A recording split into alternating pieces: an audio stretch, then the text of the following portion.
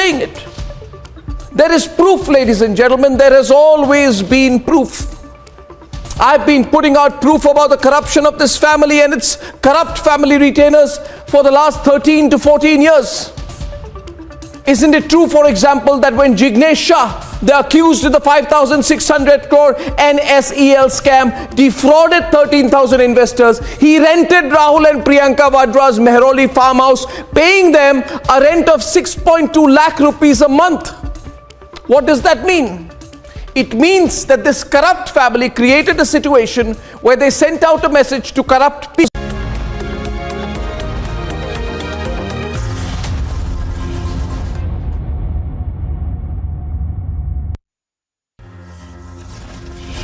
Top headlines at 8:30. India to get new vice president today. 788 MPs from both the houses to cast vote. Result to be announced today. Numbers favour NDA vice president candidate. An easy win expected for Jagdeep Dhankar. Abusive BJP Neta Shrikant Tyagi booked. Noida police forms team to nab absconding leader. भक्तों का अपमान है। Congress party को अपने scrutiny के लिए देश की जनता से माफी मांगनी चाहिए। UP Chief Minister Yogi hits out at Congress on Black Friday protest, demands apology from the Vadra Congress. Indian contingent continues to bring glory for the country. India's gold medal tally stands at 9. Bajrang Punia, Sakshi Malik and Deepak Punia win gold in wrestling.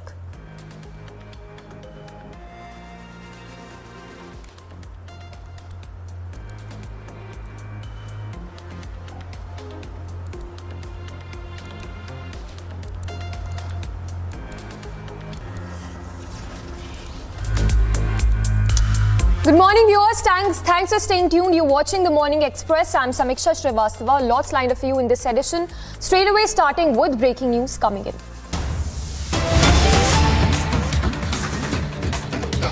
Getting in updates from Maharashtra, where trouble is mounting for another MVA regime minister, Aslam Sheikh. We are told that BJP leader Kirit Somaiya has in fact taken to Twitter to tell that notices have been issued against Sheikh Aslam by Maharashtra Environment Ministry in connection with alleged 1,000 crore rupees illegal studio scam case. Somaiya has further alleged that he expects, in fact, he wants demolition of illegal studios. So that's the latest coming in. BJP there alleging that notices have been issued against Aslam Sheikh. This is in connection in what is being alleged 1,000 crore rupees illegal studio scam case. Alisha is joining us for more details.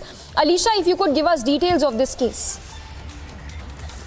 Well, yes, it's a film studios in Mud Island which belongs to Aslam Sheikh is what we have been claimed, and also the under the CRZ where the notice has been issued by Maharashtra Coastal Zone Management Authority to Aslam Sheikh to give the details about it, because if you see out the tweet which has been given by Kirit Somaiya, who clearly mentioned that it's a Marve 1,000 crore studio scam, and Environment Ministry Maharashtra issued notices to Aslam Sheikh, who is the former Maharashtra Cabinet Minister. Aslam Sheikh has also been asked Mumbai Collector. Yes, and Alisha, stay with us. Yes, just stay with us. We have Kirit Somaiya also joining us on the phone line. Sir, good morning. That's another allegation that has been leveled against MVA regime minister Aslam Sheikh. In fact, if you could talk to us about this case, in fact, the notices that have been issued against Aslam Sheikh. I can say that the information I have passed to you. Allegation is different thing, and here the MP and Environment Ministry of Government of Maharashtra has issued notices called for explanation from District Collector and MCGM, because as per 2019 CRZ amendment, a film producer can have temporary film set on the seashore, not the horrible studios. Here, the notices have been issued to 10 studios. According to me, there are 28 commercial structure studios have come up in last around 18 months during COVID period, all are related to Mud Marwe, and most of them, those studio owners, are connected with Aslam Sheikh. Yes. Sir, stay with us. Just a follow-up question. If you could give us some details, if a case has been filed against Aslam Sheikh, and under which sections has if FIR been registered, if at all? First of all, we will go step by step. I had once again discussed with the Municipal Commissioner and the Environment Secretary. This is the first step, because here in this notice it is specifically stated that the temporary film sets were allowed only for 6 months, and while giving the permission, it was categorically stated that after 6 months, everything should be removed and the Municipal Corporation of Greater Mumbai should submit a certificate to Environment Ministry that temporary sets have been removed. Instead of that, in February 2021, and we are here now in August 2022, these permanent studio buildings are standing there. So I had demanded under Environment Act Section 15 and Section 5, Okay. the FIR should be registered. I'm very much confident that will follow. Okay. All right, sir. Thank you so much for those details. So Kirit Sumaya there giving us details of former MVA regime minister Aslam Sheikh, who is in trouble. What BJP has alleged is that there has been a scam amounting to over 1,000 crore rupees relating to the studio scam case.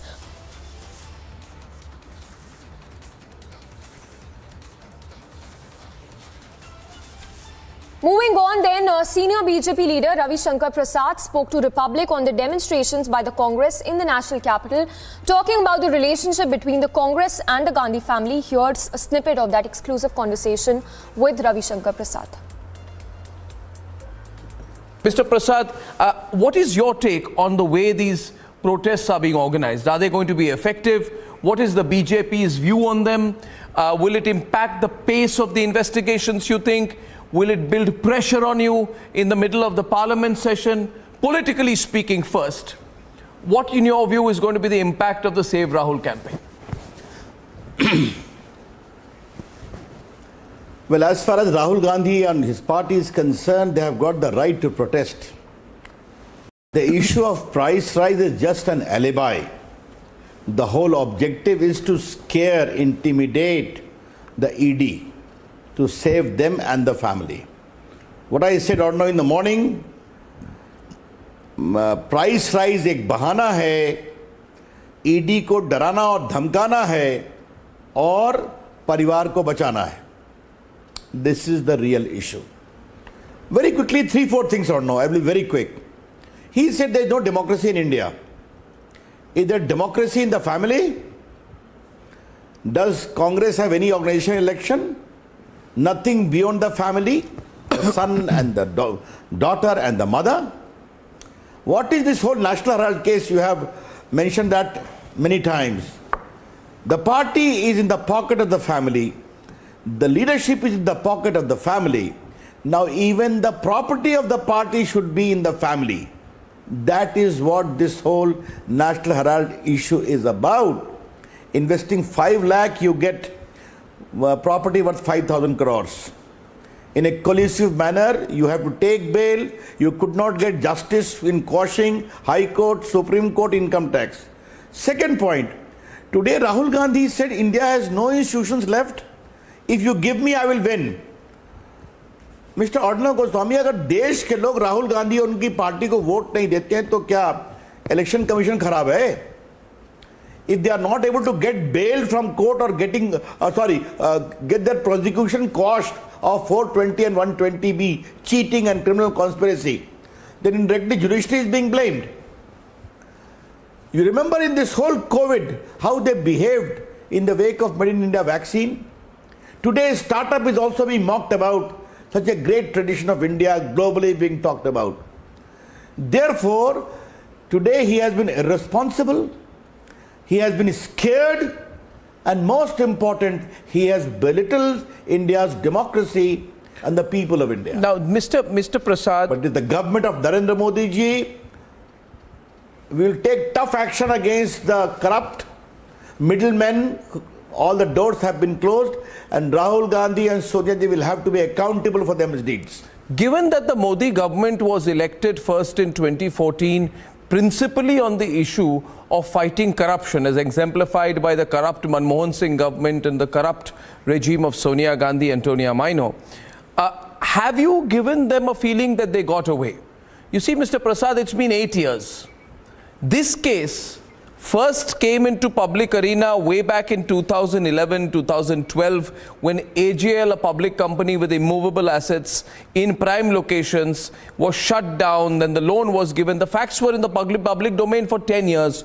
You've been in government for 8 years. For 8 years, you promised action against Damad Shri, but there has been no action against Robert Vadra, which was a big part of your 2014 campaign. There has been no action on what the Congress party's dealings were with Rana Kapoor, the buying of paintings, on what the Vadra Gandhi family's dealings have been with Jignesh Shah, the renting of properties in Mehrauli. So, you know, I get a feeling that the Vadra Congress thought they got away. And perhaps that is why they are reacting like this now. Did you have a truce with them for 8 years?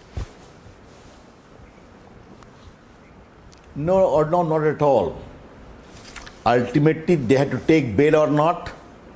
If they go for quashing of their case before the High Court or Supreme Court, and if we short-circuit it, will they blame us or not that you are not even giving them the right to seek legal redress? Therefore, once all these things came about, the income tax gave its report. Thereafter, the ED started investigating. By the way, how much time Rahul Gandhi took and how much time Sonia Ji took in appearing before the ED? If we don't give time, then there's a problem. Therefore, now even the Hawala angle has come into. What is this whole 5 lakh investment? Hawala money also came and got a property of 5,000 crore.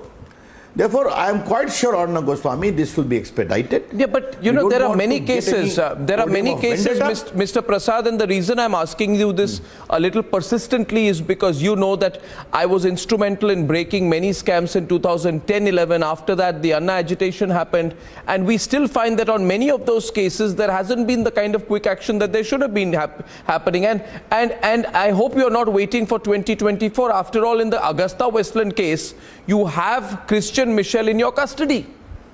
You have Christian Michel in your custody. If you're able to bring Nirav Modi to India, then Nirav Modi can reveal who actually was helping him. If you are able to bring Mehul Choksi to India, then he can reveal that he was giving money to the Rajiv Gandhi Foundation. So it cannot be limited only to the National Herald case. No, I quite get your point. Did Mr. Chidambaram go to jail or not? Remain in jail for 100 days? The eminent finance minister and also eminent lawyer. His son did go to jail or not? The same proceeding against Vadra will also is there. In the 2G case, we had talked about it. A very questionable judgment of acquittal has come. You have seen hardly a few days ago, again application has been made to expedite the appeal. September date has been fixed. And when the hearing will be done, we are quite sure of reversal of the 2G judgment by Justice Sani. I would say a very, very questionable judgment. Let's leave it at there. Or no, you have a point. We have to expedite.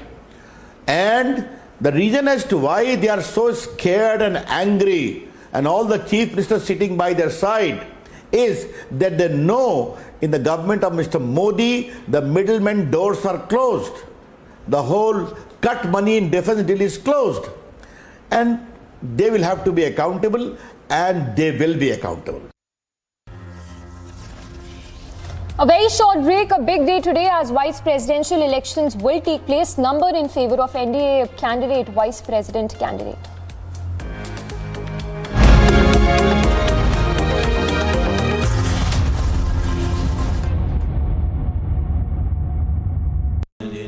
Amity has been ranked India's #1 not-for-profit private university for 9 years, with top 10 ranked institutions in management, engineering, biotech, law, masscom, telecom, hospitality, fashion and more. Yet another top ranking for Amity University.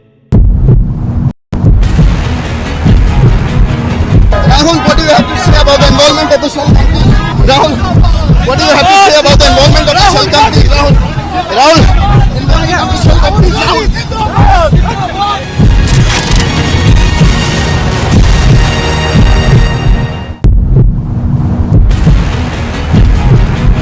He raised the issue of institutions. When the ED goes after you, these protests don't happen. Obviously, you don't understand English. What can I do? I understand English, sir. That's why I'm asking. Mr. Rahul Gandhi raised the issue of institutions. When ED goes after you, these protests don't. Your English is wrong.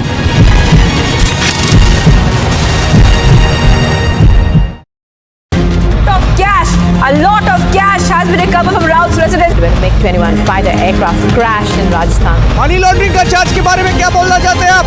BJP continues to demand answers from the TMC.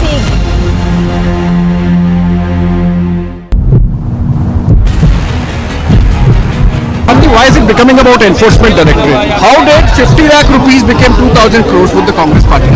You should be able to speak about it, Karthi. I have no comments. Karthi, you should be able to speak about it. How did 50 lakh rupees become 2,000 crores rupees party? Karthi?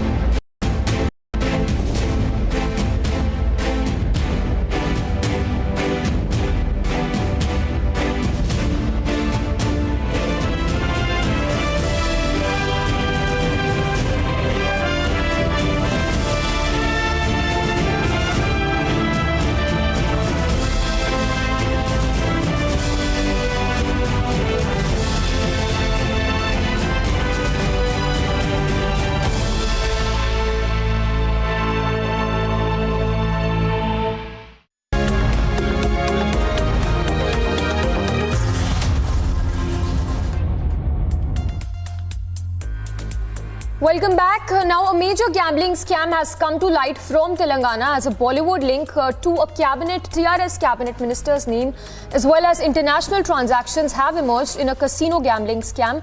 Take a look at this report by our senior editor, Shavan Singh. The Enforcement Directorate's crackdown on the casino scam has created ripples far beyond. On the fourth day of questioning over the casino being organized in Bangladesh, Indonesia and Nepal took place. There's a massive development in the casino scam. Top sources have now confirmed that a cabinet minister from the TRS is under the scanner. In fact, his family members were actually in touch with Chikoti Praveen, who was called in by the Enforcement Directorate. His family members were directly in touch with Chikoti Praveen, and not just that, there was also an exchange of money that has basically come under the scanner. What is the allegation? The allegation being that 3 international gambling events were organized by Chikoti Praveen. One in Thailand, the other in Japan, and the third one in Nepal. In all of these gambling events, 180 people were taken by Chikoti Praveen. 3 lakh rupees was taken from each of these members. They were given a token value of about 3 lakh rupees once they reached those very places. And when they returned to Hyderabad, in order to match up the wins and losses, the transaction was done through a hawala route, which has now come under the scanner of the Enforcement Directorate. Not just that, there is also a Bollywood angle that is emerging. In all these gambling events, at least 4 Bollywood celebrities had attended, and not just that, one Telugu star was also part of the international gambling event. It still remains to be seen whether at all the Enforcement Directorate has basically come across any such indication that these Bollywood celebrities had basically used the hawala route. That is still something that the Enforcement Directorate is looking at.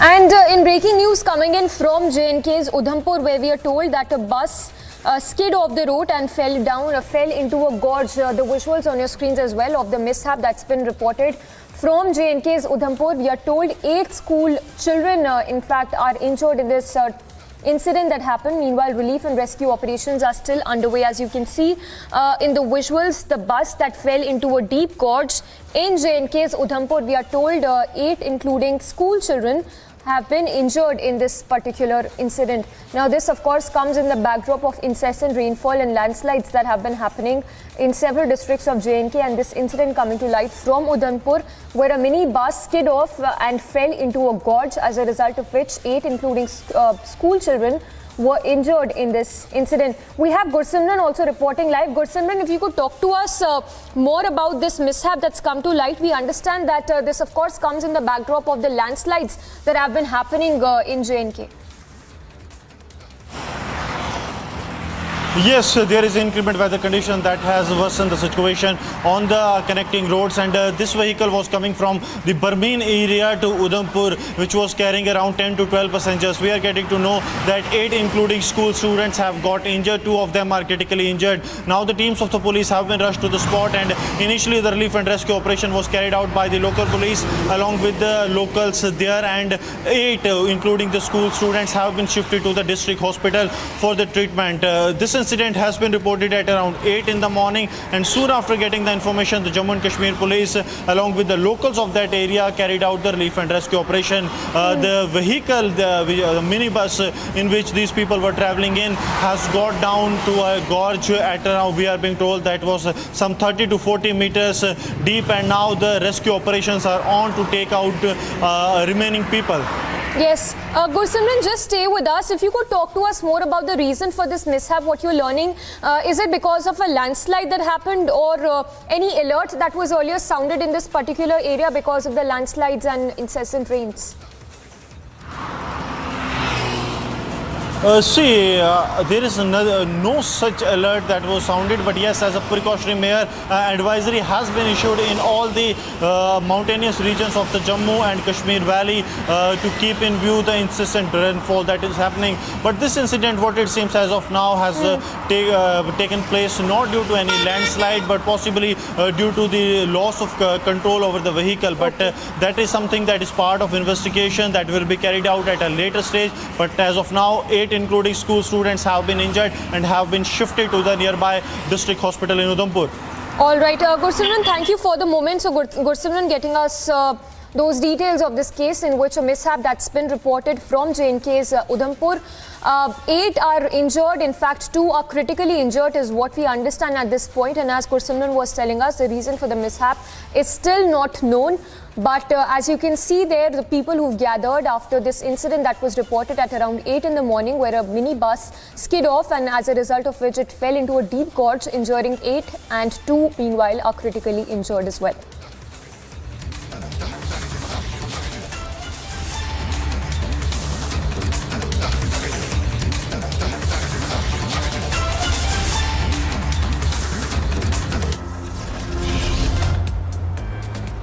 Slipping into a very short break, lots lined up for you on the other side. Numbers favour NDA Vice President candidate, an easy win expected for Jagdeep Dhankar.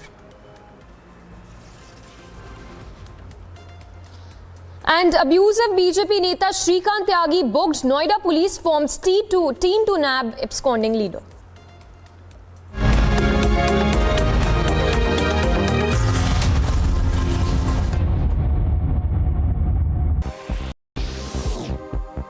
Ukrainian soldiers used self-propelled artillery in the Kharkiv region, and the action took place while Russia continued to shell Ukraine's second largest city and to press its offensive in the east, while Ukraine tries to retake territory in the Russian-occupied south.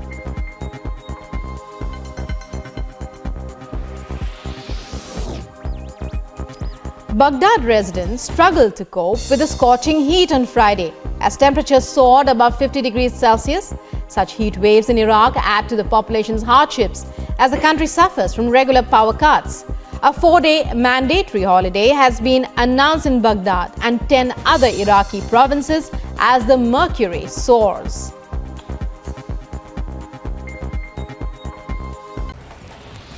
Eleven people died and several people fell ill after allegedly consuming spurious liquor in Bihar's Saran district. The district magistrate of Saran district and police officials took stock of the situation and also visited the nearby hospitals to check on the victims. Meanwhile, parents also protested regarding this tragedy.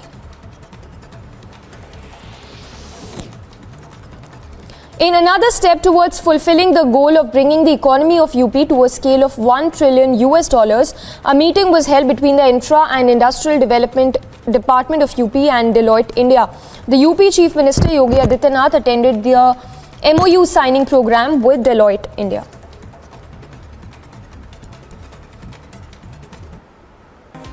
In view of heavy rainfall, the State Water Authority of Kerala opened 4 shutters of the Malampua Dam and also issued a warning for those living close to the proximity of the bank of 3 rivers in the area. These protesters have blocked the main ITO road. Nancy Pelosi lands and she's coming down now. Nancy Pelosi.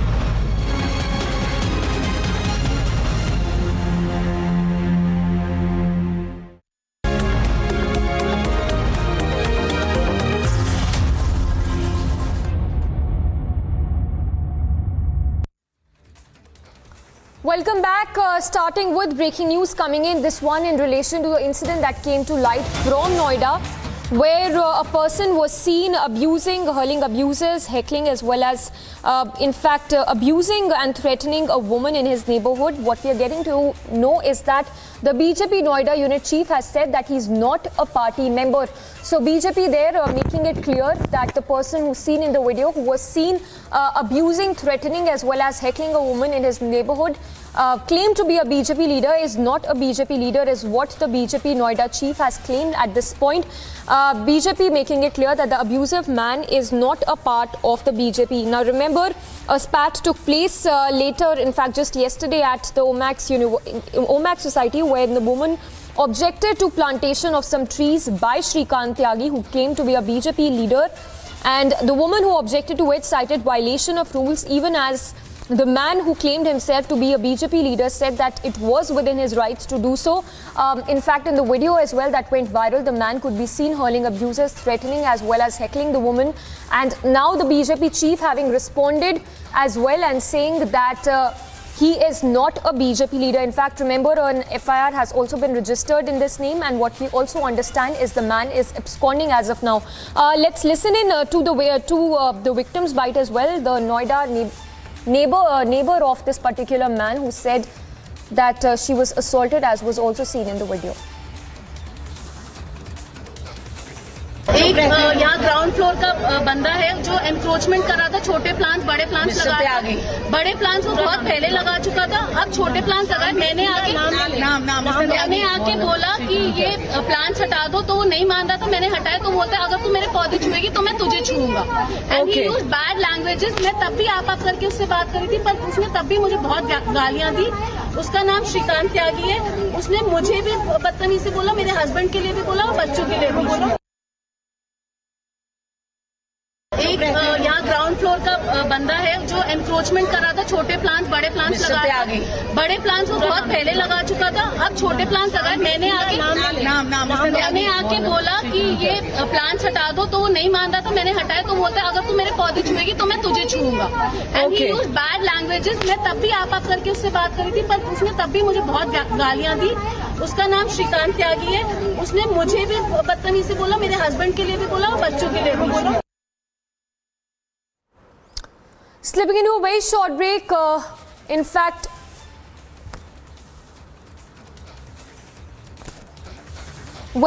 tracking closely all the details coming in on the story, in which, as you just heard, the woman who claimed that she was threatened by this particular man who called himself a BJP leader. Remember, an FIR has also been registered against the particular person as well, who is absconding, is what we are given to understand.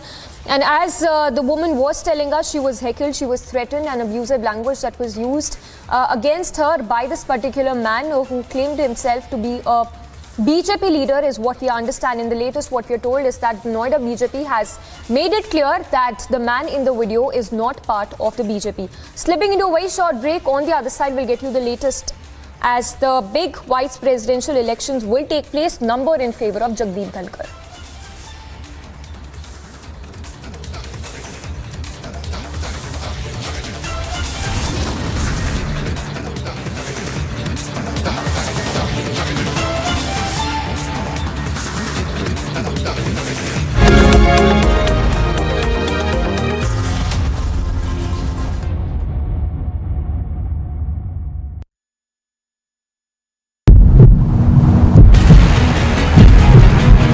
Gandhi raised the issue of institutions. When the ED goes after you, these protests don't happen. Obviously, you don't understand English. What can I understand English, sir. That's why I'm asking. Mr. Rahul Gandhi raised the issue of institutions. When ED goes after you, these protests don't. Your English is wrong.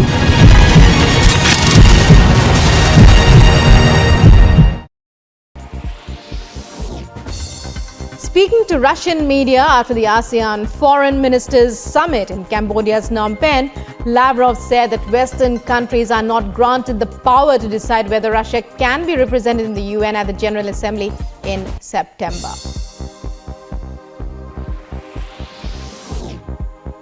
Sergei Lavrov claims Russian President Putin and US President Joe Biden have a special channel for communicating. Speaking to Russian media after the ASEAN summit, Lavrov says Russia is ready to discuss exchange of prisoners between Russia and the US within the framework agreed upon by the two leaders after a US WNBA basketball star was sentenced to 9 years in jail in Russia. And a roundup of news and brief. Delhi police has elevated its preparedness for the security arrangements in the national capital on the occasion of 75th Independence Day. The DCP note said that no person or place has been left unverified. Meanwhile, BJP conducted a Tiranga Yatra in Ranchi starting from Gandhi statue in Mora Badi ground through the main road of the capital of Jharkhand to the Lord Birsa Munda statue.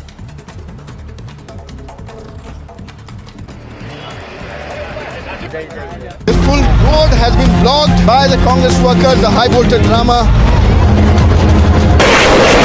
Nancy Pelosi lands in Taiwan.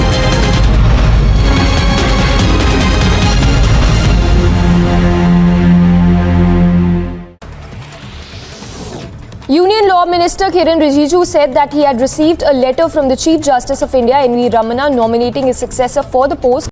Joke in Pakistan, and they say that whenever America gives aid to Pakistan, whenever there are dollars flowing or whenever America gives any sort of help, when Saudi Arabia, when China, when the UAE gives Pakistan aid or loans, the property prices in London and Dubai go up. That is the level of corruption of Pakistan. So what has happened in the recent past is those dollars have dried up. Today, as I speak to you, the Pakistani rupee is trading 250 to the US dollar. And today, Pakistan is unable, absolutely, to take advantage of its geopolitical location, the geopolitical rent, as I would like to put it.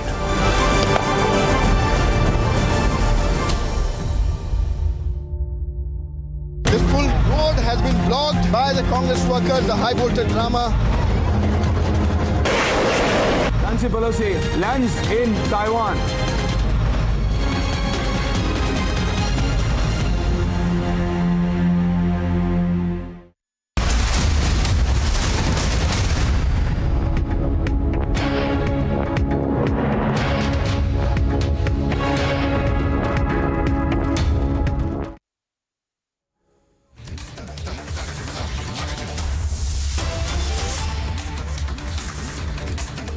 You're watching Live and Breaking on Republic. I'm Rukma, and well, we're getting you all the latest updates. India to get a new vice president today. 788 MPs from both houses to cast their votes. The results also will be announced today.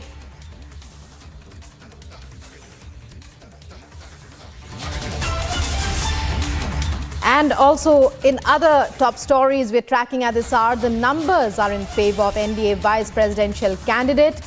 An easy win expected for Jagdeep Dhankar.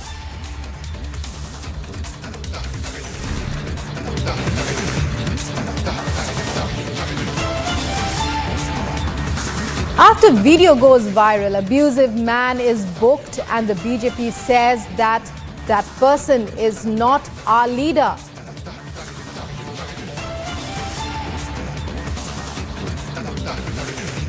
So India to get a new vice president today, and Jagdeep Dhankar and Margaret Alva, the two candidates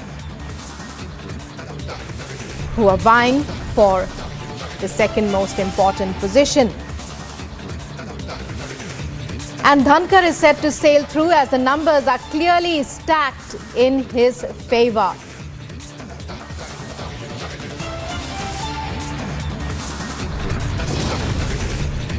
And as the video goes viral of a person abusing a woman, the BJP says that he is not our leader. UP Chief Minister Yogi Adityanath hits out at the Congress on Black Friday protests, demands apology from Vadra Congress.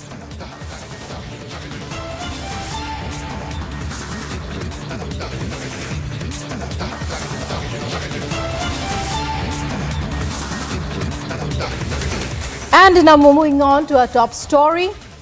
Republic investigates details linked to the National Herald scam as the senior editor Shravan Sen is able to bring us all the inside story. He goes into the details of the scam that include shell companies, money trails, suspicious transactions, revealing the possible network of under-the-table dealings in the country over the years.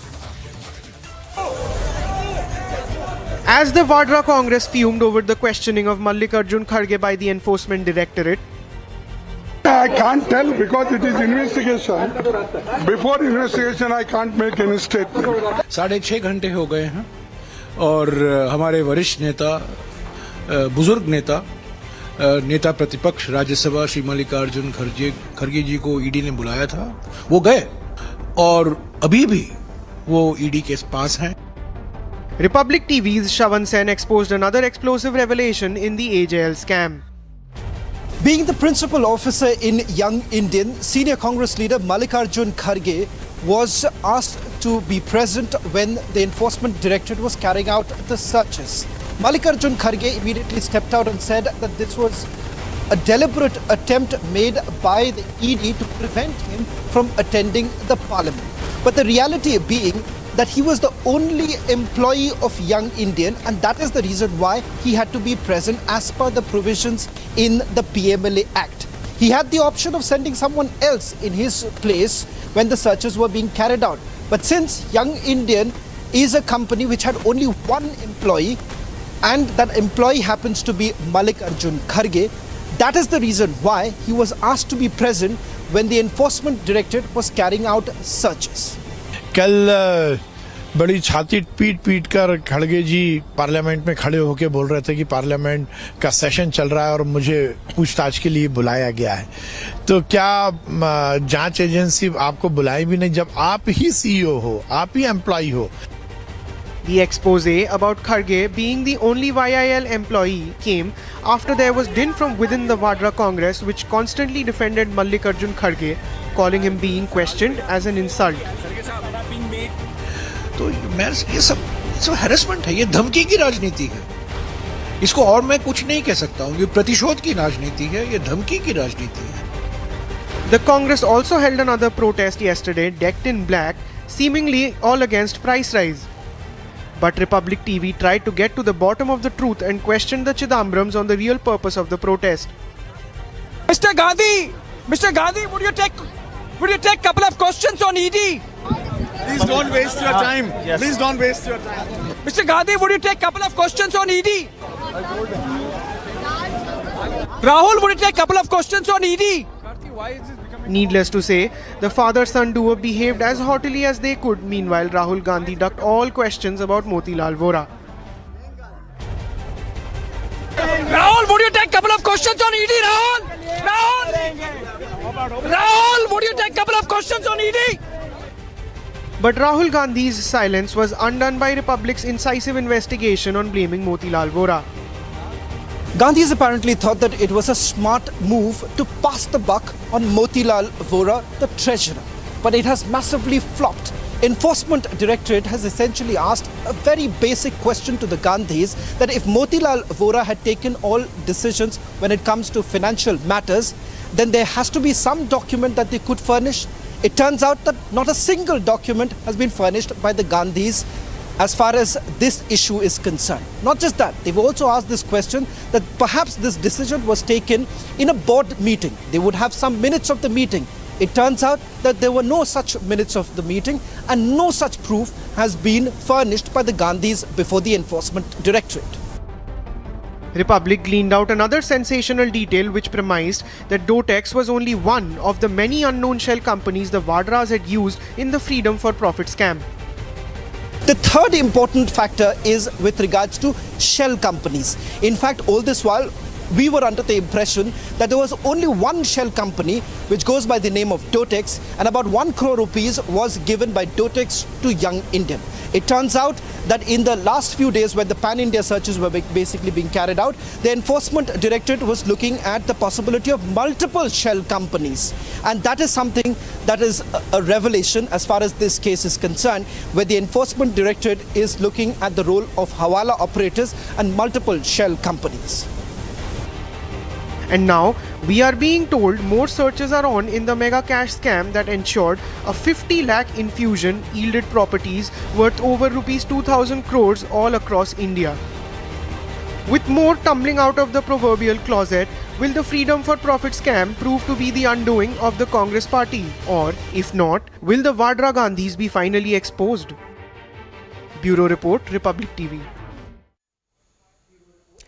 Union Home Minister Amit Shah and Uttar Pradesh Chief Minister Yogi Adityanath called the black protests in the national capital a deliberate preemptive protest, stating how they were carried out on the occasion of the abrogation of Article 370, as well as the anniversary of the construction of the Ram Janmabhoomi.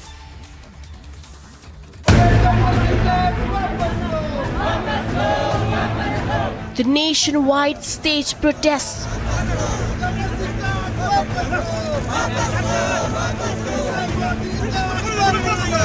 a massive drama in New Delhi. हम शांति से राष्ट्रपति भवन जाना चाह रहे थे। सारे के सारे MPs हैं राज्यसभा और लोकसभा के, मगर यहाँ पे हमें अलाउ नहीं किया जा रहा। And frustrated replies when confronted with questions. If you don't understand price rise, mehengai, I can't help you. So we understand price rise, but the issue of ED was also raised in the National Herald case. Mr. Ashok Gehlot raised it. Mr. Rahul Gandhi raised the issue of institutions. Why these? Republic TV can ask any number of questions. I'm not going to be... So, but Mr. Rahul Gandhi raised the issue of institutions. Sir, he raised the issue of institutions. When the ED goes after you, these protests don't happen. Obviously, you don't understand English. What can I do? I understand English, sir. That's why I'm asking. Mr. Rahul Gandhi raised the issue of institutions. When ED goes after you, these protests don't happen. I don't understand English. What can I do? Sir, this is in English only, sir. Your English is wrong. But the facade of protest over Congress's so-called core issues collapsed. We are talking about price rise today. If you don't understand price rise, mehengai, I can't help you. So we understand price rise, but the issue of ED was also raised in the National Herald case. Mr. Ashok Gehlot raised it. Mr. Rahul Gandhi raised the issue of institutions. Why these? Republic TV can ask any number of questions. I'm not going to be... So, but Mr. Rahul Gandhi raised the issue of institutions. वो किसको बचाते हैं? उनके यहाँ परिवार नहीं है, वो परिवार नहीं रखते। परिवार को बचाने के लिए मैं क्यों आऊंगा? मैं अपने नेता को बचाने के लिए आऊंगा। मेरा नेता मुझे बचाता है। The party now faces a massive backlash. Congress ने आज का दिन इसीलिए विरोध के लिए और विशेषकर काले कपड़ों में विरोध के लिए सिलेक्ट किया है कि वो एक सटल मैसेज देना चाहते हैं कि हम राम जन्मभूमि के शिलान्यास का विरोध करते हैं और अपनी तुष्टीकरण की नीति को वो आगे बढ़ाना चाहते हैं। It has been called out for insulting India's democracy and judiciary. प्रातःकाल से ही अयोध्या में लाखों की संख्या में श्रद्धालुजन आकर के अपनी आस्था को वहां व्यक्त कर रहे हैं। इस दिवस पर भारत की आस्था को अपमानित करने वाला कांग्रेस के नेताओं का आचरण अत्यंत निंदनीय है। With the timing of protests eerily clashing with ED massive raids on Congress-owned properties and the confession by their own top leader, one wonders if all the agitation and demonstrations, clashes and confrontations could cover the hard facts in the Freedom for Profit scam. Bureau Report, Republic TV.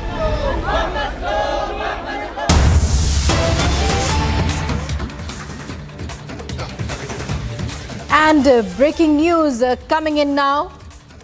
Top Hindu priest hits out at the Patra Congress. Massive backlash to the black protest staged by the Congress in the national capital yesterday. Top Hindu priests attacked the party over their actions on the day of the anniversary of the construction of the Ram Janambhoomi. Hindu priests say that it was deliberate. Question Black Friday protest. So the Congress's Black Friday protest invites massive backlash, particularly from Hindu priests who question the holding of such protests on a day commemorating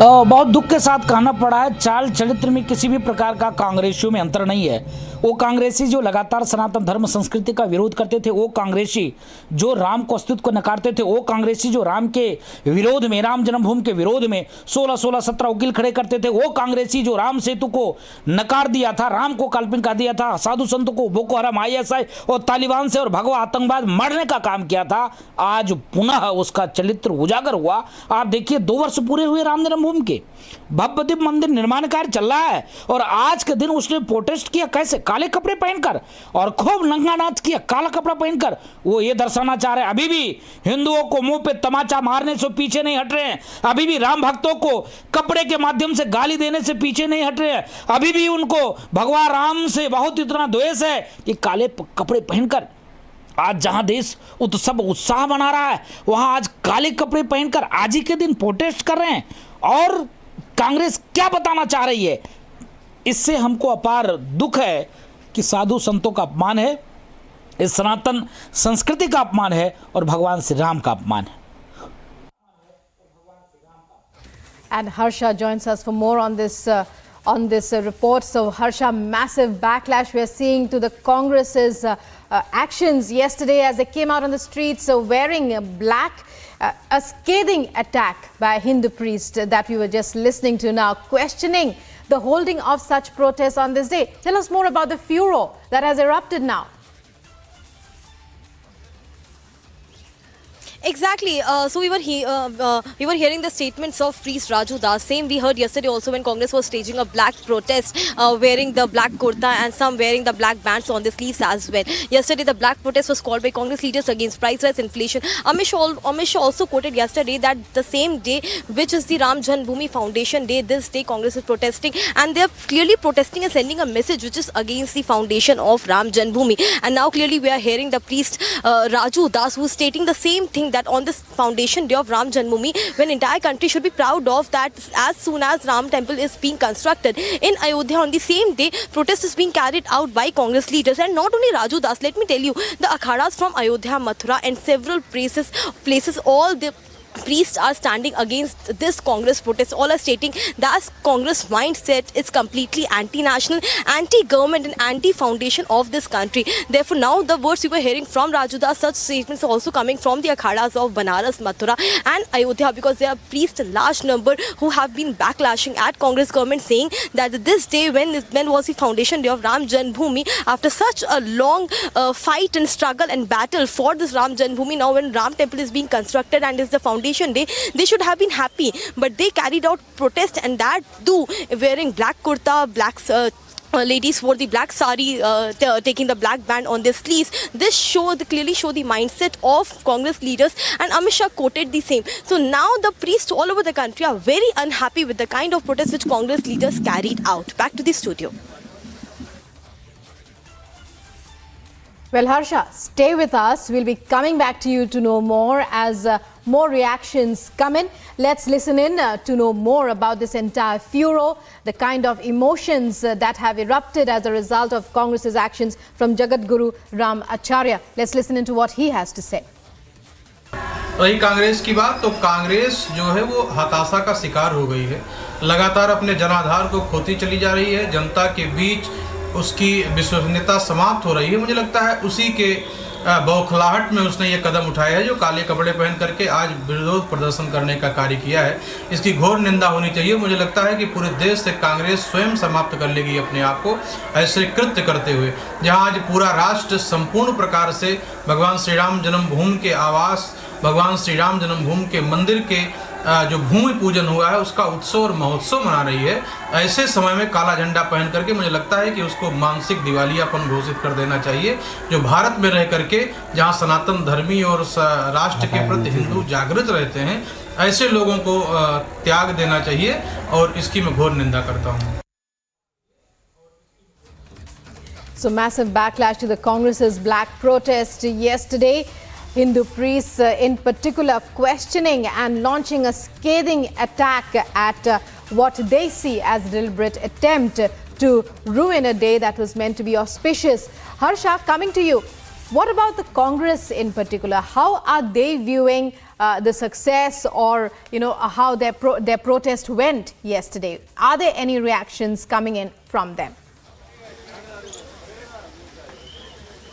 So now when we are hearing the thoughts and the statements from different priests from all over the India, from especially the places which are known for, as the religious places of the country, now when we have tried asking Congress leaders like Rashid Alvi, Sandeep Dixit, Udit Raj regarding the backlash they are receiving from the priests and from the sons from the entire country, the khadas are literally backlashing. The Congress leaders clearly say that there was no intention. Congress have never tried to hurt the intentions of Hindus of the country or the saints or the priests of the country. They clearly didn't want it. The entire motive was to create an awareness and to tell the janta that the inflation and price rise and GST are the big issue in the country this time. And clearly our motive was not, and BJP is trying to do the wild alterations and carry out the wild advisories against our protest which we carried out yesterday. So Congress in total is clearly saying that it was unintentional and they didn't do it, sending a message that they did it the same day on the foundation day of Ram Janmabhoomi. They clearly had their own issue because mehengai, inflation, price rise are the issue. Inside parliament, no discussion is happening regarding this all issue, and BJP clearly sees that this is a no issue. Inflation is inflation, and the growth and all the stats doesn't say that the price rise is happening. Clearly, the Congress is defending itself, but they are receiving a big backlashes from the priests and saints of the country, because not only Ram Acharya and Raju Das, but the saints from Ayodhya, where Ram Janmabhoomi construction is taking place, the foundation happened yesterday. And how so Congress has been trying hard not to step in and hurt the Hindu sentiments, but clearly with some or the other thing they have hurt these sentiments of the priests and saints of the country, and this can come as a big rollback for Congress. They clearly have to, because the priest and saint can go up with big plan against the Congress government, because they have clearly been saying that Congress is anti-national and they have no emotions or sentiments towards the construction of Ram Janmabhoomi, for which battle and struggle was carried since long. Back to the studio. Harsha, many thanks for joining us there. Will you keep your eyes on that story? Even as you were telling us, massive backlash against the Congress's holding of protests on a day that should have commemorated the establishment of the Ram Janmabhoomi. Ayodhya priests condemn the Congress's black protest. Let's listen in to more reactions, more thoughts and comments on this. We have with us Acharya Satyendra Das. Let's listen into what he had to say. इतिहास नहीं, हमारे शास्त्रों में है कि राम का विरोध करने वाला कभी भी वो पनपा नहीं, उनके मूलतया विनाश हुआ है। कांग्रेस का ह्रास होता चला जा रहा है। इस ह्रास को देख करके भी उसको ज्ञान नहीं हो रहा है कि हम भगवान राम के इस पवित्र वार्षिक उत्सव में किसी प्रकार की बाधा छोड़ें। तो उनको नहीं कुछ आया तो काला कपड़ा पहन करके और इसका विरोध किए हैं। जो भारत के राम भक्तों ने उसको उत्सव के रूप में, जो प्रधानमंत्री जी ने 5 अगस्त को शिला पूजन, भूमि पूजन किया था, उसको राम भक्तों ने उत्सव के रूप में मना रहे हैं। और उस उत्सव के रूप में जो मना रहे हैं उसको देख करके कांग्रेसियों को बहुत कष्ट हो रहा है। इसलिए उसके विरोध में काला कपड़ा पहन करके और विरोध कर रहे हैं, जो उनके लिए उचित नहीं है। ये राम भक्तों के जो प्रकोप होगा तो उसके लिए उनको बहुत कष्टदायी होगा। तो इसलिए जो भी कांग्रेसी कर रहे हैं, यहाँ भक्तगण सभी उत्सव मना रहे हैं और उसका विरोध कर रहे हैं। ये राम का विरोध करने वाले का विनाश होता है, इनका विनाश हो रहा है और देखते भी हैं। उसके बाद भी यह ज्ञान नहीं आ रहा कि हम भगवान राम का विरोध न करें, लेकिन जब करते हैं तो यह पूरे राम भक्तों का अपमान है। और इस राम भक्तों के अपमान जो है वो कांग्रेसियों के लिए बहुत घातक होगा। And so reactions coming in thick and fast over the Congress's black protest yesterday as Hindu priests across the board, particularly from Ayodhya, from the site of the Ram Janambhoomi, protest against the wearing of black on a day which should have been a celebration of the Ram Janambhoomi. ऐसा है कि कुछ राजनीतिक दल अपने अपराध को और भ्रष्टाचार को छुपाने के लिए, क्योंकि कांग्रेस के ही एक प्रधानमंत्री ने कहा था उनकी सत्ता 100 जब भेजती है तो जनता के पास 15 पहुंचता है, इसलिए they are running the 85% corrupt government.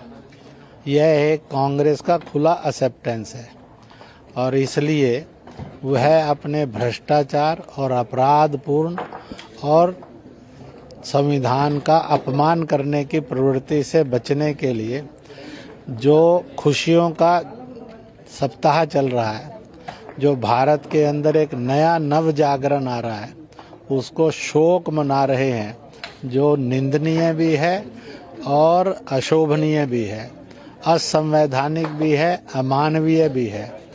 मुझे ये लगता है कि उनको ये समझ में आना चाहिए कि वह इस देश का, लोकतंत्र का, समाज सेवा का और देश प्रेम का घोर अपमान कर रहे हैं, जो उनको नहीं करना चाहिए। कांग्रेस का प्रोटेस्ट है वो क्यों हो रहा है, ये सबको पता है। कुछ मुद्दों से ध्यान भटकाने की उनकी कोशिश है। देश की जनता भली भांति जानती है कि देश के अंदर 60 सालों तक किसका शासन रहा है। ईडी और सीबीआई जैसी संस्था को उन्होंने किस प्रकार से चलाया है। अगर उन्होंने कोई गलत काम नहीं किया है तो किसी को कोई घबराने की आवश्यकता नहीं है। मोदी जी के शासनकाल में जो सही होगा उसको किसी भी कीमत पर कोई डरने की आवश्यकता नहीं है, और कोई गलत होगा तो बचेगा भी नहीं।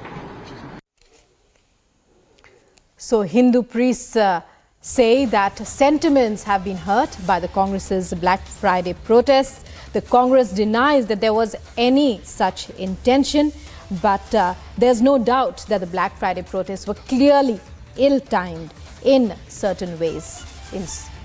So furor breaks out over the Congress's actions yesterday as they came out on the streets and said that it was a protest against price rise. However, their leaders said that it was a protest to save their leader, and wearing black shirts, they were threatening to, to march to Raisina Hill. Now there's a furor over their choosing to wear black shirts on a Friday that should have been a celebration of the Ram Janambhoomi.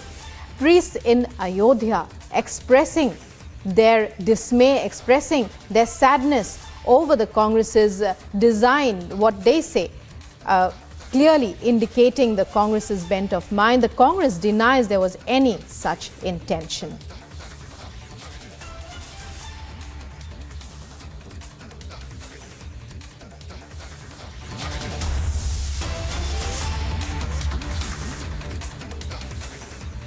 So clearly the Vadra Congress's black protest on Friday backfires.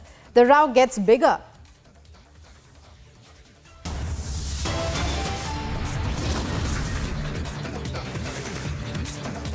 And coming up, all the updates on the vice presidential elections that are to be held today, as former West Bengal Governor Jagdeep Dhankar is pitted against the opposition's Margaret Alba.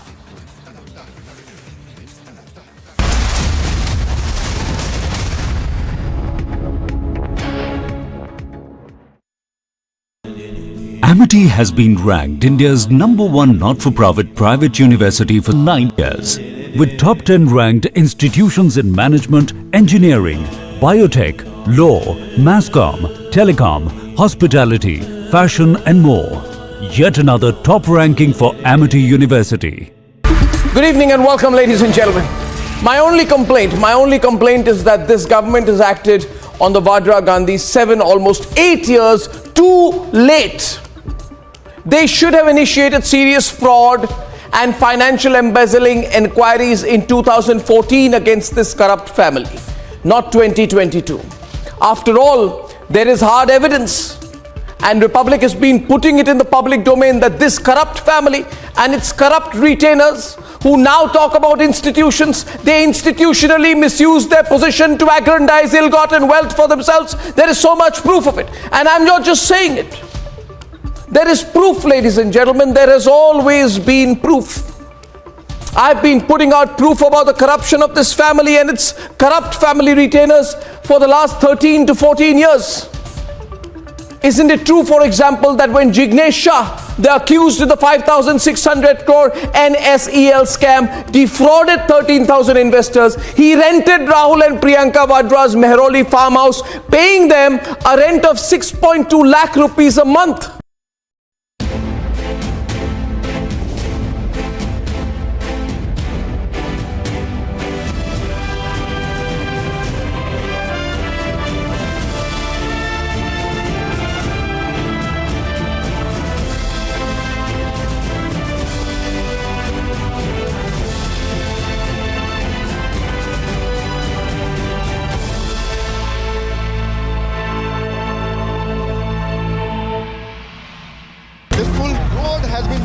By the Congress workers, the high voltage drama. Nancy Pelosi lands in Taiwan.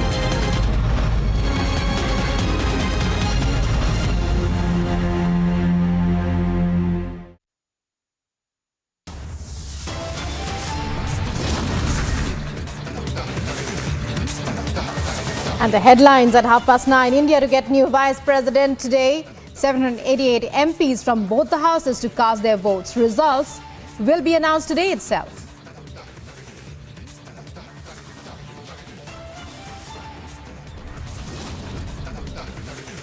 Numbers favor NDA vice presidential candidate. An easy win expected for Jagdeep Dhankar.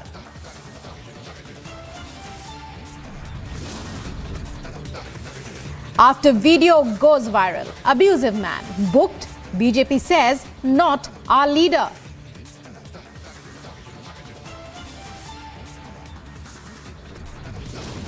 मान है Congress party को अपने इस कृत्य के लिए देश की जनता से माफी मांगनी चाहिए.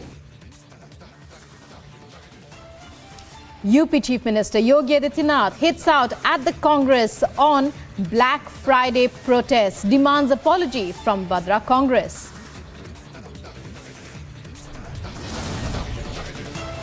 Indian contingent continues to shine and bring glory for the nation at the Commonwealth Games. India's gold medal tally now stands at 9. Bajrang Punia, Sakshi Malik and Deepak Punia win gold in wrestling.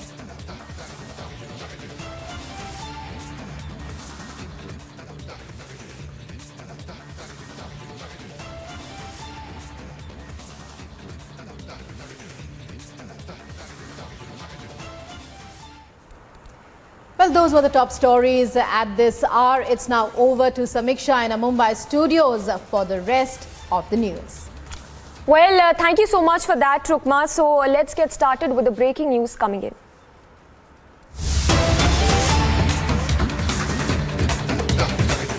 And news coming in is that 3 teams of Noida police are on a manhunt for the man who claimed to be a BJP leader And this is in relation to the shocking video also that emerged from Noida, where a man was seen threatening and hurling abuses at his neighbor. In fact, the latest what we understand is that a team that has been formed to nab the accused, and BJP also distancing itself, making it clear that the man in the viral video, it does not belong to the BJP.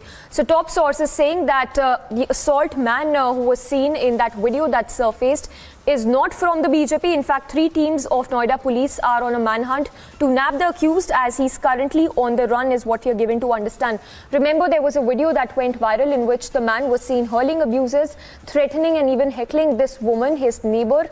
And fresh twist to the case coming to light, as the BJP there is claiming that the man does not belong to the BJP.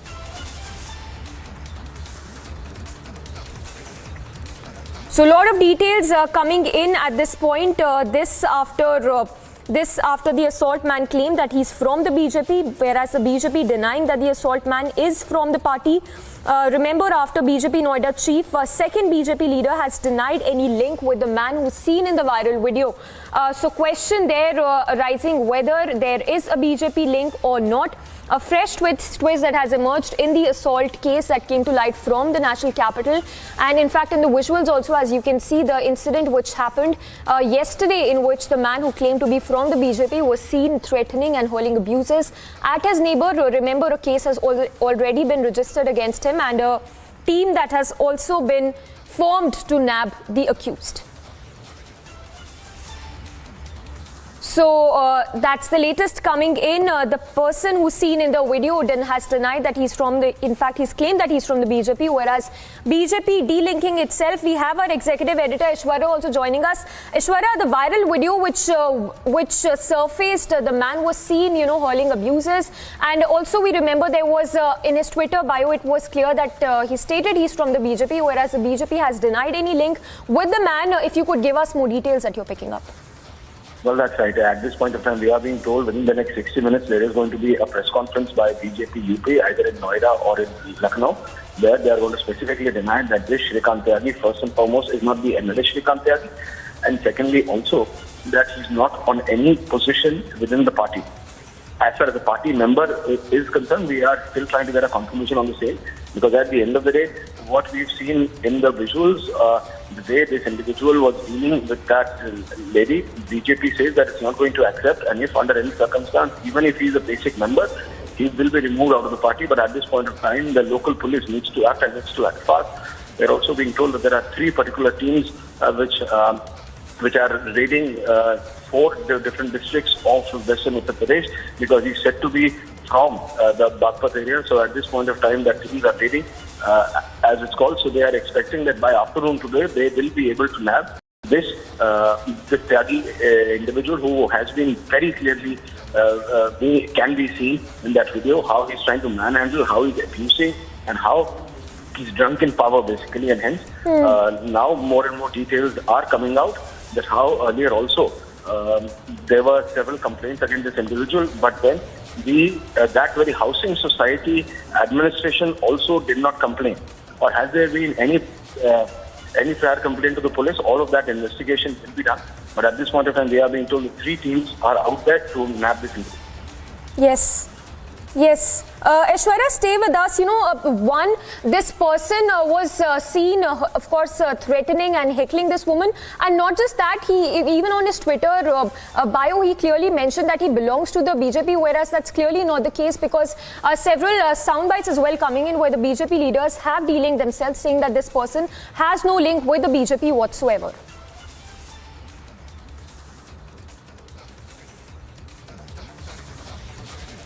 Well, we'll connect with Aishwarya again, and as Aishwarya was telling us, this person who is seen hurling abuses, threatening, heckling this woman, a case that has been registered against him. He's been booked.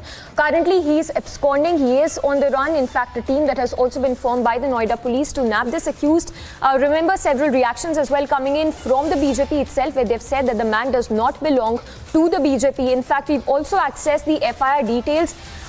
In fact, the FIR document does not mention the Neta angle, is what we are given to understand at this point. So the FIR copy that's been accessed accessed. It's the Noida police that has registered an FIR against this particular person. However, the FIR does not document the BJP antecedents, is what we are given to understand. The full FIR details are with Republic. This is in relation to the case, the incident that went viral on social media, the video clip that went viral in which the man who called himself to be a BJP neta was seen threatening a woman in his neighborhood. So the question arising whether there is a BJP link to this particular man who is on the run is what we are understanding at this point. So several questions arising. In fact, we have a guest also joining us right now. We have activist Brinda Adige also joining us. Ma'am, if I can get your reaction to this shocking video that went viral in which the man brazenly claimed himself to be a BJP leader and even threatened, heckled a woman in his neighborhood. First and foremost, we must understand that the impunity arises because of political nexus.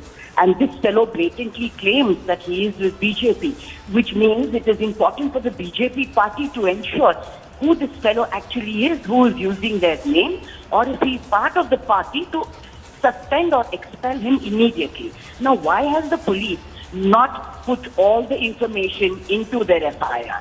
What is the police afraid of? What is the police scared of? Because this fellow, it seems, is not the first time. Such sexist behavior on his part is not the first time. And for him heckling that woman in public, in full view of everybody, just goes to show the arrogance and impunity this guy derives from the political party that he claims to have associations with. I hope the Home Minister and the Prime Minister will categorically tell the party that this fellow cannot ever mention the name if he is part of that party, and expel him immediately. And the police must not be afraid to arrest this guy. That is the job of the police. What is the police scared of? Because we are the taxpayers, the people, the citizens. And the police must work for the citizens, not for any political party. All right. Thank you so much, ma'am. So several pertinent questions being raised by Brinda Adige. And the fact that the FIR does not mention the BJP link is what many are pointing out, that questions need to be answered pertaining to that. In fact, we have a reaction as well coming in from Raj Kumar Cheher, the MP. Let's listen into what he had to say. Shrikant त्यागी नाम का कोई व्यक्ति social media पर किसी महिला से अभद्रता करते हुए नजर आ रहे हैं, ऐसा एक वीडियो सोशल मीडिया पर वायरल हुआ है। मैं आप सभी को अवगत कराना चाहता हूं कि श्रीकांत त्यागी नाम का व्यक्ति भारतीय जनता पार्टी किसान मोर्चा का राष्ट्रीय कार्यकारिणी का मेंबर कभी न था न कभी है। उसका किसान मोर्चे से कोई वास्ता नहीं है। सरकार और कानून अपना काम करे, उसके खिलाफ उचित कार्रवाई, कानूनी कार्रवाई करे, ये हम चाहते हैं। श्रीकांत त्यागी नाम का कोई व्यक्ति सोशल मीडिया पर किसी महिला से अभद्रता करते हुए नजर आ रहे हैं, ऐसा एक वीडियो सोशल मीडिया पर वायरल हुआ है। मैं आप सभी को अवगत कराना चाहता हूं कि श्रीकांत त्यागी नाम का व्यक्ति भारतीय जनता पार्टी किसान मोर्चा का राष्ट्रीय कार्यकारिणी का मेंबर कभी न था न कभी है। उसका किसान मोर्चे से कोई वास्ता नहीं है। सरकार और कानून अपना काम करे, उसके खिलाफ उचित कार्रवाई, कानूनी कार्रवाई करे, ये हम चाहते हैं। So BJP there making it clear that the man in the video is not from the party, whereas in fact it's just the opposite as per his Twitter bio, in which he's clearly mentioned that he's part of the BJP. Remember a video in which the video that went viral, the man, the accused, was seen hurling abuses, as this particular woman also claimed, as a reaction to that particular incident. And now a manhunt that has also been launched to nab the accused. The Noida assault video has in fact stirred a big storm, with the video now going viral. Questions now rising whether there is a BJP link to this particular accused who is on the run as we speak. So 3 teams of Noida police, we are told, have been formed to nab this particular person. An FIR that has also been registered to nab this accused. We have BJP District President Manoj Gupta also joining us. Sir, आपका क्या reaction है? One, ये जो video viral हुआ है जिसमें ये person है वो बोल रहा है कि वो बीजेपी को बिलोंग करता है, लेकिन बीजेपी दूसरी तरफ बोल रही है कि ये बीजेपी से नहीं है। देखिए, ये कोई श्रीकांत त्यागी, मैंने भी कल वीडियो देखा है, ये इससे भारतीय जनता पार्टी का कोई लेना देना नहीं है। ये कोई हमारी पार्टी कोई सक्रिय सदस्य भी नहीं है। और इसका कोई भी पार्टी का ना कोई पदाधिकारी है, ना कोई पार्टी से इसका लेना देना है। दूसरी बात यह है कि हमारी पार्टी महिलाओं के इस तरह के अभद्रता जो उनके साथ जो हुई है उसको पूरी तरह से खिलाफ है और इसका कोई भी हमारी पार्टी से लेना देना नहीं है। जी मनोज जी, अगर ऐसा है तो फिर अगर आपकी पार्टी क्या एक्शन लेगी, क्योंकि ये जो अक्यूज है इन्होंने अपने ट्विटर प्रोफाइल पर भी क्लियरली मेंशन करा था कि ये पार्टी को बिलोंग करते हैं, और जो एफआईआर अब रजिस्टर हुई है उसमें कहीं भी ये मेंशन नहीं किया गया कि उन्होंने गलत बीजेपी की साइड से अपने आप को दिखाया कि वो बीजेपी को बिलोंग करते हैं। नहीं, मैंने तो आपको ये बोला, बीजेपी से इस उक्त व्यक्ति का कोई लेना देना नहीं है, ना ही कोई हमारा पार्टी का सक्रिय सदस्य है और ना ही कोई पार्टी का पदाधिकारी है। उसने अपनी, अभी मुझे पता लगा है कल की, उसने कोई उस पर लिखा हुआ है कि पार्टी का कोई किसान मोर्चे का कोई पदाधिकारी है। हमारे, मैं नोएडा महानगर का अध्यक्ष होने के नाते मैं आपको बताना चाहता हूँ कि पार्टी का उससे कोई लेना देना नहीं है और पार्टी हमारी महिलाओं के खिलाफ कोई भी ऐसा व्यवहार करेगा उसके बिल्कुल खिलाफ है। दूसरी बात, मैं, हमारे सांसद, विधायक, हमारी पूरी पार्टी सोसाइटी और सोसाइटी में रहने वाले लोगों के साथ है, क्योंकि ये 2019 में भी मामला हुआ था, तब भी हमने इसको धमकाया था कि आपने पार्टी का नाम क्यों लिया है। तो कोई पार्टी का जनरली कोई नाम लिख देगा तो उसका कोई लेना देना नहीं है हमारे पार्टी से, ना कोई हमारा सक्रिय सदस्य है वो। जी, एक आखिरी सवाल, अगर आप हमें बता सकते हैं कि अगर आपकी पार्टी कोई एक्शन लेगी, कोई कंप्लेंट फाइल करेगी, क्योंकि ये अपने आप को एक गलत दिखा रहा है, एक अपने प्रोफाइल पर दिखाना कि वो बीजेपी पार्टी का है जबकि वो बीजेपी का नहीं है, पार्टी इस पर कोई एक्शन लेगी इस इंसान के अगेंस्ट? बिल्कुल पार्टी इस पर एक्शन लेगी और पार्टी इस पे, मैं अभी पुलिस से भी हम बात करेंगे, जो उसने ऐसा किया है पहली बात तो उसके खिलाफ कड़ी से कड़ी कार्रवाई की जाए और पार्टी का उससे कोई लेना देना नहीं है, उसको भी हम अभी देख के जो भी कार्रवाई करेंगे।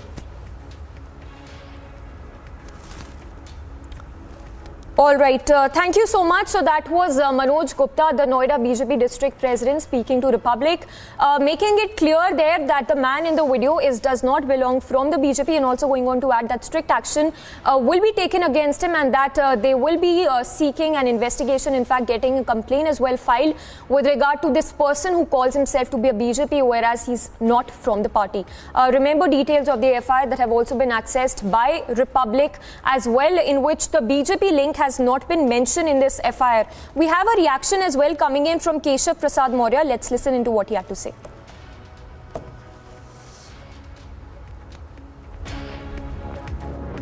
देखिए, श्री अखिलेश यादव जी विचलित, सत्ता के बगैर पानी में पड़ी मछली की तरह तड़प रहे हैं। कोई दंगा ना हुआ है, ना होने देंगे। अब कोई दंगा करेगा तो उसके खिलाफ कठोर से कठोर कार्रवाई करेंगे। और श्री अखिलेश जी से मैं कहूँगा थोड़ा ध्यानवान लगाएं, ठीक से विचार करें, या Akhilesh Yadav. So several reactions coming in, BJP making it clear that the man in the video is not from the party, a complaint that has also in fact an FIR that has been registered against this person who's currently on the run. We are told Noida police has formed a team as well to probe this particular person who has called himself a BJP leader. Meanwhile, remember the FIR does not mention any of this BJP link whatsoever in this FIR that's been registered. The man in the video who was seen abusing, threatening and even heckling this woman who's from his neighborhood, saying that he would act against her and even went on to threaten her as well. Latest what we are learning is that the BJP making it clear that the person in the video has no link with the man whatsoever. So all the leads on this particular big story on Republic, the latest what we understand is that an FIR has been registered. The FIR details are with Republic. Remember, the FIR does not mention the BJP angle as well in this particular FIR, whereas the man in the video is currently on the run. He's absconding, what we're given to understand as of now. Of course, and then we have the BJP also, in fact, the reaction that just came in from Manoj Gupta, who is a BJP district president, saying that they will be taking action against this particular person.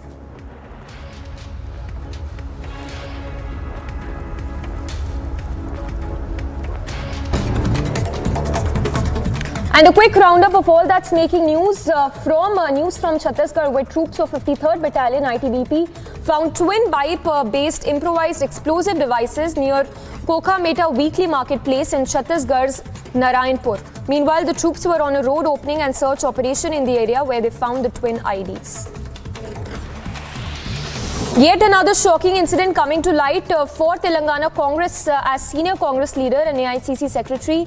The Saju Saravan announced his resignation from his party in Congress as well. D. Sranan's resignation comes a day after MLA Komati Reddy, Rajagopal Reddy had announced his resignation and is rumoured to join the BJP. The Citizenship Amendment Act is likely to be implemented by December, as was claimed by West Bengal BJP MLA Asim Sarkar. The BJP MLA, who is the convener of BJP's refugee cell in West Bengal, said that the CAA needs to be rolled out in the state to meet the aspirations of the people.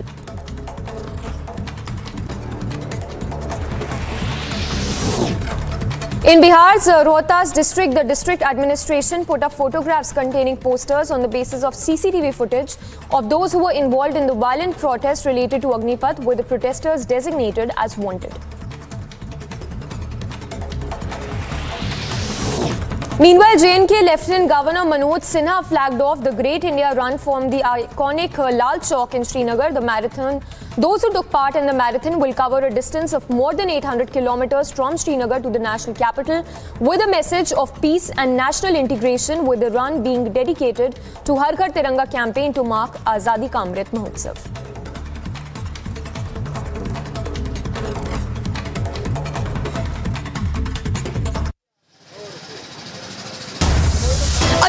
A 22-year-old girl raped by a spa owner. She was working as a masseuse in a Delhi masseuse parlor. An FIR has been registered against the culprits, against the accused. Delhi police is monitoring the entire incident of this rape incident. Keep watching Republic TV. Stay tuned. We'll be right back after a short break with more updates and news breakings on this news.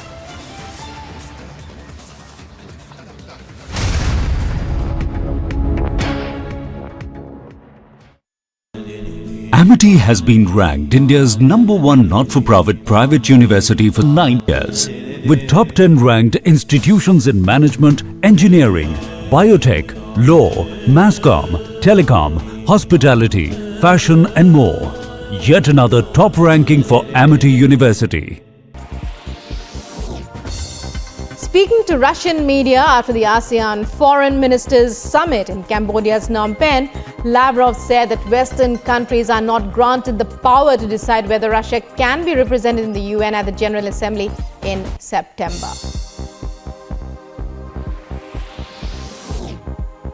Sergei Lavrov claims Russian President Putin and US President Joe Biden have a special channel for communicating.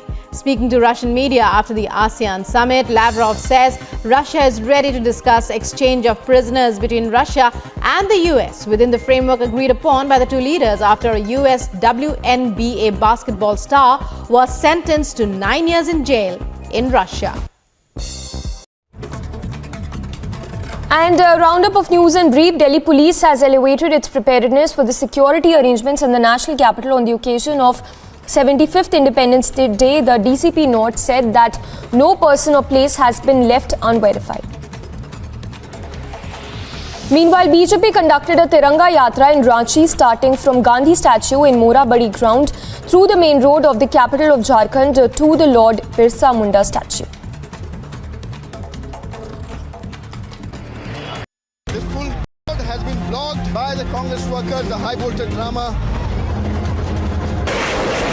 Nancy Pelosi lands in Taiwan.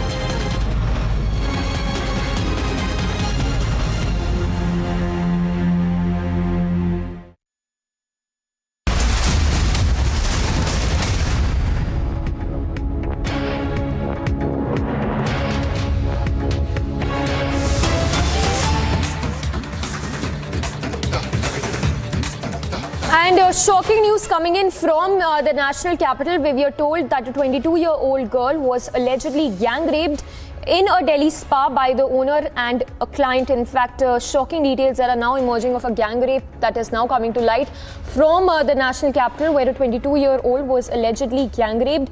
We are told that the girl was working as a masseuse in the spa. She was intoxicated and then raped by the two men. In fact, we are told that an FIR that has also been registered, ensuring further action, and the tweet that has also been put out by Swati Maliwal is what we are given to understand. So A shocking gang rape incident coming to light from the national capital, where a 22-year-old, we are told, was gang raped, and the incident happened in a spa, we are told, where the girl was working as a masseuse. She was intoxicated and then raped by two men. So very shocking details coming to light of a 22-year-old gang raped. We have Anuj also reporting live.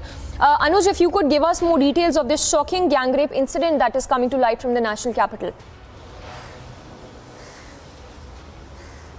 Well, this is the shocking incident coming in from the Delhi, and this is something which has been shared by Swati Maliwal. Swati Maliwal is a DCW chief, and she has tweeted the same, that this was the girl who was working in a spa, and she was raped by two men who was also working over there only, and there was a client also who is involved, what I have been told. On top of that, what I've been told, that the FIR has been registered. FIR has been already registered in the same case, and now DCW particularly also looking into the angle that what exactly has happened, and that's why it has been put in out by Swati Maliwal, who is a DCW chief. So this is the shocking incident coming in light from the national capital, and Delhi police, what I've been told, is working on the same.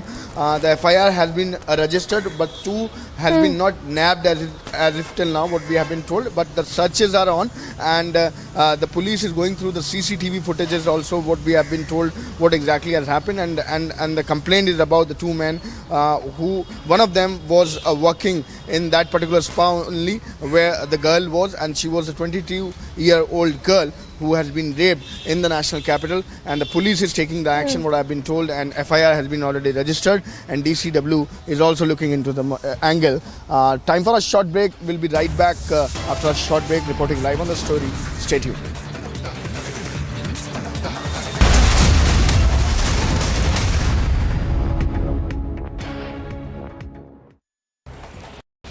Eleven people died and several people fell ill after allegedly consuming spurious liquor in Bihar's Saran district. The district magistrate of Saran district and police officials took stock of the situation and also visited the nearby hospitals to check on the victims. Meanwhile, parents also protested regarding this tragedy. In another step towards fulfilling the goal of bringing the economy of UP to a scale of $1 trillion, a meeting was held between the Infra and Industrial Development Department of UP and Deloitte India. The UP Chief Minister Yogi Adityanath attended the MOU signing program with Deloitte India.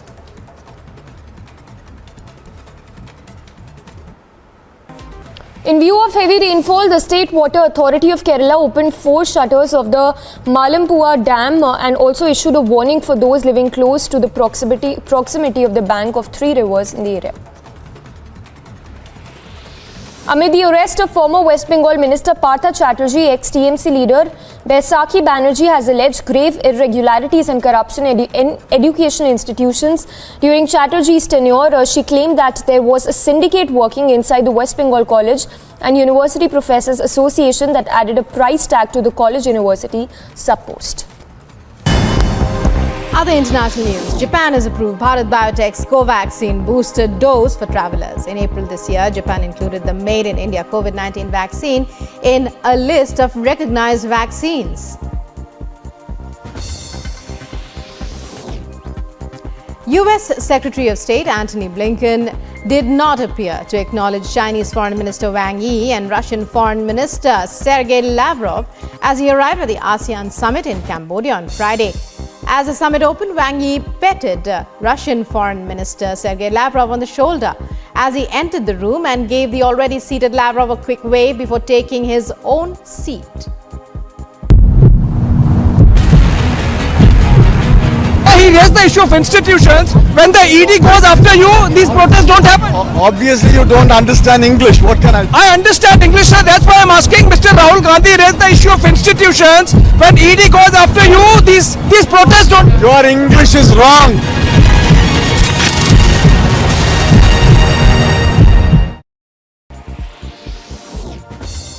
Speaking to Russian media after the ASEAN Foreign Ministers Summit in Cambodia's Phnom Penh, Lavrov said that Western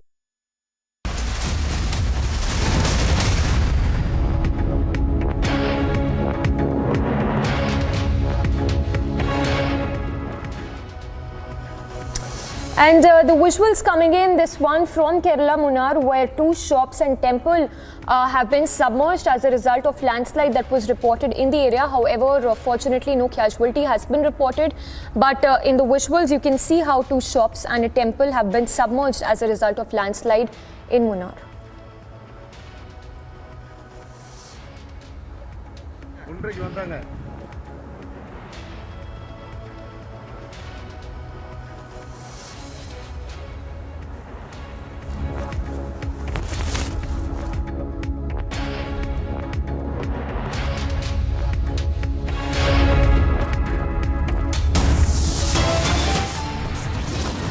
Slipping into a very short break, we'll get you the latest on the Patra Chawl scam as ED to quiz Sanjay Raut's wife today.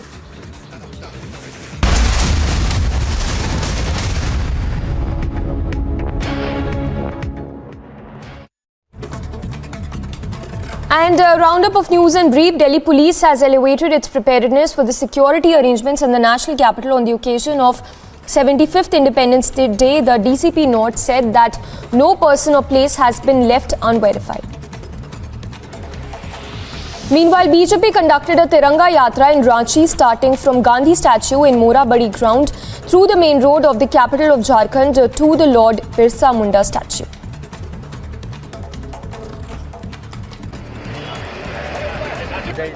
This full road has been blocked by the Congress workers, the high voltage drama. Nancy Pelosi lands in Taiwan.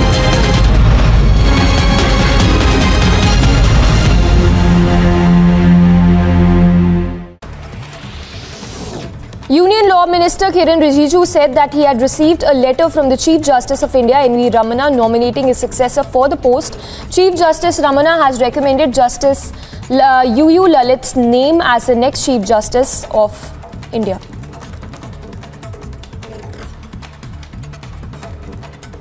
I have received the letter from the Chief Justice of India nominating the next possible successor to become the Chief Justice of India.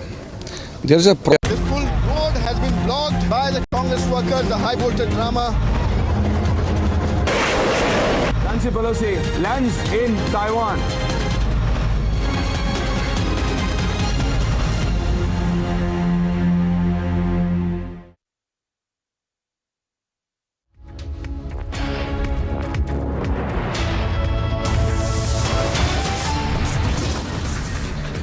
Top headlines at 10 a.m. India to get new Vice President today. 788 MPs from both the houses to cast vote. Results to be announced today. Numbers favor NDA Vice President candidate. An easy win expected for Jagdeep Dhankar. After video goes viral, abusive man booked and BJP says not our leader.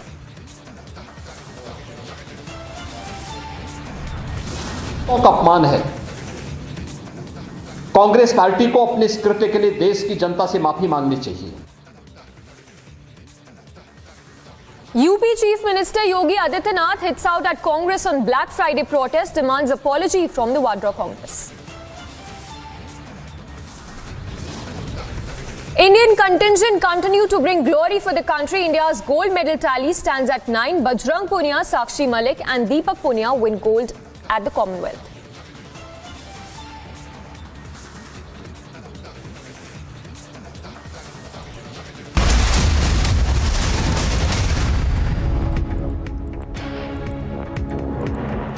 Good morning, viewers. Thanks for tuning in. This Saturday morning, I'm Samiksha Srivastava. Big story coming in. We're tracking this morning of the vice presidential polls, which will take place today. In fact, we're getting in visuals. Prime Minister Modi has reached the parliament. Remember, the voting is set to begin in a very short while from now. The latest what we're learning is that the Prime Minister has reached the parliament. So the live visuals that we're getting to you from the parliament, where security has also been stepped up. From the numbers, what it appears that a lot of opposition leaders have indeed decided to back NDA candidate Jagdeep Dhankar. So it seems an easy win there for Jagdeep Dhankar as we speak. The voting is set to begin in a very short while from now. We have Harsha reporting live. Harsha, the voting is set to begin in a short while from now. Interestingly, it seems an easy win for Jagdeep Dhankar, as a lot of opposition leaders have decided to back Dhankar. If you could give us all those details of the parties that have decided to back Jagdeep Dhankar. Exactly, Samisha. Prime Minister Narendra Modi has reached the parliament, and in a short while the voting will also start inside the parliament. And we clearly know that the leaders of both the houses, be it Lok Sabha, Raj Sabha, and in fact the newly nominated MPs of Raj Sabha also will clearly vote for the vice president candidate. Prime Minister Narendra Modi has reached, and now continuously the leaders are reaching inside parliament. I'll show you the visuals from outside the parliament, and from 10 AM to 5 PM this voting will continue, and the results will be declared as well after 5 PM when voting will be finished. After that the counting will start, and there are several opposition parties also that have supported NDA's candidate Jagdeep Dhankar. If we talk about BSP, if we talk about Shiv Sena, if we talk about BJD, if we talk about TM, helped him as well in running the house. While on the other side, if we look at the fact that Mr. Dhankar is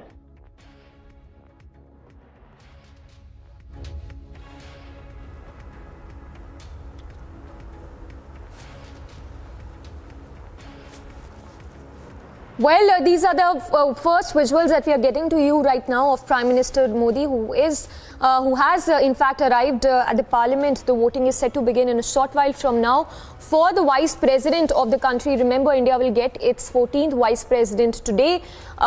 It is a competition between Jagdeep Dhankar and Margaret Alva, and from what it appears, it looks like an easy run there for Jagdeep Dhankar, as a lot of opposition leaders have decided to back Jagdeep Dhankar, the former West Bengal governor. So numbers are in favor of Jagdeep Dhankar is what we understand at this point. Remember, a lot of parties, including the likes of JDU and several others, have decided to back Draupadi Murmu, is what we are given to understand.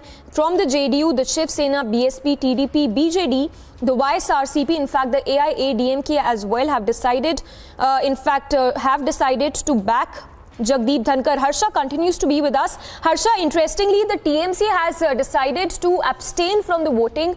If you could give us the reason as well, because this also happened during the presidential polls, if I'm not wrong. If you could take us through the details.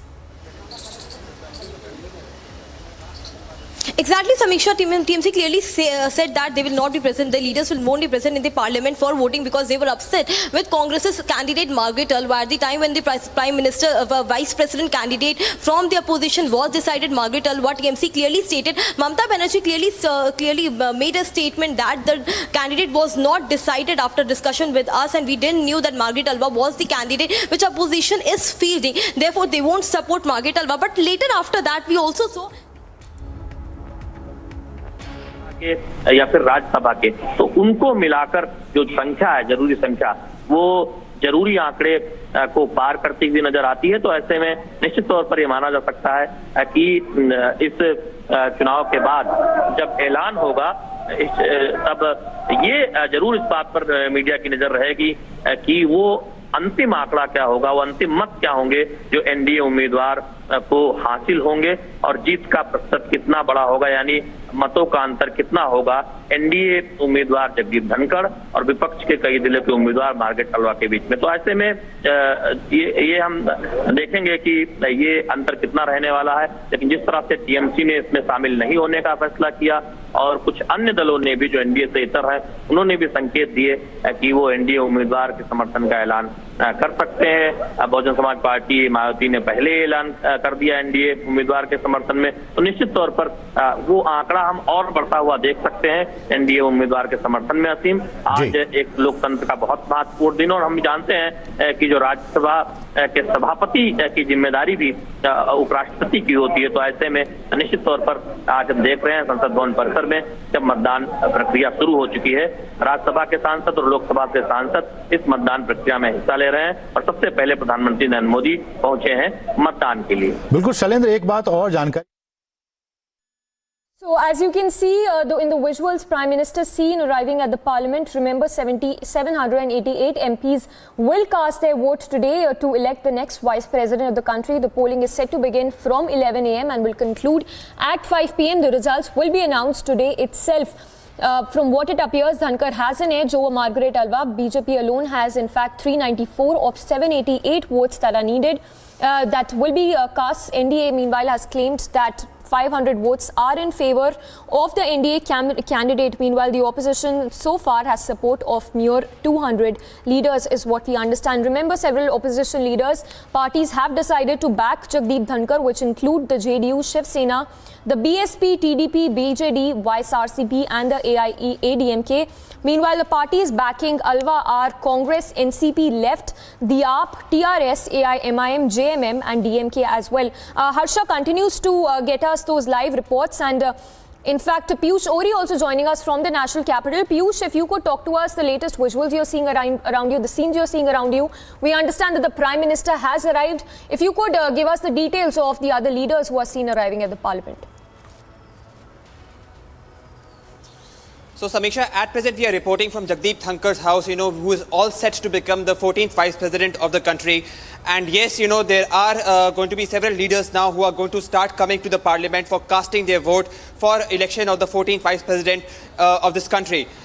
We are right now reporting from the temporary residence of Jagdeep Dhankar here in Delhi, and it is expected that at any moment, Jagdeep Dhankar also may come out. And he may come out around 11 o'clock or 12 o'clock, we do not know. But now the process of, the election of the Vice President has begun, and Prime Minister has already gone to the Parliament to cast his vote. Several leaders are now going to be coming to the Parliament in the, at around 11 o'clock to cast their vote to select the Vice President. Having said that, you rightly said that, the numbers are directly in favor. I'm sorry, I'll have to interrupt you there. Our senior executive editor Abhishek Kapoor is also joining us. Abhishek, if I can get a quick response from you, Prime Minister there arriving for the vice presidential polls. A lot of opposition parties have decided to vote in favor of Dhankar. What is your reading of the scenario that seems to be playing out at this point?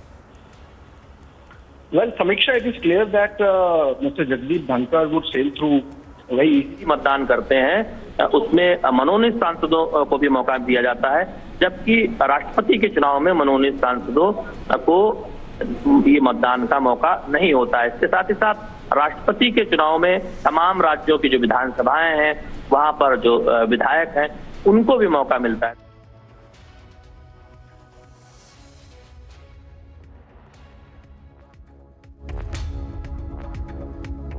Well, we'll connect with Abhishek again. These are the visuals that we are getting to you of the Prime Minister, who is in the Parliament, all set to cast his vote. Remember, the voting is set to begin at 11 a.m. for the Vice President of the country. It's Jagdeep Dhankar versus Margaret Alva for the Vice Presidential polls. The live visuals that we are getting to you right now from the Parliament. We have Abhishek back with us. Abhishek, please complete your point there. Well, Samiksha, yes, so the point I was making was that Mr. Jagdeep Dhankar is going to easily sail through, and in fact, it would be beyond the NDA tally, which stands at about 445, given the fact that parties like TDP, like YSRCP, they continue to support NDA candidate like they did in the case of the presidential election. And we have had the BSP coming out in support with Mayawati tweeting that on Wednesday. And in fact, Trinamool is absenting itself this time, abstaining from the vote, because as Mamata Banerjee, the Trinamool chief, had said while announcing this, that she was not consulted by the opposition before announcing the name of Margaret Alva. And that also then underscores or takes us to the political observation that the opposition unity really lies in tatters. So if the BJP's candidate manages to get 500 plus votes in this scenario, it clearly shows that the opposition is not united. They don't have a common intent in terms of taking on the government. We saw how the opposition really struggled to get a presidential candidate and ultimately got one who did not get traction within their own ranks, and to the extent that Mamata Banerjee, despite the fact that Yashwant Sinha was a member of the Trinamool, did not let him come and campaign in Bengal. And then we have seen in the case of Vice President's election, despite the fact that Mamata Banerjee was not on the best of terms with Jagdeep Dhankar during his tenure as Bengal governor, she has turned around and come to the view that it's better to abstain and not be standing with the opposition candidate on the grounds of non-consultation. So obviously there might be some ego clash, there might be some other factors. Also, let's not forget that Trinamool's decision to abstain from vice presidential polls came just a few days after a meeting that took place between the Bengal Chief Minister, the then Bengal Governor, and Assam Chief Minister Hemanta Biswa Sarma in Darjeeling. When the meeting had happened, it was sought to be passed off as a courtesy meeting because all three happened to be there at one place.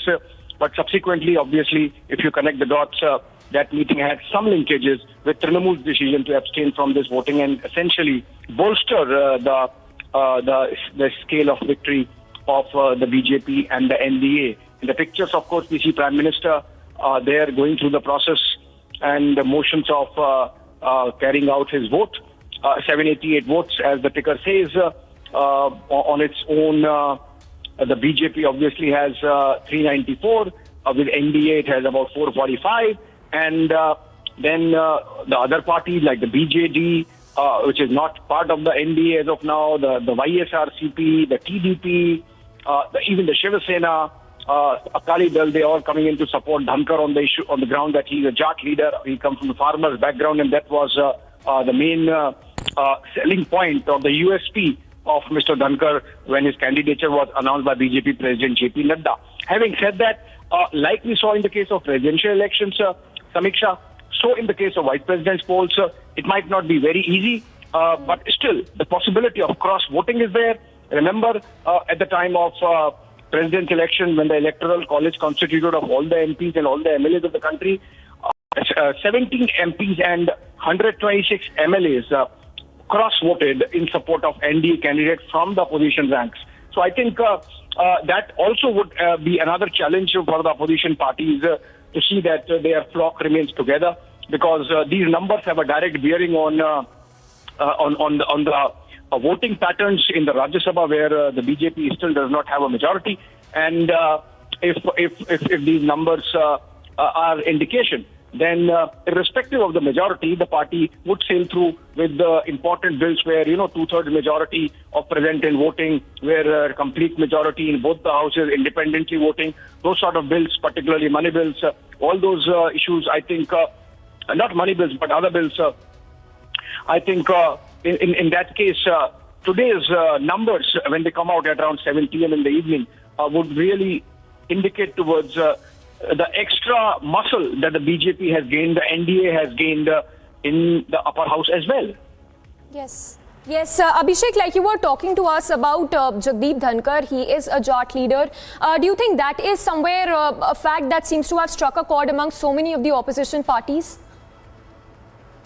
In fact, it was the important factor which has made other parties come around to supporting a BJP candidate. Remember, this election is first after, first for the president and vice president after the farmers' protest that had rocked the country, particularly the central and northern India.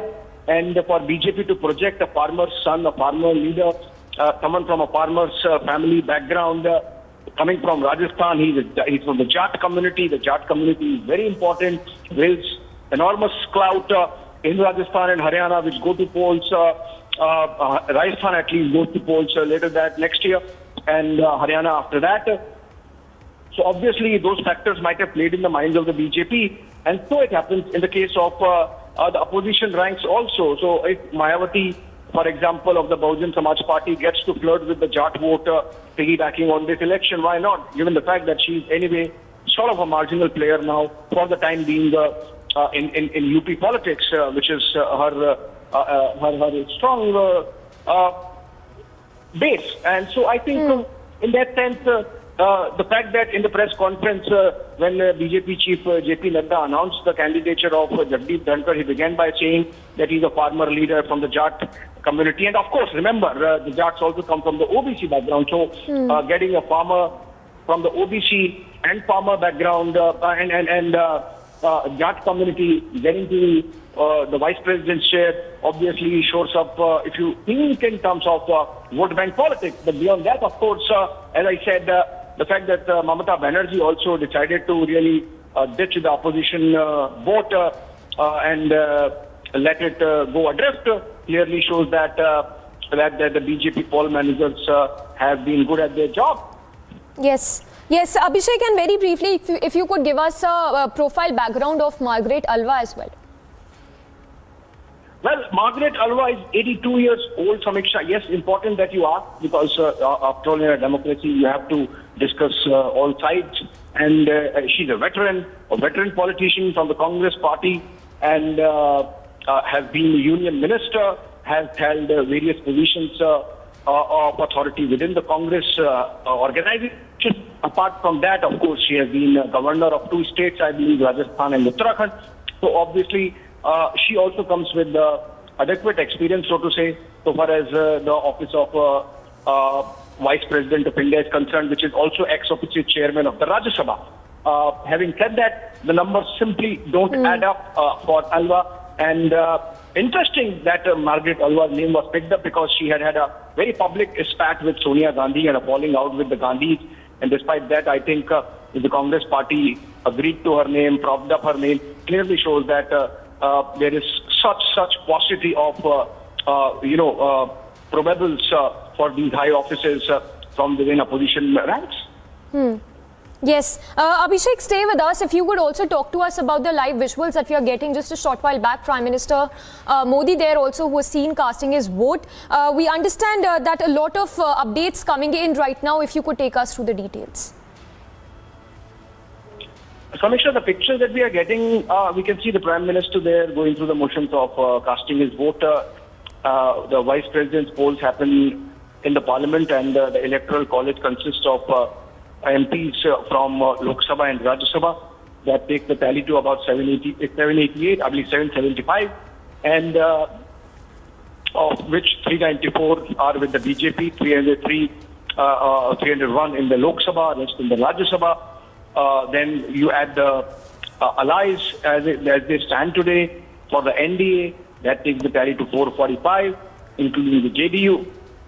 And then you have non-allies supporting the NDA candidates, like they did in the case of presidential polls, so in the case of vice president's polls, and the parties like YSRTP, PDP, Shiva Sena, BJD, AIDMK, and all those taken together take the tally to 445, as I said. And subsequently, you see abstention coming in from the Trinamool. There might be some small and sundry parties, like we have seen, for example, complete fracture of whatever alliance Akhilesh Yadav had woven during the UP elections with even his chacha, Shivpal Singh Yadav, ditching him ultimately after a public spat that took place over the president's election last month. And the O.P. Rajbhar group, the Suheldev Samajwadi, Suheldev Bahujan Samaj Party, that also moved out. Of course, they don't have numbers to talk about in Rajya Sabha, but the fact is that this process between president and vice president polls has taken a toll on opposition unity and really frayed nerves all around because A, the BJP has been good at managing its ranks, B, the opposition has failed really to get consensus going, and that's the bane that has been the case so far as opposition is concerned since the rise of Narendra Modi and his coming to power in 2014 on many issues, and most issues in fact, the opposition just is not able to find a common ground. The epitome of which is obviously in the selection of candidates for President and Vice President of India, where opposition has clearly shown fissures and absolute fracture when it comes to consensus building. We have seen how Mamata took lead when president candidate was to be selected and then effectively withdrew. In fact, the time that in the press conference in which opposition's presidential candidate was announced by Sharad Pawar, among others, Mamata Banerjee was conspicuous by her absence, despite the fact that Yashwant Sinha till that day belonged to her party. So she lent one of her someone from her ranks to the opposition, but then she decided to withdraw from the optics. And then we have the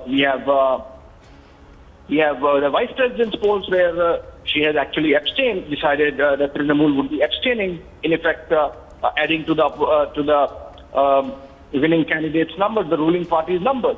Even if the Trinamool MPs are physically not going to vote for Jagdeep Dhankar, the fact remains their abstention, adds that much muscle to the tally of the victory that he will get in percentage terms.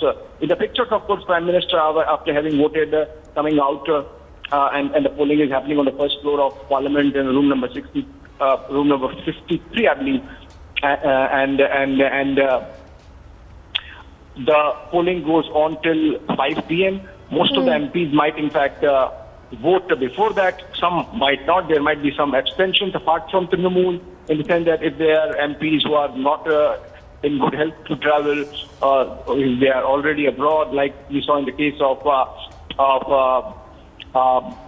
the BJP candidate Sunny Deol during the presidential polls. He was not in the country and was under some treatment and out of the country, and he couldn't participate. So those kind of abstentions taken together, I think the polling should be over by 3 p.m., 4 p.m. and counting starts at 5:36 p.m.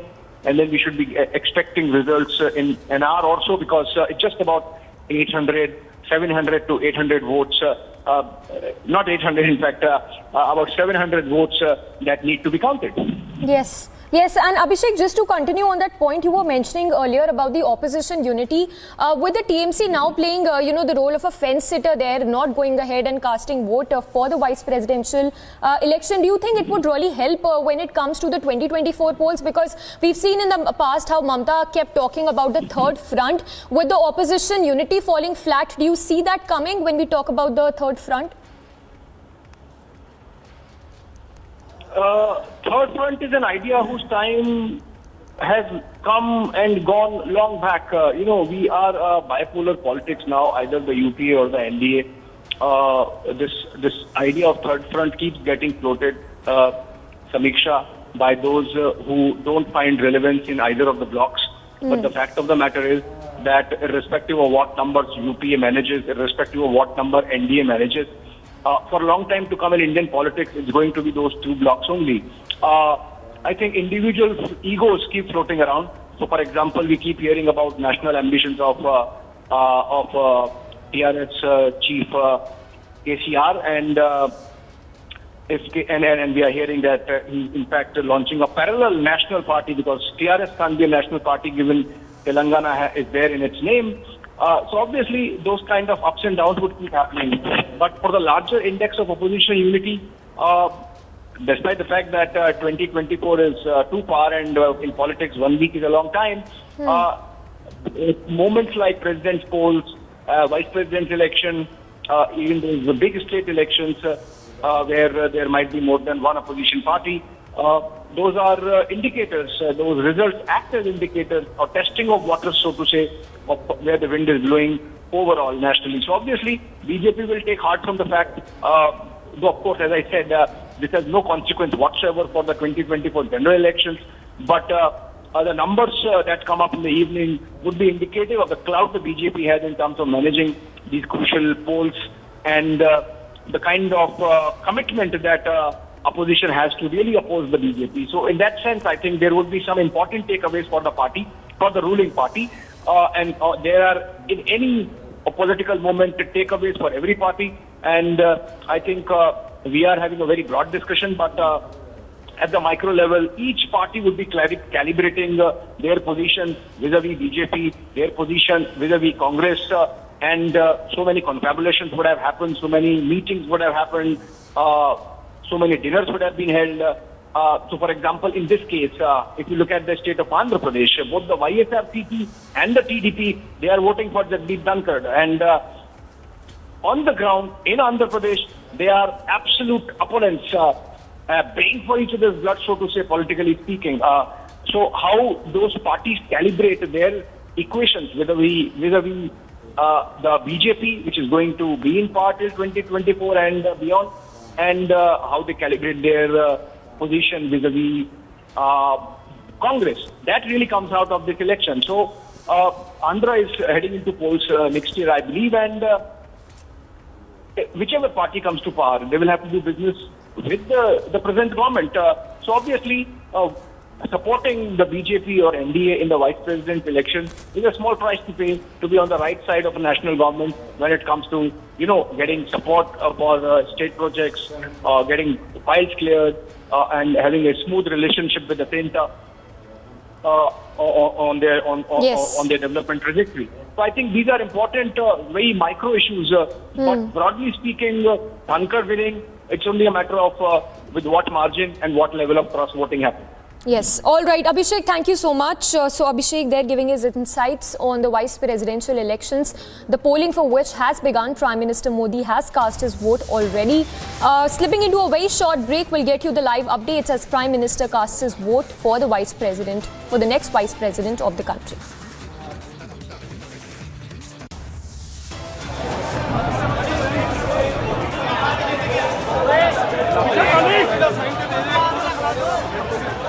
Commonwealth heroes, grand welcome there for our Commonwealth heroes. All the details on the other side.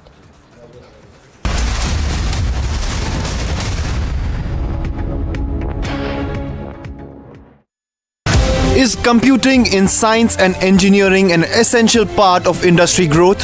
The technology is fast changing, and all the products that we are providing to the society, they require knowledge from interdisciplinary area. Can the study of two different domains make students adept with problem solving? I would just say that apart from getting the educational degrees, focus on developing skills for yourself. To know more, watch Amrita School of Engineering presents Shaping the Future of India this weekend only on Republic TV. Good evening and welcome, ladies and gentlemen. My only complaint is that this government has acted on the Vadra Gandhi 7, almost 8 years too late. They should have initiated serious fraud and financial embezzling inquiries in 2014 against this corrupt family, not 2022. After all, there is hard evidence, and Republic has been putting it in the public domain that this corrupt family and its corrupt retainers, who now talk about institutions, they institutionally misuse their position to aggrandize ill-gotten wealth for themselves. There is so much proof of it, and I'm not just saying it. There is proof, ladies and gentlemen. There has always been proof. I've been putting out proof about the corruption of this family and its corrupt family retainers for the last 13 to 14 years.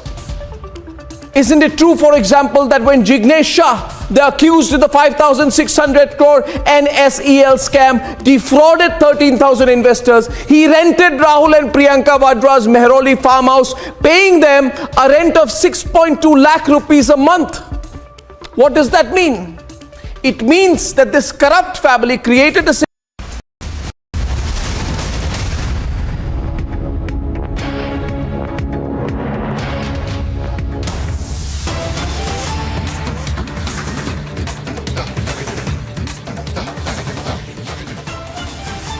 You're watching Live and Breaking on Republic, and we're bringing you all the updates from the vice presidential polls. Voting is underway. Prime Minister Narendra Modi there casting his vote. Prime Minister, earlier we had shown you visuals of the Prime Minister arriving in Parliament.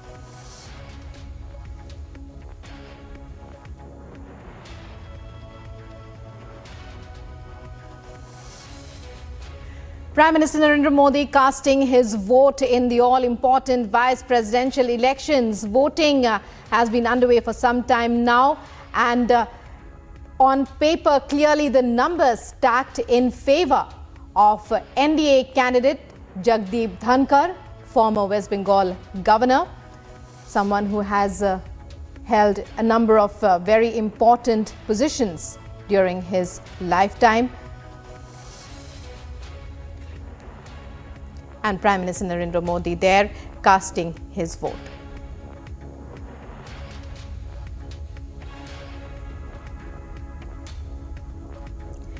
And 788 MPs to cast their vote in the elections today. And it's a contest between the NDA's Jagdeep Dhankar and Margaret Alva of the opposition. We tell you more as India is all set to get its 14th Vice President. Former Rajasthan Governor Margaret Alva and former West Bengal Governor Jagdeep Dhankar will be contesting the polls today. Here we're getting you the live updates as they are happening. After the heated battle that the presidential polls witnessed, the electoral college of 790 MPs are gearing up to vote for the vice presidential polls. The stage set for elections to the post of Vice President of India in the Parliament Electoral College of MPs from both Lok Sabha and Raj Sabha, about 775. And BJP's Jagdeep Dhankar is the NDA candidate, pitted against Congress's Margaret Alva.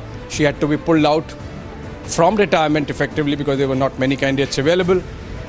A test of index of opposition unity again in Parliament. NDA on its own has 394, but then it has support from parties like the YSR, CP, BSP and even Trinamool Congress of Mamata Banerjee. Interesting bit, given the fact that Dhankar was always at loggerheads when he was West Bengal governor with Mamata, and yet after a very interesting, intriguing meeting that took place between Mamata Banerjee, BJP's Himanta Biswa Sarma, who is also Assam Chief Minister and coordinator for these polls, and Jagdeep Dhankar himself in Darjeeling, Mamata subsequently decided and announced that she would be supporting NDA's candidate, effectively breaking whatever was left of opposition unity inside the parliament. The ballots will be counted after the voting ends at 5 p.m. and the results will be announced later in the day. Similar to the presidential polls, the opposition candidate faced last-minute hiccups. The TMC, which has 36 MPs, decided to abstain from voting. Trinamool Congress will abstain in the upcoming vice presidential polls. It is neither question of supporting NDA candidate doesn't even arise, and the way the opposition candidate was decided without proper consultation and deliberation with a party which has 35 MPs in both the houses, we have decided unanimously to abstain from the voting process. This greatly damages opposition candidate Margaret Alva's chances. Adding further woes, BSP and TDP have decided to back the NDA candidate yet again after backing NDA for the presidential polls. Even the TRS played its cards close to the chest and only announced support for Margaret Alva yesterday. The NDA also held a meeting yesterday to discuss the strategy forward. Like the presidential polls, it remains to be seen if the vice presidential polls will also witness massive cross-voting. Bureau Report, Republic TV.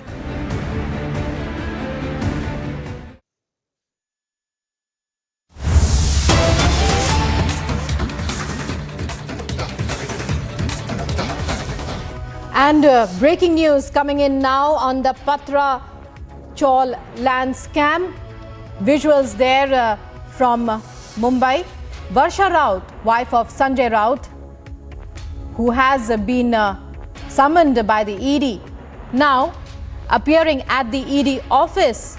We'll try and get in touch with our reporter in the latest in the more than 1,000 crore Patra Chawl land scam, a major development as Varsha Raut appears in the ED office. Alisha covering this breaking development. Alisha, it's over to you. Give us a sense of Varsha Raut there, we believe, at the ED office.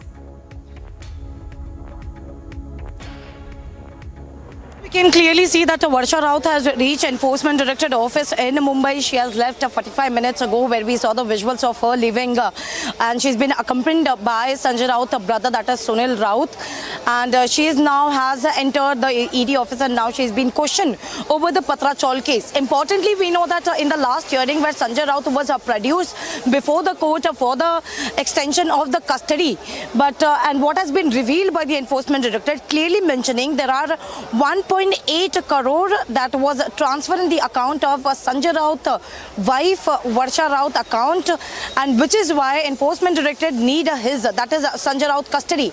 Now we have been seeing pictures first on Republic of Varsha Raut, who has reached ED office, and she will be grilled, and what we have been told by our sources as well, that she might get confronted with Sanjay Raut, who is already in Enforcement Directorate custody till 8th of August. So she could be confronted on the documents that has been recovered by ED in the searches that was conducted. And if I remember the points that was made by ED in the last hearing, the custody, while asking for the extension of the custody, where ED has clearly made out some important points. There are the new documents that has come forward and that need to be confronted with Sanjay Raut, because it's not only the flat that has been brought in Dadar that has already been seized by Enforcement Directorate in the month of April, but even there are many lands, there are there are 10 parcels and 8 agreements that was brought in the name of Varsha Raut and Swapna Patkar. So that is also under the scrutiny of Enforcement Directorate, and which is why the time Enforcement Directorate got the custody of Sanjay Raut till 8th of August. Right after that, Varsha Raut was summoned. She asked to appear before the ED at 11 a.m. is what we have been told, and which is why we can see in the visuals that she is sitting inside her car. As of now, she came out of her car and didn't enter the ED office because she's been summoned for 11 a.m. She's been asked to appear before the ED at 11 a.m., which is why she's been sitting in the car, is what we can see at this point of time. She's also accompanied by Sanjay Raut, brother, that is Sunil Raut, and of course we'll also wait for an bite for an official statement that will come in for the Sunil Raut, because we have been witnessing whether the time Sanjay Raut, who was summoned earlier, on first he was summoned and he appeared before the Enforcement Directorate. Moreover, there was the race that was conducted, and then by around 12 a.m. where Sanjay Raut was arrested by Enforcement Directorate for non-cooperating, and also there are unaccounted cash that was recovered. Also there are the documents that has been recovered by Enforcement Directorate. But moreover, it will be a very important it will be very important interrogation of Varsha Raut, because if she has the idea what has really happened, because even the statement that was given by Swapna Patkar, known to be a very much important witness in this case, she has already stated that there are many land parcels that was brought in the name of Sanjay Raut and Varsha Raut. Basically, the land that belongs to Sanjay Raut, but in the name of Swapna Patkar and Varsha Raut. So that question is going to be asked by the Enforcement Directorate to Varsha Raut as well. And what we have been known that there could be a confrontation. ED can confront Varsha Raut and Sanjay Raut in the same documents that has been recovered by Enforcement Directorate, that has been seized by Enforcement Directorate. It's a document of a properties that owned by Varsha Raut and Sanjay Raut in this whole Patra Chawl case. Now let me come to the Patra Chawl, because it's very important to understand. It's a case of 2008 where the tenant society has given a proposal by Guru Ashish Construction Private Limited, that is the Pravin Raut, who was the director, and also in between the Mahada. So after all this, we know that the case that was registered first by Economic Offence Wing of Mumbai Police, and later Enforcement Directorate was looking into the matter. There are several transactions that has come forward before the Enforcement Directorate, and we know that in the last hearing that was made before the court, before the special PMLA court, while asking for the extension of the custody of Sanjay Raut, what has really mentioned is 1.8 crore the money that was transferred in the account of Varsha Raut, and not only that, there was 1.17 crore in cash that was given to Sanjay Raut by Pravin Raut. So these are all the allegations, and the time court extend the custody of Sanjay Raut till 8th of August.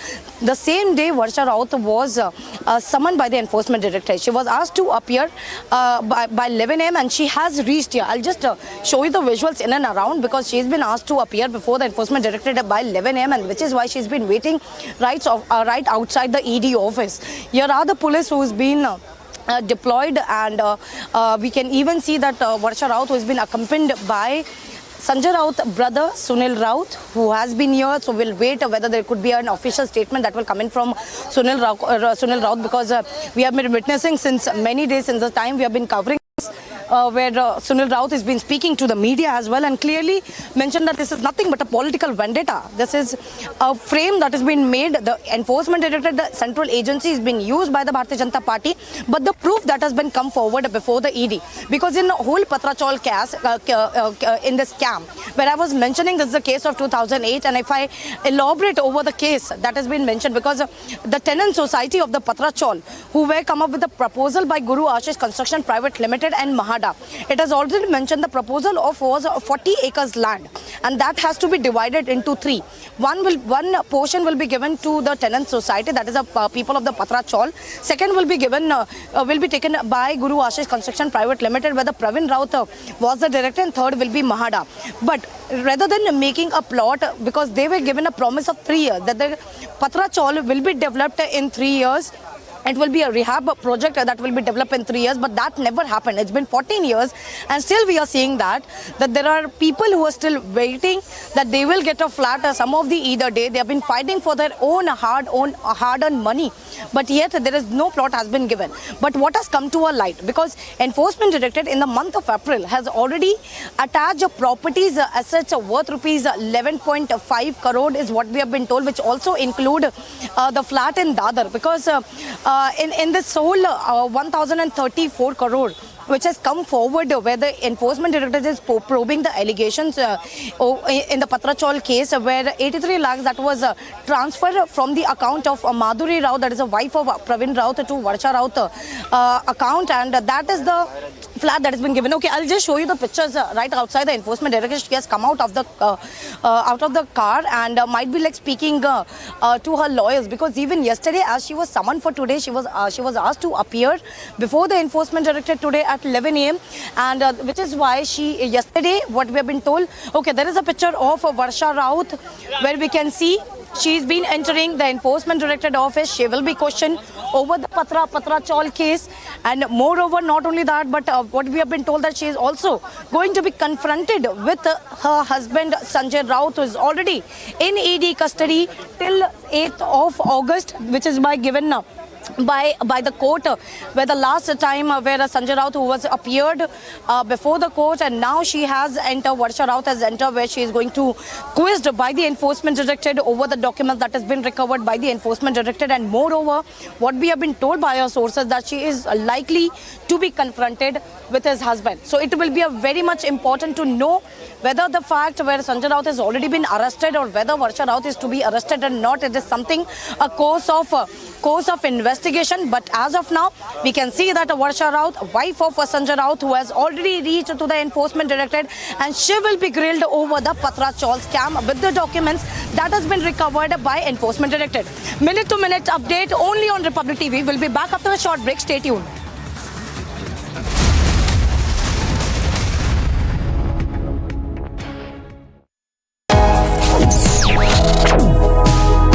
Reading allows us to become familiar with ourselves. We don't read, we won't know what is knowledge. I just find it very interesting to know people's lives, how they went through certain situations, how they dealt with things. So wherever you want to go in life, if you read books along those lines, then that would really help you in growing. Reading could mean a million different things to every individual. What does it mean to you? Visit readindia.info to find out more. The full road has been blocked by the Congress workers, the high voltage drama. Nancy Pelosi lands in Taiwan.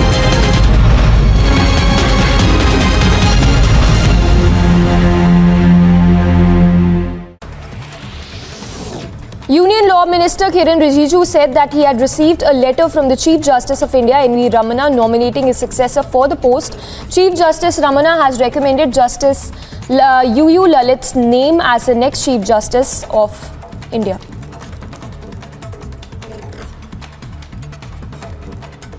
I have received the letter from the Chief Justice of India nominating the next possible successor to become the Chief Justice of India. There is a process, we are following the process, and in due course of time we will do all the necessary action.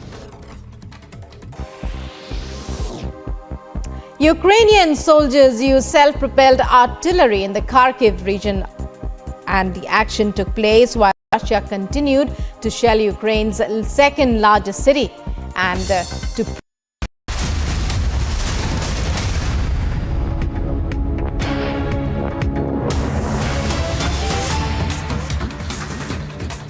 You're watching Live and Breaking news coming in now. Voting underway for the vice presidential polls. Republic bringing you each and every update as it happens. A short while back, we had shown you Prime Minister Narendra Modi casting his vote in the all-important vice presidential elections, the results of which will be declared today itself. Prime Minister Modi there casting his vote. Members of Parliament of both houses are voting today to elect the next Vice President of India. It's an election where NDA candidate Jagdeep Dhankar is pitted against opposition pick Margaret Alva. The numbers are clearly stacked in favor of the NDA. Also there in the frame, as you can see, Amit Shah entering Parliament House premises in order to cast his vote for the vice presidential polls. NDA candidate Jagdeep Dhankar, former West Bengal governor, clearly has the numbers stacked in his favor. He is pitted against the opposition's Margaret Alva. Amit Shah there arriving to cast his vote in the vice presidential elections. It's very likely to be an easy win, it is being said, for NDA candidate Jagdeep Dhankar.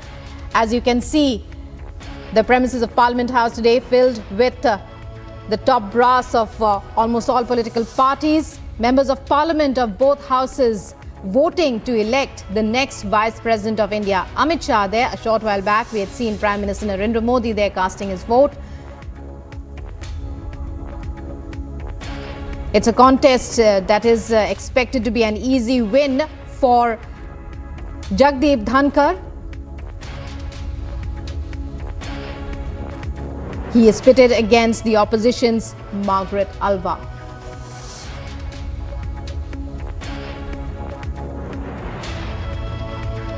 Even before the elections began, cracks were visible in the opposition's unity as Mamata Banerjee's Trinamool Congress decided to abstain from voting, alleging lack of consultations while deciding the name of Alva as the opposition's candidate. Now we see voting is underway. The results will be declared today itself. Nearly 800 members of parliament likely to cast their vote. Harsha to tell us about the updates as they are happening. Harsha, we just saw the Prime Minister a short while back. Now Amit Shah arriving to cast his vote. It's over to you. Give us some more updates. Exactly. Now, when we saw first that the Prime Minister Narendra Modi casted his vote inside for the Vice President candidate, and now HM Amit Shah has also reached inside Parliament, and we are clearly getting the visuals from inside the Parliament as to how HM Amit Shah is now inside the Parliament and he will cast his vote for the Vice President candidate. Clearly, this is a very important polling because the 14th Vice President for the country is to be elected. If we talk about Margaret Alva and Jagdeep Dhankar, both are the veteran leaders. Jagdeep Dhankar, 71 years, and Margaret Alva, a Congress veteran of 80 years. Both have the immense wide experience too. Margaret Alva has also sent a video message yesterday also, and at Mallikarjun Kharge residence yesterday, a meeting of all the opposition parties who were supporting Margaret Alva, be it JMM, Aam Aadmi Party and TRS, all the political leaders were present there. Though at Jagdeep Dhankar's residence also there were many BJP leaders which had dinner yesterday, and Jagdeep Dhankar thanking all the BJP MPs as well as the ND alliances as well, like BSP, BJD, YSR, CP, Shiv Sena, all who were with Jagdeep Dhankar voting for him. If we calculate in total, last time when we saw at the time of Venkaiah Naidu got the vote of almost 515. But if we talk about Jagdeep Dhankar, clearly BJP see it as a comfortable win because more than 400 MPs from Lok Sabha seems to be in favor of Jagdeep Dhankar, and they have got favor of many political parties, opposition party as well. If we count the vote which Margaret Alva seems to be taking in her favor, which are almost for 200. Therefore, some or the other way, BJP is very confident that this time the Vice President candidate will be from BJP only. Jagdeep Dhankar also seem to be very positive towards it. Now, when we are outside the Parliament, or every now and then the people are coming inside Parliament, many MPs are already inside in the queue waiting for their turn to cast their vote. But these are visuals from outside the Parliament where till now the dignitaries and the leaders are continuously reaching inside Parliament, because this is a very important day.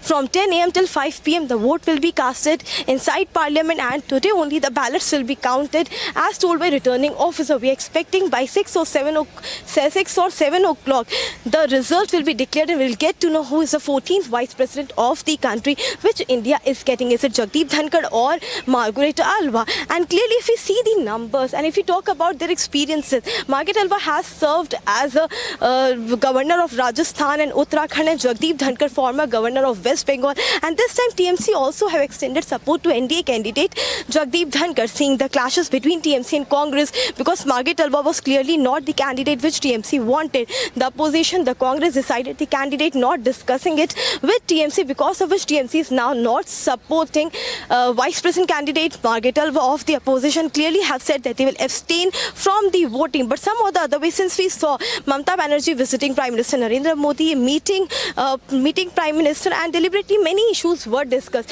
One amongst them could be the support which TMC has extended towards the NDA candidate Jagdeep Dhankar. So these are the clear visuals from outside the Parliament. Very important day. Continuously the MPs are reaching inside Parliament. If we talk about upper house and lower house in Lok Sabha, TMC has 23 MPs, and in Lok Sabha and Rajya Sabha there are 16 MPs. So this time Republic is continuously on the news breakings and live updates on this Vice President electoral election, and we will give you more updates. Keep watching Republic TV. Stay tuned. We'll be right back after a short break.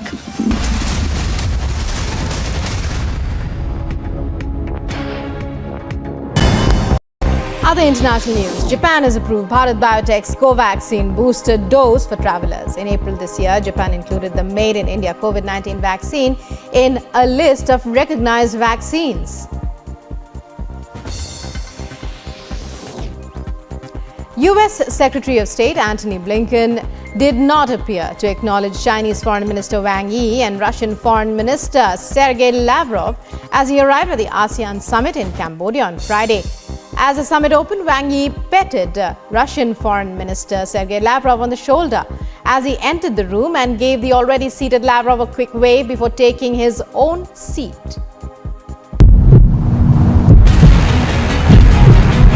He raised the issue of institutions. When the ED goes after you, these protests don't happen. Obviously, you don't understand English. What can I do? I understand English, sir. That's why I'm asking. Mr. Rahul Gandhi raised the issue of institutions. When ED goes after you, these protests don't. Your English is wrong.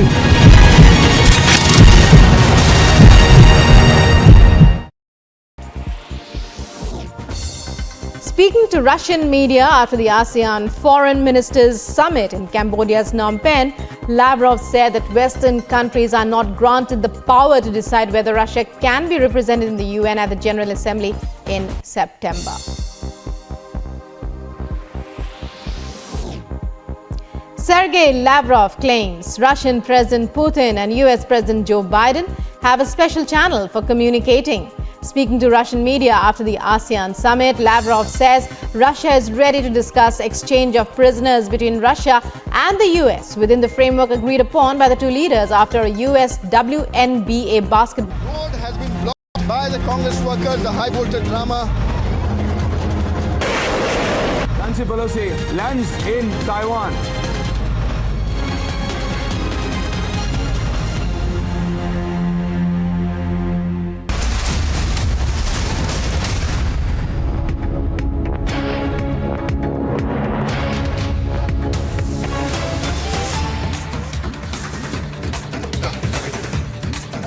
You're watching Live and Breaking here on Republic, and breaking news coming in now. Reportedly, Delhi police has filed an FIR under Section 186. The section is about voluntarily obstructing any public servant in discharge of his public function. Also Section 188 and 332, voluntarily causing hurt to deter public servant from his duty. And 34 IPC in connection with yesterday's Congress protest. And a number of people are named in the FIR. So breaking news, Delhi police lodging FIR against the Congress protest yesterday. A number of people have been named in the FIR. FIR lodged under sections 186, 188 and 332. Mostly about obstructing public servant in doing his or her duty. Also 34 IPC. This FIR is all in connection with yesterday's protest, in which there was high drama in the streets of Delhi as the Congress High Command called for a pan-India protest, calling on all CWC workers to protest against price rise ostensibly, but then it was later revealed that the main purpose was against the ED action in various corruption cases, particularly in the National Herald case. Now an FIR has been launched over yesterday's protest that the Congress party held. Its top leaders, including Rahul and Priyanka, had come out on the streets.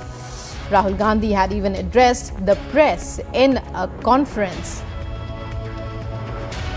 Now Delhi police lodging an FIR after various Hindu groups this morning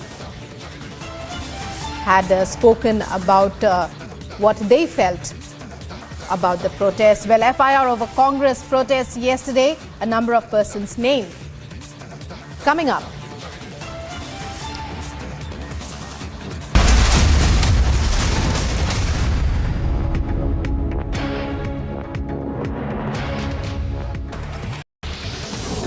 Union Law Minister Kiran Rijiju said that he had received a letter from the Chief Justice of India, N.V. Ramana, nominating his successor for the post. Chief Justice Ramana has recommended Justice U.U. Lalit's name as the next Chief Justice of India.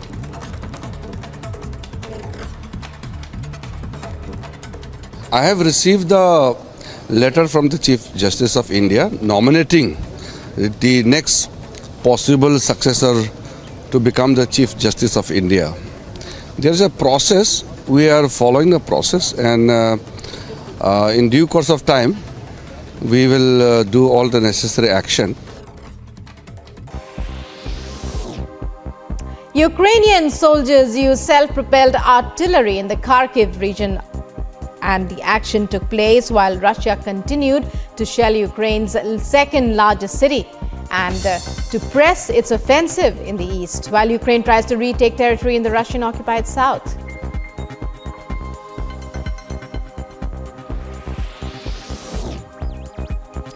Baghdad residents struggled to cope with the scorching heat on Friday as temperatures soared above 50 degrees Celsius. Such heat waves in Iraq add to the population's hardships as the country suffers from regular power cuts. A 4-day mandatory holiday has been announced in Baghdad and 10 other Iraqi provinces as the mercury soars.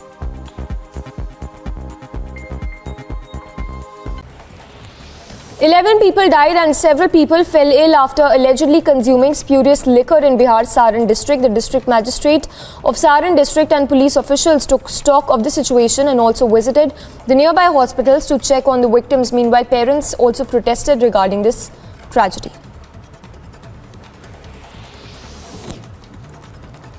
In another step towards fulfilling the goal of bringing the economy of UP to a scale of $1 trillion, a meeting was held between the Infra and Industrial Development Department of UP and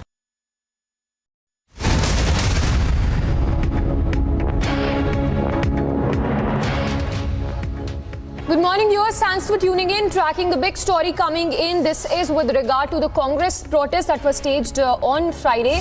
Latest, what we are getting to know is that the Delhi police has registered an FIR, and this FIR has been registered under sections including 188, 332 for causing hurt to deter public servant from his duty. In fact, 34 of the IPC as well, in connection with the Friday protest that was staged by the Congress leader. In fact, some people have also been named, Congress leaders that have also been named in this particular FIR that has been filed. In fact, the BJP alleging that Priyanka Gandhi twisted the arm of the police personnel. The FIR that has been registered against the Congress leaders. BJP alleging that the Congress MPs manhandled the personnel is what we are given to understand. Details of this FIR that has been filed has been accessed by Republic. BJP alleging that Rahul Gandhi tore shirt of the personnel, also alleging that Priyanka Gandhi twisted the arm of the personnel. These are the visuals, in fact, that we are showing to you of how Priyanka Gandhi Vadra, she crossed the barricades, and this protest that was staged by the Congress against what they term as price rise in the country. We have Anuj reporting live. Anuj, if you could share the details of this FIR that has been registered. Well, exactly, that's the latest what we have been told, that the FIR has been already registered, and as we do know that this was 144 which was already imposed, and this was very much clear by the Delhi police that you are not allowed to do any kind of protest, you are not allowed to do any kind of march. But we have seen what has happened on the street of the national capital yesterday. What I have been told, the Delhi police has now taken the action, and if we talk about the section, then I have been told that this is 186, 188, 332, 34 of the IPC, under which the FIR has been already registered by the Delhi police. So this is going to be very, very important now, that what exactly is going to be the next course of action from the Delhi police. But as we have seen it yesterday, how the barricades was broken by the Karyakartas of the Congress party. We were there at the AICC headquarters, and we have seen what has happened outside the parliament also. So there again and again the clear warning was given by the Delhi police personnel that 144 is imposed and there is no permission for any kind of protest or any kind of march. But on the other hand, we have seen how even at the AICC headquarters, the Congress Karyakartas was breaking the barricades, and this was none other but Priyanka Gandhi herself who broke the barricade, and with the Karyakartas, she was also moving ahead, and we have seen in the visuals, and I was also present at that point in time over there when she was detained. On the other hand, if we talk about Rahul Gandhi and the other MPs of the Congress party, we have seen how they marched from the parliament toward the Rashtrapati Bhavan, and they were stopped and detained there. So again and again, this was very much clear by the Delhi police that there is no permission for any kind of protest, and 144 is already imposed. Then too, Rahul Gandhi did a press conference and provoked people, provoked the Karyakartas of the Congress party, and there he made in a statement and made it very much clear and appealed to the Congress workers and the MPs that we are going to march at 11:30 from the parliament. You will have to march from the AICC headquarters. These were the lines which was taken by none other but Rahul Gandhi himself. As the FIR now has been registered, we are waiting for the more, that who all are the people who has been named in that particular FIR, because that is something what we have been told, that the few senior leader of the Congress party is also named in that particular FIR, where the law and order situation, where the law and order was broken by the Congress Karyakartas and the MPs, and by none other but the top brasses of the Congress party, that include Rahul Gandhi and Sonia Gandhi. So there was clear instruction by the Delhi police that there is no permission for any kind of protest, any kind of march, any kind of satyagrah. 144 is imposed. A letter was given to K.C. Venugopal, who is a position holder. In that particular letter, it was written very clearly that you are not allowed to do any kind of protest. We have seen the DCP of New Delhi, who was herself monitoring the situation on the ground when we are talking about the AICC headquarters.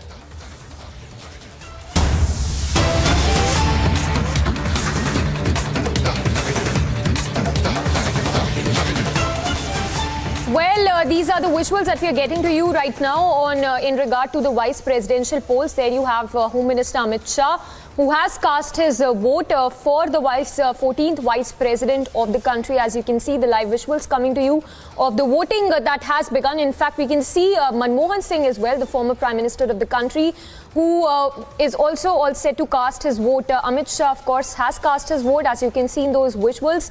So the voting has begun. Just a short while back, we also showed you how the prime minister has also cast his vote for the vice presidential election. Remember, it's Jagdeep Dhankar versus Margaret Alva. Jagdeep Dhankar being the NDA's pick, whereas Margaret Alva, who is the opposition candidate. And ironically, a lot of opposition parties have decided to back Jagdeep Dhankar, the former governor of West Bengal. In the visuals, you can see Prime Minister Modi just after casting his vote, and Amit Shah as well, who has just cast his vote as we speak. So the live visuals coming to you right now. Harsha continues to be with us, reporting live from outside the parliament. Harsha, if you could give us details of who all have cast their vote till now. We understand Amit Shah, Prime Minister, have cast their vote already.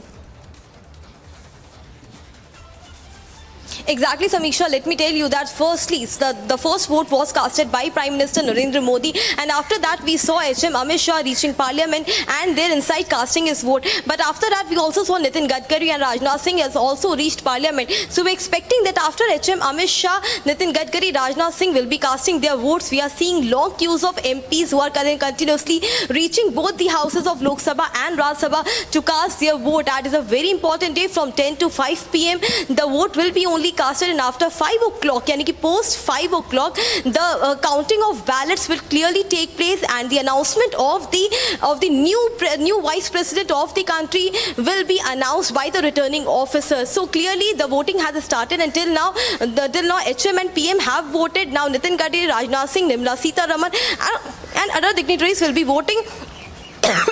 Sorry.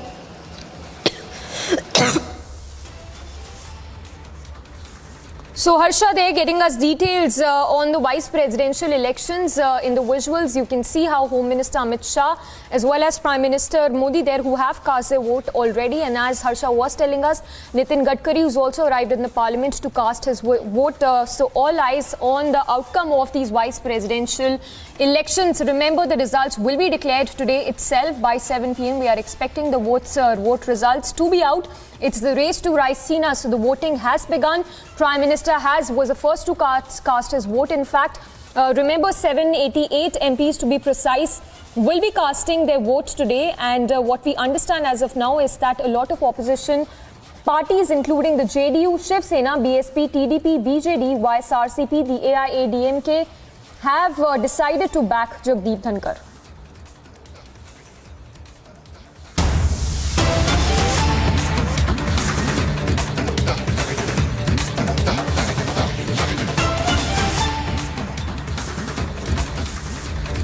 And back to our big stories that we are tracking at this hour. This is with regard to the FIR that has been filed by the Delhi police in relation to the Congress Friday protests that were held. In fact, the BJP there alleging how Priyanka twisted the arm of the police personnel there. In fact, that's the tweet that has been put out by Shehzad, BJP's leader as well, with regard to the FIR that has been filed by the Delhi police. Now, what we're given to understand is that the FIR has been filed under sections including 186, 188, 332 for voluntarily causing hurt to defer public servant from his duty, 34 of the IPC in connection with the Friday protest by the Congress. In fact, we understand some senior Congress persons have also been named in this particular FIR that's been filed. And in the tweet that we just showed you, you can see how Priyanka Gandhi is seen manhandling the personnel and twisting the arm of that police official. So the Delhi police lodging an FIR against the Congress leaders there. BJP alleging that Rahul Gandhi, the Gandhi sign, tore the shirt of the personnel is what we understand. And not just that, Priyanka Gandhi also twisted the arm of the personnel. We have Shehzad Poonawala of the BJP joining us. Sir, good morning to you. If you could give us details of this FIR that has been registered against the senior Congress leaders, and how we can also see in the picture that we just put out how Priyanka Gandhi Vadra is seen twisting the arm, in fact, of the personnel on duty. Yeah, I don't have any idea about the FIR that the Delhi police and its spokesperson will tell you about. But whatever needs to be done will be done as per law, because yesterday I put out not just about Priyanka Vadra twisting the hand of a police woman, but if you see the next video that I've tweeted, she's kicking the cop. Now, you see, you may have a difference of opinion about whether you have a right to protest or not, but certainly you can't use your hands on anybody in uniform or obstruct a government servant, even if you seem to be right. So there is absolutely no right to touch a cop, to hit a cop, to kick a cop, to twist the hand of a cop. And this is not the first time. If you go back to Republic's own coverage, you'll see that Renuka Chaudhary was holding the collar of a cop. Please put out that picture. In Assam, you remember the cops were beaten up by Congress people. They did Agdeni, they burned tires, they tried to assault cops in other parts of the country also. They spat on the cops. Neta D'Souza spat on women cops. So this is the DNA of Congress. And therefore, this kind of behavior is unacceptable. If you're fighting for democracy as per you, Why would you go ahead and break the rule of law? Why would you assault a cop who's only doing his duty? So this shows the mindset of the entitled diners, that they can loot the country and then they can think that they can beat up and intimidate law enforcement agencies and avoid any kind of, accountability from corruption. Yes. Yes, sir, if you could also talk to us more about these visuals that you've put out on your social media handle as well, in which you've alleged how Priyanka Gandhi Vadra was seen manhandling the personnel. See, I would just request you, put out the picture of Priyanka twisting the hand of the female cop, and you can also put out the next video. It's a 2-3 second clip where she's kicking the cops. And let people decide. Why should Shehzad Poonawalla or BJP decide? Let people see these visuals, let them see it on loop, and let them decide whether this is the behavior that the Congress party does only because it wants to protect accused number 1 Sonia and accused number 2 Rahul from corruption and from investigation of corruption.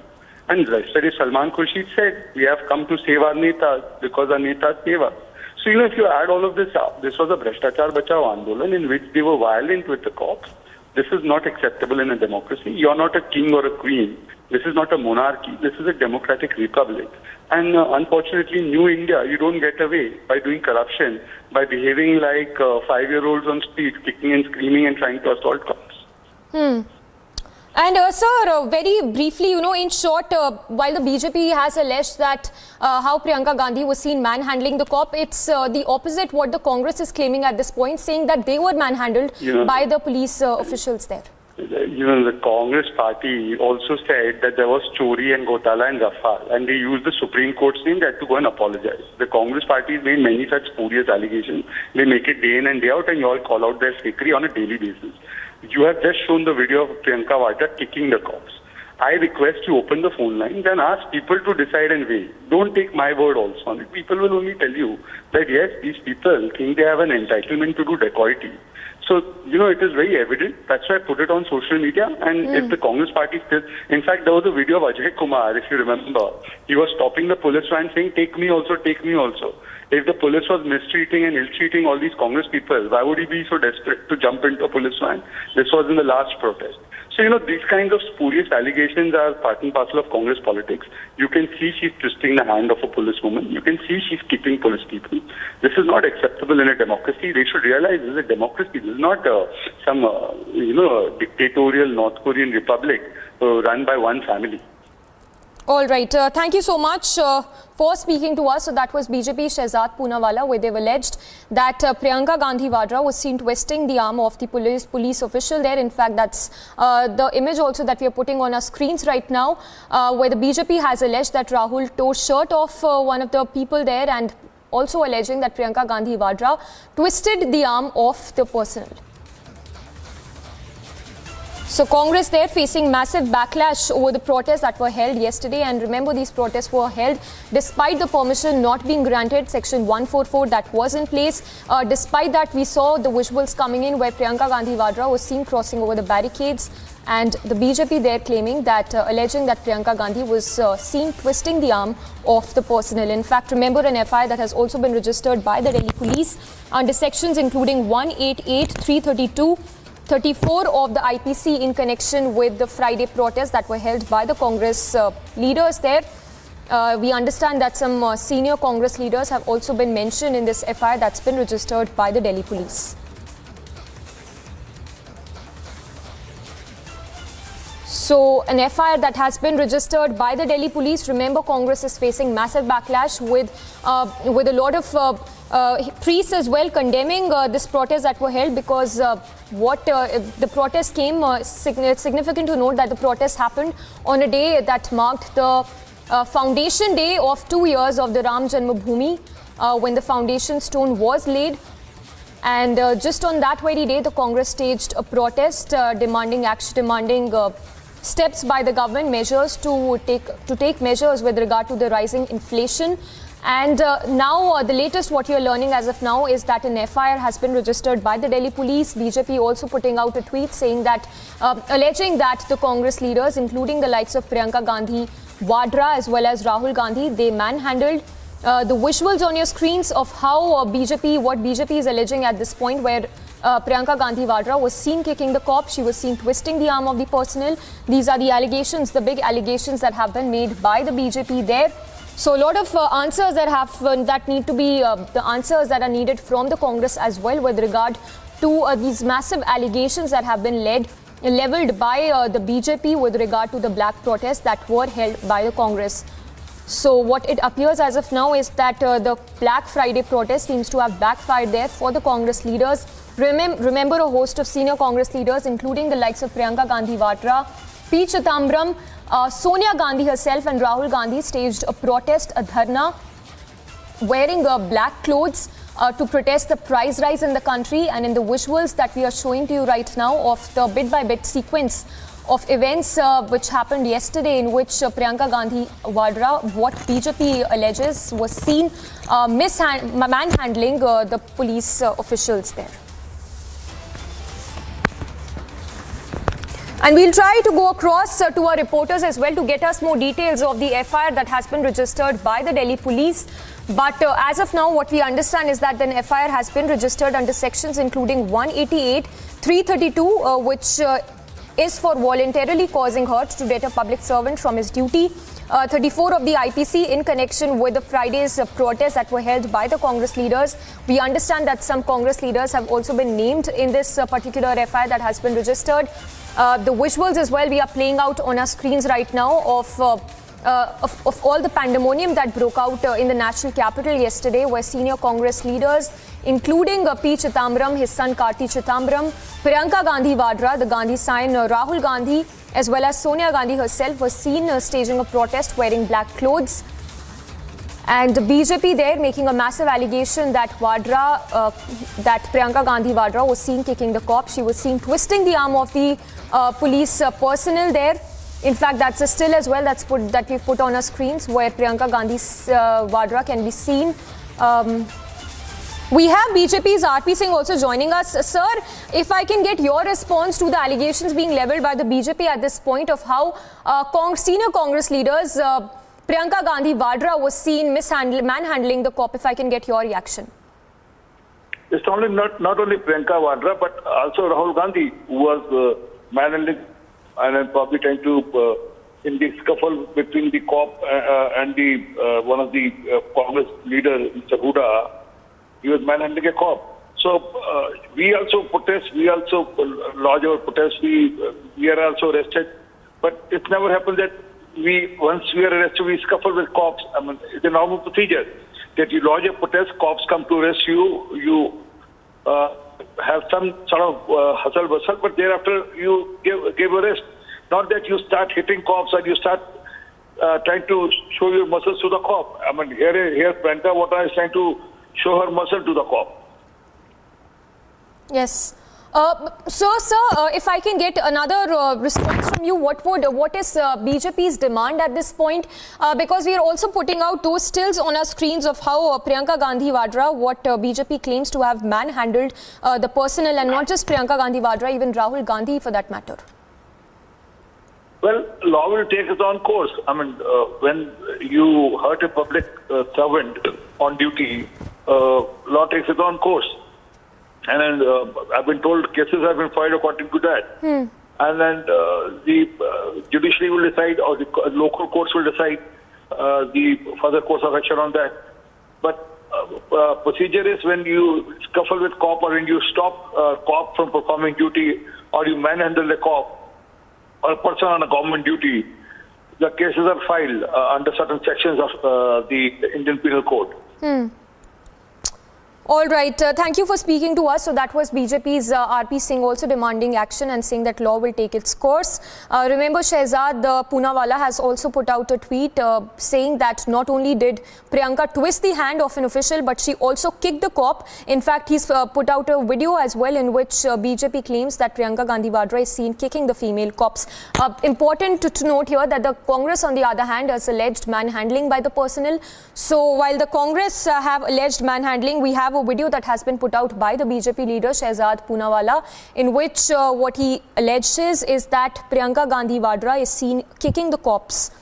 and manhandling, misbehaving with the cops. Remember, the protest was staged by the BJP, protest, beg your pardon, was staged by senior Congress leaders against the price rise in the national capital. And the pandemonium and the ruckus that was seen in the national capital was for everyone to see, because the protests were held despite no permission being granted by the Delhi police and Section 144 that was also clamped. Despite Section 144 in place, the protests were staged by the Congress leaders. Somega Rao that has broken out over the Vadra Gandhi protests that were staged on Friday. In senior leaders, including the likes of Congress interim president herself, Sonia Gandhi, Gandhi signed Rahul Gandhi, Karti Chidambaram, P. Chidambaram as well. They were seen taking part in this protest. In fact, Republic also confronted several senior Congress leaders, including Karti Chidambaram as well as P. Chidambaram, but they refused to answer any of the questions. They were seen ducking specific questions that were asked from them. We have more reactions coming in. Let's listen into them.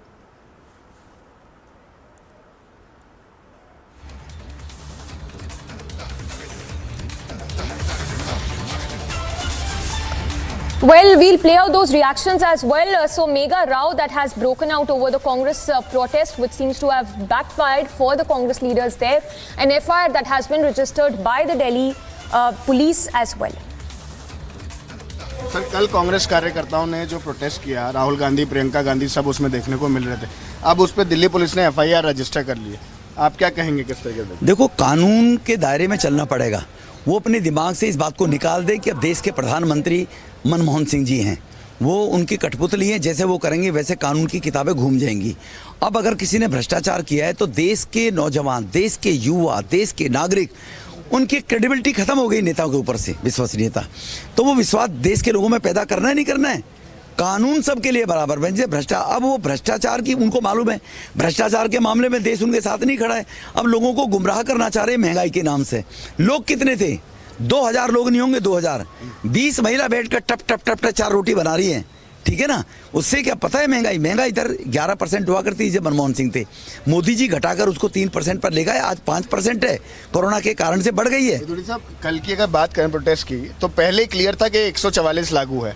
आपको किसी तरीके की permission नहीं है, किसी protest की, किसी सत्याग्रह की, मार्च की आपको परमिशन नहीं है. जब सोनिया गांधी, राहुल गांधी को बुलाया था तब भी सड़कों पे हमने देखा क्या हालत हुई थी.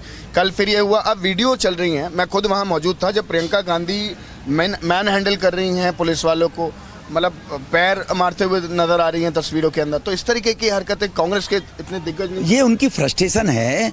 और प्रोटेस्ट के लिए रामलीला मैदान है, जंतर मंतर है. क्या जंतर मंतर पर देश के लोग अपनी मांगों को लेकर बैठेंगे? उनके लिए तो जंतर मंतर ये VIP है क्या?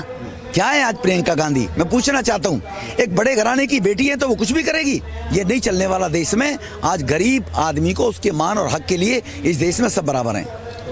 सांसद रमेश जी हमारे साथ हैं. सर, जिस प्रकार Congress just heard another reaction coming in by the BJP leader there, demanding action, saying that law will take its course. In the visuals that we are showing to you right now is from the protest that happened, is of the protest which happened yesterday in the national capital, where what BJP has alleged is that senior Congress leaders, including Priyanka Gandhi Vadra and Rahul Gandhi, were seen manhandling the personnel.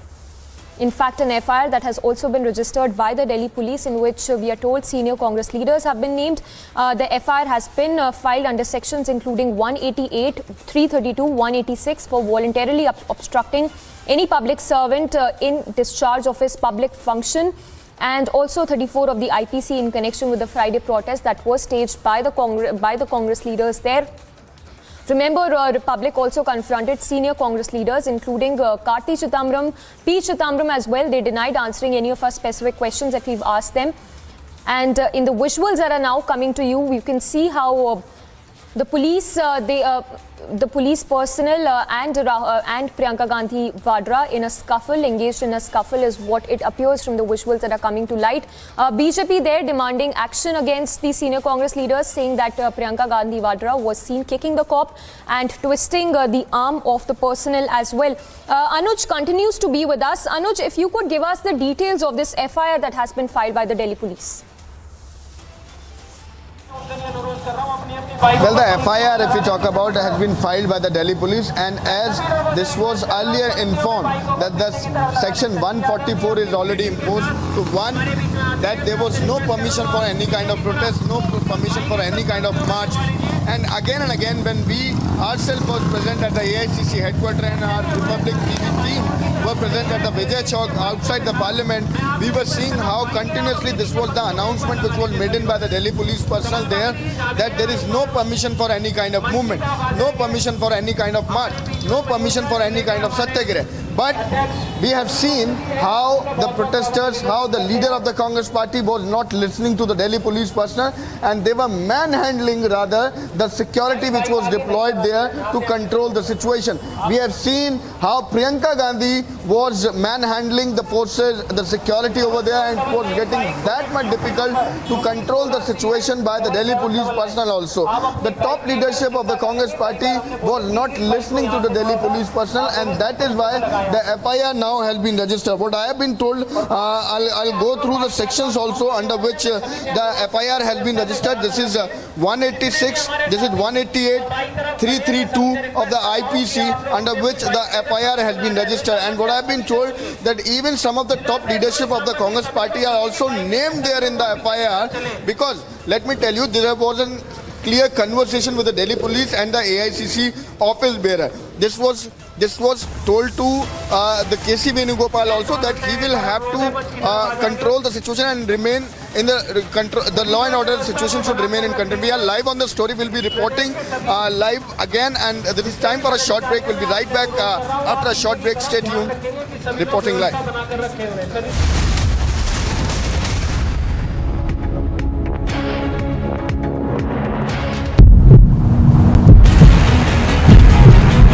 He raised the issue of institutions. When the ED goes after you, these protests don't happen. Obviously, you don't understand English. What can I understand English, sir. That's why I'm asking. Mr. Rahul Gandhi raised the issue of institutions. When ED goes after you, these protests don't. Your English is wrong.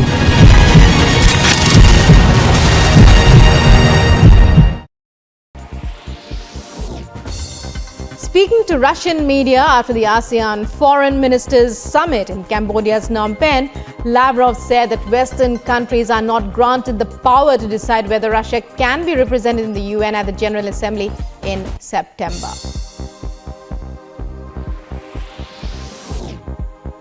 Sergei Lavrov claims Russian President Putin and US President Joe Biden have a special channel for communicating. Speaking to Russian media after the ASEAN summit, Lavrov says Russia is ready to discuss exchange of prisoners between Russia and the US within the framework agreed upon by the two leaders after a US WNBA basketball star was sentenced to 9 years in jail in Russia. And a roundup of news and brief. Delhi police has elevated its preparedness for the security arrangements in the national capital on the occasion of 75th Independence Day. The DCP note said that no person or place has been left unverified. Meanwhile, BJP conducted a Tiranga Yatra in Ranchi starting from Gandhi statue in Morabadi ground through the main road of the capital of Jharkhand to the Lord Birsa Munda statue.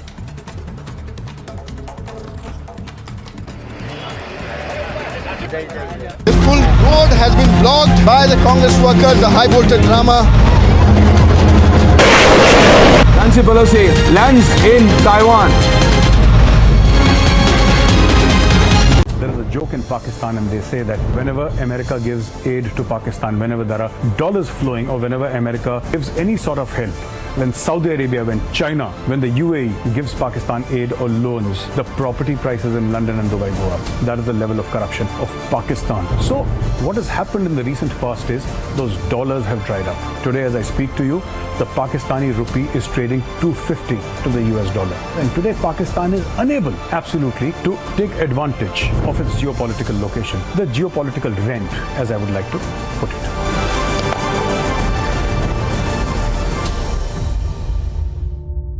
This full road has been blocked by the Congress workers, the high voltage drama. Nancy Pelosi lands in Taiwan.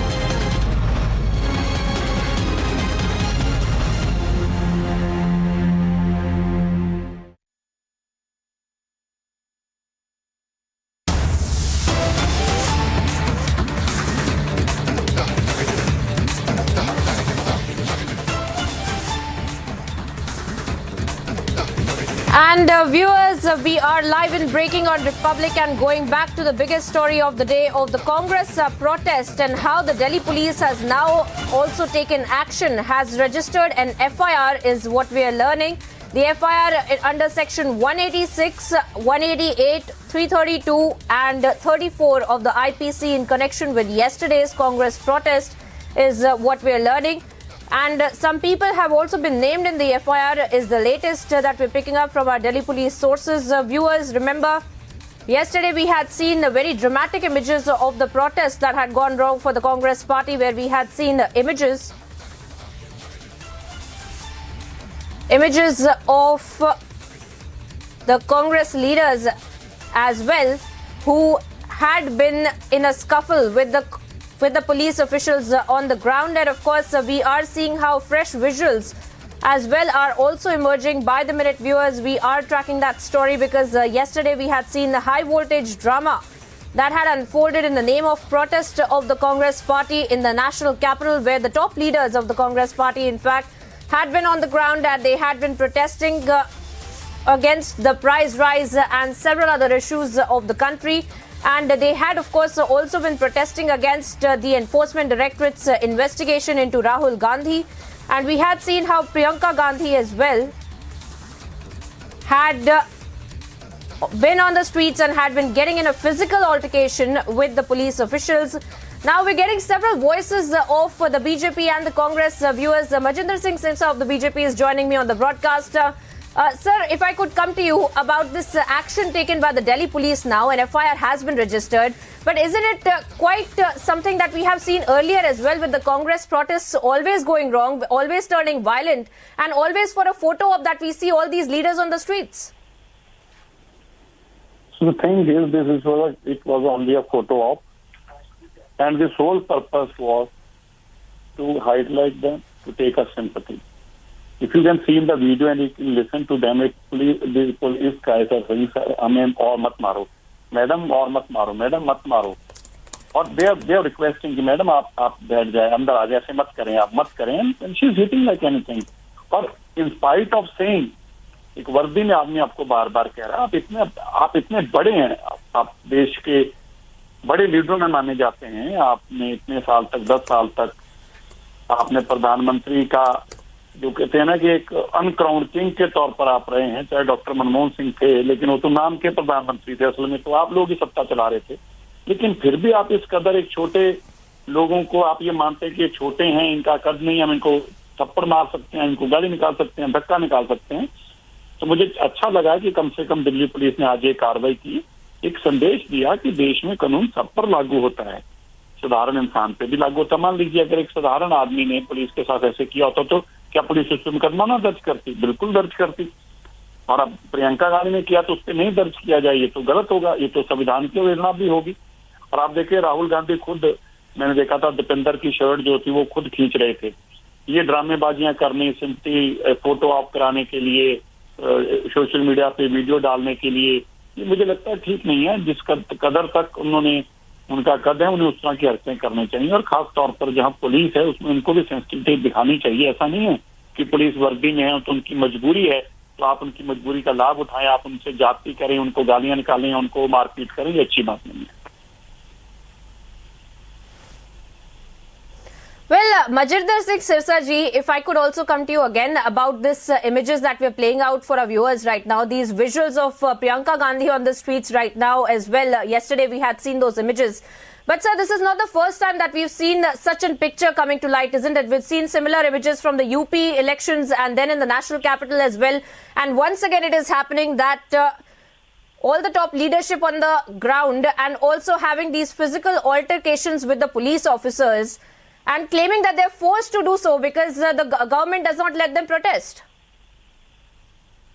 See, protest करने की एक सीमाएं हैं, एक system है. Protest करना सबका अधिकार है, ये हमें देश के संविधान ने अधिकार दिया है. लेकिन इस अधिकार को मिसयूज करने का अधिकार किसी को नहीं है. जब सोनिया गांधी का राज था, डॉक्टर मनमोहन सिंह नाम के प्रधानमंत्री थे, क्या सोनिया गांधी के घर के अंदर की प्रोटेस्ट या बाहर करने दिया जाता था? तो कहा जाता था, हम भी करने जाते तो हमें भी रोका जाता था, लेकिन हम पुलिस से मारपीट करें. मैंने बहुत प्रोटेस्ट किए हैं उनके घर के बाहर, लेकिन हमने कभी ऐसा नहीं किया था। जहां पुलिस रोकती थी माननी पड़ती थी, पर उनको मानना होगा। पर उनको एक गलत फहमी ये होगी कि वो राज सत्ता में पले हैं, पलकर बड़े हुए हैं, तो उनको लगता है हमारा जन्मसिद्ध अधिकार है, क्योंकि हमारा जैसे गांधी नाम हमारा जन्मसिद्ध अधिकार है। देखिए, ना तो सोनिया गांधी गांधी है, ना राहुल गांधी गांधी है, ना राजीव गांधी गांधी है, ना इंदिरा गांधी गांधी है। किसी का नाम चुराया हुआ है, वो पीछे लगाकर सारा खानदान। आज अगर प्रियंका, तो वो भी अपने आप को गांधी लिखती है। तो ये चोरी किया हुआ सरनेम को साथ, जैसे इनको लगता है कि हमारा अधिकार है, हमें जन्मसिद्ध अधिकार ही मिल गया कि जो भी आएगा वो गांधी पीछे लगाएगा।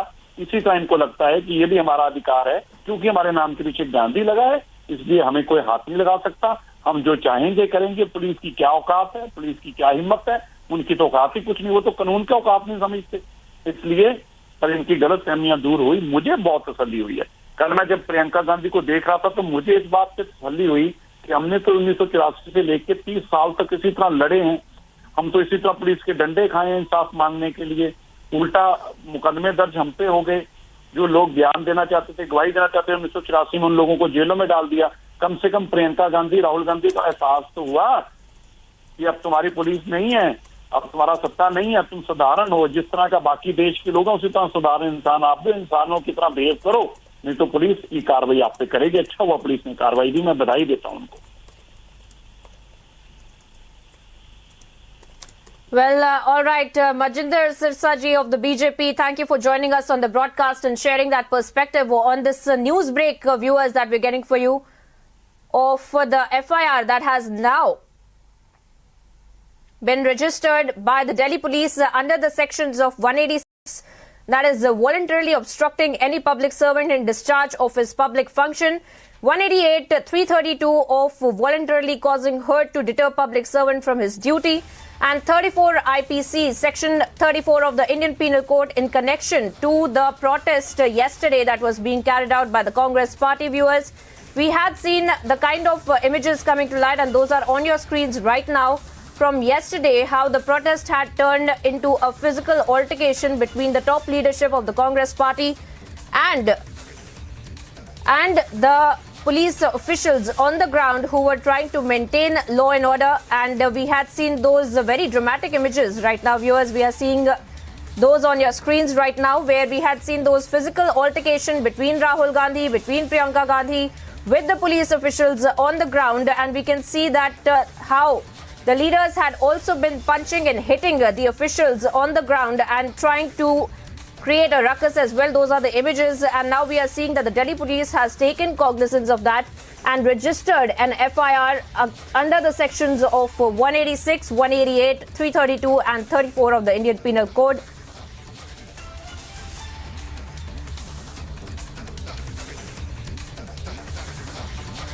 And viewers, we are getting more and more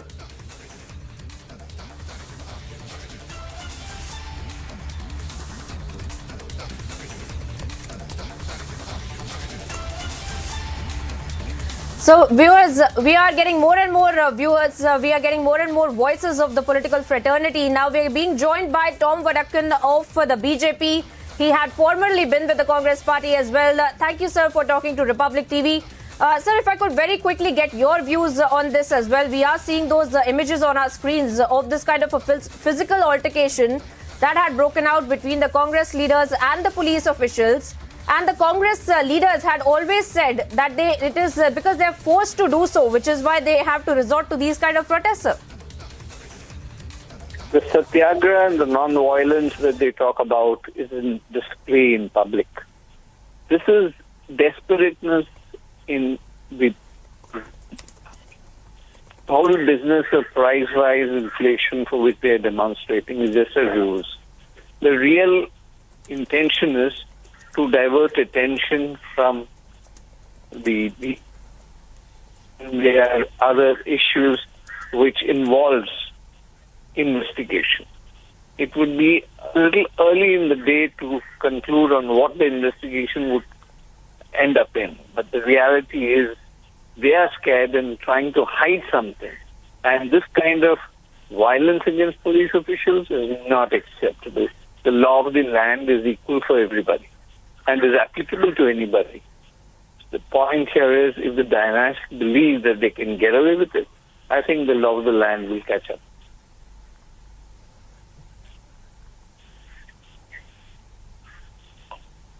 Well, all right, sir. Thank you for joining us on the broadcast with those perspective of yours. Of course, it's very insightful since you have worked very closely with the leaders before you were with the BJP as well. Thank you for joining us on the broadcast.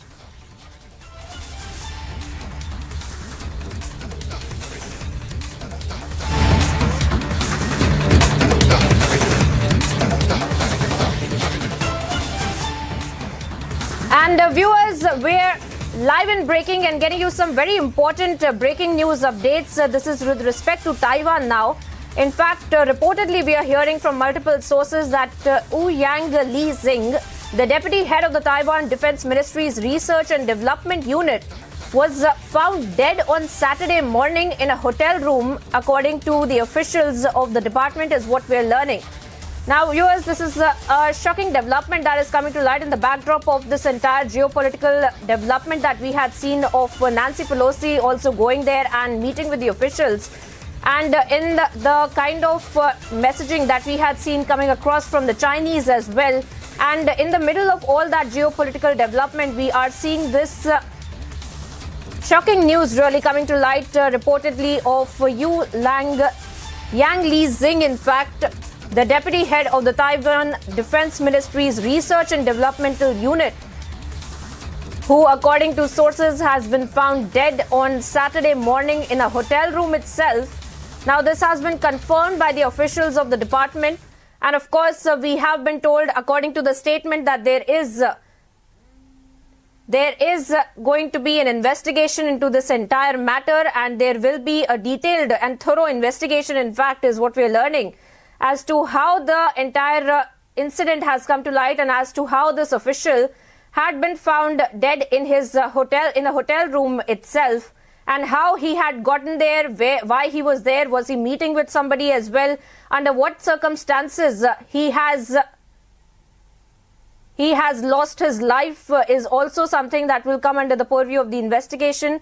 And of course, we will be getting you all those details as to what was the reason for his death, and if there will be a post-mortem as well, that will be done as well, and we will be getting you all of those details, because viewers, it's an important development that we are seeing. We're tracking for you in the middle of in the backdrop of the entire geopolitical development that we are seeing pertaining to the Taiwan and China and the US as well, as we had seen just hours ago how Nancy Pelosi had gone there. And there was a subsequent kind of a reaction from the Chinese as well. And we have now also seen the kind of statements that had come to light from Nancy Pelosi and the Taiwanese officials. And now in the backdrop of that, we are seeing how an important member of the government machinery, that is the deputy head of the Taiwan Defense Ministry Research and Development Unit, in fact, has turned up dead on Saturday morning, that is today itself, in a hotel room. And this has, in fact, been confirmed by the officials of the ministry as well. And of course, we are awaiting more and more information, viewers, but we are tracking for you this very important development from Taiwan in the backdrop of this very important geopolitical development that we have seen pertaining to Nancy Pelosi's visit.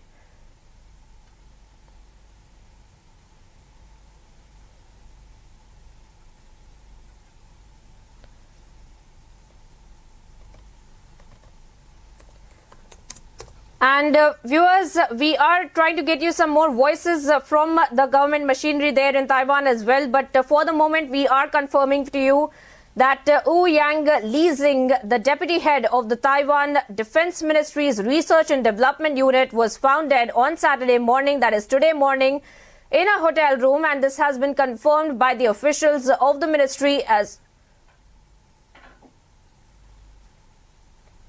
Hello? Hello?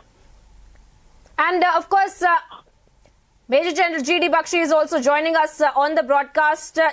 Sir, if I could come to you about this massive development that we are tracking from Taiwan, where we are seeing that the deputy head of Taiwan Defense Ministry Research and Development, in fact, has turned up dead.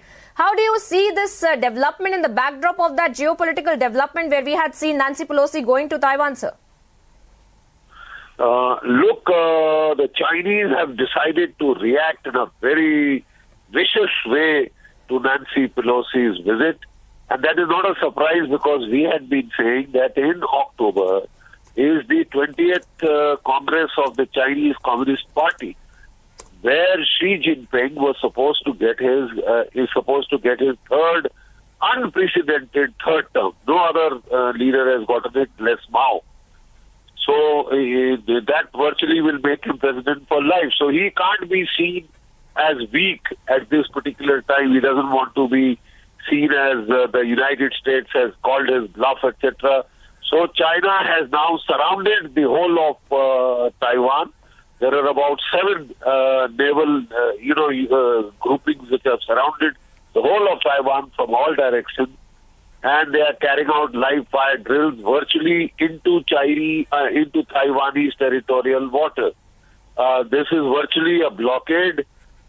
This has been extended till Monday, and it remains to be seen what the Chinese do on Monday.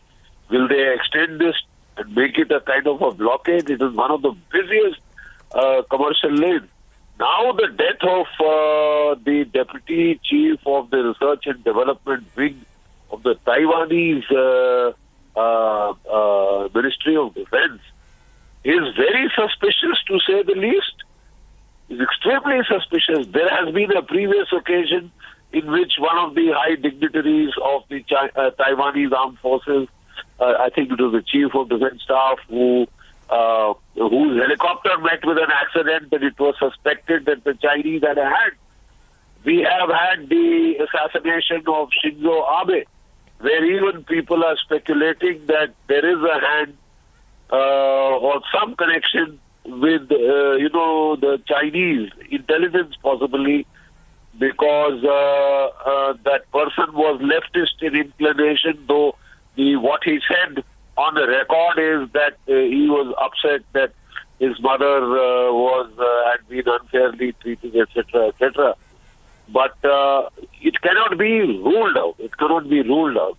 So there has always been this string of, assassinations which are rather strange, rather curious, and far too much of a coincidence to be taken. Otherwise, of course, it remains to be seen what exactly was the cause of it. Sir, just to give you some more information, very quickly to give you some more information, and then you can continue, sir.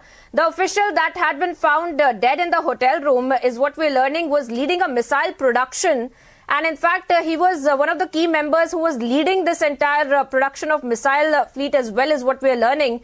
And of course, he had been also closely working with the Institute of Science and Technology, and he had been found dead in a hotel room while he was going there at a business trip, is what we're learning. I think we will have to await some official announcement from the Taiwanese Ministry of Defense. They would quite obviously order an inquiry and inquisition into how he has died, what is the cause of his death, if it is attributable to natural causes or it is attributable to something more suspicious. We'll have to await the official announcement from the government of Taipei in Taiwan. But on the face of it, it is, given the circumstances, there is cause for suspicion, there is cause for speculation as to what and the timings of it. So we will quite obviously have to await something more official from the government of Taiwan before we can conclusively say anything. But let me be candid and forthright. On the face of it, it seems extremely suspicious. The timings are extremely suspicious. And we will have to await the government of Taiwan's well, absolutely, Major General G.D. Bakshi. Of course, we will have to wait for an official word. Very rightly, you're saying that, of course, it is suspicious, but we will have to wait for an official word from the government there right now. But these are the initial reports, viewers, that we are breaking for you, where the official, in fact, has been found dead in the hotel room while he was there at a business trip.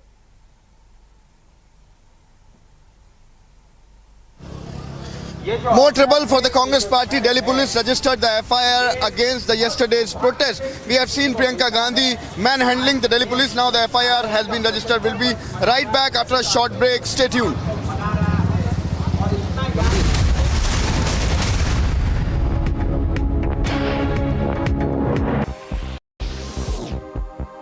Ukrainian soldiers used self-propelled artillery in the Kharkiv region, and the action took place while Russia continued to shell Ukraine's second largest city and to press its offensive in the east, while Ukraine tries to retake territory in the Russian-occupied south.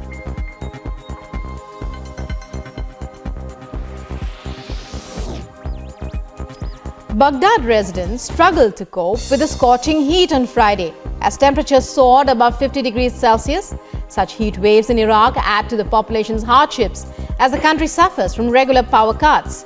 A 4-day mandatory holiday has been announced in Baghdad and 10 other Iraqi provinces as the mercury soars.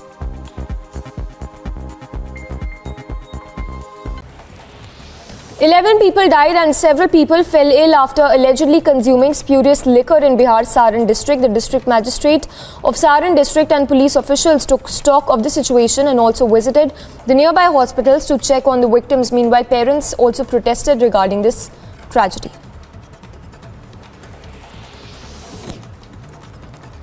In another step towards fulfilling the goal of bringing the economy of UP to a scale of $1 trillion, a meeting was held between the Infra and Industrial Development Department of UP and Deloitte India. The UP Chief Minister Yogi Adityanath attended the MOU signing program with Deloitte India.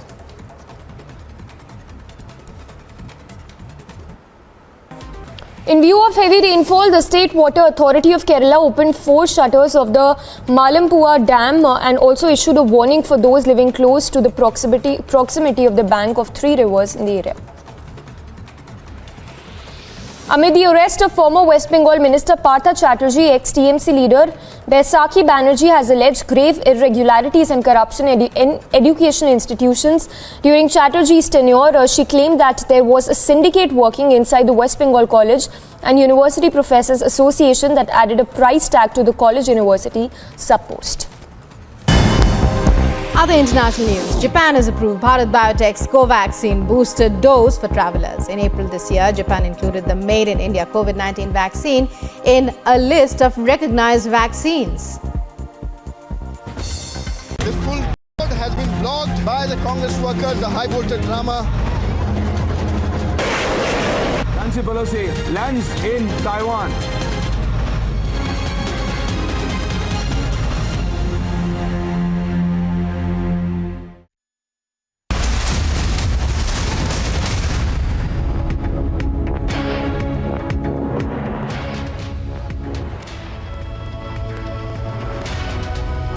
Welcome back, viewers. We are tracking for you all the latest when it comes to the Independence Day celebrations and the entire Tiranga Yatra and the Tiranga rallies that are going on across the country. We're cutting across to one such Tiranga Yatra in the national capital, where my colleague Anuj is joining me from. And Anuj, if you can hear me, take us through the visuals. At least the national flag. National flag is the identity of every individual, every Indian. It's the pride of every Indian, and we should celebrate like that. Thank you. So that was Gautam Gambhir from the Tiranga Yatra, whom we were talking to, as the politicization of the same has been done by the opposition party, and he was speaking about the same. We tried to ask him on the FIR also, but he did not respond on the same. But yes, as we are talking about the Tiranga Yatra, let me give you the visuals from the main stage. Let me give you the visuals, the preparation which has been done by the Bharatiya Janata Party. So this is going to be the Tiranga Yatra. We have just spoken to Gautam Gambhir, and Gautam Gambhir, they are making it clear that what exactly is the agenda, but this should not be politicized. At least this should not be politicized. That is the line which has been taken by the Gautam Gambhir. So this exactly is the preparation. This is going to be 75 kilometer Tiranga Yatra, what I have been told, and you can see the preparation which has been done. This is going to be a bike rally. Anurag Thakur, the Union Minister, is also expected to be here. I can see Vijay Panda of the Bharatiya Janata Party at this point I am speaking. Ramesh Bidudi is there on the stage, and Vijay Panda has spoken now. We will try and get a word from Vijay Panda also, what exactly he has to say about the same. But as we do know that this is going to be a big Tiranga Yatra. We'll try and speak to Vijay Panda. We'll try and speak to Vijay Panda. Sir, what do you have to say about today's Tiranga Yatra, sir? You can have your camera show the crowd. There is a massive crowd of youth. The whole country and especially the youth take pride in the Tiranga. They believe in the greatness of our nation, of our democracy. As I was saying, our Prime Minister Modi ji has succeeded in enthusing the entire country, and this time on the 75th Independence Day, crores of households will be flying the Tiranga. Mr. Panda, how it has been politicized by the opposition parties, what do you have to say on the scene? You see, our love for the Tiranga has been so successful with the people that the opposition are completely scattered. Some of them have been forced to abandon their tukde gang friends and have been forced to emulate us and also do Tiranga Yatra. Others have become so crazed by this nationalism in the country that they are wearing black clothes and protest to avoid being interrogated by the authorities for their crimes. Mr. Panda, as we are talking about the same, let me tell you the latest, an FIR has been registered on yesterday's protest. We have seen how even Priyanka Gandhi was manhandling with the Delhi police personnel. This was not limited to a normal Karyakata or someone, but this is the top brass of the Congress party.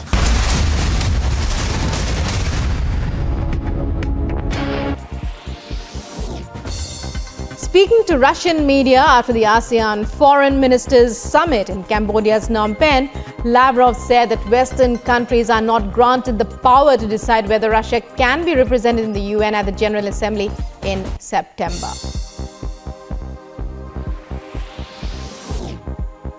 Sergei Lavrov claims Russian President Putin and US President Joe Biden have a special channel for communicating. Speaking to Russian media after the ASEAN summit, Lavrov says Russia is ready to discuss exchange of prisoners between Russia and the US within the framework agreed upon by the two leaders after a US WNBA basketball star was sentenced to 9 years in jail in Russia. And a roundup of news and brief. Delhi police has elevated its preparedness for the security arrangements in the national capital on the occasion of 75th Independence Day. The DCP note said that no person or place has been left unverified.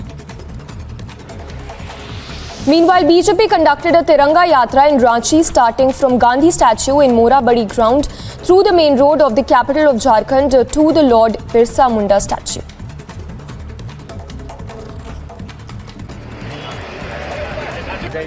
This full road has been blocked by the Congress workers, the high voltage drama. Nancy Pelosi lands in Taiwan.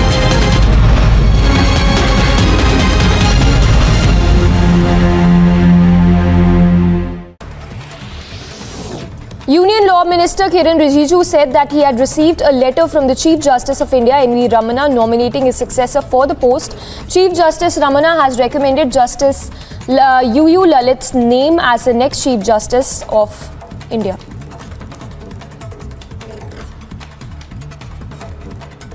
I have received the letter from the Chief Justice of India nominating the next possible successor to become the Chief Justice of India. There is a process, we are following the process, and in due course of time we will do all the necessary action. Ukrainian soldiers used self-propelled artillery in the Kharkiv region, and the action took place while Russia continued to shell Ukraine's second largest city and to press its offensive in the east, while Ukraine tries to retake territory in the Russian-occupied south.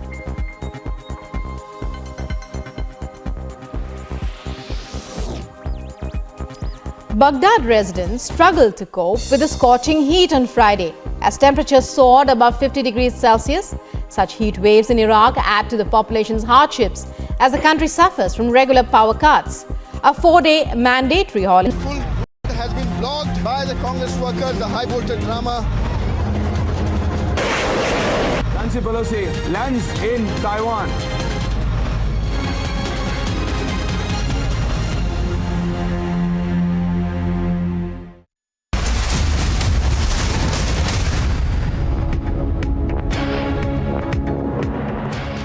You're watching Live and Breaking on Republic, and breaking news at this hour after the Congress Black Friday protest.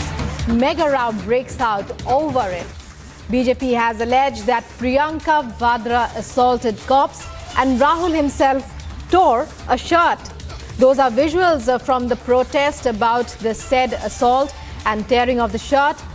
Rahul and Priyanka, as you can see clearly in those stills. Rahul apparently tore a shirt and Priyanka twisted a cop's arm during the Black Friday protests that have created a furor that there seems to be no end of which, after various groups protested against the selection of the day and the timing. Now, allegations of assault on the part of Priyanka and Rahul also coming in. Priyanka apparently kicked a cop and twisted the arm of a cop. Also, Rahul apparently tore someone's shirt during the duration of the protest. Meanwhile, we've also received reports that the Delhi police has lodged an FIR regarding the protest.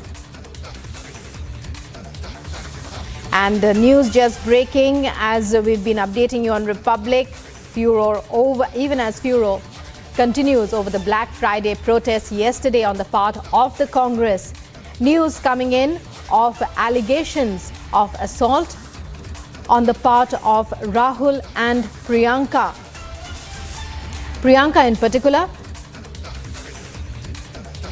Priyanka Vadra in particular accused of twisting the arm of a cop, also kicking the police personnel. Let's listen in to reactions that are coming in to these allegations. Reactions in relation to this piece of breaking news. Mr. Vijayant Panda now on Republic. See, the Congress protest yesterday was actually an attempt to disrupt the law and order of this country. Protest is allowed legally and non-violently, but here they were disobeying Section 144, blocking traffic, harassing people, and as you pointed out, they were assaulting police. That is not a protest. And under the guise of price rise, they were actually humiliating and insulting the country on the day that the Ram Janmabhoomi foundation stone was laid. And the way they behaved with authorities, with police, the law should deal with them. The FIR has been already registered now. They should be subject to the course of law.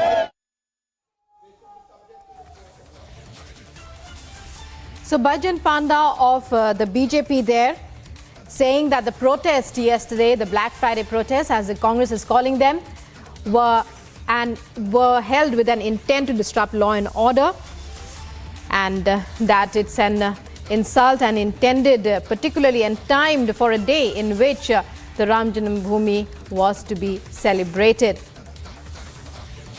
Meanwhile, breaking news coming in, allegations of assault on the part of Priyanka Vadra in particular during the Black Friday protests which took place yesterday in New Delhi, in which police personnel had to work overtime in order to maintain law and order. मानसिकता क्या थी, 70 साल इनकी मानसिकता क्या थी, और वो कल काले वस्त्र डाल के इन्होंने पूरे जो तुष्टीकरण की राजनीति में एक समुदाय को इन्होंने एक संदेशा अच्छे से कल भेज दिया, और हम लोगों को संदेशा दे दिया कि हम आप लोगों से कितने नफरत करते हैं और आपके प्रभु राम से हम लोगों को कितनी चिढ़ है।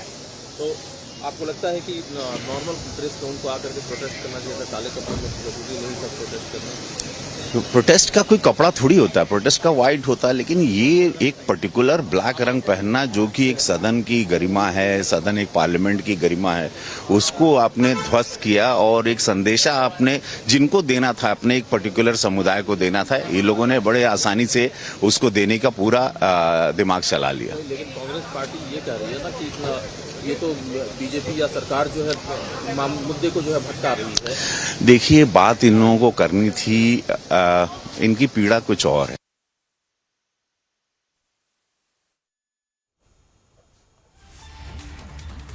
So reactions, back-to-back reactions there to Congress's Black Friday protest. Earlier in the morning, we had heard how sons in Ayodhya were extremely offended by the protests, which they felt were intended as particularly timed on the day of the celebration of Ram Janmabhoomi. More breaking news coming in now. The Delhi police says that 65 MPs have been detained.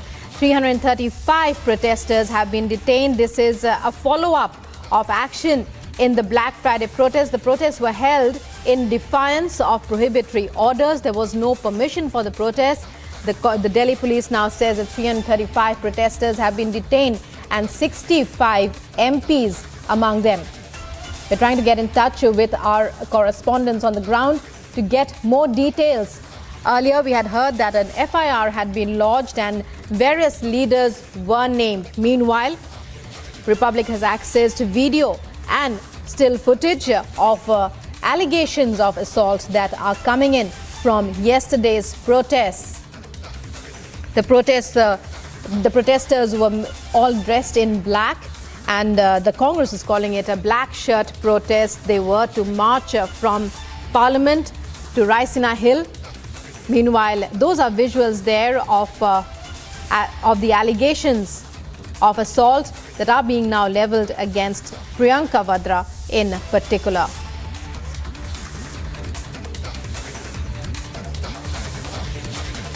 It's said that the allegation is that Rahul tore a shirt and Priyanka twisted the arm of a police personnel. Also kicked a cop.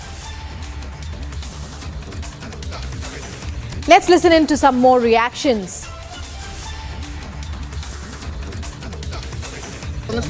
See, the Congress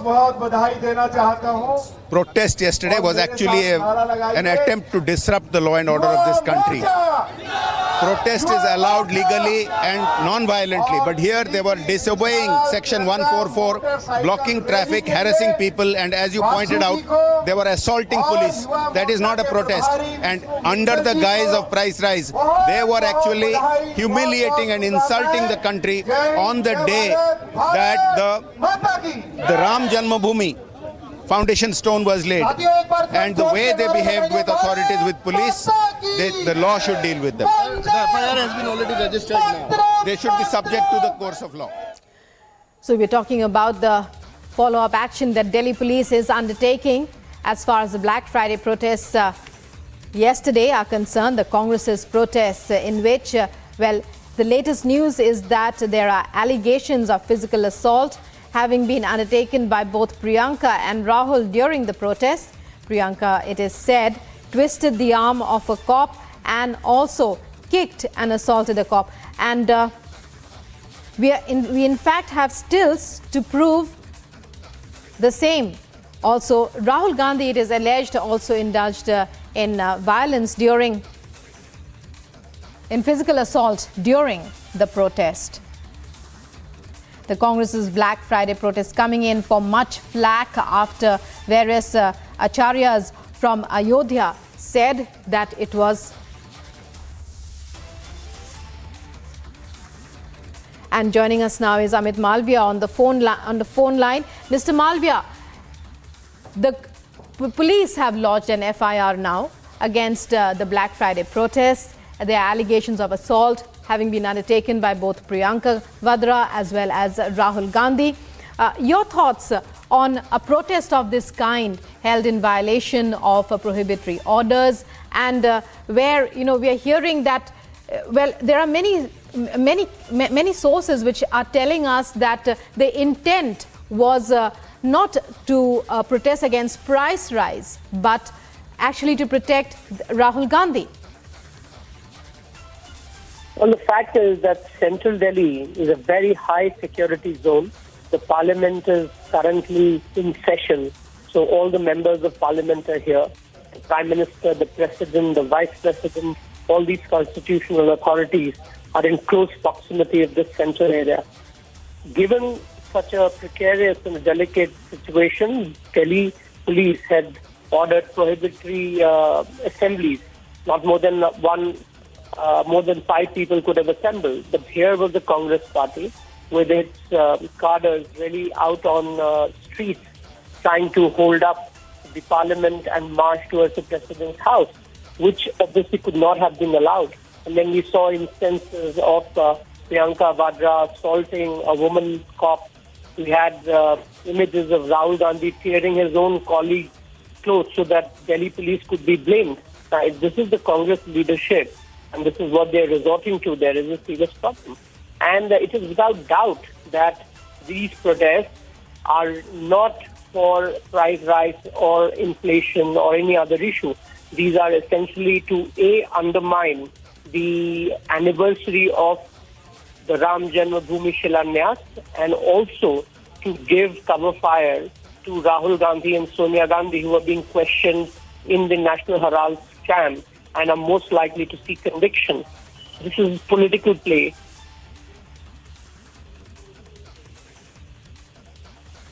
Well, various Hindu groups have expressed their displeasure, have expressed how they are offended. It's an offense to an entire community. The fact that the protests were held wearing black on a day when the Ram Janmabhoomi should have been celebrated. That's the point, and this is not the first time, and it can't be a coincidence that every year after the Shilanyas in 2020, the Congress has organized a protest on the same day in 2021 and then again in 2022 on the same day. Yesterday they wore black cloth as a mark of protest for the Shilanyas. So it is in some sense belittling the sentiments of the majority Hindu community of this country who waited so long for the Ram Janmabhoomi temple to come up. The Congress is very subtly sending a message to its constituents that they are still opposed to the Ram Janmabhoomi, that they are opposed to the Hindu sentiments and faith of millions of people in India and around the world. Well, we are also getting visuals and there are allegations of assault both on the part of Rahul Gandhi as well as Priyanka Vadra. Your thoughts? The fact is that we have seen several protests in this country, but never have we seen leaders who are supposedly faces of their party descend to this kind of chaos and this kind of ruffianism, as I would call it, jumping over the barricade, sitting on the road for protest, is nothing but play for the cameras. You take away the cameras and they will probably go home. Rahul Gandhi tearing Dipender Huda's shirt. The visuals are there for everybody. Why? Because so that they could blame the Delhi police for being high-handed. Now, if this is the kind of leadership that the Congress is banking on to revive their fortunes, then God bless them. But clearly it does not seem like they understand that in a democracy, protest has to be done in a certain manner. This is the kind of stuff that, the youth wing of parties essentially do. But here you have a situation where the supposed Prime Minister in waiting of the Congress party is doing all kinds of things. Right, Mr. Malviya, many thanks for speaking with Republic. So, well, the BJP there very clear about its stand on the Black Friday protests that were held today, that were held yesterday in the national capital, in which police following up in various FIRs and other complaints that are being lodged and visuals and allegations of assault coming in.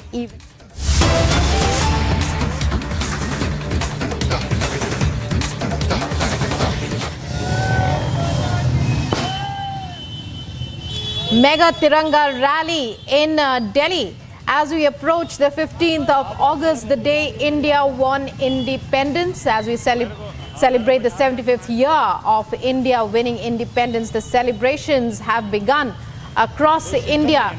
Now we are getting you visuals of tribute to the Tiranga in New Delhi.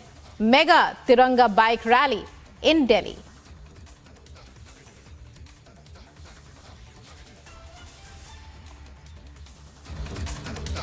This is the Tiranga Yatra of Bharatiya Janata Party from where I am reporting. This is Pandit Pant Marg, Delhi BJP office in the national capital. and behind me you can see the numbers of Bharatiya Janata Party Karyakarta who is going to start their Tiranga Yatra now from the Bharatiya Janata Party Delhi office. This is Pandit Pant Marg in the national capital, from where this Tiranga Yatra is going to start. Gautam Gambhir MP, Ramesh Baduri MP, all were here. There I can see Gautam Gambhir on the motorbike, on the bullet, where he is also going to participate in the same. And you can see numbers of Karyakartas who are going to participate. They are all having Tiranga in their hand. And as we are reporting from the Pandit Pant Marg, now this Yatra is going to start. Ramesh Baduri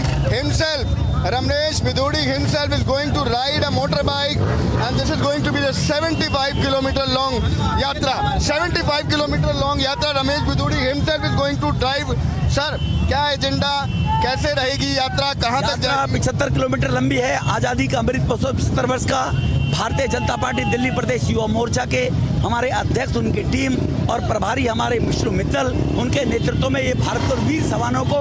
आप motor bike से ride करके जाएंगे? बिल्कुल, motor bike से ride करके। सवाल था बस जाते जाते जरा कि अपोजिशन इस पे अभी भी टिप्पणी कर रही है सर। अपोजिशन की फ्रस्ट्रेशन है, देश को लूटने का मौका नहीं मिल रहा है, उनकी फ्रस्ट्रेशन है। ये सब बहाने हैं, ईडी से अपने आप को उन्होंने बचाने हैं। That is Ramesh Baduri now who is going to move ahead, and there I'm giving you the visuals. हुआ एलजी ऑफिस ने अपना निर्णय बदला। यहीं पे इसकी सारी जड़ है कि किस तरह से नुकसान हुआ। आपको जानकारी के लिए बता दूं कि ये दुकानें खोलने के प्रस्ताव नवंबर के महीने में एलजी साहब के पास पहुंचे, क्योंकि 17 नवंबर से दुकानें खुलनी थी। नवंबर के पहले हफ्ते में एलजी साहब के पास प्रस्ताव भेजे गए। 17 नवंबर से दुकानें खुलनी थी, इंक्लूडिंग अनऑथराइज एरियाज।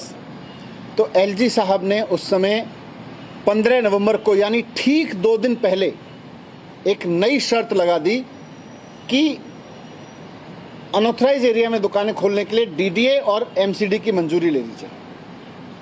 पहले जब पॉलिसी पढ़ी थी तब नहीं लगाई, उनके सुझावों पे पॉलिसी दोबारा पास होके गई तब नहीं लगाई। बल्कि ये भी आपकी जानकारी में होना चाहिए और बहुत ज़रूरी है जानना कि अनऑथराइज एरिया में एक्साइज पॉलिसी के तहत दुकानें खुलती रही हैं। दिल्ली में हमेशा दुकानें खुलती रही हैं, हर साल खुलती रही हैं, और एलजी साहब की मंजूरी से खुलती रही हैं। 2015 से मैं देख रहा हूं, मैंने उससे पहले की भी फाइलें देखी हैं, 2015 से भी पहले 10 साल की फाइलें देखी हैं। हर साल एलजी साहब के पास अनऑथराइज एरिया में दुकानें खुलने की फाइल जाती थी और एलजी साहब उसको अप्रूव करते थे। जब पॉलिसी में लिख के गया कि अनऑथराइज एरिया में दुकानें खुलेंगी, उस वक्त भी उसको अप्रूव किया। लेकिन बाद में जब फाइलों के पे अप्रूवल गया दुकानें खोलने के लिए, उस वक्त एलजी ऑफिस अचानक अपना स्टैंड चेंज करता है और कहता है कि इसके लिए डीडी और एमसीडी की मंजूरी ले लो। एलजी साहब को भी पता था कि ये मंजूरी डीडीए और एमसीडी से नहीं ली जाएगी, बल्कि राज्यपाल, उपराज्यपाल महोदय के ऑफिस से होनी है, हमेशा की तरह से जैसे पहले होता रहा था। लेकिन उन्होंने बहुत आश्चर्यजनक तरीके से एक नई कंडीशन इसमें लगाई, पूरा का पूरा स्टैंड चेंज किया। उस पॉलिसी में जो डिपार्टमेंट ने तैयार की थी उस वक्त नहीं था, जब कैबिनेट ने पास की थी उस वक्त नहीं था, एलजी साहब ने पढ़ी थी उस वक्त नहीं था, एलजी साहब ने जब मंजूर किया उस वक्त नहीं था।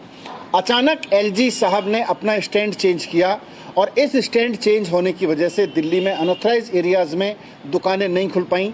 पुरानी पॉलिसी के तहत जहाँ पे दुकानें खुल रही थी वहाँ भी नहीं खुल पाईं, और उसका नुकसान ये हुआ कि जो नए लाइसेंसीज थे वो कोर्ट में गए, और कोर्ट ने ऑर्डर किए कि इनसे जो अनऑथराइज वार्ड्स हैं उनका लाइसेंस फीस न ली जाए, उनको रिबेट दी जाए, उसमें उनको रिलैक्स किया जाए लाइसेंस फीस प्रोरेटा बेस पे, और इसकी वजह से सरकार को हज़ारों करोड़ रुपए का नुकसान हुआ।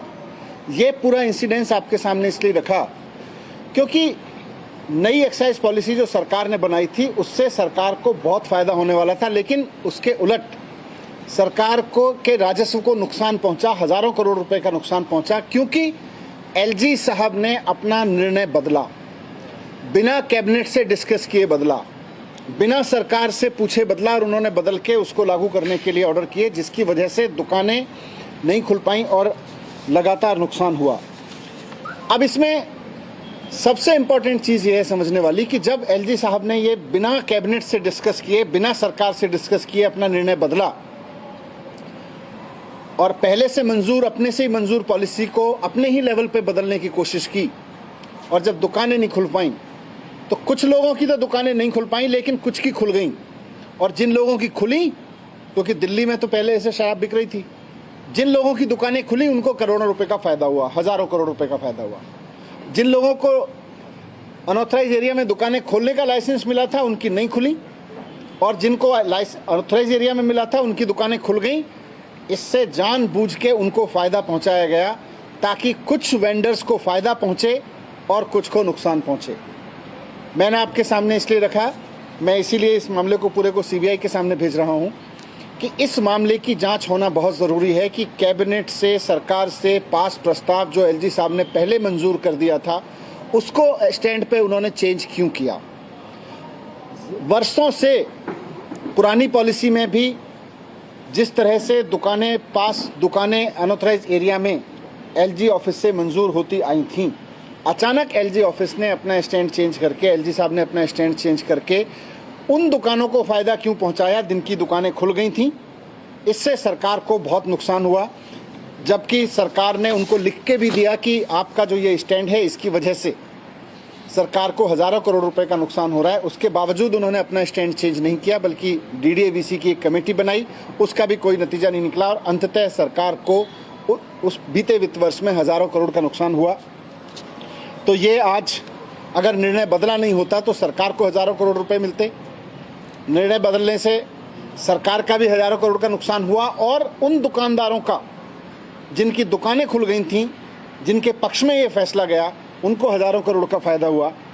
तो 48 घंटे पहले ये फैसला क्यों बदला गया, इनसे किन किन दुकानदारों को ज़्यादा फ़ायदा हुआ, और एलजी साहब ने ये निर्णय खुद लिया या किसी के दबाव में लिया, और इसके बदले किस किस को कितना फ़ायदा पहुंचा, इन सारे प्रश्नों की जांच होना बहुत ज़रूरी है। मैंने सीबीआई को लिखा है और मुझे पूरी उम्मीद है कि सीबीआई इस पर निष्पक्षता से जांच करेगी। सर, ये पहले क्यों नहीं आप लोग लेकर नहीं, ये अभी सारा मैंने फाइलें देखी है ना, एनालिसिस किया है इसमें। तो आप ये कह रहे हैं कि 44 करोड़ जो लाइसेंस फीस वेव करने वाली बात है वो इस वजह से हुआ क्योंकि दुकानें नहीं खुल पाई थी? नहीं, वो अलग मसला है। वो तो कोविड के दौरान रिलीफ दिया जिसमें कोर्ट के बहुत सारे ऑर्डर्स हैं इस संबंध में। ये सरकार को जो रेवेन्यू मिलना था वो रेवेन्यू सरकार को नहीं मिला। सिर्फ इसलिए नहीं मिला क्योंकि अचानक एलजी साहब ने अपना स्टैंड चेंज कर लिया, वर्षों से चला आ रहा स्टैंड अचानक चेंज कर लिया। नई पॉलिसी में अप्रूव जिस स्टैंड को किया उन्होंने वो स्टैंड चेंज कर लिया, और अचानक दुकान खुलने से 2 दिन पहले स्टैंड चेंज कर लिया। नहीं, और ये एमसीडी और डीडीए वाला मैटर क्यों लेकर के आए, इसको बताया नहीं? यही तो जांच होने का विषय है कि अचानक ऐसी शर्त लगा देना जो पहले पॉलिसी में नहीं थी। उससे पुरानी पॉलिसी में भी जब अनऑथराइज एरिया में दुकानें खुलती थी वहां भी नहीं थी, फिर ये अचानक 1-2 दिन पहले नई शर्त किसके दबाव में आई? ये जो पुराने वाले एलसीसी की कितनी दुकानें नहीं खुल पाई जिससे आइडिया लगेगी? मेरे ख्याल से करीब 300-350 दुकानें नहीं खुल पाई। नहीं सर, यानी कि जो भ्रष्टाचार के बीजेपी आरोप लगा रही है असली भ्रष्टाचार वहां हुआ जहां ये निर्णय चेंज हुआ, किसके दबाव में हुआ, इसमें भारतीय जनता पार्टी के किस नेता की क्या भूमिका थी, इसमें किन लोगों की भूमिका थी, जिन लोगों को फायदा पहुंच रहा था उनकी क्या भूमिका थी, इसकी सबकी जांच होनी चाहिए। मेरा ये कहना है कि जो लोग भी वहाँ डिसीजन ले रहे थे सबसे पूछताछ होनी चाहिए। सर, एलजी हाउस के द्वारा ये कहा गया कि फर्स्ट क्वार्टर में 2022-23 में इतना करोड़ का नुकसान हुआ इस नई पॉलिसी का। आप लोग अभी तक ये कहते हैं कि इससे फायदा होगा, आप ये कह रहे हैं कि वो नुकसान जो हुआ था वो सिर्फ इस एलजी के इस फैसले की वजह से हो रहा है। अगर एलजी ऑफिस ने अपना निर्णय नहीं बदला होता तो सरकार को कई गुना फायदा हो रहा था। हालांकि पिछले वर्षों के मुकाबले फिर भी इस एक्साइज पॉलिसी में फायदा हुआ, लेकिन नुकसान तो सरकार को हुआ। कंपैरेटिव आप देखेंगे पिछले वर्ष के मुकाबले तो इस पॉलिसी में फायदा हुआ, लेकिन उसके बावजूद अनऑथराइज एरिया में एलजी ऑफिस का निर्णय 2 दिन पहले बदलता है, उसकी वजह।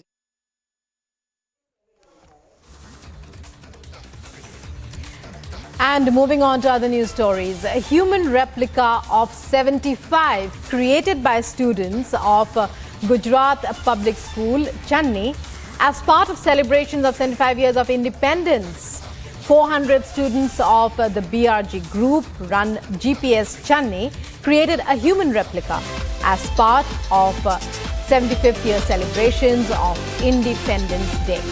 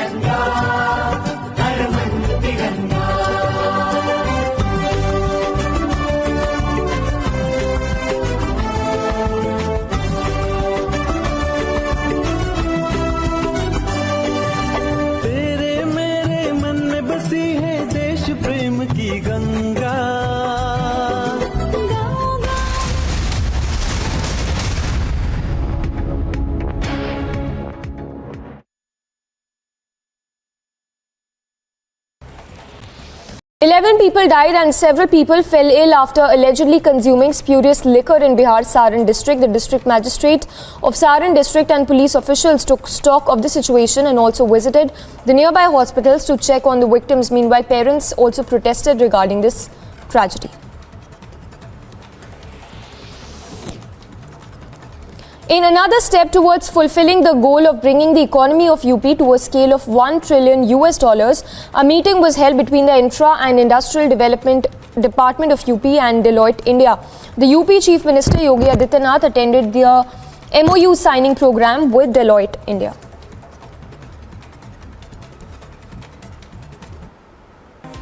In view of heavy rainfall, the State Water Authority of Kerala opened 4 shutters of the Malampua Dam and also issued a warning for those living close to the proximity of the bank of 3 rivers in the area.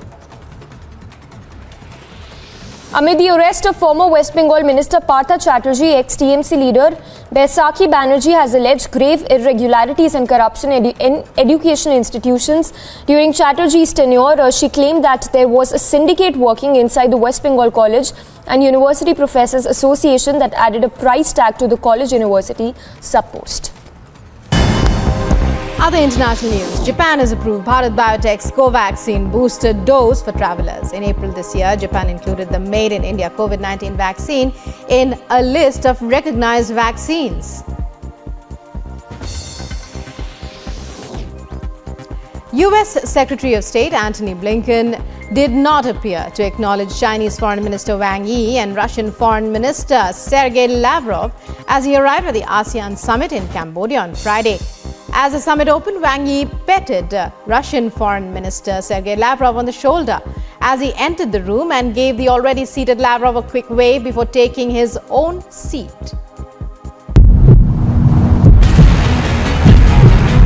He raised the issue of institutions. When the ED goes after you, these protests don't happen. Obviously, you don't understand English. What can I understand English, sir. That's why I'm asking. Mr. Rahul Gandhi raised the issue of institutions. When ED goes after you, these protests don't. Your English is wrong.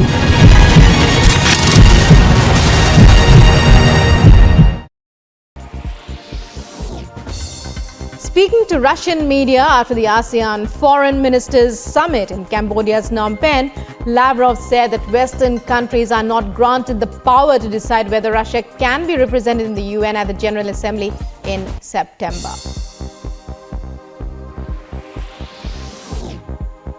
Sergei Lavrov claims Russian President Putin and US President Joe Biden have a special channel for communicating.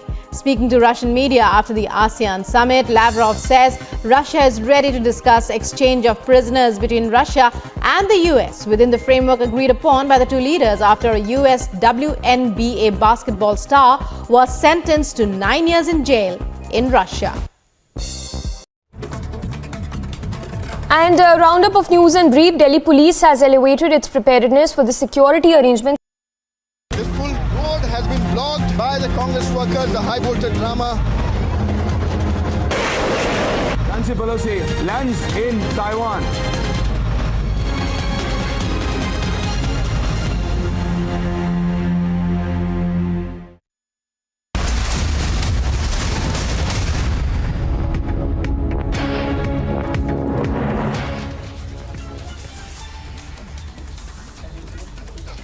Hello and welcome viewers. Thank you for tuning into Republic TV. I am Priyanka Sharma. We are live in breaking, and first up we're getting you a shocking development from the state of West Bengal, where a husband and wife duo in fact had been beaten up, tied to a tree by job seekers. Now these were Trinamool leader's son, in fact, who had been tied to a tree and was beaten up by job seekers in Bagabanpur in East Medinapur. And not only that, his wife, a member of the Panchayat Samiti, was also beaten up by the job seekers, and the Trinamool leader has allegedly embezzled lakhs of rupees in the name of giving jobs. Now reportedly the TMC leader Shiv Shankar Naye has fled the locality after the incident, is what we're learning.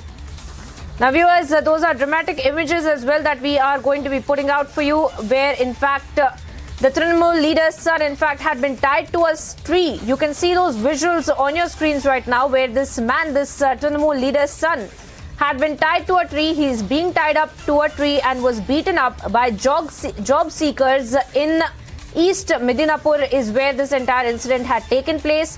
Now the TMC leader in question is Shiv Shankar Naye. In fact, he had fled the locality, and now it is his son who is being tied to a tree and beaten up. And I believe our correspondents on the ground are going to be joining us with more updates as far as this incident is concerned in East Medinapur. Saikat, I believe, is also joining us live on the broadcast. Saikat, if I could come to you about these visuals that we're putting out on our screens for our viewers right now, where the TMC leader's son had been tied up to a tree, he had been beaten up, and now these were job seekers who had cornered him, not just him but his wife as well. Walk us through the details of what had really happened, because his father, the TMC leader, has fled the locality.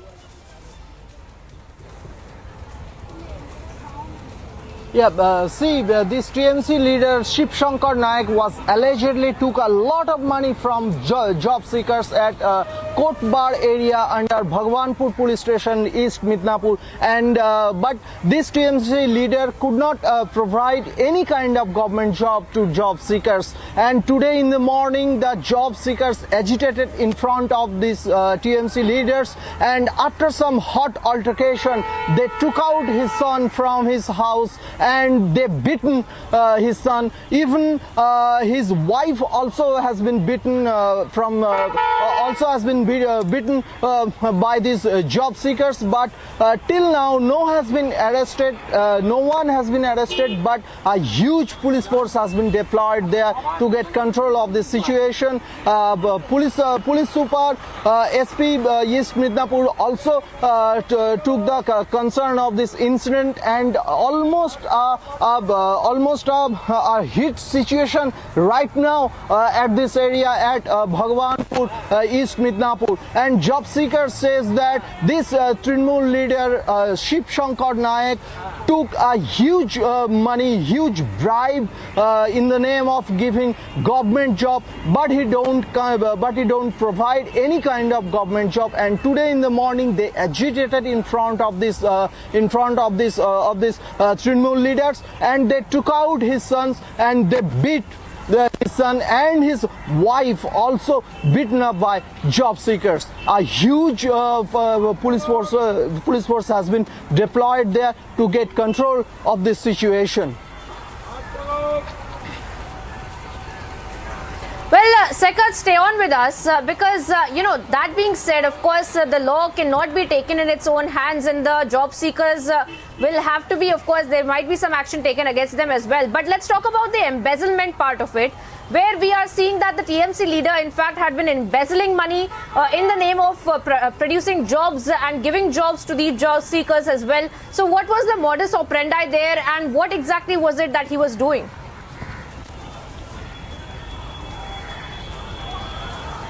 See, job seekers alleging that this TMC leader named Shiv Shankar Naik was told these job seekers that he will provide the government job in the name of government job. He took a lot of money, and he told them that he will provide all kind of government job at several government departments of West Bengal. And for this, these job seekers give a lot of money. Each almost give quite lakh of money, and for this they will provide a quite lakh of money. And in this modus operandi, this Trinamool leader,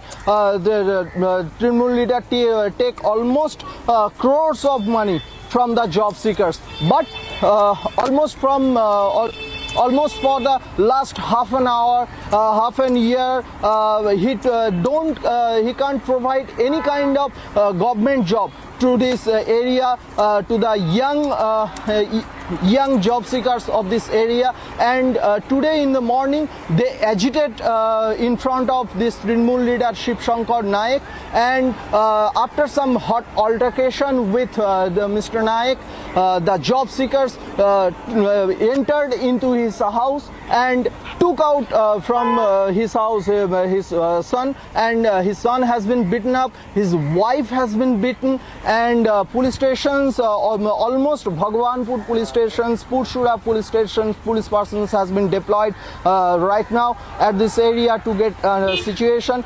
SP East Midnapur also get quite informations of this incident, that why the people, why job seekers took the law in their hand.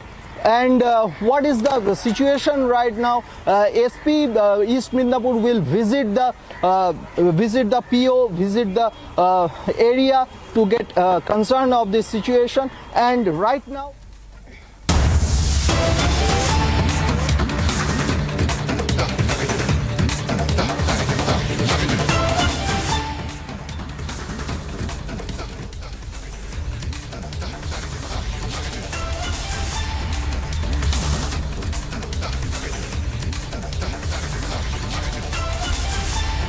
well, viewers, we are cutting across to those very crucial elections as well, where now Sonia Gandhi is gone into the parliament, where she will be casting her vote as well. And those are the visuals that we are putting out for you right now. Those are live visuals. In fact, these are the vice presidential elections for which all the members of the parliament will have to cast their vote. And in that, we are seeing Sonia Gandhi also making her way to cast her vote. We had seen how the entire controversy had erupted over and around the elections of the presidential elections, and also then subsequently the vice presidential elections as well. We have seen how the candidate itself had been a controversial one, and there had been politics from the opposition on that as well. We had seen how the opposition had tried to come together, keep their flock together during the presidential elections and also the vice presidential elections as well. And we had seen several parts of the opposition parties also abandoning ship and claiming that they give their support to Draupadi Murmu at that time during the presidential elections. And now, of course, even during the vice presidential elections, we have seen the kind of political war of words that have broken out between the ruling party and the opposition, especially the Congress party. And now how we are seeing the votes being casted by the members of the parliament, including the Prime Minister Narendra Modi in the morning, along with several leadership of the BJP as well, of course, as members of parliament casting their vote. And now we are seeing several leaders of the opposition party also. You can see those ballots in those visuals right now, viewers. The opposition candidates as well, the opposition members of parliament, I beg your pardon, also casting their votes right now. And we had just been getting you the visuals of Sonia Gandhi casting her vote for the vice presidential elections that are underway.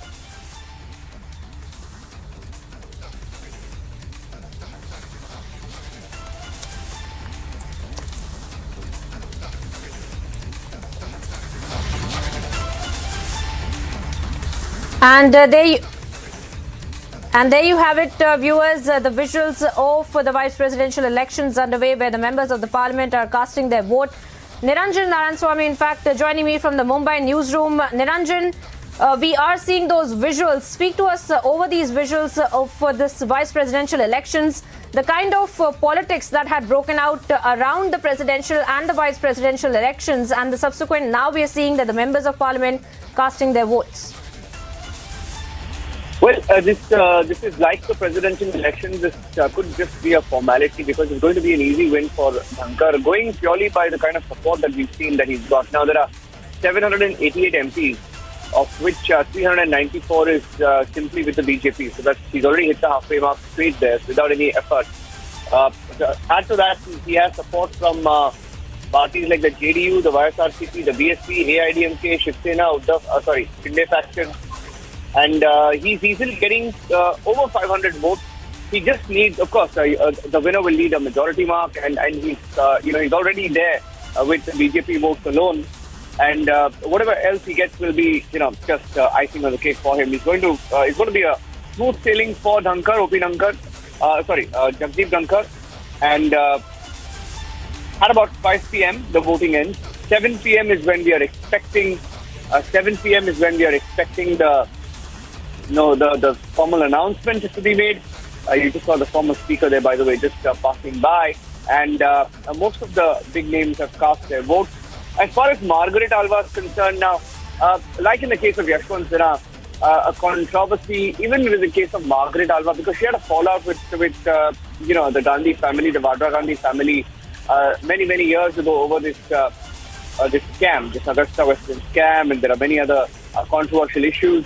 A very senior leader at one point, Margaret Alva, has also been a governor, and she's been getting support from some parties, not all, but some of the parties backing her have been the TRS, for example, extremely anti-Modi, so they've done that. Aam Aadmi Party has backed her.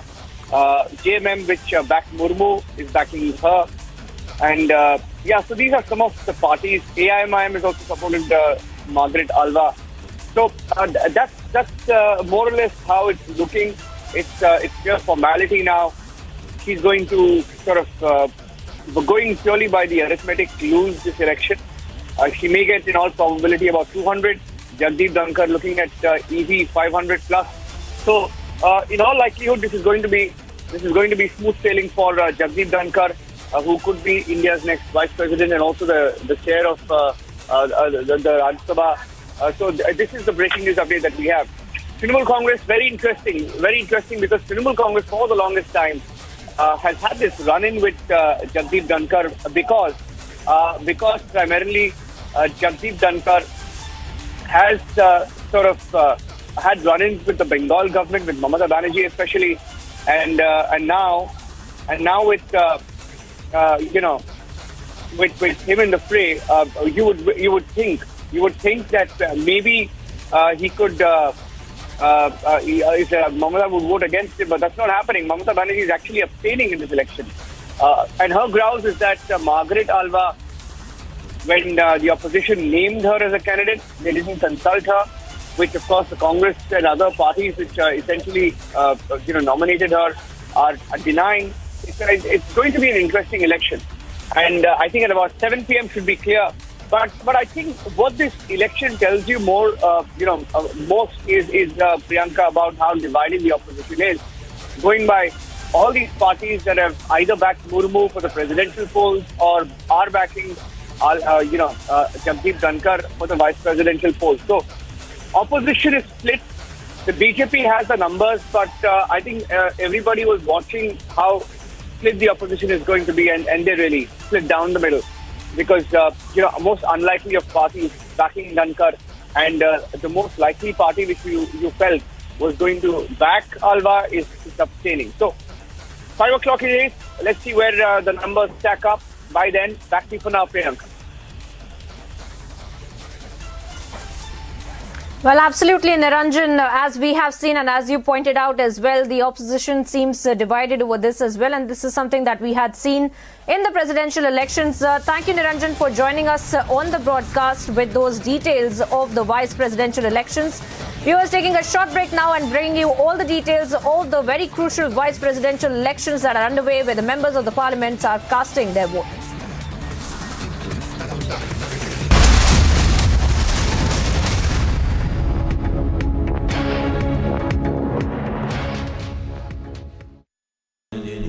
Amity has been ranked India's #1 not-for-profit private university for 9 years, with top 10 ranked institutions in management, engineering, biotech, law, masscom, telecom, hospitality, fashion and more. Yet another top ranking for Amity University. And a roundup of news and brief. Delhi police has elevated its preparedness for the security arrangements in the national capital on the occasion of 75th Independence Day. The DCP note said that no person or place has been left unverified. Meanwhile, BJP conducted a Tiranga Yatra in Ranchi starting from Gandhi statue in Morabadi ground through the main road of the capital of Jharkhand to the Lord Birsa Munda statue.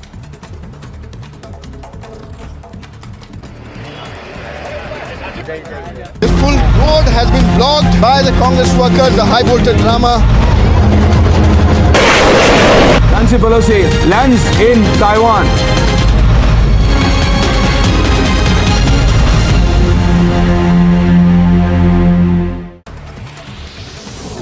Union Law Minister Kiran Rijiju said that he had received a letter from the Chief Justice of India, N.V. Ramana, nominating his successor for the post. Chief Justice Ramana has recommended Justice U.U. Lalit's name as the next Chief Justice of India.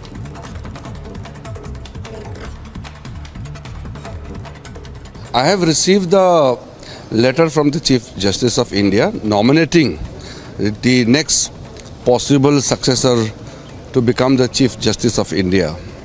There is a process, we are following the process, and in due course of time we will do all the necessary action.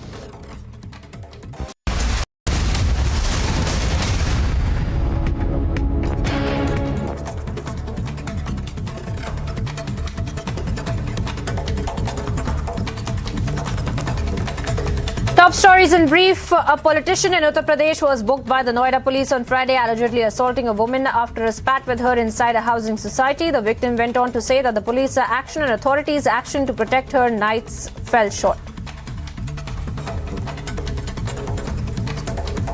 Yogi ji और सब लोग बोलते हैं कि महिलाओं की safety, but आज जो एपिसोड हुआ उसके बाद I don't think we have security in Noida. हमारी सोसाइटी में सारे सिक्योरिटी गार्ड्स खड़े थे, सब मेल खड़े थे, पर मुझे लगा कि वो शायद लेडी के साथ बदतमीजी ना करे, बट जब उसने मुझे भी टच किया, मुझे पुश किया, एंड ही सेड अगर तुम प्लांट्स टच करोगे तो मैं तुम्हें टच करूंगा. तुम कैसे एक लेडी से ऐसे बोल सकते हो?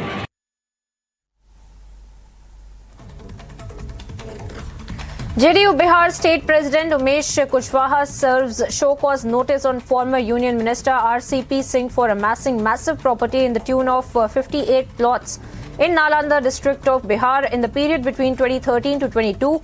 Now, the JDU State President Umesh Kushwaha has also stated in his letter that RCP Singh did not even mention the said purchased property in his elections.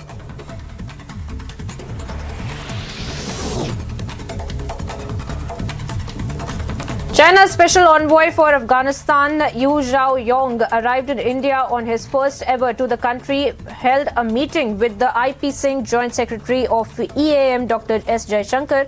They agreed to encourage engagement, enhance dialogue, and give positive energy for Afghan peace and stability.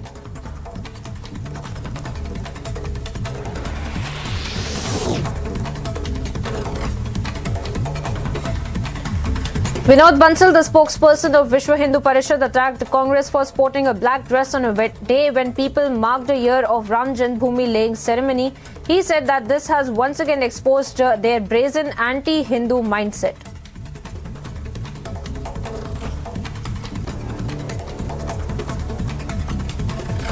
Ayodhya की विजय पर, श्री राम जन्मभूमि की जीत पर जहां हर्ष का उत्सव होना चाहिए था, कांग्रेस ने काले कपड़े पहन करके और देश की राजधानी में प्रदर्शन किया. ये कांग्रेस की उसी राम विरोधी, देश विरोधी मानसिकता, संविधान विरोधी.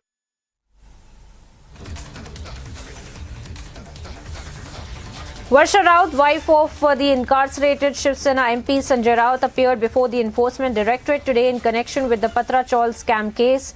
Varsha Raut was summoned for questioning at the Ballad Estate office of the Enforcement Directorate.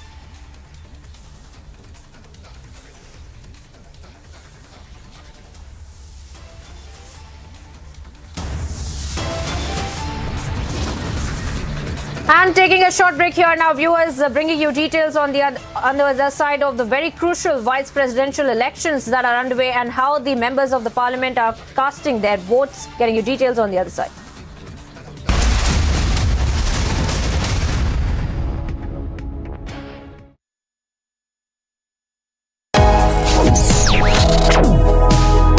Reading allows us to become familiar with ourselves. We don't read, we won't know what is knowledge. I just find it very interesting to know people's lives, how they went through certain situations, how they dealt with things. So wherever you want to go in life, if you read books along those lines, then that would really help you in growing. Reading could mean a million different things to every individual. What does it mean to you? Visit readindia.info to find out more.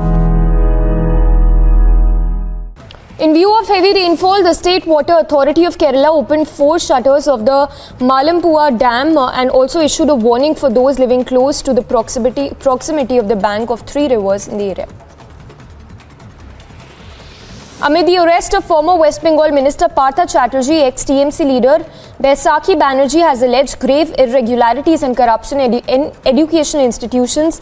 During Chatterjee's tenure, she claimed that there was a syndicate working inside the West Bengal College and University Professors Association that added a price tag to the college-university sub-post. Other international news. Japan has approved Bharat Biotech's Covaxin booster dose for travelers. In April this year, Japan included the Made in India COVID-19 vaccine in a list of recognized vaccines. US Secretary of State Antony Blinken did not appear to acknowledge Chinese Foreign Minister Wang Yi and Russian Foreign Minister Sergei Lavrov as he arrived at the ASEAN summit in Cambodia on Friday. As the summit opened, Wang Yi petted Russian Foreign Minister Sergei Lavrov on the shoulder as he entered the room and gave the already seated Lavrov a quick wave before taking his own seat.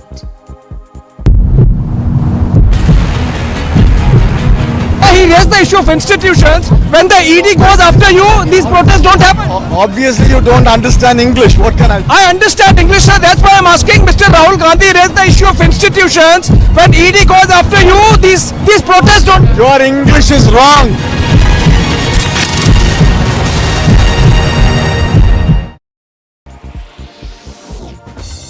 Speaking to Russian media after the ASEAN foreign minister. There is a joke in Pakistan and they say that whenever America gives aid to Pakistan, whenever there are dollars flowing or whenever America gives any sort of help, when Saudi Arabia, when China, when the UAE gives Pakistan aid or loans, the property prices in London and Dubai go up. That is the level of corruption of Pakistan. So what has happened in the recent past is those dollars have dried up. Today as I speak to you, the Pakistani rupee is trading 250 to the US dollar. And today Pakistan is unable, absolutely, to take advantage of its geopolitical location. The geopolitical rent, as I would like to put it.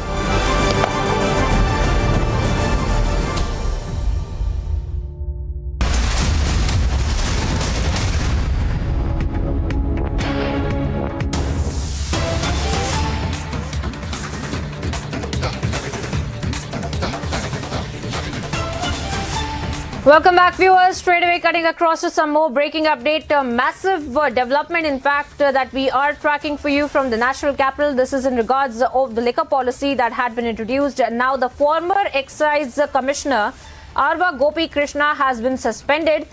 Now, the LG had instructed the chief secretary to take action against Gopi Krishna, and action taken on 9 more officers is what we are learning. Now, this included the former Deputy Commissioner Anand Tiwari. He was also suspended, is what we are learning. Now, viewers, there had been a lot of political developments as well as far as the liquor policy that had been introduced is also concerned. And it was an issue that had been raised by the BJP as well, claiming that this was the ploy of the government there to line their own pockets, and then, of course, that there is a bias when it comes to the implementation of this new liquor policy as well. But now in the latest, what we are learning is now, of course, our colleague correspondents on the ground also getting you all the updates. Anuj is joining me on the broadcast. Anuj, tell us more about this recent development when it comes to the liquor policy.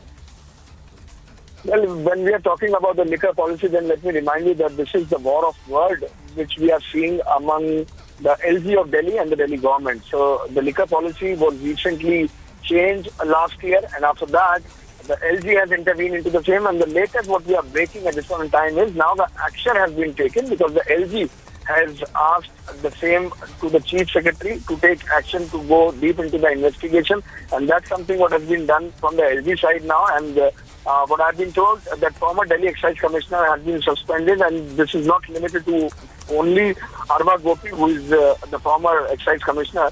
And apart from the Excise Commissioner, former Excise Commissioner, this is 9 more.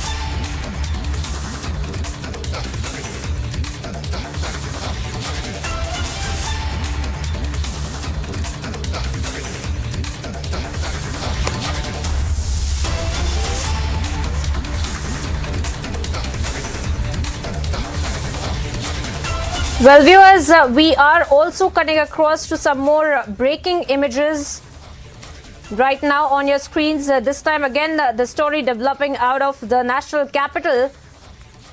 And we are going to get you all the latest when it comes to the developments that we are tracking, when it comes to the liquor policy as well, and how the kind of developments that we have been tracking for you as far as the BJP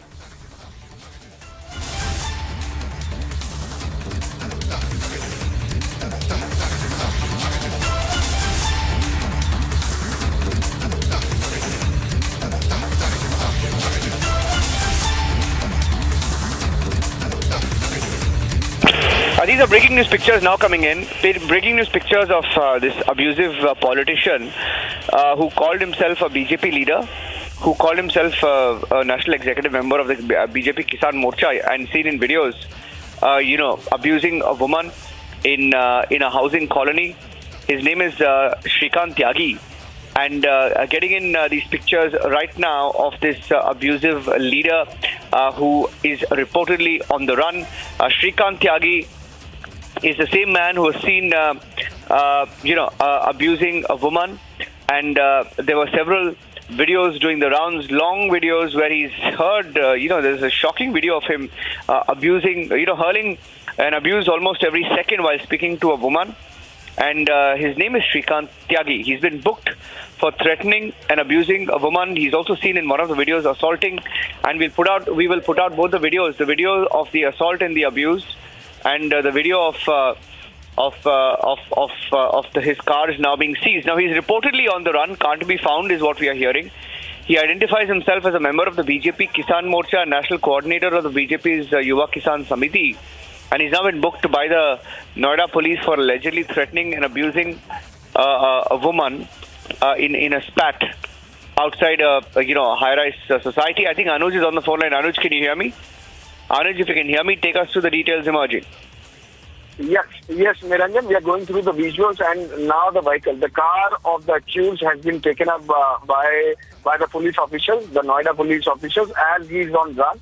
And Noida police is looking for the man who was seen there in the video, who is a BJP Karyakarta and a BJP leader from the Noida itself, belongs to Kisan Morcha of Bharatiya Janata Party from Noida. And we have seen in the visuals, Niranjan, we have seen in the video how he was misbehaving, the abusive language was used, even manhandling, pushing the woman. So all is there in the video. And now the FIR has been launched, the complaint has been registered, he's on run, and Noida police at this point in time is in action, and we are seeing in the visual the Fortuner car that belongs to the leader has been taken up by the police in the custody, and they are looking more deep into the angle that where exactly this man is. The people around him or it is known to is also being questioned. What I've been told is also being asked about his whereabouts. that where exactly the leader is. But at this point in time, this is the initiative, this is the action, rather we should say, which has been taken by the Noida police. Noida police there in action could be clearly seen. In the visuals we have seen the Fortuner car that belongs to the leader has been taken up by the Noida police. They are looking into the angle. They are looking for the man, for Tyagi, who was seen in the video, who belongs to BJP Kisan Morcha of Noida, what we have been told, and he's on the run.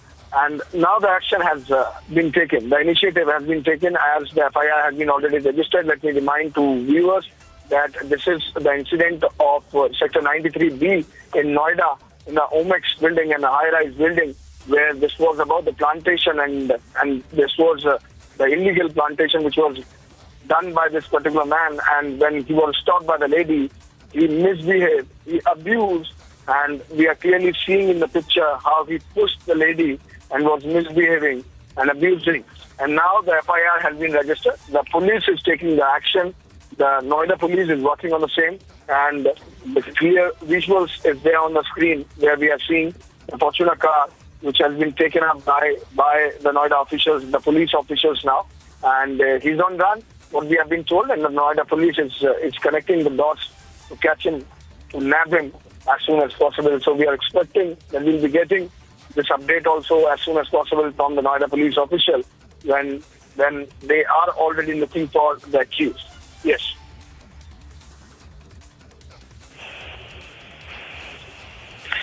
Yeah, right. Same of it. In what we understand is that the car that has been nabbed off the absconding, remember a politician who called himself to be a BJP leader. The video of him went viral in which he was heard hurling abuses at a woman, in fact threatening and heckling the woman in this particular area, the visual that you're also putting on our screens right now.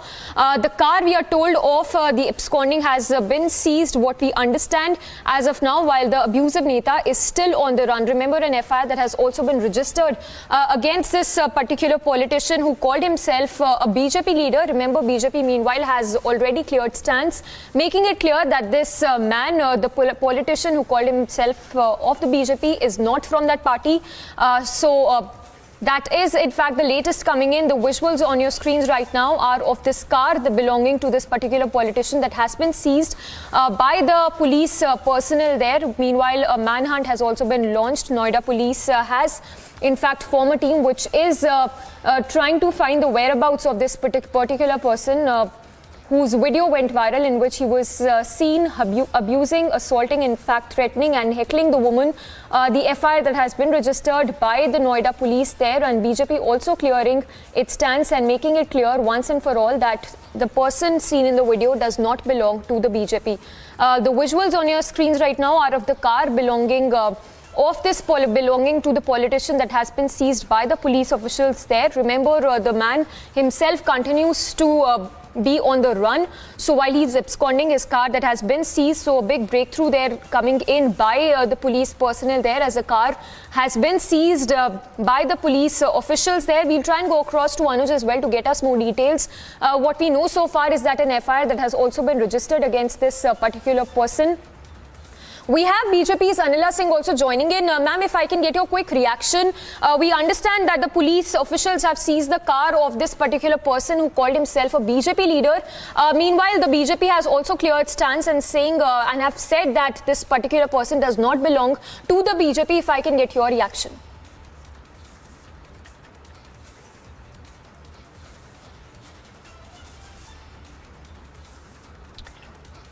Ma'am, if you can hear us, Anila Singh, if you can hear us, if I can get your response to this incident coming to light from Noida, where the man was seen threatening, hurling abuses and heckling this woman. We understand that he called himself a BJP leader, whereas BJP has made it clear that this person does not belong to the party. Absolutely. There is no place for any person in Bharatiya Janata Party who doesn't respect women. And if he was worker of Bharatiya Janata Party, or whether he was not a worker from Bharatiya Janata Party, it doesn't matter. If anybody takes law in his or her hands, action will be taken against that person. And this is what UP police, Noida police has done. He misbehaved with women. He didn't have any respect for the women there, and certain other issues were there. So police, though this lady didn't file the complaint, but the police, they filed FIR against him. So that is the working policy of Yogi government in Uttar Pradesh. Very soon he will be arrested, and right action will be taken against him. Ma'am, just a follow-up question. We understand that this particular person who is absconding, who is on the run, in his social media profile, he had very clearly mentioned that he belongs to the BJP. So can we expect some action there coming in from the BJP? Is BJP planning to take some action with regard to this person putting out a false claim that he belongs to the party? See, I know one thing, any person with such character doesn't have any place in Bharatiya Janata Party. Our party has crores of workers. But if any person wants to take law in his or her hand or wants to show some sort of strength in a wrong way, he doesn't have any place in Bharatiya Janata Party. All right. Thank you so much. That was BJP's Anila Singh responding to this incident coming to light from Noida, where this person who was seen hurling abuses, in fact, he was seen threatening and heckling this woman in his social media handle. He called himself a BJP leader, whereas the BJP has made it clear that he is not from the party, and a big breakthrough as well coming in with the police personnel there having seized the vehicle belonging to this person who is absconding as of now. Remember, we also told you earlier how the police has already formed a team as well to nab the accused who is on the run as we speak. So the police trying to nab the accused there. In the video that went viral, the man was seen threatening the woman, the video that went viral on social media as well. In fact, in the latest, what we know is that an FIR that has also been registered, and the police has recovered the vehicle as well belonging to this particular person who boasted, who called himself a BJP Neda, whereas he does not belong to the party. The visuals on your screens right now are from yesterday, where on the left side you can see how the man was seen assaulting this particular woman. He was seen hurling abuses, and on the right side you can see the vehicle belonging to the leader that has been seized by the police personnel there. So a breakthrough coming in there by the police personnel, as the car belonging to this particular abusive Neta has been seized, whereas teams have also been formed to nab the accused.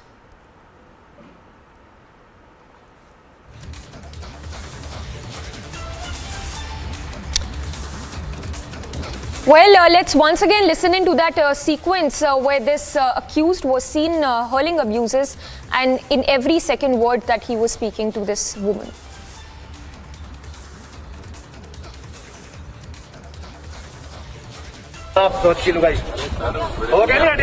तेरे पति को भी जानता हूँ, को मैं समझी। अगर लगाना पेड़ पे इलाज कर देना कहीं पर बुला के स्टाफ को, तुझे 2 बोरी के गाड़ देगा, तू पेड़ उखाड़ देगी यहाँ। ये मेरी प्रॉमिस है। किसने कहा? अरे हमने खरीदी है भाई पूरी। ये हाँ पूरी। तू मालिक है यहाँ की? मैं अपने फ्लैट की मालिक। तो जा वहाँ चल, वहाँ चल, इसे लेके यहाँ से। कोई नहीं। वरना राजवीर से ध्यान रखना तू चली जाएगी वैसे भी इलाज करके यहाँ से। चल। जो है लीगल वो होएगा, लीगल कुछ कुछ न कर पाएगी तो चल यहाँ से। आप तो बिल्कुल मत लगाना। ले।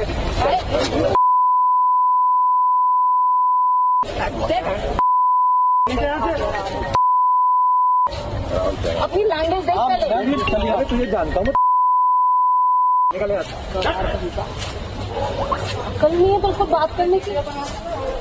जानता हूँ तेरी हैसियत में। ओ प्लीज, मैं तुम्हारी भी जानता हूँ।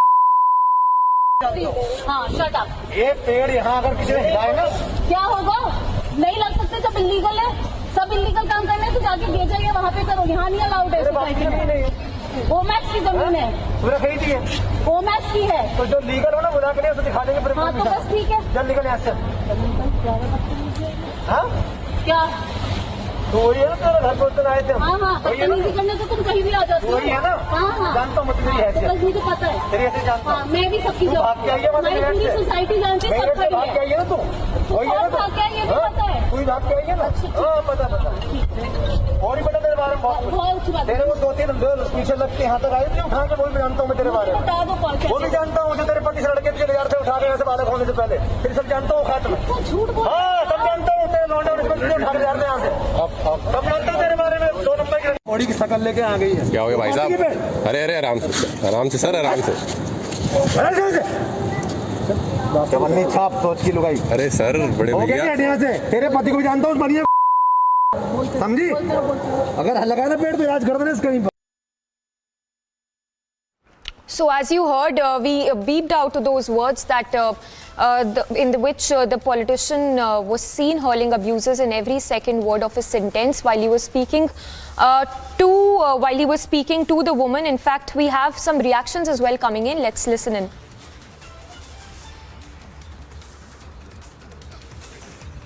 Well, we have a guest also joining us right now. We have Rajkumar Chahar of the BJP MP joining us on the phone line. Sir, if I can get your quick response to this shocking incident that has come to light from Noida, where this man who called himself a BJP leader was seen hurling abuses, threatening, heckling this woman living in his locality.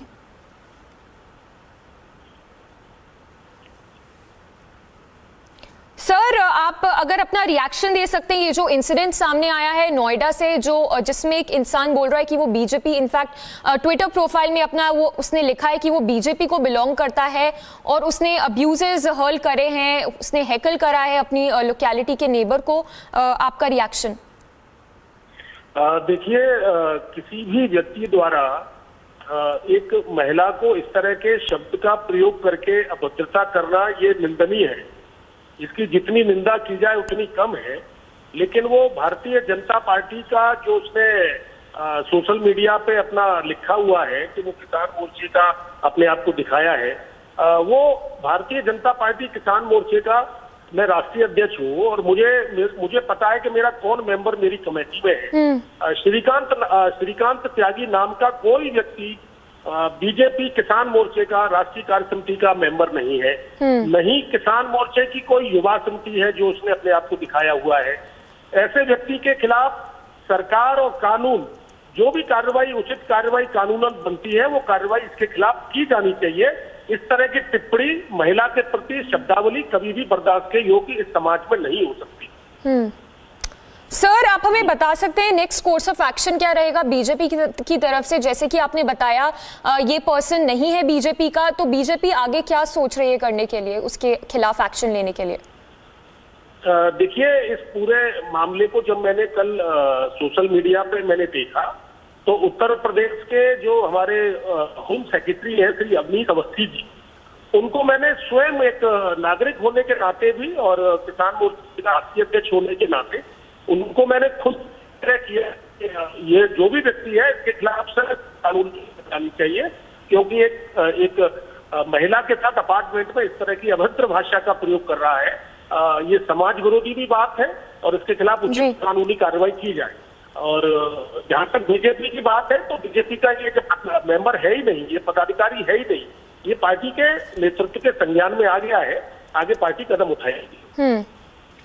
All right, thank you so much for speaking to us. So the BJP MP there telling Republic, making it clear that the person seen in the video is not of the BJP. So clearly facts on the table now that the person seen in the video who had taken to a social media account to brazenly say that he belongs to the party is not of the BJP is what the confirmation is also coming in right now from the BJP MP himself. In fact, another breakthrough that is coming in this case is that the police have seized the vehicle belonging to this particular person who's seen in this video, in which he was seen abusing, threatening and heckling the woman. So the police there have launched a massive manhunt as well to find the person seen in the video who is on the run as we speak. Another big breakthrough that is coming in that the police has seized his vehicle. In fact, an FIR that has also been registered against this particular person. So big action there by the police officials there as far as this case is concerned, which came to light from Noida, where the man was seen abusing, assaulting a woman living in his locality. And the BJP MP there clarifying and stating the facts that the person seen in the video is not from the party.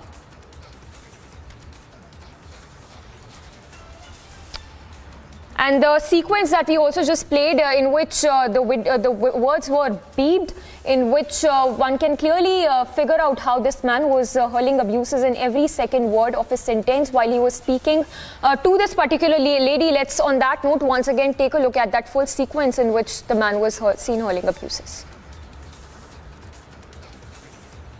आप सोच की लुगाई हो गया ना हटिया से तेरे पति को भी जानता हूँ बनी को मैं समझी अगर लगाना पेड़ पे इलाज कर देना कहीं पर बुला के स्टाफ को तुझे 2 बोरी के गाड़ देगा तू पेड़ उखाड़ देगी यहाँ ये मेरी प्रॉमिस है किसने कहा अरे हमने खरीदी है भाई पूरी ये है पूरी तू मालिक है यहाँ की मैं अपने फ्लैट की मालिक तो जा वहाँ चल इसे लेके यहाँ से कोई नहीं वरना राजवीर से ध्यान रखना तू चली जाएगी वैसे भी इलाज करके यहाँ से चल जो है लीगल वो होएगा लीगल कुछ कुछ ना कर पाएगी तो चल यहाँ से आप तो बिल्कुल मत लगाना ले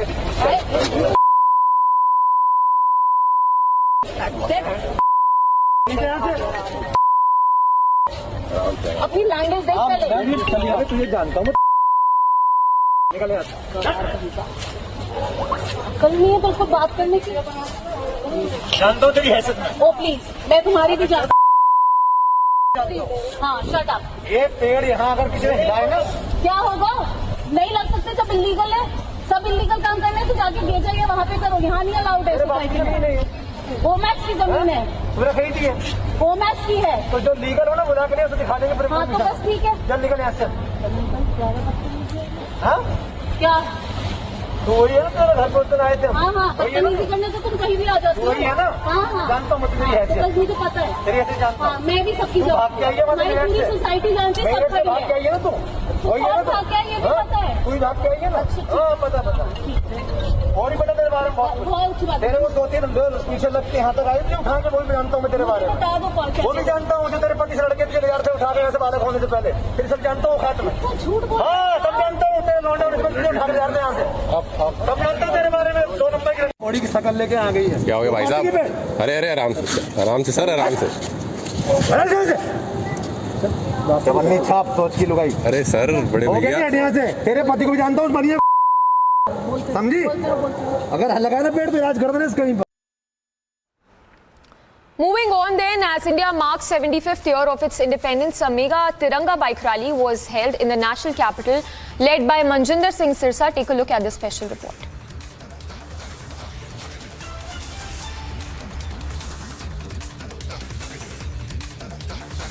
Entire Lieutenant Delhi and Central Delhi is painted in tricolor. I will show you the visuals because Manjinder Singh Sirsa along with G. Kishan Reddy, the Tourism and Culture Minister, you can see is on bike, and more than 750 bike riders are here. Sikh bike riders with Kesari Dastar. Wearing Kesari Dastar, you can see clearly Manjinder Singh Sirsa is leading, and behind him is sitting on the back seat G. Kishan Reddy, Tourism Minister. These are the visuals of Har Ghar Tiranga campaign we have seen in entire country. Har Ghar Tiranga campaign. Under this campaign, bike rallies are being carried out, showing the importance of national flag. And in this bike rally also, this bike rally is going to 7 kilometers till Maitri School in Patiala House Court. So these are all Sikh bike riders with their amazing bikes here in the roads of Lieutenant Delhi, and they are moving from here till the Maitri Public School, showing the importance of national flag and how the emotion is invited not only in every individual, but it is also duty of every citizen that national flag to be hoisted at top of their household, because as Tourism Ministry states, more than 80 crore households they are ensuring that will host national flag at top of their residences houses. So these are visuals from national capital under the Har Ghar Tiranga campaign. We also saw 2 days back how BJP MPs were taking out bike rallies and scooties. We saw Smriti Irani, we saw Gautam Gambhir, Manoj Tiwari also, when they were taking national flag on their bikes, scooties and scooters. Now similarly, Sikh bike riders are here. We had word with Manjinder Singh Sirsa and G. Kishan Reddy as well. Both of them clearly said that we are trying to send a message to every individual across the country that this year we are celebrating 75th year of independence, the 75th anniversary of India's independence under the Azadi Ka Amrit Mahotsav. This is clearly the beautiful visuals which we are getting from the central Delhi, Lutyens Delhi, where you can say all from all over NCR Sikh bike riders are here atop of their bike. National flag can be clearly seen. So this is a message which is being sent across the country that the emotion which we have in our hearts, sometimes they need to be shown.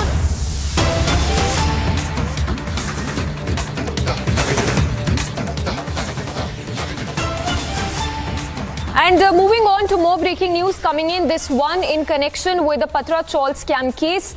Latest what we understand is that Sanjay Raut's wife is being questioned by the Enforcement Directorate. Now this is in relation to over 1,000 crore rupees Patra Chawl scam. We have Alicia reporting live from outside the Mumbai ED office. Alicia, if you can help us understand how is the line of questioning going to be like, especially in relation to the arguments that were made by the Enforcement Directorate in the court with respect to Sanjay Raut's wife's role. Well, yes, Amiksha, it's very important to know that at this point of time where Sanjay Raut's wife, Varsha Raut, who was summoned for today, and she has already appeared before the Enforcement Directorate office in Mumbai. Now, it's been more than 2 hours that she's been grilled over the transaction that has taken place. Because last hearing, when Sanjay Raut was produced before the special PMLA court, Enforcement Directorate has clearly mentioned the transaction that was made in her account. There were 1.8 crore of money that was transferred in Sanjay Raut's wife Varsha Raut account, and that is where the documents has also been transpired in the seizure, in the searches that was conducted by Enforcement Directorate on the first day when Sanjay Raut was brought in the ED office, and he was questioned for around 6 hours, and later he was placed under arrest. But what is more important is what we have been told by our sources, that it is highly possible that Sanjay Raut and Varsha Raut will be confronted with each other over the documents that has been recovered, because that are the documents which has clearly shows there are money that has transferred in the account of Varsha Raut by Pravin Raut, and that has really transpired during the investigation while ED was looking into the matter in the Patra Chawl case. Let me remind this, well, it's a case of 2008 where there was a proposal that came in for the tenant society, that is with the Patra Chawl people. There are tenant society where the proposal came with Guru Ashish Construction Private Limited, where Pravin Raut was the director and also the Mahada. So the proposal that was made, that it's a 40-acre land, and in that land there will be the redevelopment. Importantly, what has been mentioned, that it will be go into 3 portions, but that has never happened. It's been 14 years where the tenants are actually waiting that their society, they will get a flat of their hard-earned money. But that money is something been diverted by Pravin Raut to his close associates and close aides, including Sanjay Raut and his family. And what is mentioned, as I mentioned, what AD has made a point before the court, that is special PMLA court, when Sanjay Raut were produced, and AD was asking for the custody, clearly mentioning that there are cash transactions, there are unaccounted cash, and moreover there are documents that has been recovered which completely, like that totally transpired the link of Sanjay Raut and his family with Pravin Raut, and also with the Patra Chawl case, after court has sent Sanjay Raut to restricted custody till 8th August. But right after that, we even know that there was a summon that was issued to Varsha Raut, and at this point of time, where Varsha Raut has already reached Enforcement Directorate, I'll just ask my video journalist Sunil to show you the picture in and around, where at a certain point on the same 3rd floor, where her questioning is being underway, it is highly possible that Varsha Raut will be confronted with her husband, that is Sanjay Raut, because he's already in the same building and he's been questioned by the Enforcement Directorate as well. There are many documents that need to be confronted with Varsha Raut as well, because it's not about the property that has already been attached by the Enforcement Directorate, that is of Dadar flat, but there are also properties that has come in a land parcel in the form of land parcels and agreements. It's a 10 land parcels and 8 agreements that has come forward before the ED. The documents is with the Enforcement Directorate, which is why she need to be confronted. She need to answer in all those land parcel which has come across, because it was her name, under her name and Swapna Patkar, where those land parcel were brought in, and that was purchased even after the source of income was Pravin Raut. So it's a very important and a crucial investigation that has been ongoing, and of course in the coming days whether to see whether she will be arrested or not, because it's a more transaction that has come forward. That's in the name of Varsha Raut, and even the details of the transaction has been asked from the concerned bank. So that is also what going to be come in the further hearing, that is when Sanjay Raut will be produced before the special PMLA court. But yes, at this point of time, where Varsha Raut has already entered, it was 11 when she entered the enforcement directorate, and she's been quizzed by the enforcement directorate in the Patra Chawl scam case. Yes. Alisha, if you can very briefly talk to us about Praveen Raut's role as well, because we understand in the arguments that were made by the ED, it very clearly mentioned in the court that Praveen Raut was the frontman of Sanjay Raut in connection to the Patra Chawl scam case. Well, yes, Samiksha, this is what an enforcement director has mentioned before the special PMLA court. Already informed that Praveen Raut was a front and actual beneficiary was Sanjay Raut. There are many properties in the name of Varsha Raut that was brought in by Praveen Raut, but that was under the name of Varsha Raut and Sapna Patkar, including the land parcel in Alibag and even in Mumbai. Because in the month of April, we know that enforcement directorate has already attached some property asset worth rupees 11.15 crore, and moreover there are cash that has been even recovered from the enforcement directorate. While talking about the Praveen Raut, well, yes, it was, as I earlier mentioned, that it was a case of 2008 when first registered with the economic offence wing of Mumbai police, and later enforcement directorate has started probing into the matter when they got to know that this is a case something about 1,054 crore. But what ED has been looking into is 112 crore transactions, and also this is something very important where enforcement directorate has been quizzing at this point of time Varsha Raut. It's been 2 hours where she's been quizzed by the enforcement directorate in a Patra Chawl case. Minute-to-minute update and all the exclusive breaking only on Public TV. We'll be back after the break. Stay tuned.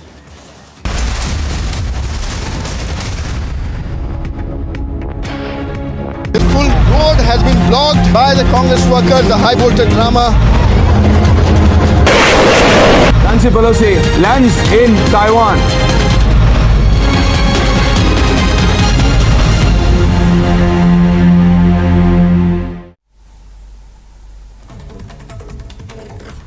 JDU Bihar State President Umesh Kushwaha serves show cause notice on former Union Minister RCP Singh for amassing massive property in the tune of 58 plots in Nalanda district of Bihar in the period between 2013 to 22.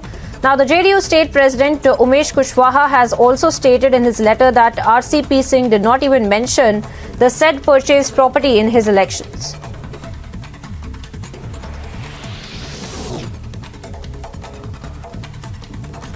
China's special envoy for Afghanistan, Yu Zhaoyong, arrived in India on his first ever to the country, held a meeting with the IP Singh Joint Secretary of EAM, Dr. S. Jaishankar. They agreed to encourage engagement, enhance dialogue, and give positive energy for Afghan peace and stability.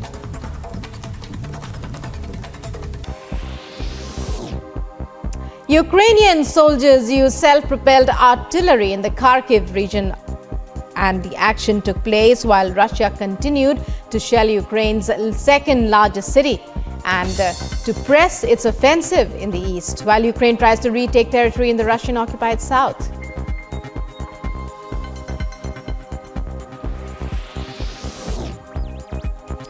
Baghdad residents struggled to cope with the scorching heat on Friday as temperatures soared above 50 degrees Celsius. Such heat waves in Iraq add to the population's hardships. There is a joke in Pakistan, and they say that whenever America gives aid to Pakistan, whenever there are dollars flowing, or whenever America gives any sort of help, when Saudi Arabia, when China, when the UAE gives Pakistan aid or loans, the property prices in London and Dubai go up. That is the level of corruption of Pakistan. So what has happened in the recent past is those dollars have dried up. Today, as I speak to you, the Pakistani rupee is trading 250 to the US dollar. And today, Pakistan is unable, absolutely, to take advantage of its geopolitical location, the geopolitical rent, as I would like to put it.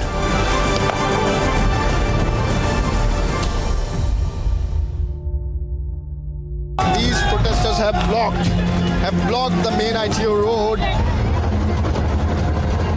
Nancy Pelosi lands, and she's coming down now. Nancy Pelosi.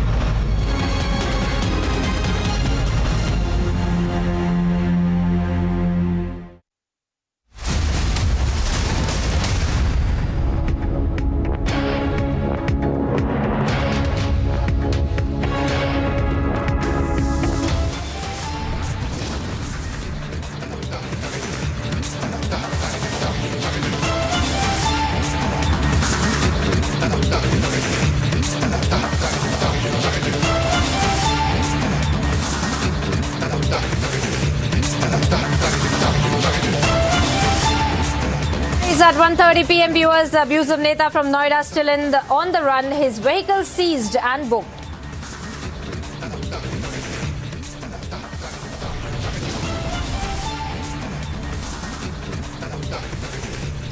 Now BJP distances with the abusive leader, says not our leader.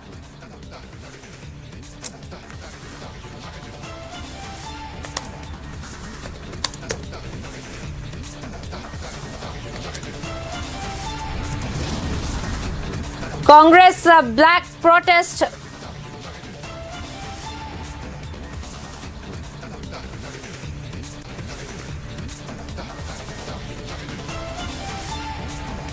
Congress black protest backfires, mega row breaks out.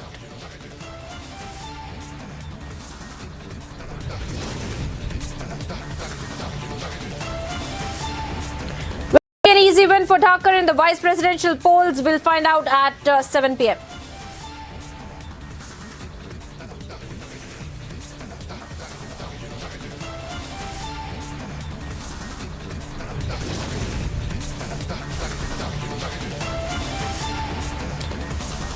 And trouble mounts for Sanjay Raut as his wife is being quizzed by the ED now.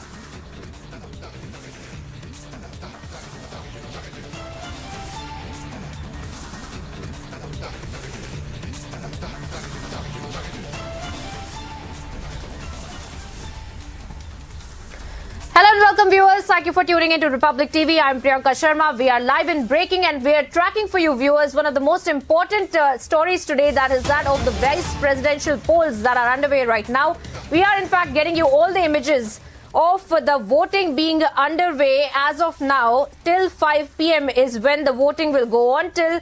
And we have seen since morning the kind of big faces, including the Prime Minister Narendra Modi, also casting his vote along with several top leaders, the members of the parliament casting their vote. Just a minutes back, we had seen Sonia Gandhi also coming in and casting her vote. And of course, we also have our senior executive editor Abhishek Kapoor joining us on the broadcast for more details.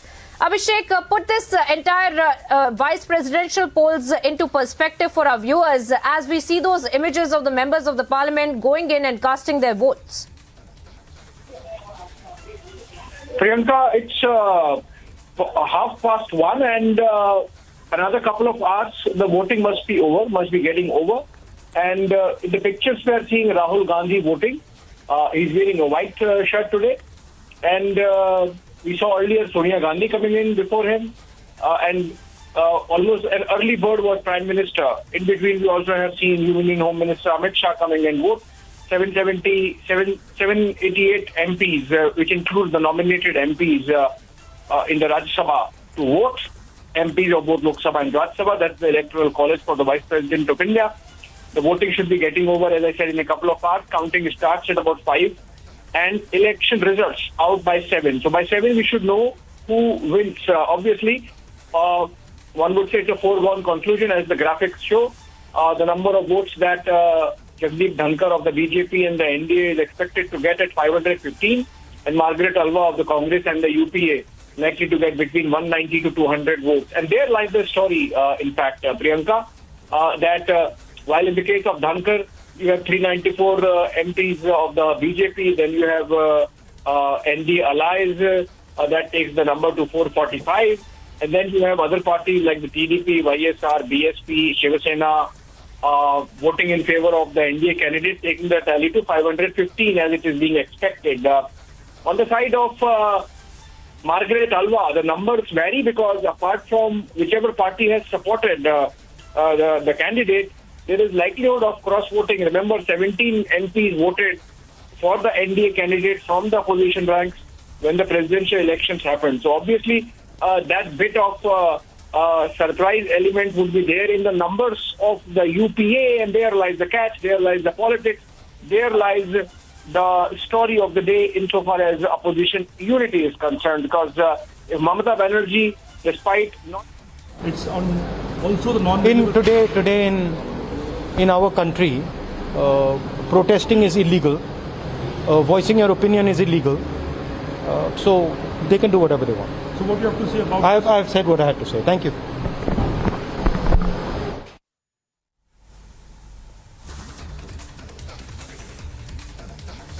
And there we just heard Rahul Gandhi, viewers, also talking about the entire controversy of yesterday's protest. We had seen Rahul Gandhi images of him really having a physical altercation with the police officials who were trying to maintain law and order. He was speaking on that just a few seconds ago.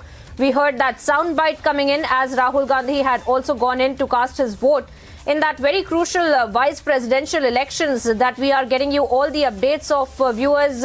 The vice presidential elections, in fact, that has been underway since morning. Since 10 a.m. to 5 p.m. is when the voting will go on. And in the morning, we had seen the Prime Minister Narendra Modi also coming in, casting his vote for, of course, Jagdeep Dhakar, who is the candidate. And, of course, from the opposition, we have seen Margaret Alva and the kind of support that has been given to her as well. And but we have also seen the kind of point of the crucial point in this entire vice presidential elections, that of the opposition, and which parties of the opposition extending their support to Margaret Alva as well. And we are getting you all the latest images, viewers, where we are seeing the members of the parliament going in, casting their vote for this very crucial vice presidential elections. And of course, we will expect the result to also come out by about 7 p.m. because the voting will go on till around 5 p.m. is what we're being given to understand.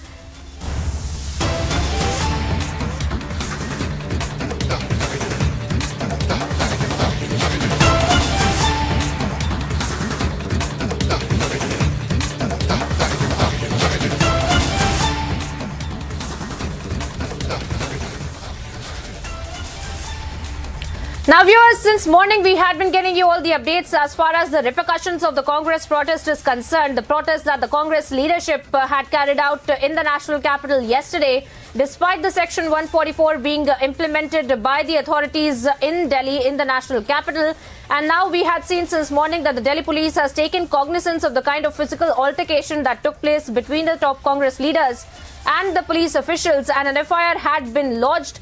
Now, attacking the authorities on the FIR, Rahul Gandhi has responded to the protest controversy. In fact, he had also said something along the lines of the fact that this government in the present day does not give freedom to carry out the protest. The protest in question, the images of that protest in question, viewers, are on your screens right now from yesterday. Since the top leaders of the Congress party had been on the streets claiming that they are carrying out a protest against the inflation, against GST as well, and also carrying out a protest against the Enforcement Directorate for carrying out this investigation of the National Herald scam, for which Rahul Gandhi, Sonia Gandhi and the top leadership of the Congress party had been summoned by the Enforcement Directorate. And now we are seeing that since the Delhi police, in fact, has taken cognizance of the kind of images that are on your screens right now and have registered an FIR against several leaders of the Congress party as well, Rahul Gandhi comes out and condemns this action and also has spoken about these images as well. Let's listen in, viewers. They can register, they can do whatever they want. Sir, it's on also the non. Today in our country, protesting is illegal. Voicing your opinion is illegal. So they can do whatever they want. So what do you have to say about? I've said what I had to say. Thank you. They can register, they can do whatever they want. Sir, it's on also the non. Today in our country, protesting is illegal. Voicing your opinion is illegal. So they can do whatever they want. Now, viewers, we just listened in to Rahul Gandhi responding to this entire FIR that has also been registered by the Delhi police. And my colleague Anuj is also joining us to give us more details since he's been on the ground tracking this story very closely. Anuj, tell us more about the statement that we just heard from Rahul Gandhi, claiming that this is the government in question today that does not allow the freedom for this kind of a protest. But the protest in question, the images we saw yesterday, Anuj, isn't it? The kind of physical altercation that broke out between the top leaders of the Congress party and the police officials.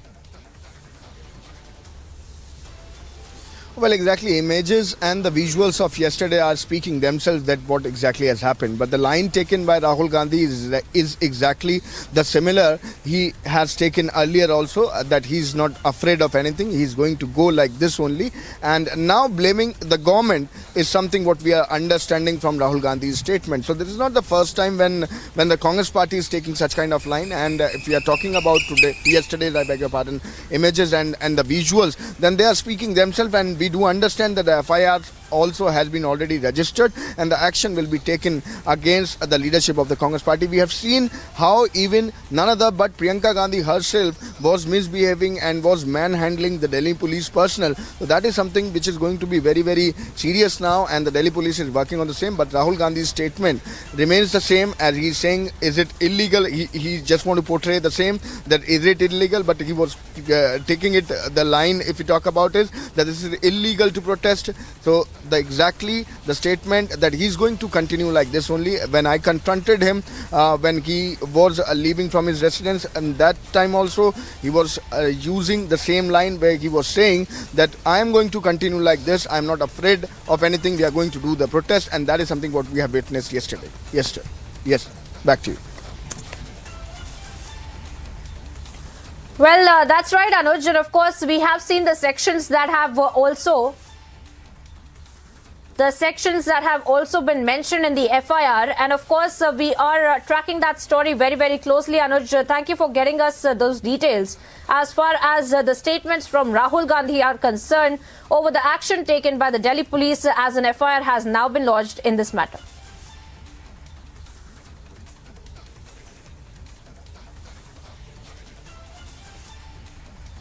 They can register, they can do whatever they want. Sir, it's on also the non. Today in our country, protesting is illegal. Voicing your opinion is illegal. So they can do whatever they want. So what do you have to say about? I've said what I had to say. Thank you. They can register, they can do whatever they want. Sir, it's on also the non. Today in our country, protesting is illegal. Voicing your opinion is illegal. So they can do whatever they want. So what do you have to say about? I've said what I had to say. Thank you.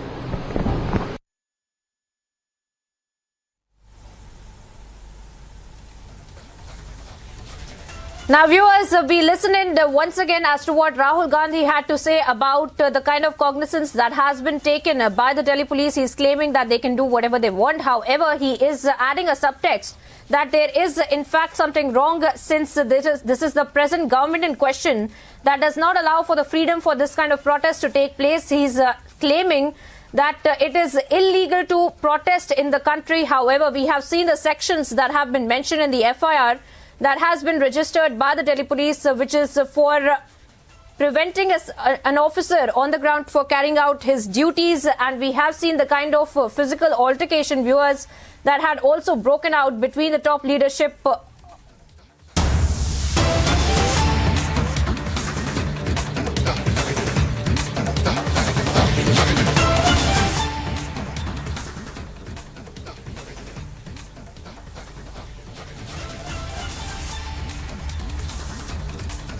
Viewers, cutting across to some more breaking updates that we have gotten now, this time from Srinagar. Now, reports have suggested a sticky bomb blast, in fact, that has been recovered there in Kralpura area of Srinagar, and those are the images of that explosives that the authorities have also found there in Kralpura area of Srinagar. Now, these are the first images that we're putting across for you on your screens right now. Zeenat, my colleague, has more details. She's joining us on the broadcast. Zeenat, give us more information about the sticky bomb that has now been spotted by the authorities. What was really going on? Who are the people involved in this? Take us through the details. See, Priyanka, this is a Kralpura area of Srinagar where the sticky bomb blast, as per the reports that are coming in, had taken place a while back. And what we are also picking from the sources that one Rajkumar was working also in MES department where it has happened. In fact, residential house has suffered some damage, and also the pictures that we are seeing in shows that the material, the explosive that was used in this blast is more alike of a sticky blast.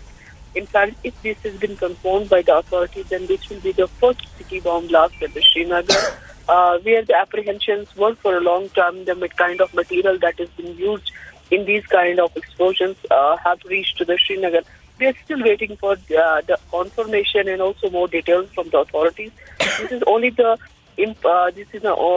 details that we are only picking is as of now that a sticky bomb blast has occurred in the Kralpora area of Srinagar. As of now, we are picking that nobody has been injured and some damage has been done to the properties. The residential house has suffered a minor damage, and authorities are looking into the incident that had taken place in the Kralpora area of Srinagar. Well, of course, Zeenat, but if you could also give us some more details as far as where this entire explosive had been found and what is the course of investigation that is being carried out by the authorities, and what are they suspecting, and who was really involved in this entire matter?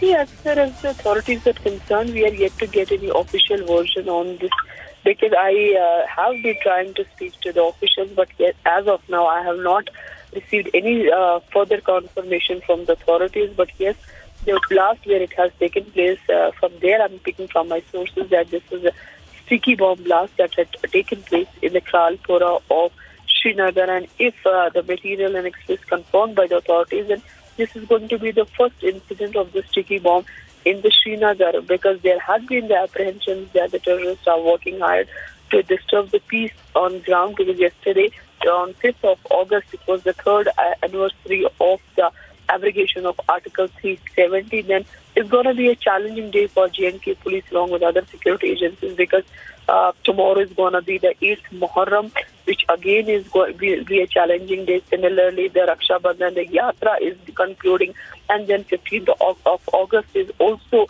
nearby. So we are already seeing the security forces are quite high alert, because terrorists are trying the best to disrupt the peace on.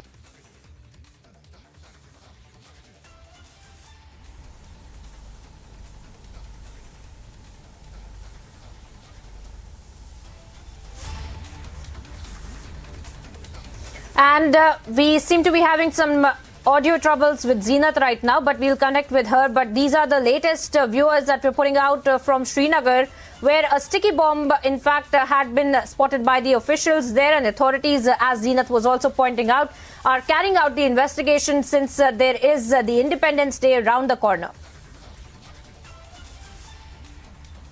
And in fact, viewers, we are staying with that developing story. SP Ved, the former DGP of Jammu and Kashmir, is in fact joining me on the broadcast. Mr. Ved, if I could come to you, sir, about the sticky bomb that has been spotted by the authorities there in Srinagar, and the kind of security, the issues that this also raises, since 15th August is right around the corner. Yes, if you recall, Jammu police had intercepted some consignment of sticky bombs and had unearthed the plan of some 5 modules, 3 from Rajouri and 2 in Jammu. So that indicates that some sticky bombs have entered in Jammu and Kashmir, and since the 15th August is round the corner, these elements who do not want peace in Kashmir would definitely try to look for an opportunity, because the use of sticky bomb is very easy. Any vehicle which is unattended, you can easily stick the bomb to the vehicle or to the fuel tank of the vehicle, which can cause casualties. So I think everyone who has a vehicle has to be very, very careful keeping it under their watch. So in the run-up to 15th of August, there should be a very, very high level of alertness expected from everyone, from all security forces and J&K police. Well, of course, Mr. SP Ved, thank you for joining us on the broadcast and sharing your perspective on the sticky bomb that has been recovered. And of course, viewers have confirmed this is in fact going to be the first incident of a sticky bomb that has been spotted by the authorities. And of course, they are looking into the matter, and investigation that will also be carried out into the same.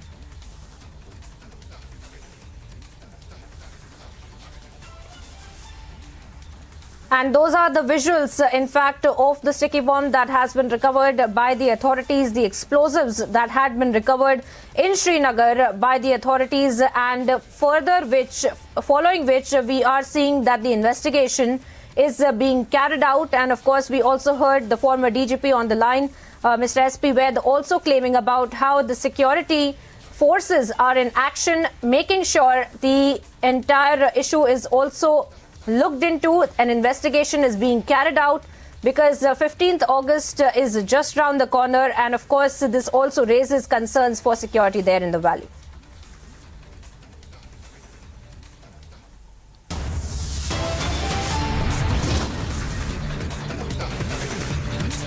Taking a short break here now, viewers, getting you details on the other side as to the vice presidential elections, and will it be easy win for Dhakar in the vice presidential polls?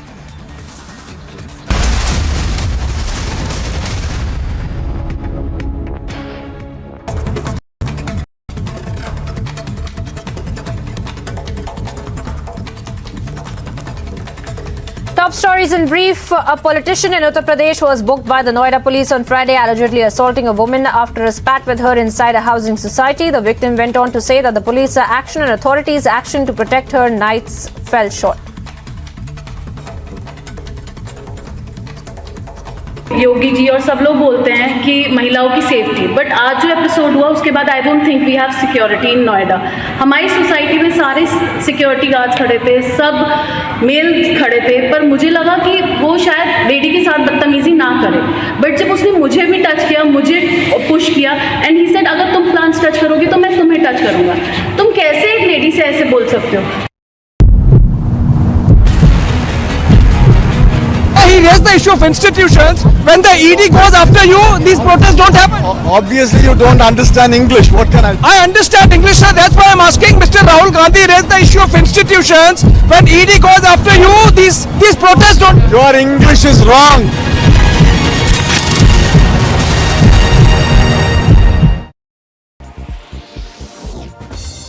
Speaking to Russian media after the ASEAN Foreign Ministers Summit in Cambodia's Phnom Penh, Lavrov said that Western countries are not granted the power to decide whether Russia can be represented in the UN at the General Assembly in September.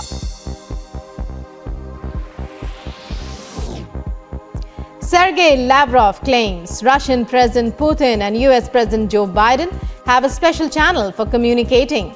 Speaking to Russian media after the ASEAN summit, Lavrov says Russia is ready to discuss exchange of prisoners between Russia and the US within the framework agreed upon by the two leaders after a US WNBA basketball star was sentenced to 9 years in jail in Russia. And a roundup of news in brief. Delhi police has elevated its preparedness for the security arrangements in the national capital on the occasion of 75th Independence Day. The DCP note said that no person or place has been left unverified. Meanwhile, BJP conducted a Tiranga Yatra in Ranchi starting from Gandhi statue in Morabadi ground through the main road of the capital of Jharkhand to the Lord Birsa Munda statue.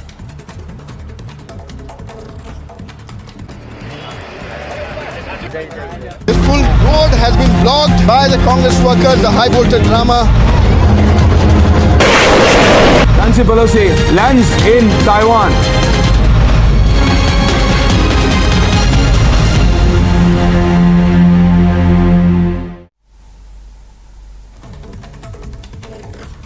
JDU Bihar State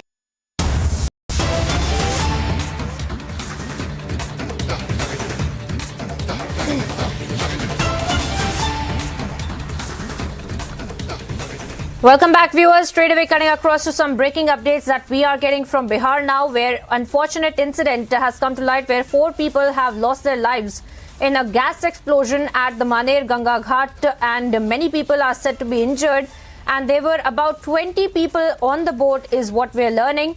Now, 4 people, in fact, have lost their lives, is what we are being given to understand. Over 20, in fact, have also been injured after the LPG cylinder exploded in a motorboat in the middle of the Ganga River in Patna's Maner area, is what a statement by the authorities has also been accessed by your channel. And Prakash Singh is also joining me on the broadcast with more details. Prakash, please tell us the details of this explosions as to how this explosion took place. This was an LPG cylinder is what we're learning. But what is the update as far as the people who have lost their lives are concerned and the people who had been injured? Sometimes back near the Rampur Patila embankment, where 4 laborers are said to have lost their lives when an LPG cylinder blasted. And the name of the 4 laborers are Ranjan Paswan, Dasrat Paswan, Om Prakash Rai, and apparently 20 people were on board the boat which was ferrying illegal sand mining as well, because that area on illegal sand mining that is done, and basically all the illegal sand mining are ferried on boats in the Ganga, and as a result of which the LPG cylinder blasted. 4 people have said to have lost their life, and after that few people are injured as well. Police party has reached on the spot. We can see in the visuals the entire and the bodies lying there on the people gathered there in large numbers and somehow tried passengers on board the boat.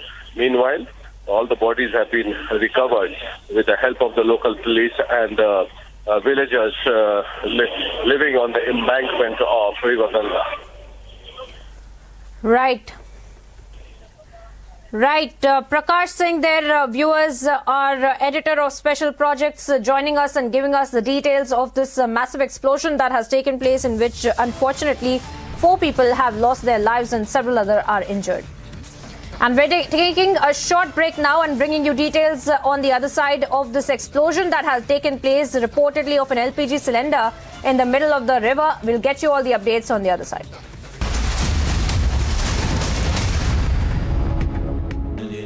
Amity has been ranked India's #1 not-for-profit private university for 9 years, with top 10 ranked institutions in management, engineering, biotech, law, masscom, telecom, hospitality, fashion and more.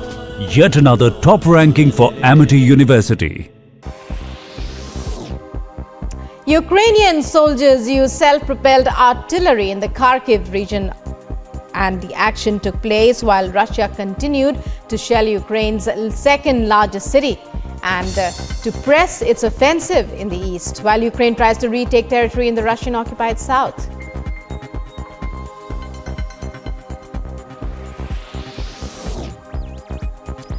Baghdad residents struggled to cope with the scorching heat on Friday as temperatures soared above 50 degrees Celsius. Such heat waves in Iraq add to the population's hardships as the country suffers from regular power cuts. A 4-day mandatory holiday has been announced in Baghdad and 10 other Iraqi provinces as the mercury soars.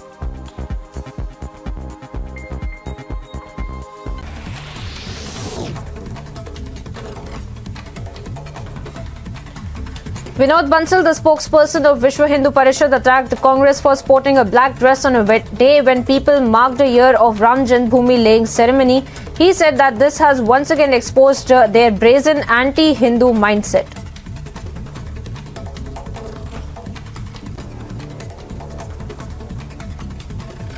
Ayodhya की विजय पर, श्री राम जन्मभूमि की जीत पर जहां हर्ष का उत्सव होना चाहिए था, कांग्रेस ने काले कपड़े पहन करके और देश की राजधानी में प्रदर्शन किया। ये कांग्रेस की उसी राम विरोधी, देश विरोधी मानसिकता, संविधान विरोधी।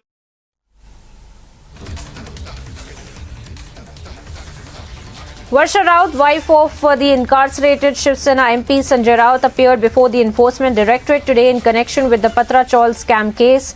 Varsha Raut was summoned for questioning at the Ballad Estate office of the Enforcement Directorate. In view of heavy rainfall, the State Water Authority of Kerala opened 4 shutters of the Malampua Dam and also issued a warning for those living close to the proximity of the bank of 3 rivers in the area. Amid the arrest of former West Bengal Minister Patra Chawl, ex-TMC leader Baisakhi Banerjee has alleged grave irregularities and corruption in education institutions. During Chatterjee's tenure, she claimed that there was a syndicate working inside the West Bengal College and University Professors Association that added a price tag to the college-university sub-post.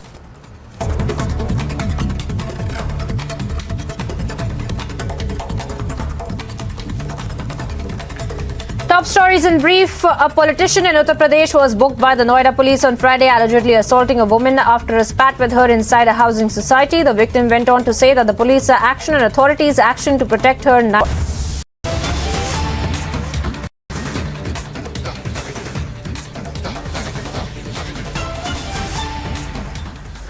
We are straight away coming across back to that developing story that we are tracking for you from Bihar, where in fact a gas explosion is what we're learning had taken place in the middle of a river on a boat, in which 4 people have lost their lives. Is what we're learning. Over 20 in fact had also been injured, and they are shifted for their treatment to also take place. Now we are also learning that the explosion took place due to the leakage of the LPG from the cylinder, while one of its sailors was cooking food on the motorboat, is what we're learning. Now, as the motorboat did not drown in the river, other sailors managed to bring it to the banks of River Ganga at Maner. Now, the injured were admitted in the local hospital in Maner itself, where they are undergoing the treatment. We are putting across those dramatic images on your screen right now, viewers, of this boat that we had seen the explosion where it had taken place on this boat. Now, apparently, it was because one of the sailors was cooking food on the motorboat, and the explosion had taken place due to the leakage of the LPG from the cylinder while the sailor had been cooking boat over the motorboat. Now, the motorboats are in fact in that area generally used for transportation of sand, and also as we had seen Prakash Singh also point out that these are the areas where the boats are also run by the sand mafia. So we are awaiting details on that front. But let's listen in, viewers, to the authorities as to what they had to say about this incident. से आग लगा कुछ confirm हुआ है?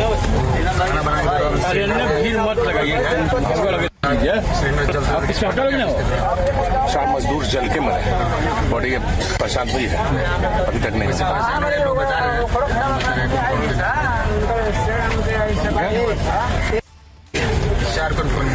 कैसे आग लगा कुछ कंफर्म हुआ है? भीड़ मत लगाइए, आप इसमें हटा लगे।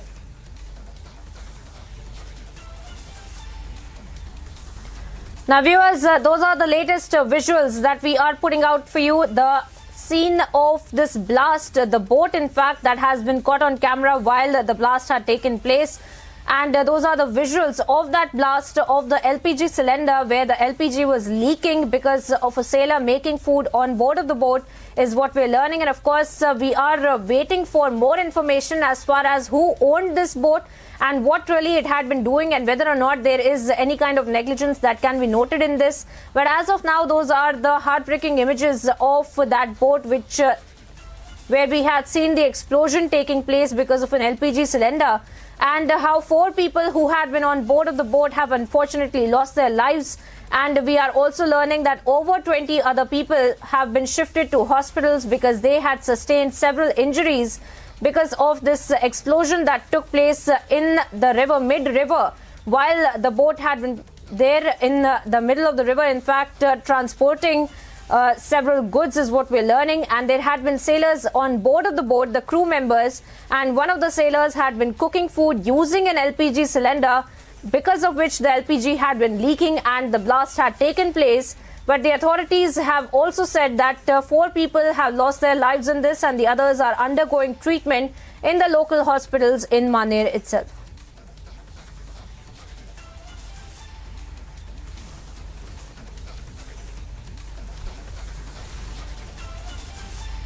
And those are the latest that we are getting for you, viewers.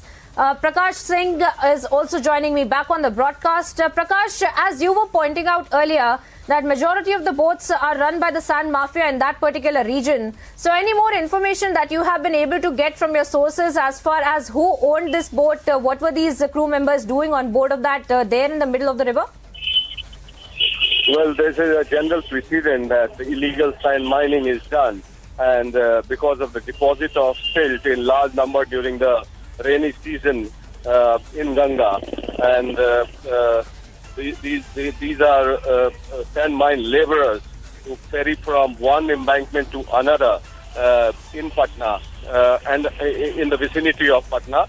This incident has taken place around 30-40 kilometers away from Patna main town, and we are told that 4 people have died because of the blast of an LPG cylinder because a lift.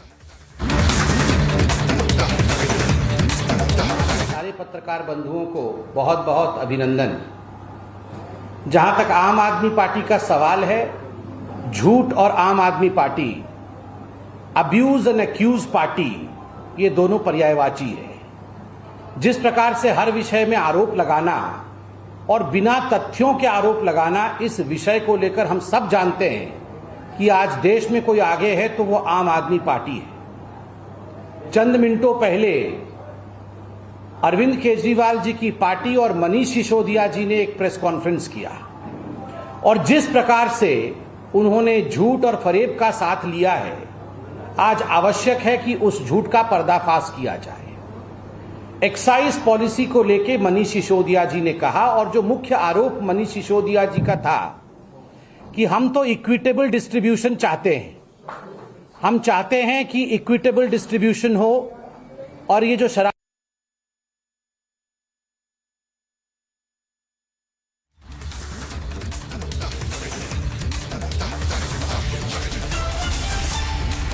Well, viewers, we had just cut across to that very important press conference by the BJP, by Sombit Patra of the BJP, in fact, that is launching an attack against the Aam Aadmi Party, where he is saying that the Aam Aadmi Party put allegation without any evidence, and that they just put allegation and accused, and they are just putting allegations and accusing each other without any evidence is what we are seeing now. This is, of course, over the excise policy that we had been tracking for you viewers there in Delhi, where minutes after the Aam Aadmi Party had put across their several charges, the BJP has hit back, and we are seeing how this is turning into one of the biggest political face-offs in the national capital. And we had seen how the Aam Aadmi Party leadership had also come out and hit out at the BJP, where now BJP is answering back. Malviya ने भी tweet करके सवाल खड़े किए और अब आबकारी नीति पर दोनों ही यूज वाला जो मास्टर प्लान में लिखित रूप से नियम है, वह नियम भी लेकर आया। 15.6.2 the following activity shall not be allowed under mixed use, ये मास्टर प्लान दिल्ली की कहती है। और इसमें कौन से एक्टिविटीज मिक्स्ड यूज में अलाउड नहीं है, तो पॉइंट नंबर ई में आप देख सकते हैं, लिकर शॉप, शराब के दुकान, ये अलाउड नहीं है, ये मास्टर प्लान कहती है। सिसोदिया जी, आपका ये आरोप था कि वो भारतीय जनता पार्टी के कौन लीडर थे जिनके कहने पर एलजी ने इस प्रकार के क्लॉज को हटाया। तो सिसोदिया जी, हम आपको बताना चाहेंगे, ये भारतीय जनता पार्टी के किसी नेता के कहने पर नहीं, संविधान के कहने पर, कानून के कहने पर, नियम के कहने पर जो काम एलजी ने किया है, वो आप सबके सामने है। दूसरा विषय, सिसोदिया जी का कहना है कि एलजी साहब ने बहुत बड़ा घोटाला कर दिया, सीबीआई की जांच होनी चाहिए। ये तो साधारण विषय नहीं है। किसी के कहने पर एलजी साहब ने ये एमसीडी और डीडीए का एनओसी चाहिए, नॉन कन्फर्मिंग एरिया में ये क्लॉज उन्होंने ऐड किया। सिसोदिया जी, प्रश्न उठता है, अगर इतना बड़ा घोटाला था कि आज सीबीआई की जांच की इसमें दरकार पड़ रही है, आवश्यकता है, नवंबर के महीने में, 2021 नवंबर के महीने में ये पूरी कार्यवाही एलजी ने की थी। और आज अगस्त का महीना है 2022, इतने महीनों तक आपको कुछ सूझा नहीं? एक बार कोई पीसी किया हो, एक बार इस विषय को लेकर आपने विधानसभा में चर्चा की हो, एक बार इस विषय को लेकर आप जनता जनार्दन के सामने आए हो, तो आप बताइए आज अचानक इतने महीनों के बाद नवंबर से लेके आप अगस्त में जगे हैं, क्या कारण है? कारण एक ही है, मनीष सिसोदिया जी के पीछे और आम आदमी के पीछे जब सीबीआई, ईडी और इकोनॉमिक ऑफेंस विंग लगी तो अचानक इनको याद आया कि अच्छा अब ये पूरा मामला डाइवर्ट कैसे किया जाए, बलि का बकरा किसी और को कैसे बनाया जाए, तो एलजी को घसीट कर लेकर आओ। एलजी बेचारा प्रेस कॉन्फ्रेंस तो कर नहीं सकता है, वो तो पॉलिटिशियन नहीं है, तो एलजी के गर्दन के ऊपर चाकू छुरी चलाते हैं। ये हकीकत है कि नवंबर से आज तक ये बैठे हुए थे। मनीष सिसोदिया जी और अरविंद केजरीवाल जी ने क्या क्या गड़बड़ी की है इस पूरे न्यू एक्साइज पॉलिसी में, मैं आपको संक्षेप में बताना चाहूंगा। नंबर 1, जो मैन्युफैक्चरिंग कंपनी होती है वो रिटेल में अलाउड नहीं होती है, मगर मैन्युफैक्चरिंग कंपनी को मनीष सिसोदिया जी ने रिटेल में अलाउड किया। दूसरा, जो ब्लैकलिस्टेड कंपनी होती है वो ब्लैकलिस्टेड कंपनी भी, उनको ये ठेके खोलने की अनुमति नहीं होती। ब्लैकलिस्टेड कंपनी ना टेंडर दे सकते हैं ना ठेके खोल सकते हैं, मगर ब्लैकलिस्टेड कंपनियों ने ठेके खोले हुए हैं। तीसरा विषय कार्टेल, ये कार्टेल जो मिली भगत होती है, ये कार्टेल भी टेंडर में अलाउड नहीं होता है, मगर यहां कार्टेल को भी मनीष सिसोदिया जी ने अलाउ किया। और ऐसा नहीं है कि जो सजग प्रहरी हैं दिल्ली के वो चुप रहे, कुछ जो सजग प्रहरी हैं, कुछ कार्यकर्ता हैं, उन्होंने एक्साइज कमिश्नर को इस विषय में, एक्साइज डिपार्टमेंट को इस विषय में चिट्ठी लिखा और बदले में एक्साइज विभाग ने नवंबर 2021 को ही मनीष सिसोदिया जी को और आम आदमी पार्टी को यह सो कॉज नोटिस दिया। This is the show cause notice. ये सो कॉज नोटिस जो दिया गया है कि आखिरकार क्यों आप कार्टेल अलाउ कर रहे हैं, आखिरकार क्यों आप मैन्युफैक्चरर्स को रिटेल में अलाउ कर रहे हैं, आखिरकार क्यों आपने ब्लैक लिस्टेड कंपनी को ठेके खोलने की अनुमति दी, यह नोटिस इशू किया है एक्साइज डिपार्टमेंट ने। मनीष सिसोदिया जी, ये तो नवंबर विगत वर्ष इशू किया हुआ नोटिस है, क्या इसका जवाब आपके विभाग ने दिया है? नहीं दिया है तो क्यों नहीं दिया है? दिया है तो आप इसके उत्तर को सार्वजनिक करिए, आप इसको पब्लिक डोमेन में डालिए कि इसका उत्तर क्या है। और बंधुगण, मुझे तो दुख के साथ कहना पड़ रहा है कि विगत वर्ष जब कोरोना अपने चरम पर था, जब यहां पर लड़ाई चल रही थी कि माइग्रेंट वर्कर को किस प्रकार से वैक्सीन लगाया जाए, माइग्रेंट वर्कर को किस प्रकार से सेवा ही संगठन के माध्यम से भारतीय जनता पार्टी भोजन इत्यादि पहुंचाने की तैयारी में थी, उस समय बस भेज करके अरविंद केजरीवाल जी जो माइग्रेंट वर्कर थे उनको दिल्ली से बाहर जाने का रास्ता दिखा रहे थे। ठीक उसी समय मनीष सिसोदिया जी की विभाग और मनीष सिसोदिया जी स्वयं क्या कर रहे थे? महापाप कर रहे थे। 144 करोड़ रुपया, 144 करोड़ रुपया मनीष सिसोदिया जी ने शराब कंपनियों का माफ किया। शराब कंपनियों का, आप सोचिए, यह भारत के इतिहास में पहली बार हुआ है कि शराब कंपनियों के पैसे को माफ किया जाए। पहली बार इस प्रकार से हुआ है। एक तो आप रेसिडेंशियल एरिया में, स्कूल के बगल में, धार्मिक क्षेत्रों के बगल में, मंदिर के बगल में, गुरुद्वारे के बगल में, मस्जिद के बगल में, बच्चों के रिहाइश स्थान के बगल में, सोशल स्ट्रक्चर्स के पड़ोस में आपने नियम को ताक में रखकर, कानून को ताक में रखकर के आपने शराब के दुकान खोले। एलजी के ऑब्जेक्शन के बावजूद आपने पूरे दिल्ली के नॉन कन्फॉर्मिंग एरिया में शराब के ठेके खोल दिए। और तो और कोरोना के कार्यकाल में 144 करोड़ रुपया आपने बिना परमिशन के इन शराब की कंपनियों के ठेकों के माफ किए। बाद में रियलाइज हुआ मनीष जी को, अच्छा मैंने माफ तो कर दिया है मगर परमिशन तो कैबिनेट से लिया नहीं है, तो पहले माफ कर दिया। बाद में कैबिनेट की मीटिंग हुई और उस कैबिनेट की मीटिंग में निर्णय लिया गया, न बही न खाता, जो कहे मनीष सिसोदिया वही सही है, किसी चीज की आवश्यकता नहीं है, जो भी मनीष सिसोदिया जी कहेंगे वो सही है। इस प्रकार से पारित किया गया। मगर मनीष जी को भी रियलाइज हुआ कि यह तो गलत हो जाएगा, धरपकड़ तो होगी। फिर इसको भी, ये नोटिस भी कैंसिल करवाया गया, नहीं ये भी कैंसिल। सोचिए, गैर कानूनी काम करने से कहा जाता है ना, एक झूठ को छुपाने के लिए 100 झूठ बोलना पड़ता है और अंततोगत्वा पकड़े जाते हैं। ये 144 करोड़ रुपीस कैंसिल करा करके, माफ करा करके अंततोगत्वा आज पकड़े गए हैं। आज सीबीआई की जांच बैठी है, ईडी की जांच बैठी है। और मैं सवाल पूछता हूं, अभी पार्लियामेंट में सीना ठोक ठोक के संजय सिंह जी, उनके जो सांसद है, कह रहे थे बहुत फायदा होगा, हजारों हजार करोड़ रुपए के फायदे हो जाएंगे ये न्यू एक्साइज पॉलिसी से। ये तो अभी 10 दिन 15 दिन पहले बोल रहे थे। और तो और मनीष सिसोदिया जी ने खुद प्रेस कॉन्फ्रेंस करके कहा है, इसी वर्ष कहा है, 15-20 दिन पहले कहा है, हजारों हजार करोड़ रुपए का फायदा होगा। अरे जब नवंबर में एलजी ने आपके अनुसार इतना बड़ा घोटाला कर दिया और तभी आपको पता चल गया था कि सब कुछ खत्म हो गया है, एलजी साहब ने इस प्रकार से एक ऑर्डर पारित कर दिया है, तो 15 दिन पहले कैसे हजारों हजार करोड़ रुपए का फायदा हो रहा था? और जैसे ही सीबीआई आपके द्वार तक पहुंच गई तब सब घाटा हो गया। ये मनीष जी को और अरविंद केजरीवाल, असली किंग तो अरविंद केजरीवाल ही है। अरविंद केजरीवाल जी को लगता है हम सब जो जनता है मूर्ख है और जो भी सच्चाई है हम देख नहीं पा रहे।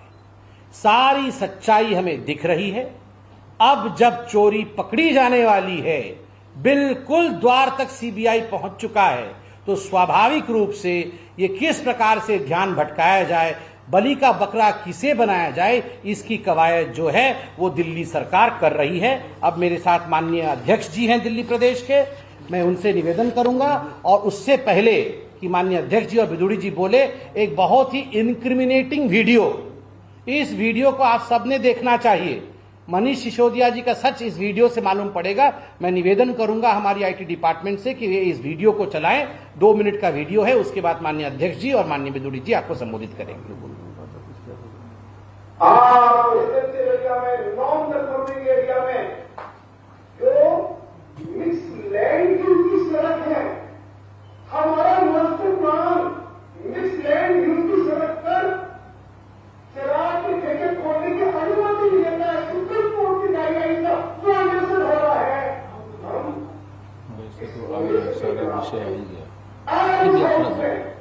हम ये वचन दे रहे हैं कि अब मास्टर प्लान का वायलेशन करके रिहायशी क्षेत्रों में गली में शराब के ठेके खोलकर हम अपने उन गरीब लोगों को जो झुकी झोंपड़ी में रहते हैं, बखाई कॉलोनी में रहते हैं, जो बेचारे जिनकी मंथली इनकम 10,000 रुपये से कम है, हम उनके बच्चों को शराबी नहीं बनने देंगे, दिल्ली को शराब की मंडी नहीं बनने देंगे।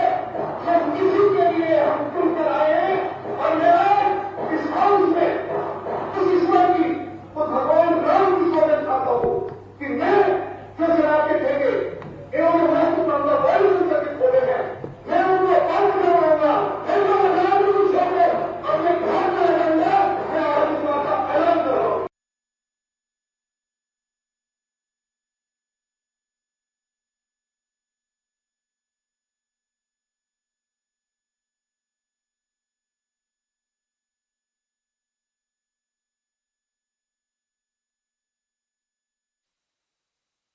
हमारे गांव के बच्चों, झुकी झोंपड़ी के बच्चों को, अनाथ कॉलोनी के बच्चों को इन क्षेत्रों में नए गली में शराब के बर्बाद मत करो, ये बर्बाद हो जाएगी। पहले ही माँ बाप को बच्चों को रोजगार नहीं मिला है, इनको शराबी मत बनाओ, इनको बचाओ। यही मैं निर्वाचन लोग चाहते भी मानता हूँ। धन्यवाद। सभी मीडिया के बंधुओं को मेरा नमस्कार। आज बड़े विस्तार से पूरी एक्साइज और सिसोदिया ने जो कहा उसके बारे में राष्ट्रीय प्रवक्ता आदरणीय संबित पात्रा जी ने आपके सामने रखा है। एलओपी विधुड़ी जी ने भी जो सदन के अंदर कहा वो भी बातें हुई हैं। आज जिस दिन से एक्साइज पॉलिसी दिल्ली में दिल्ली सरकार लाई थी, उसी दिन से लगातार भारतीय जनता पार्टी इसका विरोध करती आई है और हर विरोध को दबाने की कोशिश की गई। हमने चक्का जाम किया, हमने हस्ताक्षर अभियान चलाया, जनता को जोड़ा।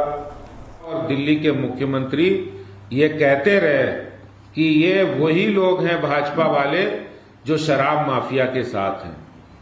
ये यहां पर शराब माफिया से मिले हुए हैं और उन लोगों को फायदा पहुंचाना चाहते हैं।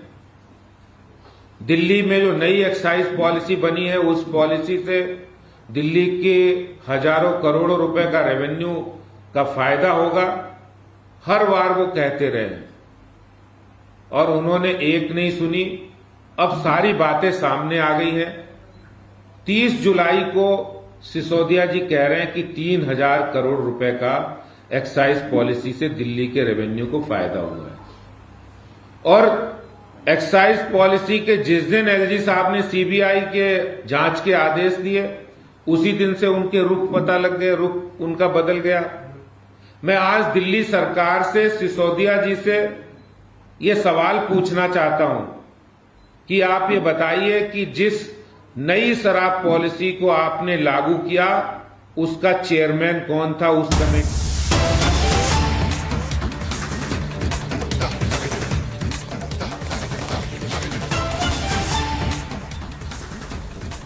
And viewers, we're cutting across to some more breaking updates that we are getting with respect to the spy ship that was going towards Sri Lanka, where now we are seeing how the Sri Lankan government in fact had stated, in fact there's a statement that has come out from the Ministry of Foreign Affairs of the Democratic Socialist Republic of Sri Lanka that avails itself of this opportunity to renew the Embassy of People's Republic of China in Colombo, the assurances of its highest consideration.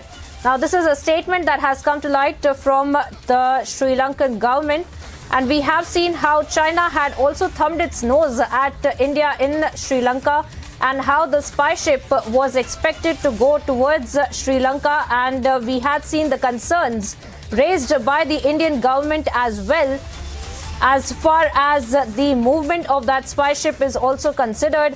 Moving from China towards Sri Lanka, where in fact the Indian authorities had also made it clear that they are dubious about this development, and in fact they had stated that the Indian naval bases on the east coast and the ISRO launch stations at the Chandipur will be vulnerable in the presence of such a vessel that was expected to move, is what we are learning.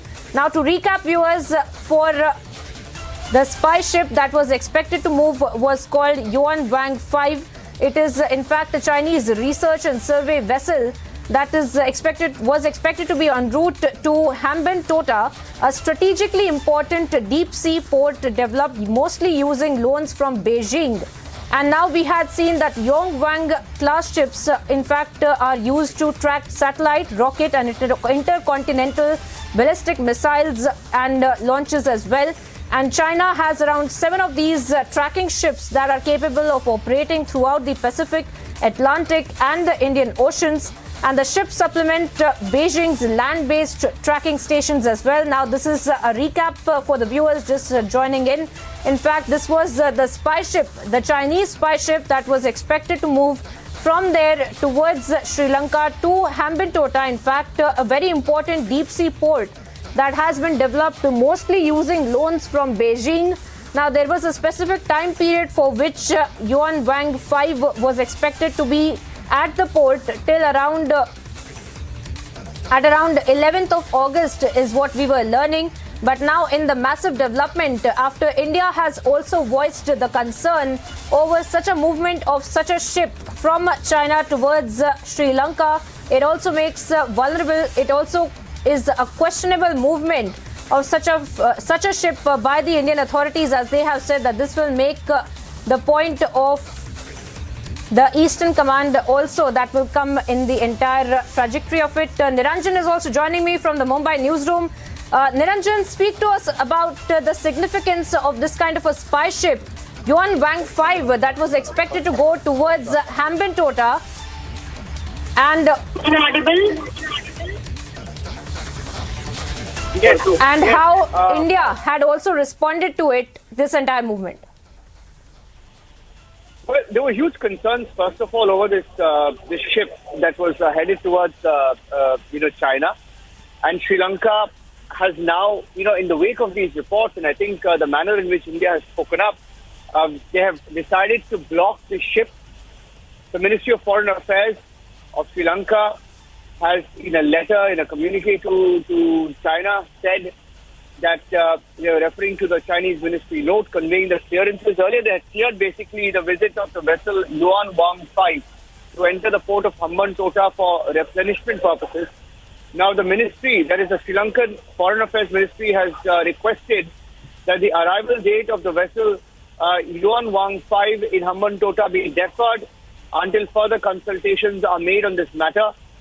The Ministry of Foreign Affairs of Sri Lanka also, saying that they avail this opportunity to renew the Embassy of People's Republic of China in Colombo, the assurances of its highest consideration. So essentially, they've blocked this visit in the wake of all the concerns that India had also, conveyed to Sri Lanka. They have said that it has been deferred. They have said it's been deferred until further consultations are made. So even Sri Lanka waking up to this serious concern over this vessel. This is a research. It's called a research stroke survey vessel. It was built in 2007, has a carrying capacity of about 11,000 tons, and it had departed from China, and it's right now sailing very close to Taiwan. It's right now sailing very close to Taiwan. And China's, of course, conducting these live fire drills, holding military drills near Taiwan, surrounding and circling Taiwan. And according to several diplomatic circles in Sri Lanka, the designated purpose was for replenishment. But India had officially expressed its concerns. India had, expressed its concerns over docking of this vessel. At Hambantota, as it was shown as a research vehicle, and it was very, very close to the Indian mainland. And the Chinese ambassador to Sri Lanka had essentially tried to sort of force Sri Lanka to give a permission, and they had also warned Sri Lanka that a denial of permission would have an impact on bilateral ties. So the fact that Sri Lanka has now stood up, to this Lankan threat, I think that's a very, very welcoming sign, and also proof that India shares very, very close ties with Sri Lanka. In fact, the entire Sri Lankan crisis, according to many experts, was because of the debt trap of Sri Lanka and the sort of economic burden that Sri Lanka had put, that China had put on Sri Lanka, and India has actually stood shoulder to shoulder with Sri Lanka to tide over the crisis. Over $3.5 billion worth of aid, fuel, food, medicines, etc. that we really helped them with. And I think it's beginning to show with the bilateral relations between both countries, with finally Sri Lanka standing up to China. So that's the big headline. Handing it back to you for now. Well, absolutely, Niranjan, as you're also pointing out, of course, it is a very crucial location for the Chinese as well, as it is an important stop in its Belt and Road Initiative. And of course, Niranjan, we are going to be tracking that story very, very closely. Right now, taking a short break here now, viewers, and bringing you details on the other side of the spy ship that has now been blocked by Sri Lanka following the concerns raised by the India.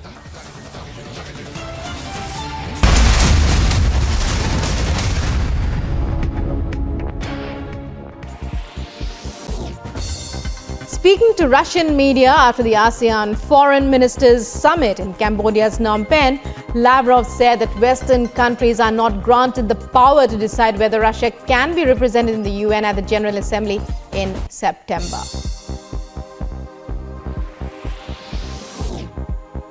Sergei Lavrov claims Russian President Putin and US President Joe Biden have a special channel for communicating.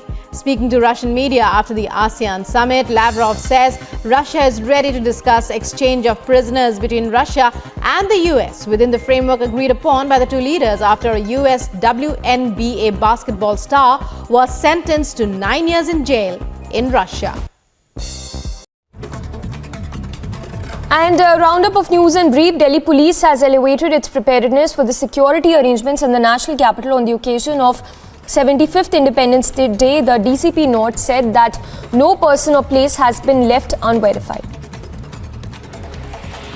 Meanwhile, BJP conducted a Tiranga Yatra in Ranchi starting from Gandhi statue in Mora Badi ground through the main road of the capital of Jharkhand to the Lord Birsa Munda statue.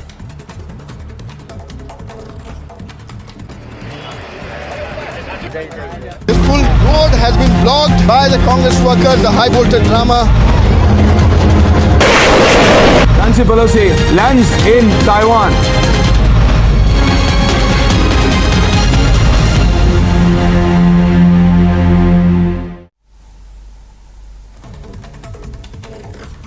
JDU Bihar State President Umesh Kushwaha serves show cause notice on former Union Minister RCP Singh for amassing massive property in the tune of 58 plots in Nalanda district of Bihar in the period between 2013 to 22. Now, the JDU State President Umesh Kushwaha has also stated in his letter that RCP Singh did not even mention the said purchased property in his elections.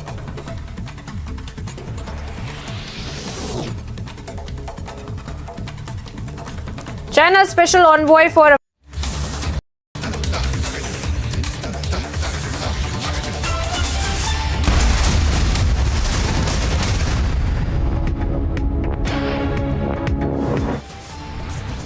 Top headlines at 2:30. Abusive Neta from Noida is still on the run. His vehicle seized and booked. Now, BJP distanced itself from the abusive leader, says not our leader. Congress black protest backfires. Mega row breaks out. Delhi police lodges FIR. Voting underway for 14th vice president of the country. Will it be an easy win for Dhankar in vice presidential votes? Trouble mounts for Sanjay Raut, his wife now being quizzed by the Enforcement Directorate. Big development as top Taiwan official reportedly found dead.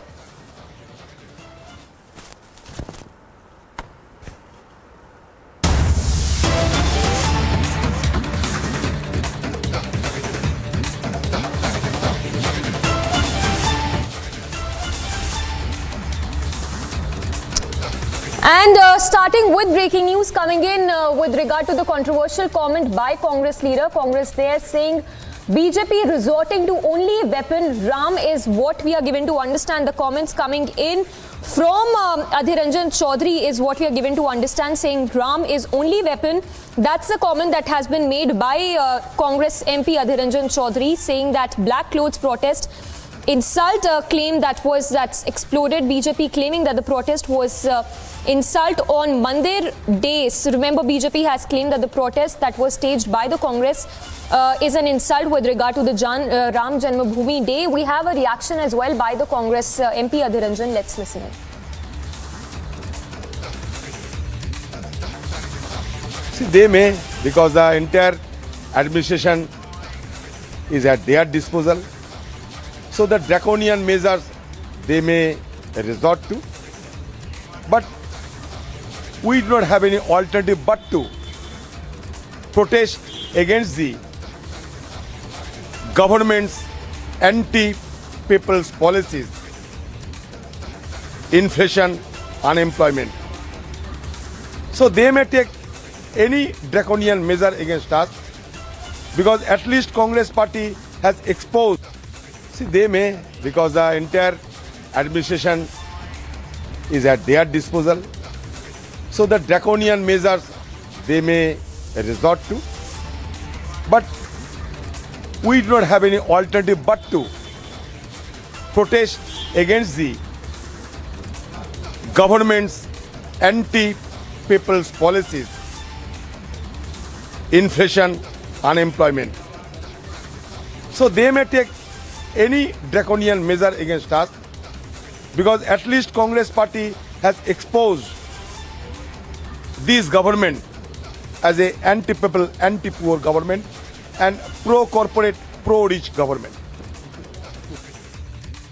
See, they may, because the entire administration is at their disposal, so the draconian measures they may resort to, but we do not have any alternative but to protest against the government's anti-people's policies,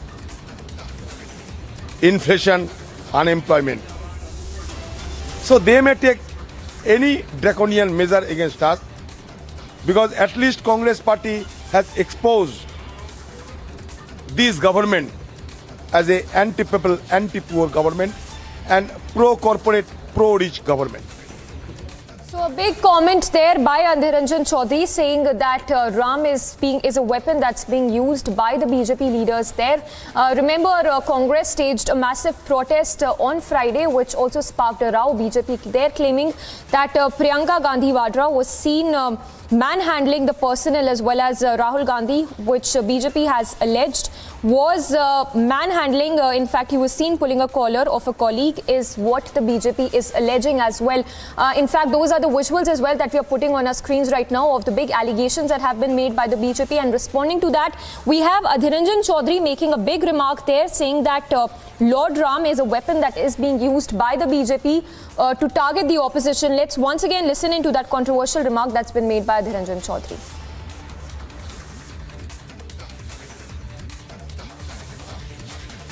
See, they may, because the entire administration is at their disposal, so the draconian measures they may resort to, but we do not have any alternative but to protest against the government's anti-people's policies, inflation, unemployment. So they may take any draconian measure against us, because at least Congress party has exposed this government as a anti-people, anti-poor government and pro-corporate, pro-rich government. So that's the remark coming in by Congress MP Adhiranjan Chaudhary, claiming that Lord Ram is a weapon, is being used as a weapon by the BJP there. Of course, this comes in the backdrop of BJP making big allegations there against the Congress leaders, saying that Priyanka Gandhi Vadra as well as Rahul Gandhi was seen manhandling with the personnel. In fact, in the visuals, what BJP has alleged is that Priyanka Gandhi Vadra was seen manhandling a personnel, is a claim that's been made by BJP, and another claim that's been made by them was that Shehzad Singh, another claim that's been made by the BJP is that Rahul Gandhi was seen pulling a collar of a colleague. The visuals on your screens as well. From yesterday, where the BJP, senior BJP leaders, including the likes of P. Chidambaram, Karti Chidambaram, in fact, interim president of the Congress, Sonia Gandhi, were staging a protest. We have Shehzad Poonawalla also joining us. Sir, if I can get your reaction to this big remark, controversial remark coming in by Adhiranjan, where he said that Lord Ram is a weapon that's being used by the BJP to target the opposition.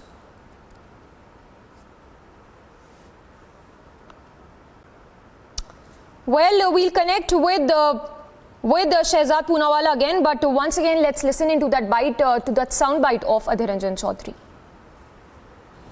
And anti-people stands of the government, so certainly it will not be digested by them. So now they are trying to divert the attention of the common people by resorting the only weapon they have been using for decades long, that Ram, Ram, Ram. But in the name of Ram, virtually this government has been worshipping the Ravan. During the regime of Ram, each and every people used to remain happy. But during the regime of Ravan, people used to suffer affliction which has been witnessing by the people of our country across the nation. So better they should worship Ravan in place of Ram, because Ram is antithetical to the ideology, to the political step being pursued by the BJP party.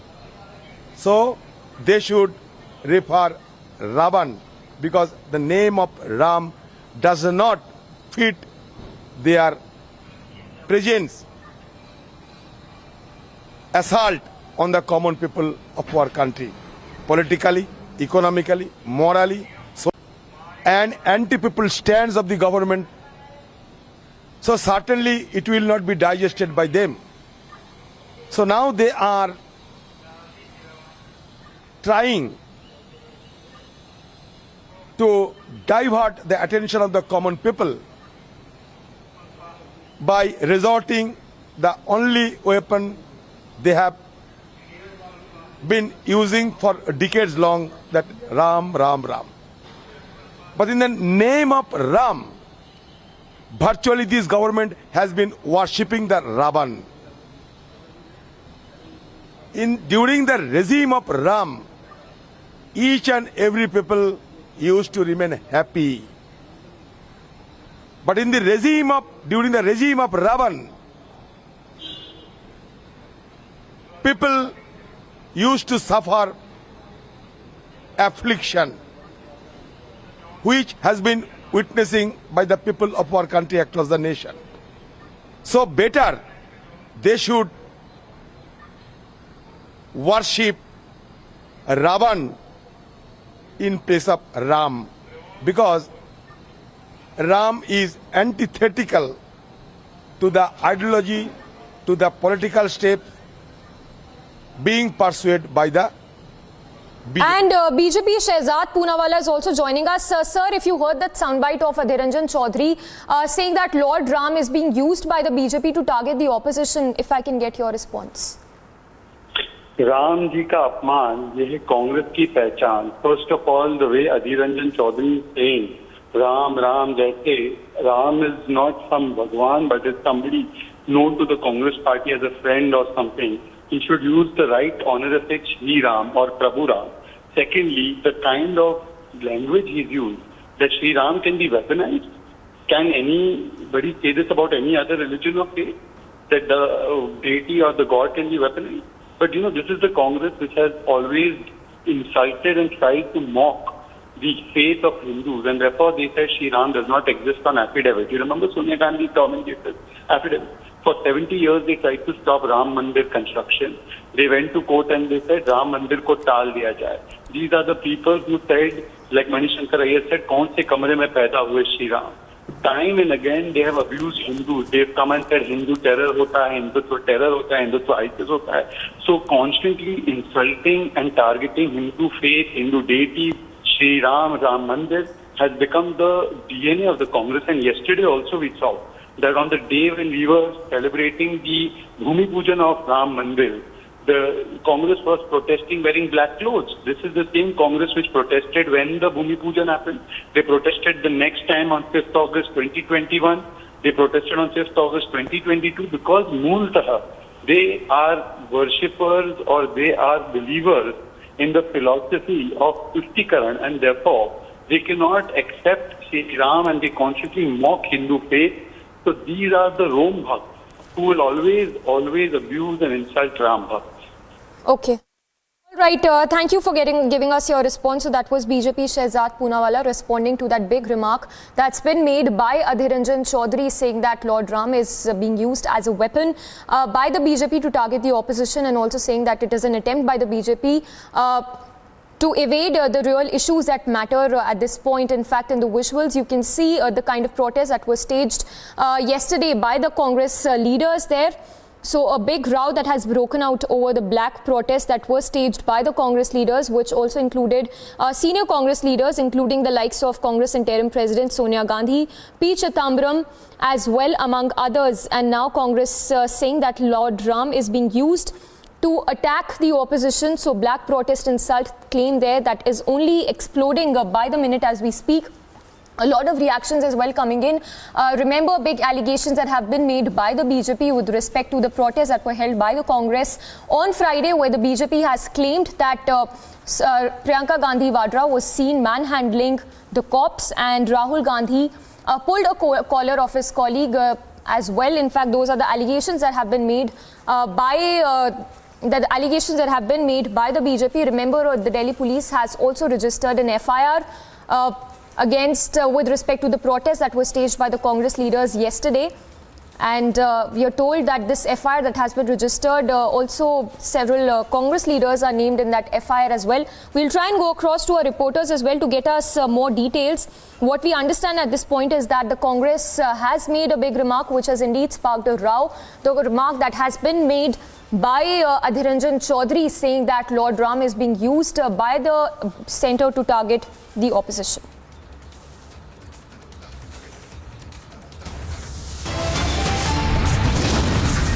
Slipping into a very short break. On the other side, we'll get you the latest as Vadra Congress row only gets bigger by the minute.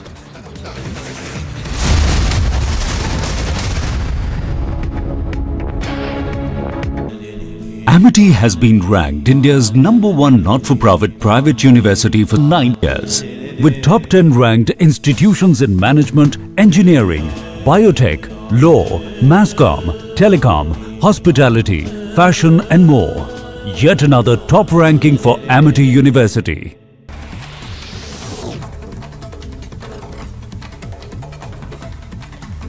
Vinod Bansal, the spokesperson of Vishwa Hindu Parishad, attacked the Congress for sporting a black dress on a day when people marked a year of Ram Janmabhoomi laying ceremony. He said that this has once again exposed their brazen anti-Hindu mindset.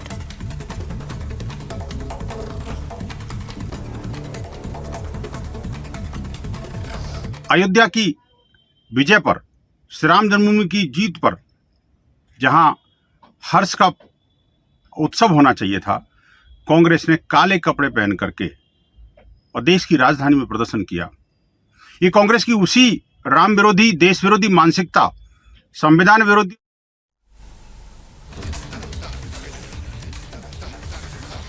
Varsha Raut, wife of the incarcerated Shiv Sena MP Sanjay Raut, appeared before the Enforcement Directorate today in connection with the Patra Chawl scam case. Varsha Raut was summoned for questioning at the Ballad Estate office of the Enforcement Directorate. In view of heavy rainfall, the State Water Authority of Kerala opened 4 shutters of the Malampua Dam and also issued a warning for those living close to the proximity of the bank of 3 rivers in the area. Amid the arrest of former West Bengal Minister Patra Chawl, ex-TMC leader Baisakhi Banerjee has alleged grave irregularities and corruption in education institutions. During Chatterjee's tenure, she claimed that there was a syndicate working inside the West Bengal College and University Professors Association that added a price tag to the college-university sub-post.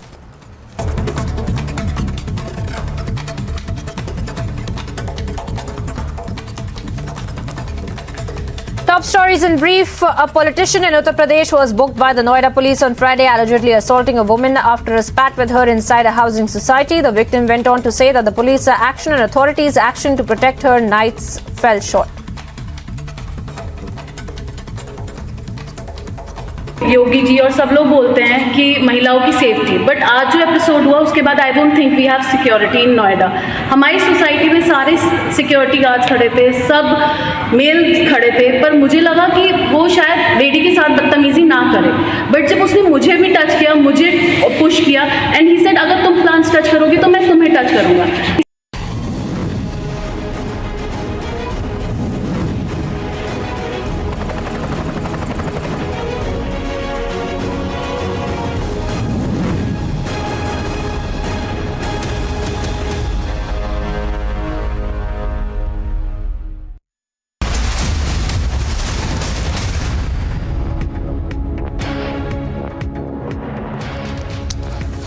Well, these are the visuals that we are getting to you right now from Patna's Maner Ganga Ghat, where 4 people were killed. In fact, they were charred to death in a gas explosion that was reported in Patna's Maner Ganga Ghat. Those are the visuals also coming in that show the aftermath of this huge explosion that was reported in that Bihar. In fact, Patna's Maner Ganga Ghat, we are told that 20 people were on board when this explosion happened. Of these 20, 4 succumbed to injuries. They were charred to death. The visuals show you the extent of damage that has been wrought as a result of this big explosion that was reported in Patna's Maner Ganga Ghat. 4 people, we are told, were charred to death. We'll go across to Prakash as well to get us more information. But as you can see there, a massive explosion that was reported. It was a cylinder explosion that was a report that happened on a boat in Patna. Of the 20 people who were on board, 4, we are told, succumbed to injuries. They were charred to death. The visuals show you the aftermath of this explosion. The cylinder explosion that happened on this particular boat in Patna's Maner Ganga Ghat. So the visuals that are coming in right now show you the extent of damage. Just the very minute when that explosion was reported, 4 people succumbed to injuries. In fact, we are told that 20 people were on board when this explosion happened. Of those 20 people, 4 were charred to death, while the others are being treated and have been taken to the hospital for further treatment. A very short break. On the other side, we'll get you the latest on Bihar explosion, in which we are told that the death toll has now risen to 5.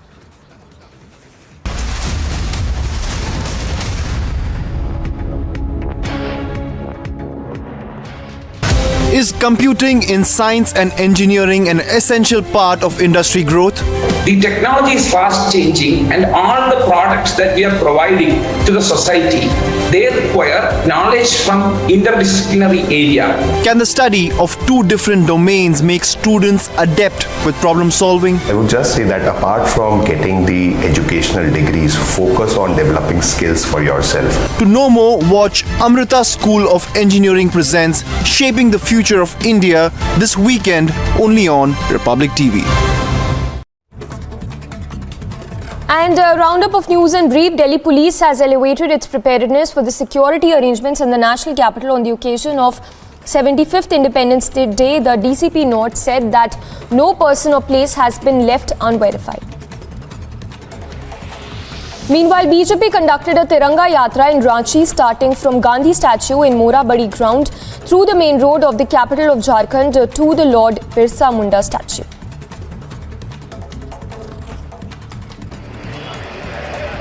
This full road has been blocked by the Congress workers, the high voltage drama.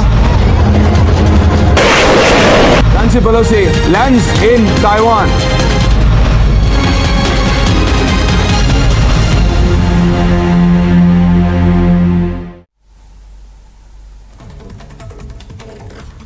JDU Bihar State President Umesh Kushwaha serves show cause notice on former Union Minister RCP Singh for amassing massive property in the tune of 58 plots in Nalanda district of Bihar in the period between 2013 to 22. Now, the JDU State President Umesh Kushwaha has also stated in his letter that RCP Singh did not even mention the said purchased property in his elections.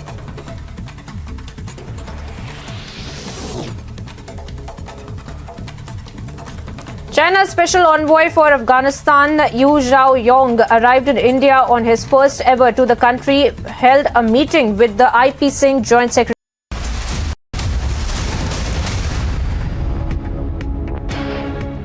Welcome back. Now, Air Chief Marshal V.R. Chaudhary was on a 2-day visit to Bangalore, where he flew 3 indigenous platforms, including a light combat aircraft Tejas, light combat helicopter as well, and Hindustan Turbo Trainer 40. Take a look.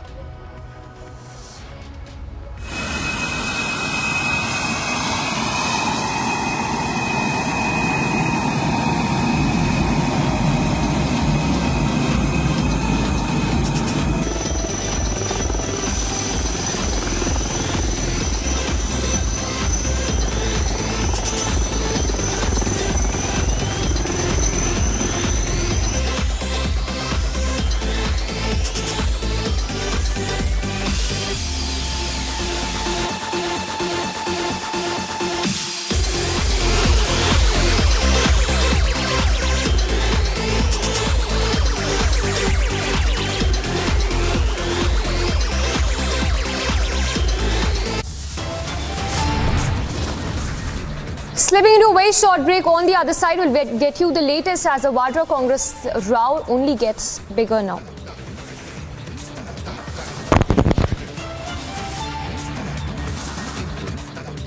In view of heavy rainfall, the State Water Authority of Kerala opened 4 shutters of the Malampua Dam and also issued a warning for those living close to the proximity of the bank of 3 rivers in the area.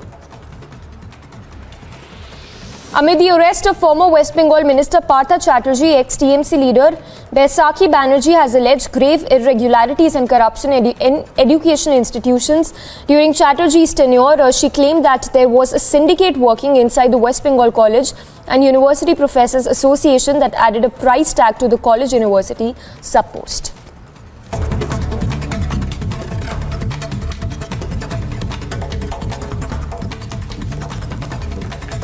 Top stories in brief. A politician in Uttar Pradesh was booked by the Noida police on Friday, allegedly assaulting a woman after a spat with her inside a housing society. The victim went on to say that the police action and authorities' action to protect her nights fell short.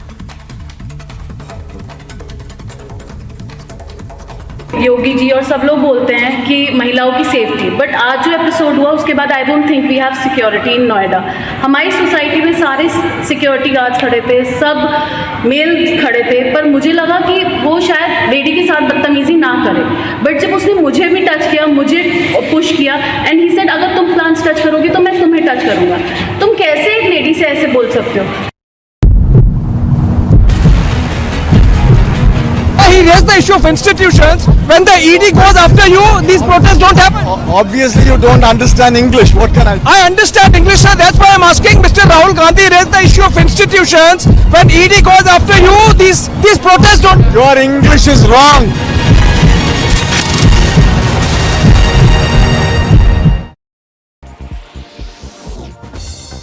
Speaking to Russian media after the ASEAN Foreign Ministers Summit in Cambodia's Phnom Penh, Lavrov said that Western countries are not granted the power to decide whether Russia can be represented in the UN at the General Assembly in September. Sergei Lavrov claims Russian President Putin and US President Joe Biden have a special channel for communicating. Speaking to Russian media after the ASEAN summit, Lavrov says Russia is ready to discuss exchange of prisoners between Russia and the US within the framework agreed upon by the two leaders after a US WNBA basketball star was sentenced to 9 years in jail in Russia. And a roundup of news and brief. Delhi police has elevated its preparedness for the security arrangements in the national capital on the occasion of 75th Independence Day. The DCP note said that no person or place has been left unverified. Meanwhile, BJP conducted a Tiranga Yatra in Ranchi starting from Gandhi statue in Mora Badi ground through the main road of the capital of Jharkhand to the Lord Birsa Munda statue.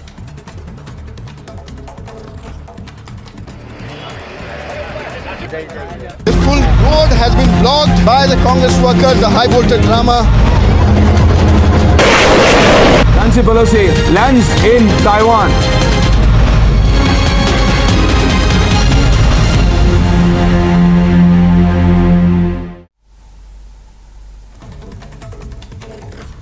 JDU Bihar State President Umesh Kushwaha serves show cause notice on former Union Minister RCP Singh for amassing massive property in the tune of 58 plots in Nalanda district of Bihar in the period between 2013 to 22.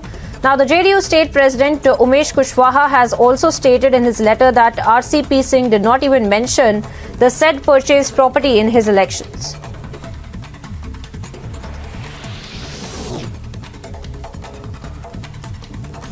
China's special envoy for Afghanistan, Yu Zhaoyong, arrived in India on his first ever to the country, held a meeting with the IP Singh Joint Secretary of EAM, Dr. S. Jaishankar. They agreed to encourage engagement, enhance dialogue, and give positive energy for Afghan peace and stability.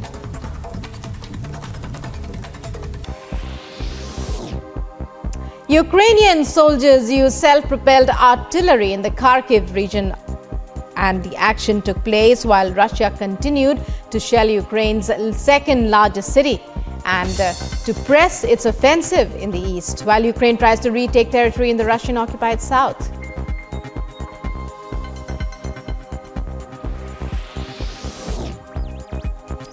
Baghdad residents struggled to cope with the scorching heat on Friday as temperatures soared above 50 degrees Celsius. Such heat waves in Iraq add to the population's hardships as the country suffers from regular power cuts. A 4-day mandatory holiday has been announced in Baghdad and 10 other Iraqi provinces as the mercury soars.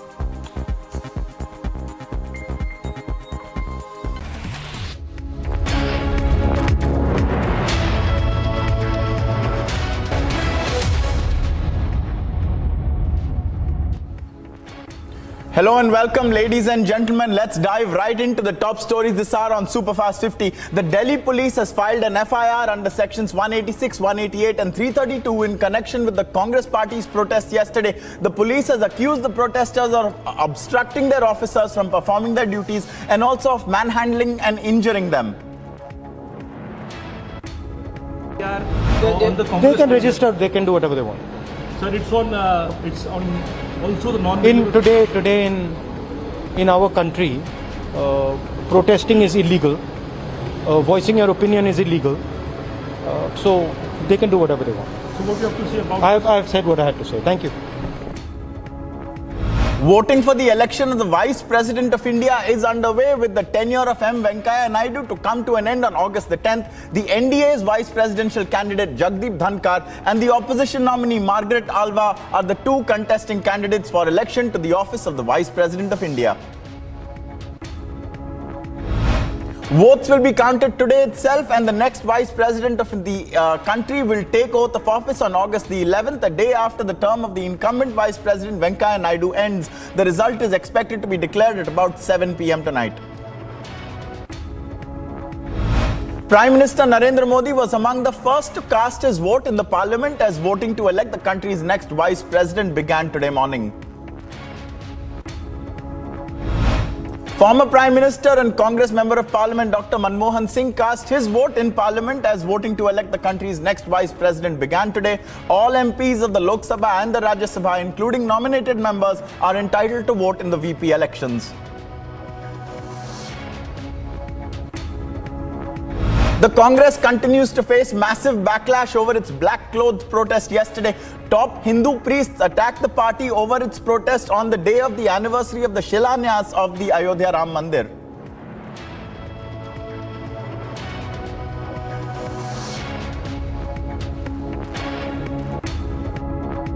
रही कांग्रेस की बात, तो कांग्रेस जो है वो हताशा का शिकार हो गई है। लगातार अपने जनाधार को खोती चली जा रही है। जनता के बीच उसकी विश्वसनीयता समाप्त हो रही है। मुझे लगता है उसी के बौखलाहट में उसने ये कदम उठाया है, जो काले कपड़े पहन करके आज विरोध प्रदर्शन करने का कार्य किया है। इसकी घोर निंदा होनी चाहिए। मुझे लगता है कि पूरे देश से कांग्रेस स्वयं समाप्त कर लेगी अपने आप को ऐसे कृत्य करते हुए, जहां आज पूरा राष्ट्र संपूर्ण प्रकार से भगवान श्री राम जन्मभूमि के आवास, भगवान श्री राम जन्मभूमि के मंदिर के जो भूमि पूजन हुआ है उसका उत्सव और महोत्सव मना रही है। ऐसे समय में काला झंडा पहन करके मुझे लगता है कि उसको मानसिक दिवालियापन घोषित कर देना चाहिए। जो भारत में रह करके जहां सनातन धर्मी और राष्ट्र के प्रति हिंदू जागृत रहते हैं, ऐसे लोगों को त्याग देना चाहिए और इसकी मैं घोर निंदा करता हूँ। Cornered over his alleged role in the National Herald case, former Congress President Rahul Gandhi launched a frontal attack against the centre. Addressing the media, he fear-mongered about the condition of opinion spouting in India and claimed that protests are also banned. They can register, they can do whatever they want. Sir, it's on also the non. Today in our country, protesting is illegal. Voicing your opinion is illegal. So they can do whatever they want. So what do you have to say about? I've said what I had to say. Thank you.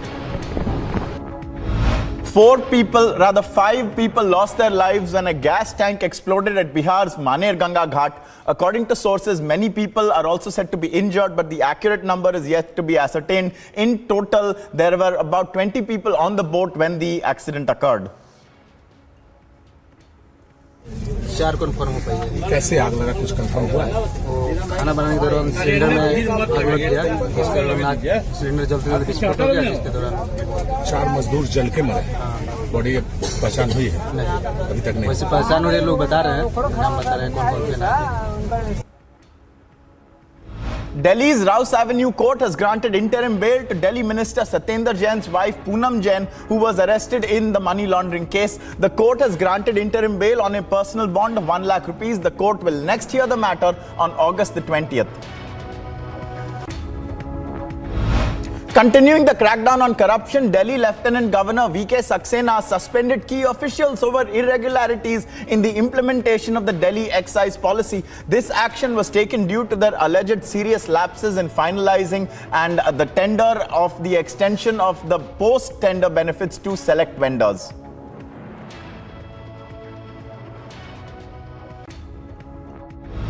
जब ये LG साहब ने बहुत सारे suggestion और दिए policy में change करने के और बहुत ध्यान से पॉलिसी पढ़ी थी, उस समय न तो एलजी साहब ने आपत्ति की कि अनऑथराइज एरियाज में शराब की दुकानें नहीं खुलनी चाहिए, ना उसका बदलाव, ना उन्होंने कोई आपत्ति की, ना उसमें कोई बदलाव का सुझाव दिया, बल्कि मंजूरी दी। The Aam Aadmi Party took out a march in various assembly segments of the Jammu region against the union government over rising inflation and unemployment. प्रकार से हर विषय में आरोप लगाना और बिना तथ्यों के आरोप लगाना, इस विषय को लेकर हम सब जानते हैं कि आज देश में कोई आगे है तो वो आम आदमी पार्टी है। चंद मिनटों पहले अरविंद केजरीवाल जी की पार्टी और मनीष सिसोदिया जी ने एक प्रेस कॉन्फ्रेंस किया और जिस प्रकार से उन्होंने झूठ और फरेब का साथ लिया है, आज आवश्यक है कि उस झूठ का पर्दाफाश किया जाए। The Central Noida police has stated that a case has been registered against Shrikant Tyagi for abusing and assaulting a woman. A video went viral on social media in which the accused was heard abusing, threatening and heckling a woman. He is absconding and teams have been formed to nab him currently. जिस video में देखा जा सकता है कि एक श्रीकांत त्यागी नाम का व्यक्ति एक महिला के साथ अभद्र भाषा का प्रयोग कर काफी अश्लील टिप्पणियां कर रहा है, गाली गलौज कर रहा है और हाथापाई कर रहा है। इस मामले का नोएडा पुलिस के द्वारा त्वरित संज्ञान लिया गया और अभियोग पंजीकृत किया गया है। इस वक्त अभियुक्त फरार है, जिसकी गिरफ्तारी के लिए टीम गठित कर दी गई है और उसके सभी संभावित ठिकानों पर दबिश दी जा रही है। इस मामले में कठोरतम दंडात्मक कार्रवाई नोएडा पुलिस के द्वारा की जाएगी। After a politician in Uttar Pradesh was booked by the Noida police for allegedly assaulting and abusing a woman after a spat with her inside a housing society, BJP's local unit said that it is not associated with the party at all. This as the politician claimed on Twitter that he is a member of the BJP's Kisan Morcha. Shrikant त्यागी नाम का कोई व्यक्ति social media पर किसी महिला से अभद्रता करते हुए नजर आ रहे हैं, ऐसा एक वीडियो सोशल मीडिया पर वायरल हुआ है। मैं आप सभी को अवगत कराना चाहता हूं कि श्रीकांत त्यागी नाम का व्यक्ति भारतीय जनता पार्टी किसान मोर्चा का राष्ट्रीय कार्यकारिणी का मेंबर कभी न था न कभी है। उसका किसान मोर्चे से कोई वास्ता नहीं है। सरकार और कानून अपना काम करे, उसके खिलाफ उचित कार्रवाई, कानूनी कार्रवाई करे, ये हम चाहते हैं। In the case of a politician in UP being booked by the Noida police for allegedly assaulting and abusing a woman after a spat with her inside a housing society, the victim went on to say that there was no police action and even those around her did not come to her aid.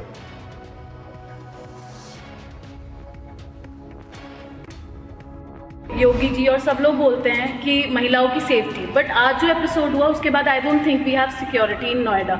हमारी society में सारे security guards खड़े थे, सब mail खड़े थे, पर मुझे लगा कि वो शायद लेडी के साथ बदतमीजी ना करे, बट जब उसने मुझे भी टच किया, मुझे पुश किया एंड ही सेड अगर तुम प्लांट्स टच करोगे तो मैं तुम्हें टच करूँगा। तुम कैसे एक लेडी से ऐसे बोल सकते हो? The politician in question, Shrikant Tyagi in UP, who was booked by the Noida police for assaulting and abusing a woman after a spat with her, is still on the run. The Noida police has successfully seized, however, 5 vehicles even as the hunt for the Neta continues. In a big blow for Uddhav Thackeray, Maharashtra Chief Minister Eknath Shinde Shiv Sena faction won more seats than Uddhav's group in the Gram Panchayat polls. A total of 271 Gram Panchayats went to the polls on Thursday. The BJP, which is a part of the ruling coalition in Maharashtra, wrested control of the maximum number of Gram Panchayats.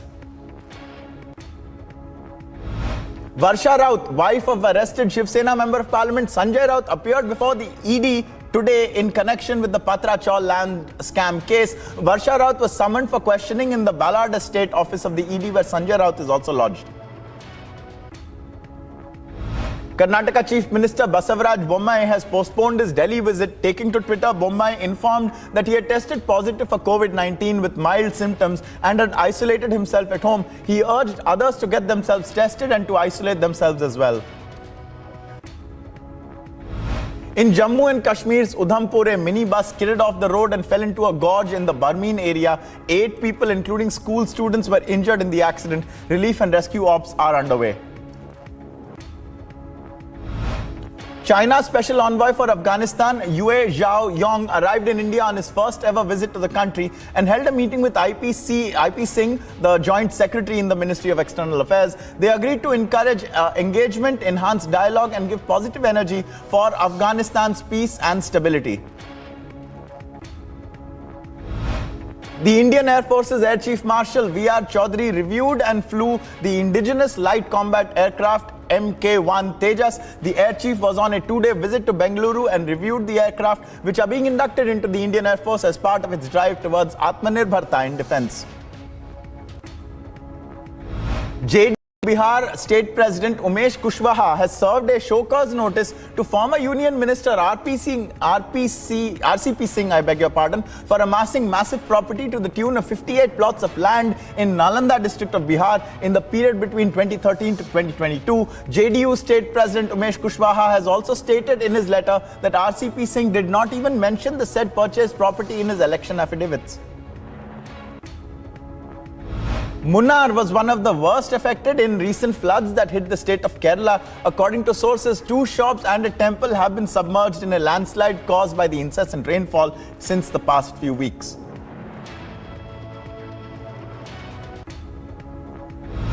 The Chandigarh-Manali highway has been blocked to traffic movement between Mandi and Kullu districts due to a massive landslide. The alternate route between Mandi and Kullu has also been blocked. China's Special Envoy for Afghanistan arrived in India and held talks with a senior Indian official regarding the overall situation in the war-torn nation. According to sources, it was the official's first visit to India, which came over 4 months after the Chinese Foreign Minister Wang Yi travelled to the country.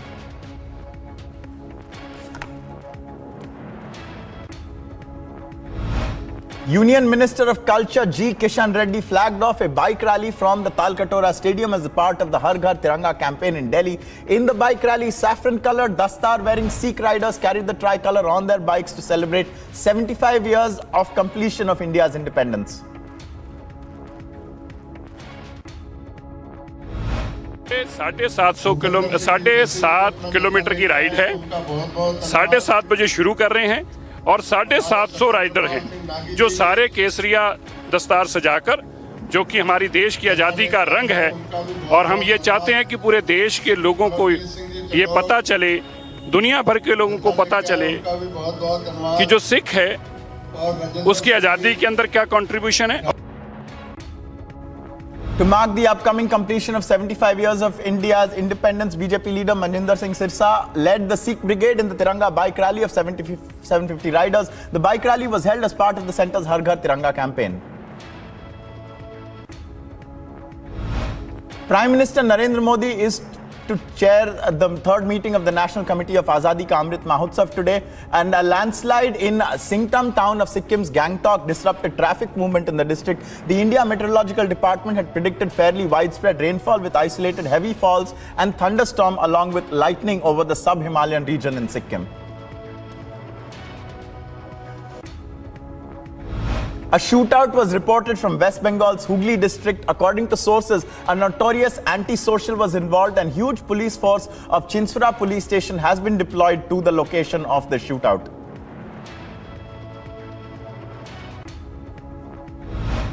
Union Minister General V.K. Singh and Lieutenant General G.P. Singh flagged off a run to Lucknow under the Fit India campaign to mark the completion of 75 years of independence.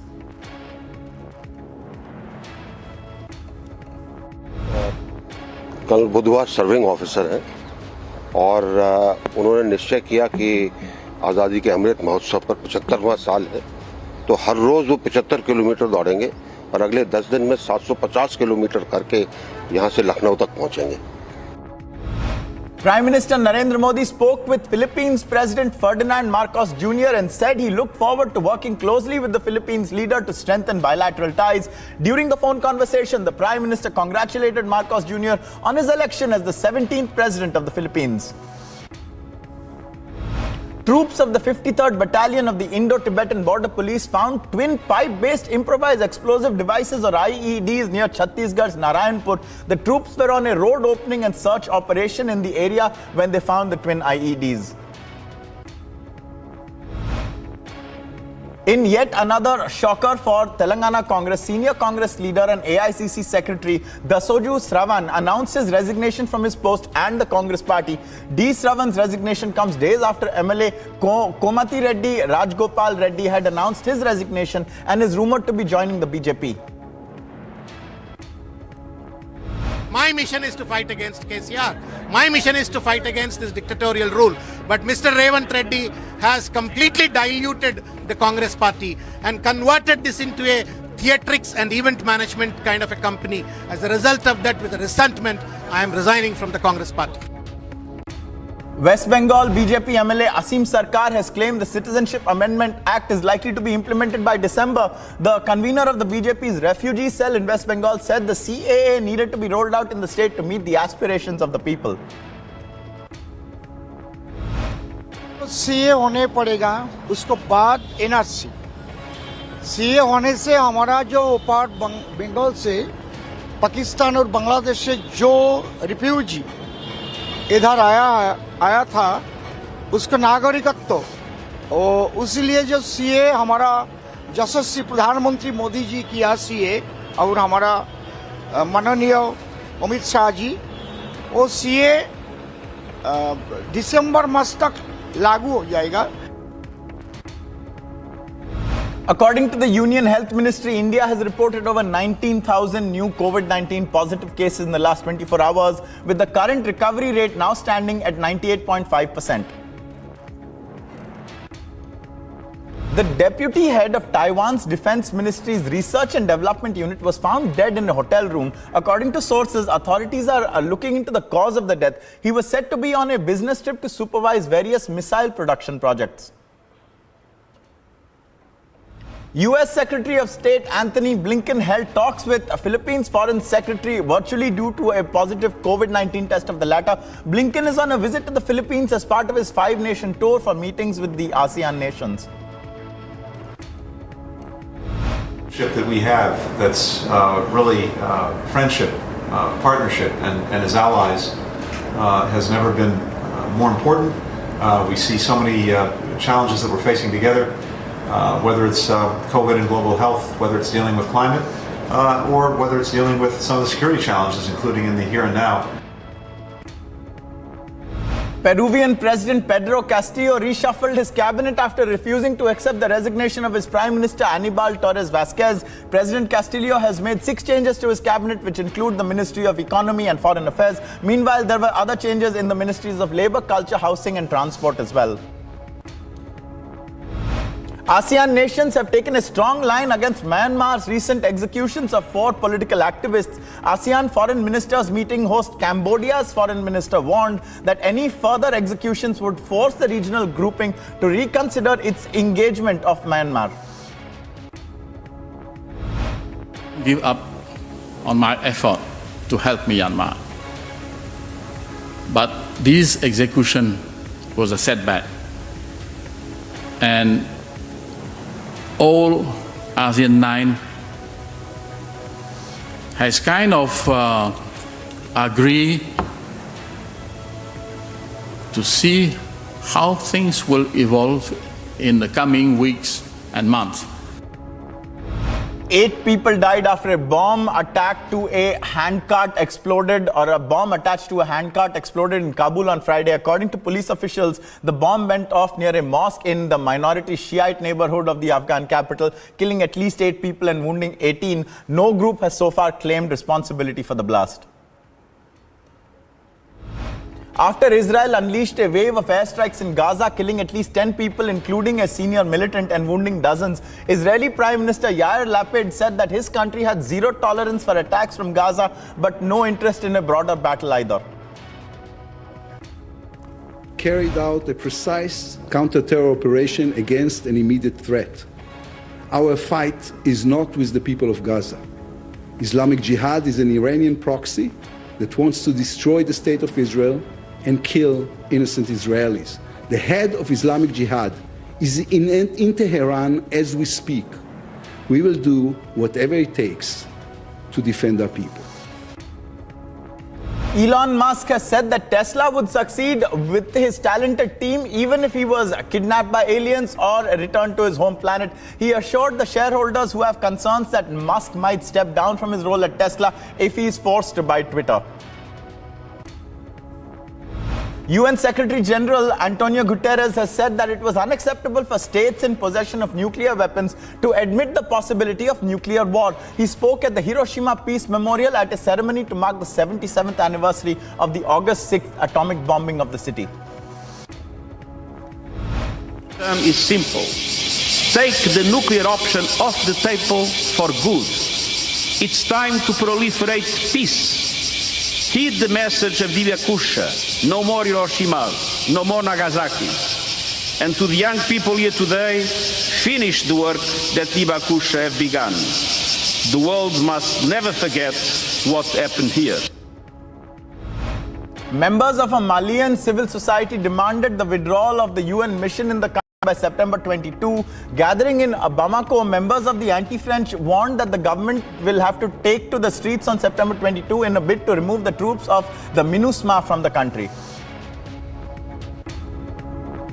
The Union Sports Minister congratulated wrestler Sakshi Malik on her gold medal win at the ongoing Commonwealth Games in Birmingham, calling Malik's bout a splendid performance. Union Minister Anurag Thakur hailed the champion. Sharat Kamal and Satyan Gnansekar took charge of their men's doubles table tennis quarterfinal and registered a stunning win to advance into the semis at the ongoing CWG 2022. The English duo of Sam Walker and Tom Jarvis on the other side won 15 points fewer than the Indian duo.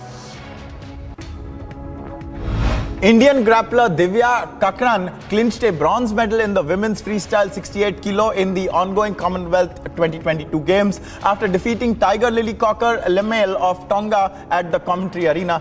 Wrestling on Mat B, speaking about her achievement, Kakran said that she will continue to work hard and give her best. Grappler Anshu Malik won the silver medal in the women's freestyle 57 kg category in the ongoing CWG 2022 after losing to her Nigerian opponent. And it was a spectacular day for India in wrestling as we won medals including 3 golds at the ongoing Commonwealth Games 2022. So far, Indian athletes have won 26 medals including 9 golds, 8 silvers and 9 bronze at the CWGs.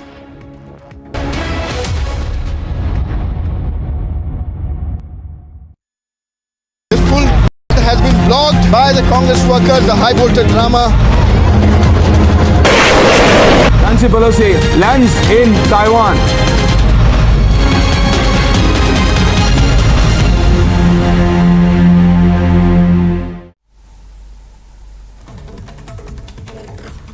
JDU Bihar State President Umesh Kushwaha serves show cause notice on former Union Minister RCP Singh for amassing massive property in the tune of 58 plots in Nalanda district of Bihar in the period between 2013 to 22.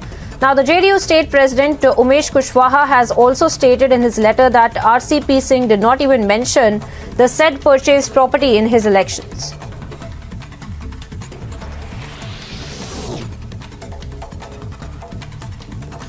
China's Special Envoy for Afghanistan, Yu Zhaoyong, arrived in India on his first ever to the country, held a meeting with the IP Singh Joint Secretary of EAM, Dr. S. Jaishankar.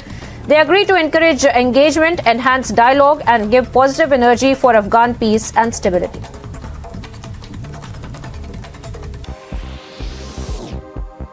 Ukrainian soldiers used self-propelled artillery in the Kharkiv region, and the action took place while Russia continued to shell Ukraine's second largest city and to press its offensive in the east, while Ukraine tries to retake territory in the Russian-occupied south.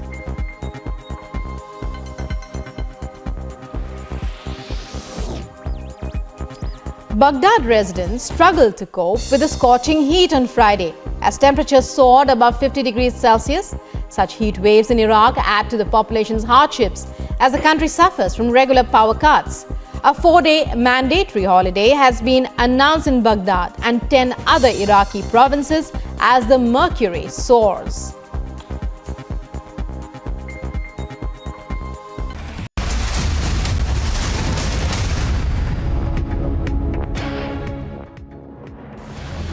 At least 8 people were injured after a bus skidded off a road and fell into a gorge near Udhampur in Jammu and Kashmir.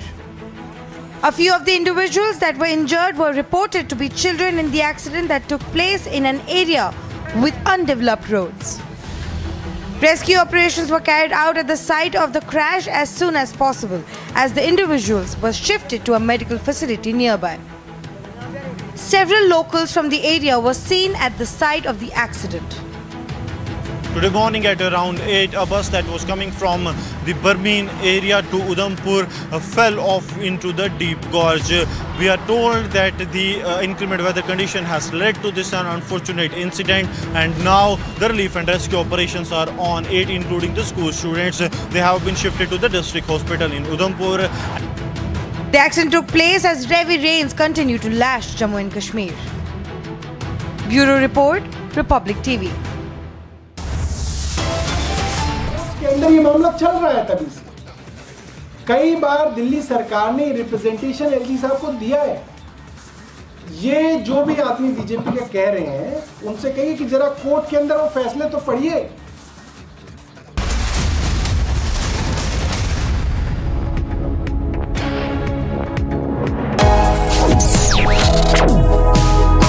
Reading allows us to become familiar with ourselves. We don't read, we won't know what is knowledge. I just find it very interesting to know people's lives, how they went through certain situations, how they dealt with things. So wherever you want to go in life, if you read books along those lines, then that would really help you in growing. Reading could mean a million different things to every individual. What does it mean to you? Visit readindia.info to find out more.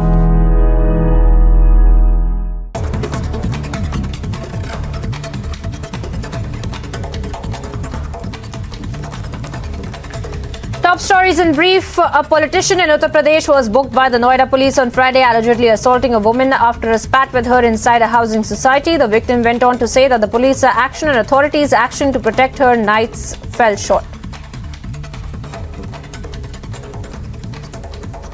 Yogi ji और सब लोग बोलते हैं कि महिलाओं की safety, but आज जो एपिसोड हुआ उसके बाद I don't think we have security in Noida. हमारी सोसाइटी में सारे सिक्योरिटी गार्ड्स खड़े थे, सब मेल खड़े थे, पर मुझे लगा कि वो शायद लेडी के साथ बदतमीजी ना करे, बट जब उसने मुझे भी टच किया, मुझे पुश किया एंड ही सेड अगर तुम प्लांट्स टच करोगे तो मैं तुम्हें टच करूंगा.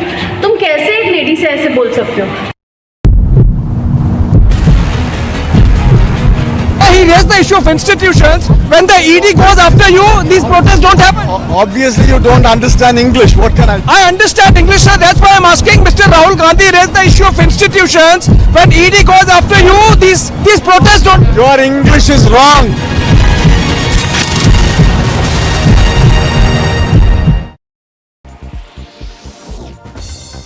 Speaking to Russian media after the ASEAN Foreign Ministers Summit in Cambodia's Phnom Penh, Lavrov said that Western countries are not granted the power to decide whether Russia can be represented in the UN at the General Assembly in September.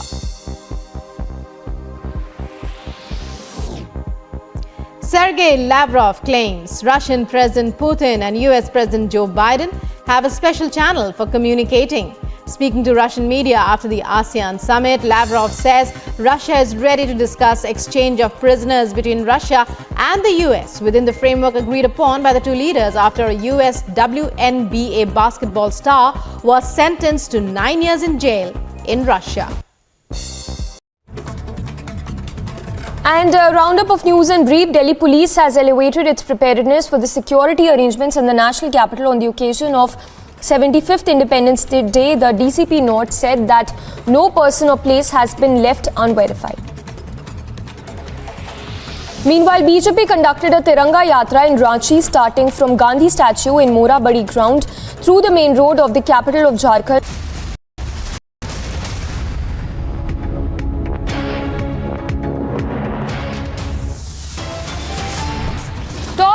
Headlines this afternoon. Another controversial comment by Congress MP Adhiranjan Chaudhary says Lord Ram only weapon for the BJP.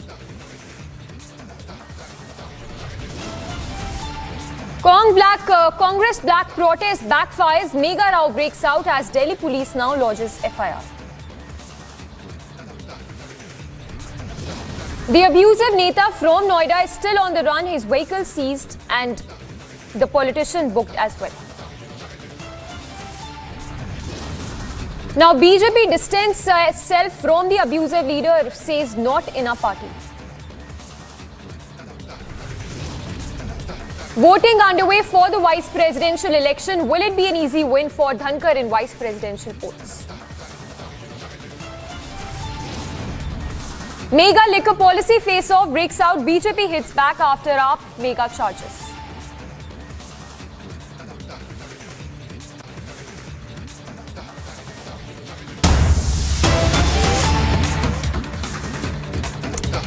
And breaking updates coming in, this one in relation to the Congress black protests that were held on Friday. A controversial remark that was made by Adhiranjan Chaudhary that's been made, where he says that Lord Ram is the only weapon that is being used by the BJP to target the opposition. So Congress MP there training guns at the BJP, saying that Lord Ram is the only weapon being used to target the opposition, whereas the real issues are not being taken up. That's the remark that's been made by Adhiranjan Chaudhary. Remember, an FIR that has also been registered by the Delhi police with regard to the Congress protest that was staged yesterday. In fact, several Congress leaders, we understand, have also been named in this FIR that has been lodged, which includes under sections 186, 188, 332 as well as 34 of the IPC.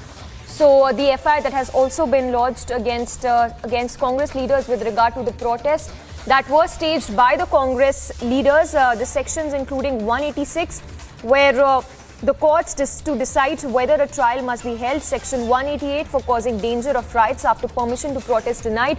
Now remember, just to put this into context, the protest that was staged by the Congress, despite the permission not being granted, and section 144 that was clamped as well. Despite that, the Congress staged protest against the price rise, what they termed as a protest against the price rise.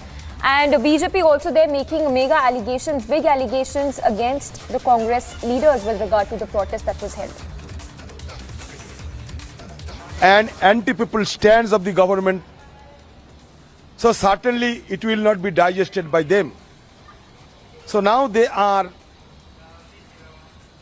trying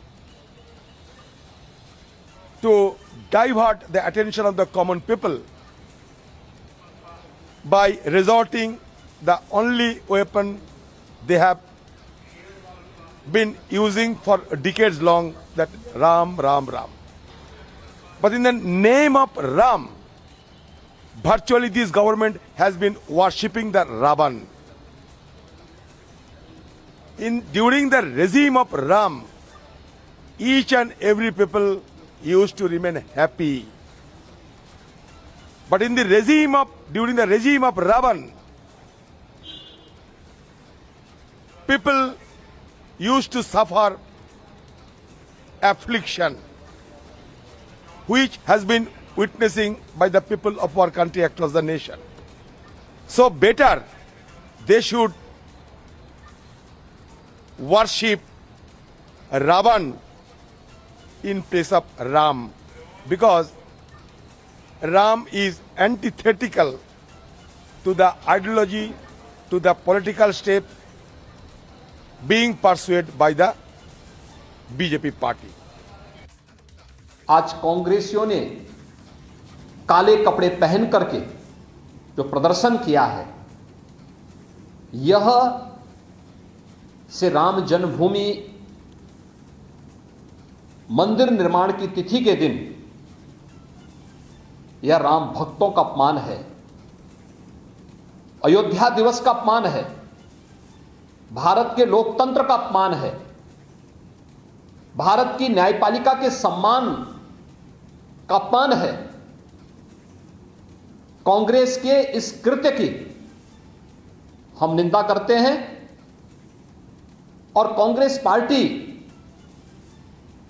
जिस प्रकार का आचरण कर रही है, मुझे लगता है कोई भी भारत का आस्थावान व्यक्ति कांग्रेस के इस आचरण का समर्थन नहीं कर सकता है। यह राम भक्तों का अपमान है। कांग्रेस पार्टी को अपने इस कृत्य के लिए देश की जनता से माफी मांगनी चाहिए।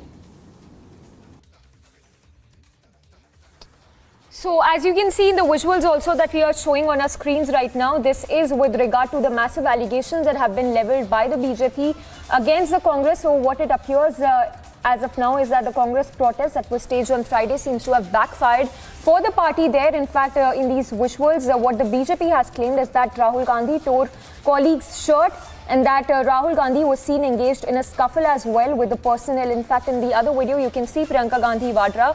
The other allegation that has been made by the BJP is that Priyanka Gandhi Vadra kicked the cop. In fact, she even twisted cop's arm is one of the allegations that have been leveled against her by the BJP.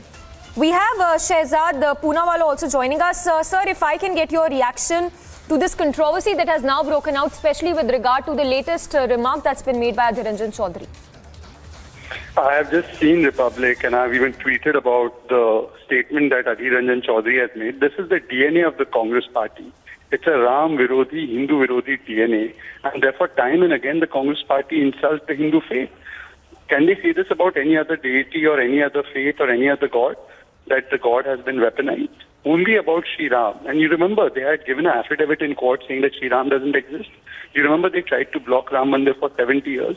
You remember how Manishankar Iyer said, Ram kaun se kamre mein paida hua batao? They will never say this about any other god, and you should not say it about any other god or any other faith. But time and again, saying Hindutva is like ISIS, Boko Haram, saying Bhagwa terror. So this is the Hindu Virodhi, Ram Virodhi DNA of Congress party. And therefore, even yesterday you saw that on a day when we were celebrating the Bhumi Pujan of Sri Ram Mandir, they were protesting in black. They protested last year, 5th August also. They protested when the Bhumi Pujan took place also. So clearly those who do Tushtikaran ki, Rom Bhakti, they are opposed to Ram Bhakti and Ram Bhakti and Sri Ram and Hindutva and Hindus. This is the original face of the Congress. It's an anti-Hindu, anti-Ram Virodhi mindset, which is actually, and this is the same Adhir Ranjan Chaudhary who insulted Rashtrapati recently. Now he's insulting Hindus. Sir, what the Congress has also alleged is that it is an attempt by the BJP to divert from the real issues. If you can respond to that. We had a discussion on price rise 2 days ago in both houses. Who's running away? They ran away. We can have a discussion on the price rise in Rajasthan, the unemployment in Rajasthan if they want. Who's running away? They are running away. But in the discussion on Mehengai and price rise, you would remember even when Rahul Gandhi had gone to Rajasthan and given a speech on Mehengai, he had attacked Hindutva. He said Hindutva teaches violence. So what is the connection between Hindutva and Mehengai? Why do you drag Hindu faith and start insulting it and mocking it? And isn't it a fact that 5th August, every year, after we have done the Bhumi Pujan of Sri Ram Mandir, which is a national cause, which is a cause of Astha, they have been protesting every year on 5th August. Is it a coincidence? Is it a coincidence, all their statements against Hindus? Have they ever said any other faith is linked to terror? But they have said Hindu is equal to terror. They have said Hindutva is equal to terror. They have said Bhagwa is equal to terror. They have said this. So, this is all evidence is there in front of us, and it can't be denied that they have some kind of aversion towards Hindutva, Hindus, and Sri Ram. This seems to be a classic case of the Congress party always attacking Hindu faith because of vote bank politics. All right, sir, we leave it at that. So BJP Shehzad Poonawala saying that the Congress has some sort of an aversion towards Lord Ram is what BJP is claiming after those big allegations that were made by Adhir Ranjan Chaudhary, making a big claim that saying that the BJP is using Lord Ram as a weapon to target the opposition. Meanwhile, the BJP, of course, is hit back, as I just said, saying that the Congress has aversion to Lord Ram. That's the big remark coming in. Speaking to Republic, Shehzad Poonawala responding to the allegations, the remarks that were made by Adhir Ranjan Chaudhary just a short while back. Responding to those remarks that were made by Adhir Ranjan Chaudhary, BJP says that Congress has some sort of an aversion towards Hindutva and Lord Ram. So that's the big remark coming in, the face-off that has erupted between the BJP and Congress. This, of course, over the Congress protests that were held just yesterday, in which we saw how in which the protests in which we can see, we also learned that the Delhi police has registered an FIR as well. The war of words that has broken out between the Congress and the BJP. BJP now hitting back at the Congress, saying that the Congress won't invoke Lord Ram and that Congress has an aversion to Lord Rama. We also have a reaction bite coming in from the Home Minister, Union Home Minister Amit Shah. Let's listen in. मैं मानता हूं कि एक जिम्मेदार party के नाते कानून का सहयोग देना चाहिए था। ये सारा जो मामला है ये कहीं ना कहीं कोर्ट ने रजिस्टर की हुई एफआईआर के बेसिस पर चला है, मगर हर रोज वो प्रदर्शन करते हैं। जहां तक आज का सवाल जो आपने स्पेसिफिक मुझे पूछा है, मेरा स्पष्ट मानना है कि कांग्रेस ने इसमें हिडन तरीके से अपनी अपीसमेंट की पॉलिसी को आगे बढ़ाया है। आज ईडी ने किसी भी प्रकार का ना किसी को तलब किया है, ना पूछताछ की है, ना कोई रेड हुई है, कुछ नहीं हुआ है। और अचानक ही कांग्रेस ने आज ये कार्यक्रम दिया विरोध का। मैं तो समझ ही नहीं सकता विरोध का कार्यक्रम क्यों आज दिया गया है। और हर रोज जब विरोध के कार्यक्रम होते थे तो अपने अपने ड्रेस में होते थे। आज सभी के सभी लोग काले कपड़े पहनकर करें। मैं मानता हूं कि आज ही के दिन इस देश के प्रधानमंत्री श्री नरेंद्र मोदी जी ने राम जन्मभूमि का शिलान्यास किया था।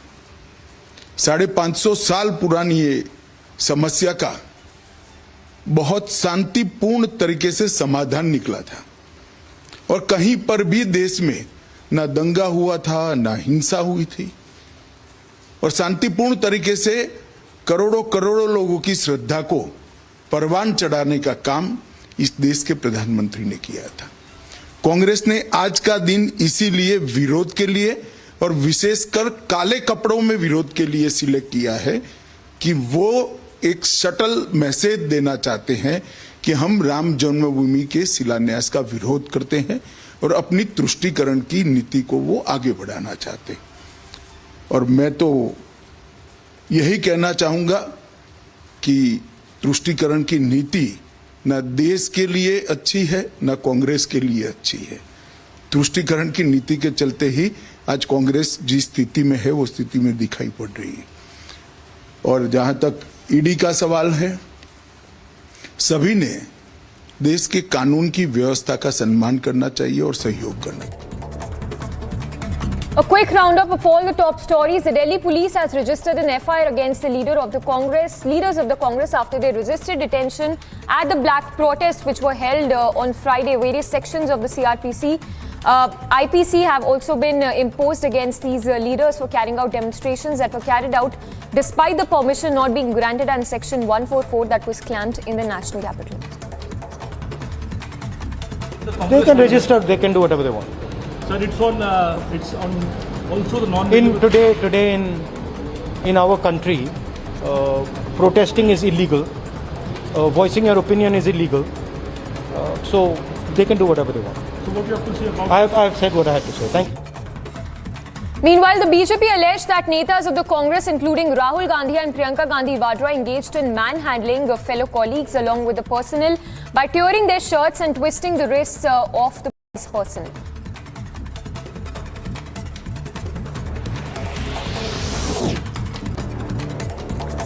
Congress MP Adhiranjan Chaudhary spoke about the objection raised by the BJP on its black clothes protest, stating that the Congress had devised Lord Ram as a weapon and were trying to divert the attention of common people by resorting to the scene.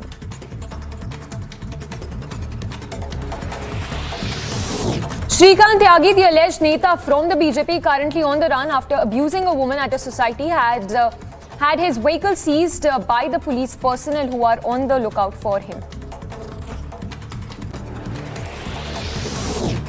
At least 5 individuals were killed while many were reported to be injured as a gas cylinder explosion was reported on a boat near Mane Ganga Ghat in Patna. At least 20 people were on board when the incident happened. Confirm हो पाई है। कैसे आग लगा, कुछ confirm हुआ है? वो खाना बनाने के दौरान सिलेंडर में आग लग गया, उसके दौरान सिलेंडर जलते जलते विस्फोट हो गया, जिसके दौरान 4 मजदूर जल के मरे। बॉडी पहचान हुई है? नहीं, अभी तक नहीं। वैसे पहचान हो रही है, लोग बता रहे हैं, नाम बता रहे हैं कौन कौन से नाम। Meanwhile, the Deputy Chief Minister of Delhi, Manish Sisodia, blamed the state's Lieutenant former Governor Manoj Sinha for the debacle of over the excise policy, stating that he had not objected to the state's excise policy earlier, adding that the Delhi government had lost crores of rupees after the new excise policy was rejected.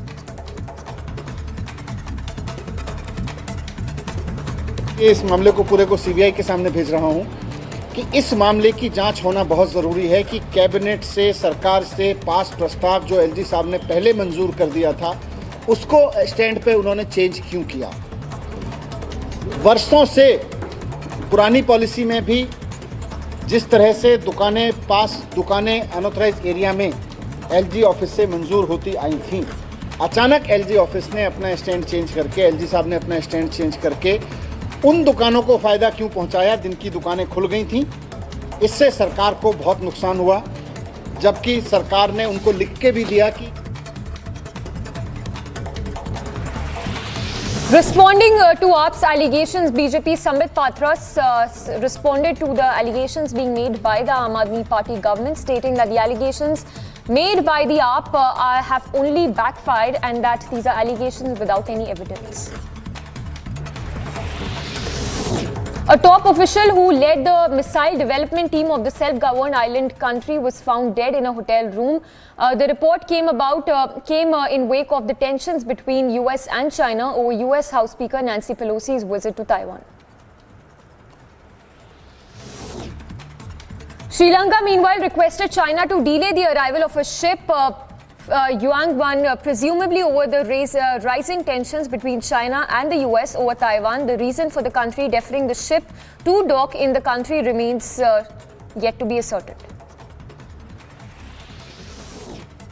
Meanwhile, the Indian Air Force Chief of Staff tested the updated, the newly improved light combat aircraft Tejas, a light combat helicopter, as well as a new trainer soon to be introduced into the Air Force. The inductions are to promote the goal of Atmanirbhar campaign by the central government.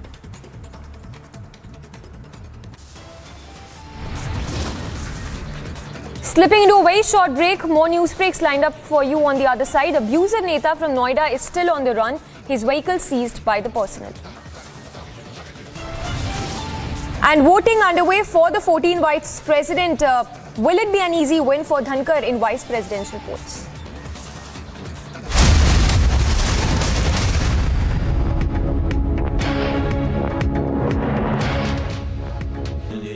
Amity has been ranked India's #1 not-for-profit private university for 9 years, with top 10 ranked institutions in management, engineering, biotech, law, masscom, telecom, hospitality, fashion and more.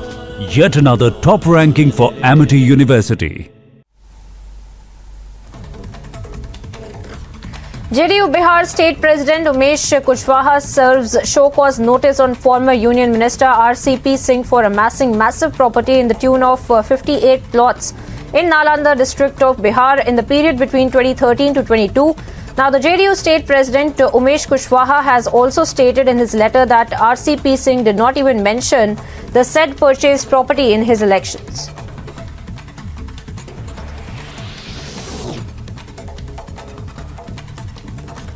China's Special Envoy for Afghanistan, Yu Zhaoyong, arrived in India on his first ever to the country, held a meeting with the IP Singh Joint Secretary of EAM, Dr. S. Jaishankar. They agreed to encourage engagement, enhance dialogue, and give positive energy for Afghan peace and stability.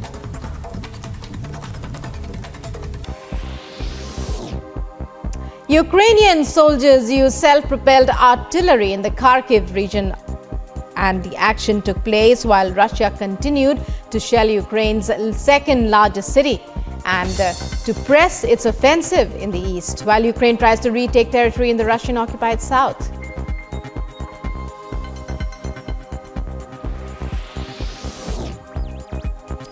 Baghdad residents struggle to cope with the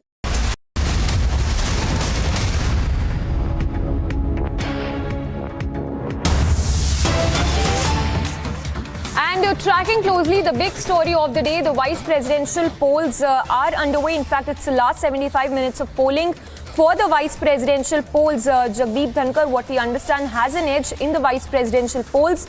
Remember, the polling will end at 5 p.m. and the results are slated to be announced at 7 p.m. itself. So Jagdeep Dhankar seems to be getting an edge over Margaret Alva, who is the opposition candidate.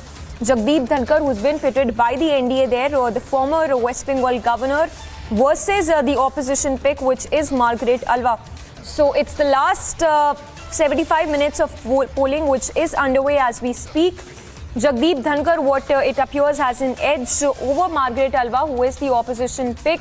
Remember, several opposition parties are backing Jagdeep Dhankar. The parties include Shiv Sena, BSP, TDP, BJD, YSRCP, among others. Meanwhile, those backing Margaret Alva are Congress, NCP, Left, AAP, TRS, AIMIM, JMM and DMK, among others. Also interesting to note that the TMC has decided to abstain from the voting. So TMC being a fence sitter there when it comes to the vice presidential polls, choosing to abstain for the vice presidential polls. The visuals on your screens are of Prime Minister Modi, who cast his vote earlier this morning. Amit Shah, who also cast his vote this morning itself. So a lot of updates coming in. In fact, it's the last 75 minutes of the polling for the vice presidential polls. The results will be announced in a few hours' time. 7 p.m. to be precise is when the results for the vice presidential polls will be announced. It's Jagdeep Dhankar, the NDA pick, who was the former governor of West Bengal, versus Margaret Alva, who's been pitted by the opposition.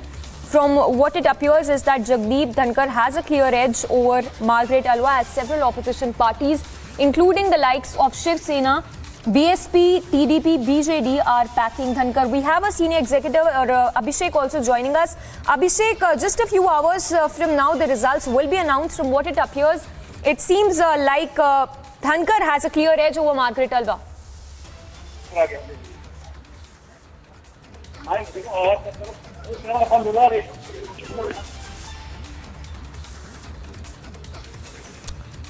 Abhishek, if you can hear us, if you could give us the latest updates you're picking up on the vice presidential polling which is underway.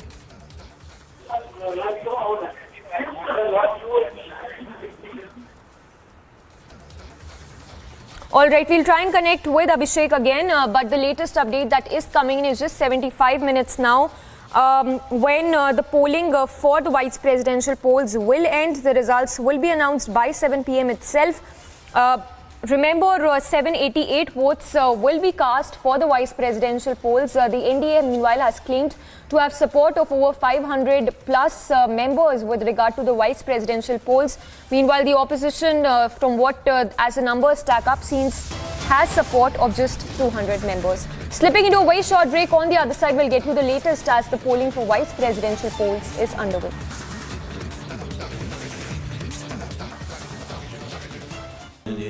Amity has been ranked India's #1 not-for-profit private university for 9 years, with top 10 ranked institutions in management, engineering, biotech, law, masscom, telecom, hospitality, fashion and more.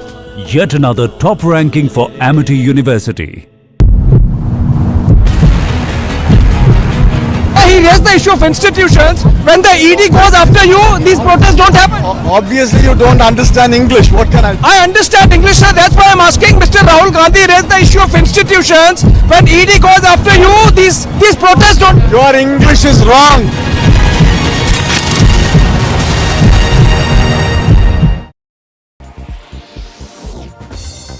Speaking to Russian media after the ASEAN Foreign Ministers Summit in Cambodia's Phnom Penh, Lavrov said that Western countries are not granted the power to decide whether Russia can be represented in the UN at the General Assembly in September.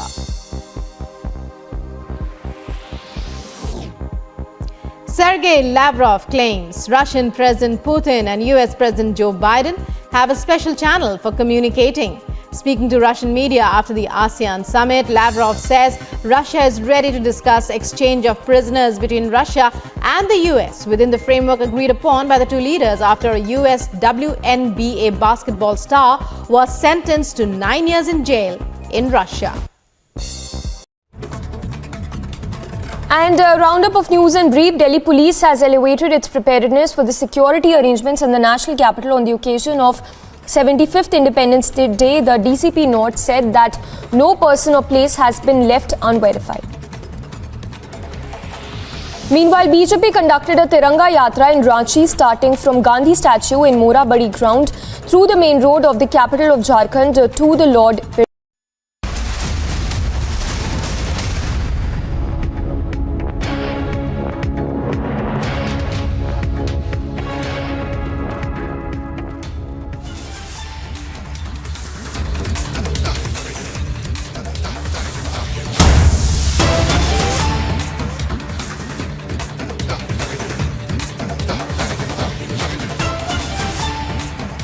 Well, more breaking news coming in. This is with regard to a video that has been viral on social media in which it seems and as an unbelievable attack on cop inside the police station. In fact, that's the visual on your screens as well. The video that is doing the rounds on social media where an attack has happened on a cop inside the police station. In fact, the remarks coming in by the Delhi DCP saying that action is being taken.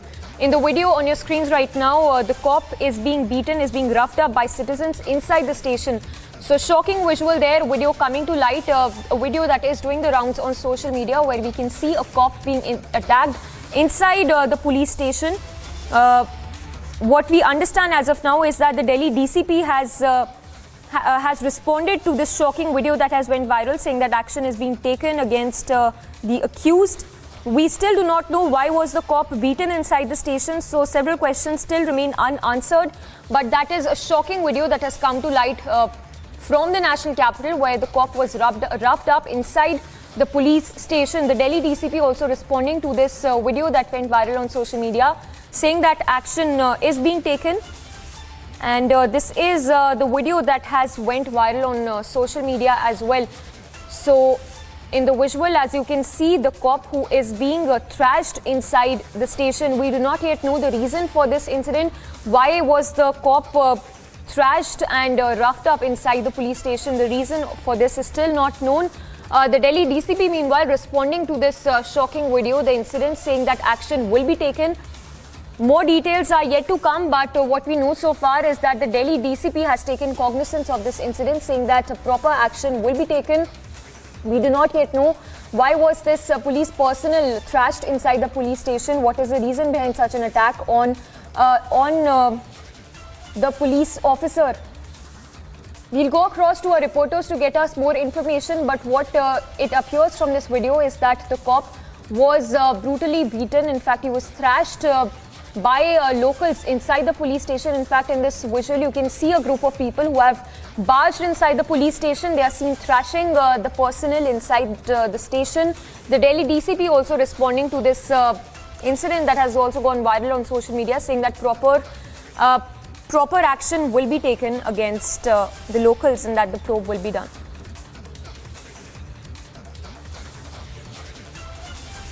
Well, we are told that a case has also been registered. That's the statement coming in from the Delhi DCP. This is with regard to this video that has been viral on social media. We do not yet know why was the cop roughed up inside the police station and why was he attacked by so many locals who barged inside the station. Slipping into a very short break, more news breaks lined up on the other side and also details on this shocking video that has emerged where a cop can be seen being beaten inside the station.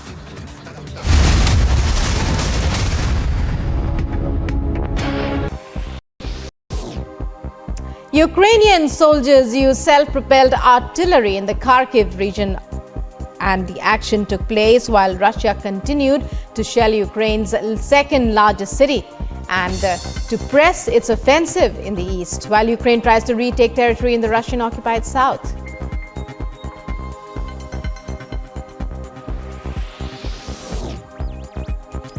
Baghdad residents struggled to cope with the scorching heat on Friday as temperatures soared above 50 degrees Celsius.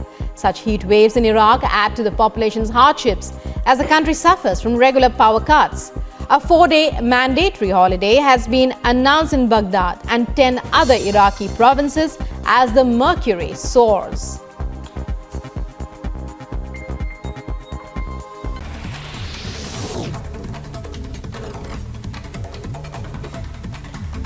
Vinod Bansal, the spokesperson of Vishwa Hindu Parishad, attacked the Congress for sporting a black dress on a day when people marked a year of Ram Janmabhoomi laying ceremony.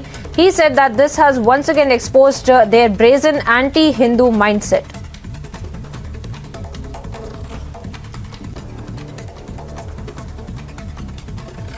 Ayodhya की विजय पर, श्री राम जन्मभूमि की जीत पर जहां हर्ष का उत्सव होना चाहिए था, कांग्रेस ने काले कपड़े पहन करके और देश की राजधानी में प्रदर्शन किया।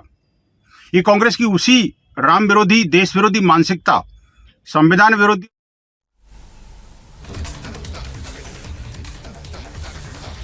Varsha Raut, wife of the incarcerated Shiv Sena MP Sanjay Raut, appeared before the Enforcement Directorate today in connection with the Patra Chawl scam case. Varsha Raut was summoned for questioning at the Ballad Estate office of the Enforcement Directorate. In view of heavy rainfall, the State Water Authority of Kerala opened 4 shutters of the Malampua Dam and also issued a warning for those living close to the proximity of the bank of 3 rivers in the area. Amid the arrest of former West Bengal Minister Patra Chawl, ex-TMC leader Baisakhi Banerjee has alleged grave irregularities and corruption in educational institutions. During Chatterjee's tenure, she claimed that there was a syndicate working inside the West Bengal College and University Professors Association that added a price tag to the college-university sub-post.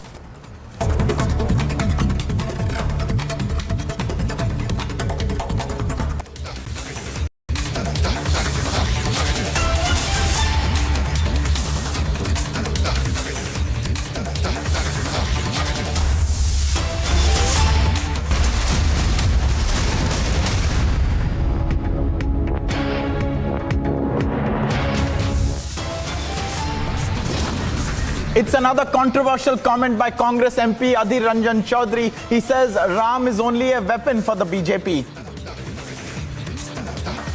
Trying to divert the attention of the common people by resorting the only weapon they have been using for decades long, that Ram, Ram, Ram. Congress's black cloth protest backfires. A mega row breaks out. The Delhi police lodges an FIR. The abusive Neta from Noida is still on the run. His vehicles have been seized and he's been booked as well. अंत त्यागी का Bharatiya Janata party से कोई लेना देना नहीं है. Now the BJP distances itself from the abusive leader, says he is not from our party.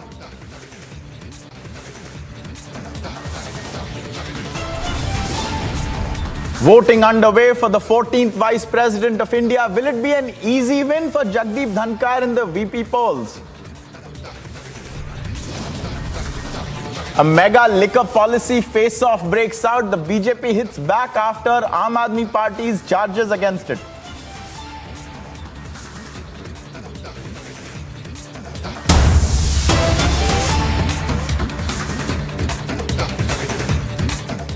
Viewers, just moments earlier, viewers, we had broken details of this video that has been circulating on social media, wherein apparently from a police station in Delhi, there are visuals and evidence of a policeman being hounded and being beaten up by certain people. You can see in the screens, there is a man in the grey shirt whose shirt is frayed, who is seen slapping the police officer who is seated and appears to be completely surrounded and appears to be getting no help as well from others in the police station. This is a video that has been circulated on social media, which contains a ghastly and unbelievable attack, honestly, because there is a policeman there who has been surrounded in the police station and he is being subjected to abuse and violence. He is clearly at the mercy of those who have surrounded him, and no one seems to be coming to his aid. And this is a video that has been accessed from the police station. The DCP of Shadara has said that a case has been registered in this matter and that action is likely to be taken soon. But what we don't know till the moment is why this took place at all. What was the reason behind this obnoxious visual that we have seen from inside a police station that really highlights the fact that a policeman was being assaulted within the police station premises itself, and with impunity the attacker appears to be set and intent on hitting him further. We've seen these visuals, shocking visuals coming in. There you see, viewers, clearly there's been an altercation before this as well, because the person who is attacking him appears to have his shirt frayed alongside, but he is seen grabbing the policeman by the collar and then hitting him. We have Anuj joining us now to tell us more. Anuj, what are we seeing in these visuals? When did this happen? Why did this happen? Tell us all about it.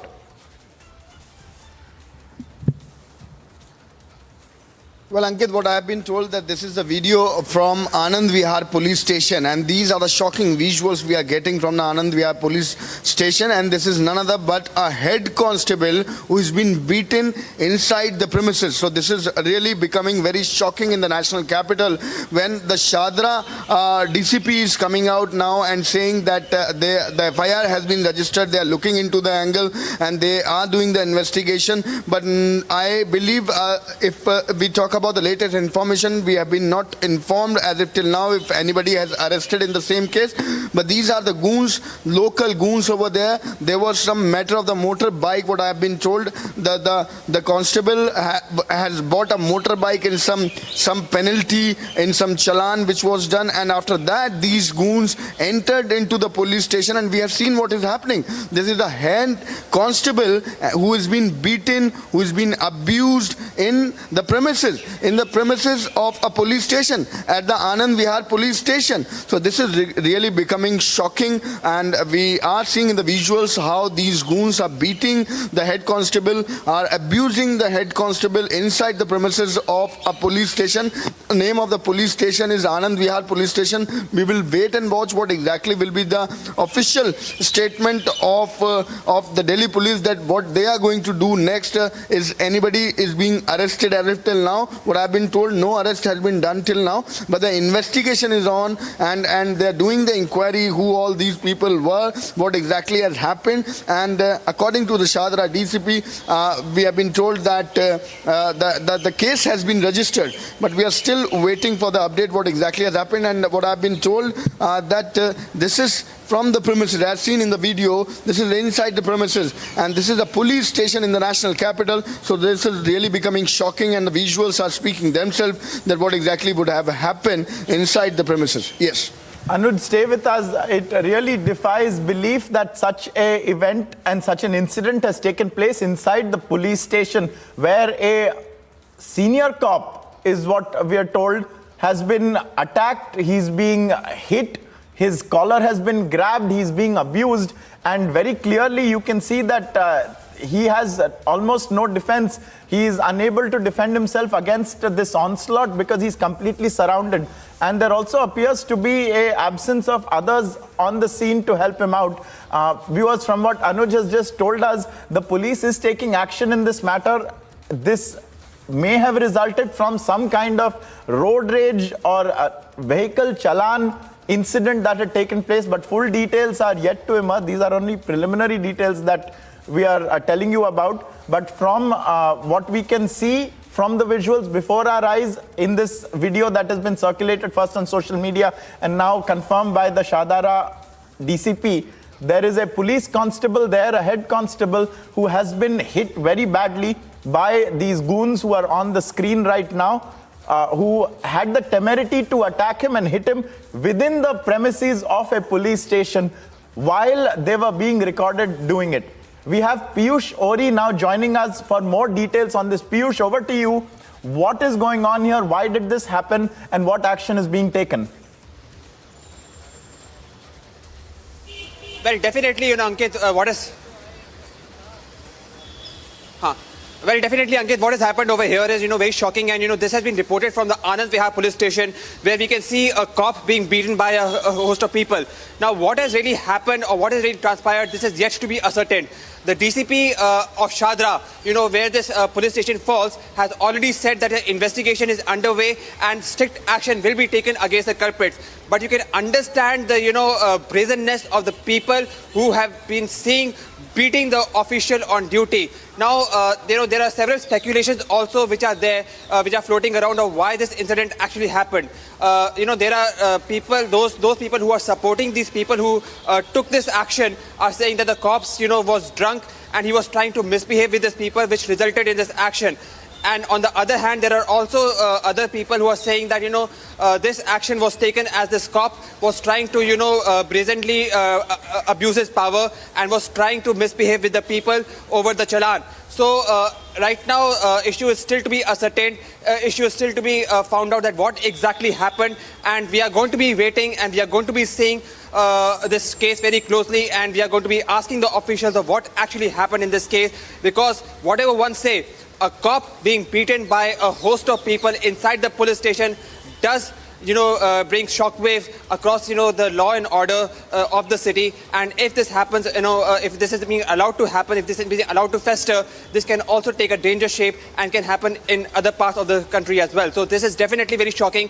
And yes, action would be, what action would be taken by the Delhi police, this would be seen very closely by us. Back to you in the studio. Right, Piyush there sharing details. So it is as yet unclear why this took place, but most definitely these are not visuals we'd like to see. For whatever reason, a policeman being thrashed within the premises of a police station by people who have essentially got him at their mercy. From what we are told, it could be a number of incidents, so let's not speculate on that. But there was clearly something that had happened. And because of this, we've seen this policeman is completely surrounded and he's at the mercy of those who are hitting him. The DCP of Shadara has said that an investigation is being launched and they will get to the bottom of this. These are from the Anand Vihar police station in Delhi, is what we are told, viewers. The identity of the person assaulting is still unknown.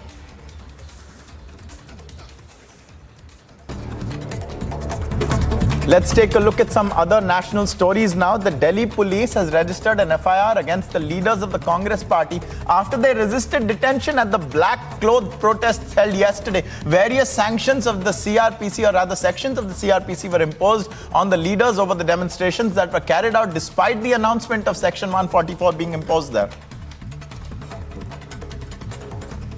They can register, they can do whatever they want. Sir, it's on also the non today in our country, protesting is illegal, voicing your opinion is illegal, so they can do whatever they want. So what do you have to say about I've said what I had to say. Thank you. The BJP alleged that netas of the Congress party, including Rahul Gandhi and Priyanka Gandhi Vadra, engaged in manhandling of along with fellow colleagues of the policemen by tearing their shirts and twisting the wrists of police officers. Shrikant Tyagi, the alleged politician who claimed on his Twitter that he's from the BJP, who's currently on the run after being seen abusing and assaulting a woman in his Noida society, had his vehicle seized as the police continues to hunt for him. At least 5 individuals were killed, while many others were reported to be injured as a gas cylinder exploded on a boat on the Maner Ganga Ghat near Maner in Bihar. At least 20 people were reported to have been on the boat when the explosion took place. कैसे आग लगा, कुछ confirm हुआ है? खाना बनाने के दौरान सिलेंडर में आग लग गया, उसके दौरान सिलेंडर जलते जलते विस्फोट हो गया, जिसके दौरान 4 मजदूर जल के मरे। बॉडी पहचान हुई है? नहीं, अभी तक नहीं। वैसे पहचान हो रहे लोग बता रहे हैं।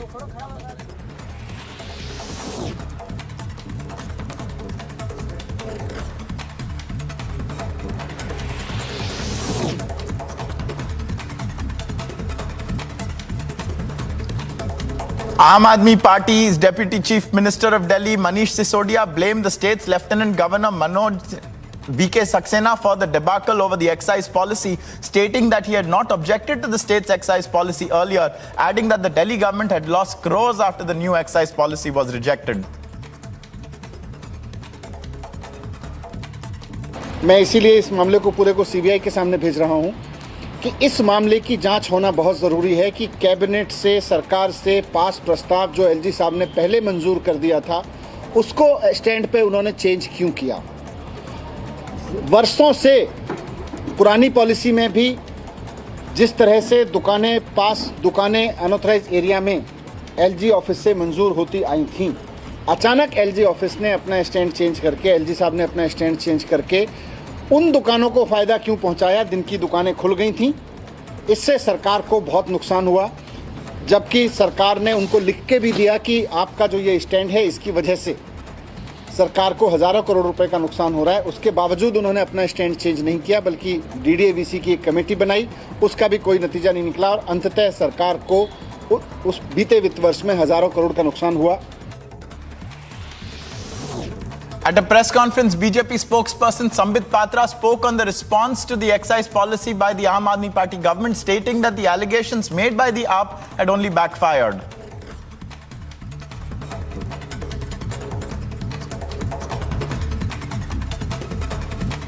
सारी सच्चाई हमें दिख रही है। अब जब चोरी पकड़ी जाने वाली है, बिल्कुल द्वार तक सीबीआई पहुंच चुका है, तो स्वाभाविक रूप से ये किस प्रकार से ध्यान भटकाया जाए, बलि का बकरा किसे बनाया जाए, इसकी कवायद जो है वो दिल्ली सरकार कर रही है।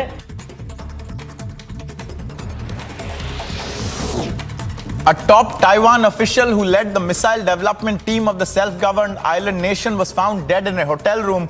A report states that amid tensions between the US and China over US House Secretary Nancy Pelosi's visit to Taiwan, he was found dead shortly later in a hotel room. Sri Lanka requested China to delay the arrival of a ship Yuan Wang 5, presumably over the raising of tensions between China and the United States over Taiwan. The reason for the country deferring the ship to dock in the country remains to be ascertained.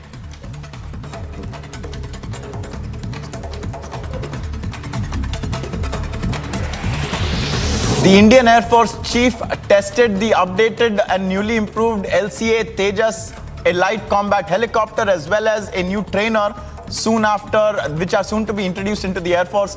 The inductions are to promote the goal of the country becoming Atmanirbhar in defense.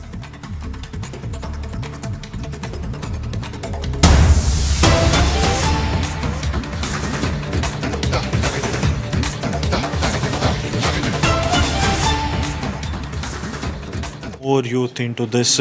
Were they planning something big, that they were trying to establish a base here by recruiting more and more youth into their ranks? Basically, one of the militant that has been arrested has confessed to the same, that he was tasked to recruit some youth and take advantage of their poverty. In that case, if someone is having less money, and give them, lure them for money for this. So yes, we are investigating it. Thank you. Thank you so much. Ramban में police ने 2 आतंकियों को गिरफ्तार किया है। ये कुछ दिन पहले गूल के इंद में हुए आतंकी हमले में शामिल थे, जिसमें कोशिश ये थी कि जम्मू कश्मीर पुलिस को निशाना बनाया जाए। बात करने के लिए एसपी रामबन मोहिता शर्मा मौजूद हैं। मैडम, 2 आतंकियों की गिरफ्तारी हुई है, क्या चीज़ें अभी तक निकल कर सामने आई? देखिए, अभी तक हम इनके तार जो हैं वो तालिब के साथ जोड़ पाए हैं, जो कि हम जानते हैं कि एलईटी के कैडर का एक मिलिटेंट है। बट इनिशियली जब ये ब्लास्ट हुआ था तो जेकेजीएफ, जो कि जम्मू कश्मीर गजनवी फोर्स, जो एक टेररिस्ट ऑर्गेनाइजेशन है, उसने इसकी जिम्मेदारी ली थी। आगे अभी और अरेस्ट होने की इसके अंदर संभावना है, क्योंकि अभी भी इन्वेस्टिगेशन जो है वो जारी है। मैम, किस तरह से इनको रेडिकलाइज किया गया था, पैसा दिया गया था इस अटैक को carry out?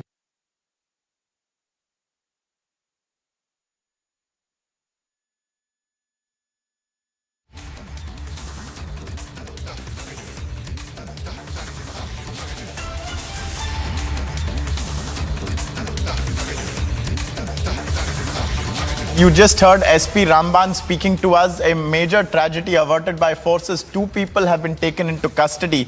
There was Gursimran speaking to the SP Ramban, who shared details and also said that there was a likelihood that there could be further developments also in this entire matter.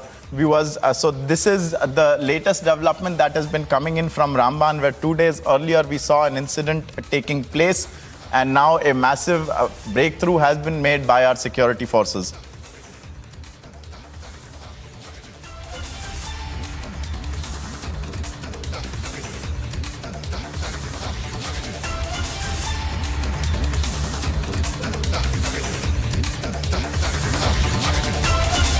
And so, viewers, you can see the people who have been taken into custody are in the visuals before us. The SP of Ramban just confirmed to us the developments that had taken place behind the nabbing of these 2 suspects.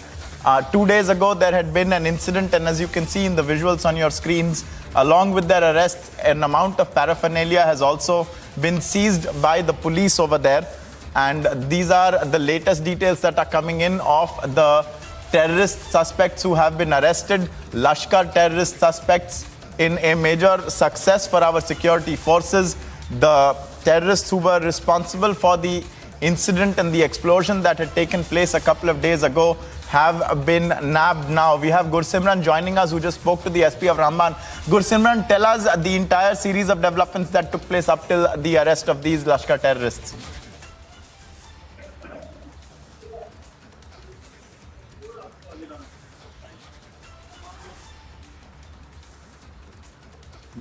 Gursimran will be joining us very shortly with all the details, but as you can see, there are lots of visuals to tell us what precisely had gone on. 2 terror suspects have been nabbed. We have Gursimran now joining us. Gursimran, tell us everything about the success of the security forces. See, Ankit, 2 terrorists have been arrested, and these terrorists have been, they were actively involved in carrying out the attack on the Jammu and Kashmir police post in the Ind area. Couple of minutes ago, the police has shared some of the key details that how they got funding from the top Lashkar commander Talib, who was arrested by Jammu and Kashmir police with the help of locals from the Mahur area of Riyasi district last month, and now what has come into fore that he was continuously financing them. The money was given to them to carry out the attack on the security installation. Apart from that, the key things that have emerged that they were in bid to recruit more and more youth into the terror ranks so that they can carry out more terror attacks in the region. Apart from that, the Pakistani handlers, they were actively involved in financing and passing on the instructions to them. Ankit. So there you go, Gursimran sharing us the details. I thank him for joining us on the success of the forces in Ramban. And viewers, more than 1,200 students gathered at the Secretariat in Shopian to celebrate a Tiranga ceremony. The students from different schools were present, and in their hands, the national flag was being seen waved with zeal and zest. On the occasion, students were very happy, and they were also told us that they were feeling proud. Let's take a look.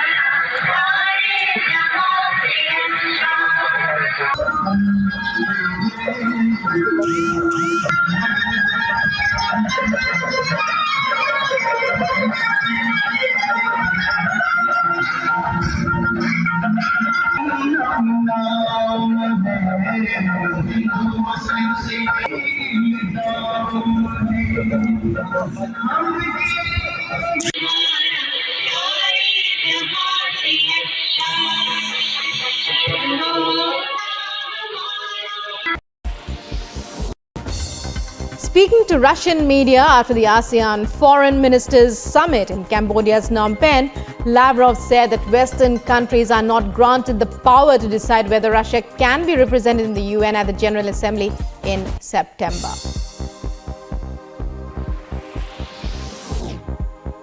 Sergei Lavrov claims Russian President Putin and US President Joe Biden have a special channel for communicating. Speaking to Russian media after the ASEAN summit, Lavrov says Russia is ready to discuss exchange of prisoners between Russia and the US within the framework agreed upon by the two leaders after a US WNBA basketball star was sentenced to 9 years in jail in Russia. And a roundup of news and brief. Delhi police has elevated its preparedness for the security arrangements in the national capital on the occasion of 75th Independence Day. The DCP note said that no person or place has been left unverified. Meanwhile, BJP conducted a Tiranga Yatra in Ranchi starting from Gandhi statue in Mora Badi ground through the main road of the capital of Jharkhand to the Lord Birsa Munda statue.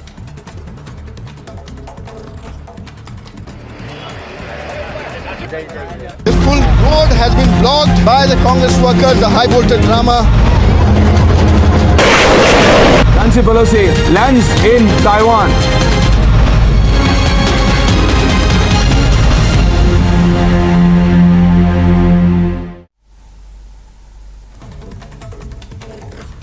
JDU Bihar State President Umesh Kushwaha serves show cause notice on former Union Minister RCP Singh for amassing massive property in the tune of 58 plots in Nalanda district of Bihar in the period between 2013 to 22.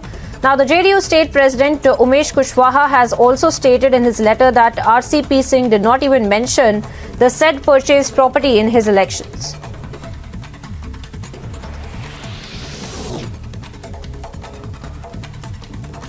China's special envoy for Afghanistan, Yu Zhaoyong, arrived in India on his first ever to the country, held a meeting with the IP Singh Joint Secretary of EAM, Dr. S. Jaishankar. They agreed to encourage engagement, enhance dialogue, and give positive energy for Afghan peace and stability.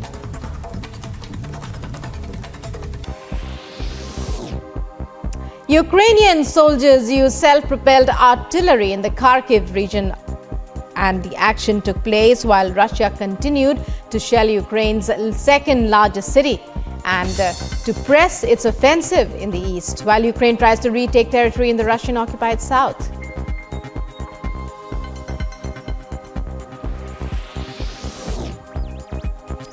Baghdad residents struggled to cope with the scorching heat on Friday as temperatures soared above 50 degrees Celsius. Such heat waves in Iraq add to the population's hardships as the country suffers from regular power cuts. A 4-day mandatory holiday has been announced in Baghdad and 10 other Iraqi.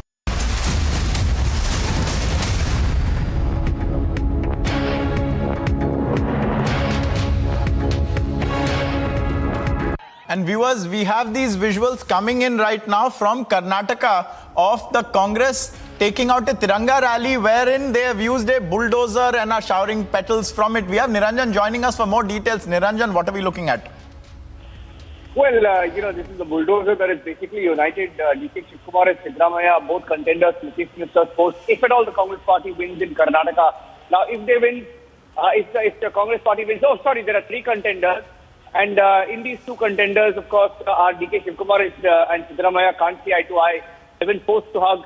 They've been forced to hug at functions where Rahul Gandhi was there for the cameras. And seems like the bulldozer which they oppose in Uttar Pradesh has brought them together. The bulldozer is, completely scooped up some flower petals for D.K. Shivkumar and the Siddaramaiah, bromance. And they're getting a flower shower in Karnataka. The bulldozer that they hate in Uttar Pradesh is sort of uniting them in Karnataka. Great visuals, I think, very symbolic also because they're still a long way away from Har Ghar Tiranga campaign officially being kicked off. In Delhi they oppose Har Ghar Tiranga. You see the dichotomy also because in Delhi they skipped the Tiranga rally, if you remember. But in Karnataka, they've come together early for the Tiranga rally. It's fantastic. we appreciate, the whole country will appreciate, but it's nice to see the bulldozer uniting at least the Congress party's two contenders. Back to you for now. Clearly, Niranjan spelling out the details of what we're saying, viewers, from Karnataka, this bulldozer bash where flower petals are being thrown in Karnataka. And also, coming up, viewers, after a short break, we'll bring you the story of the politician from Noida who was seen abusing and assaulting a woman in Noida who is on the run.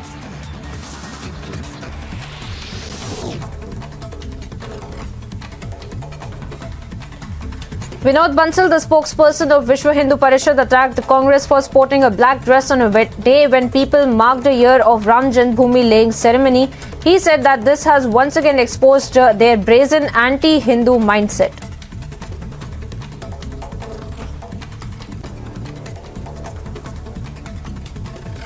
Ayodhya की विजय पर, श्री राम जन्मभूमि की जीत पर जहां हर्ष का उत्सव होना चाहिए था, कांग्रेस ने काले कपड़े पहन करके और देश की राजधानी में प्रदर्शन किया। ये कांग्रेस की उसी राम विरोधी, देश विरोधी मानसिकता, संविधान विरोधी।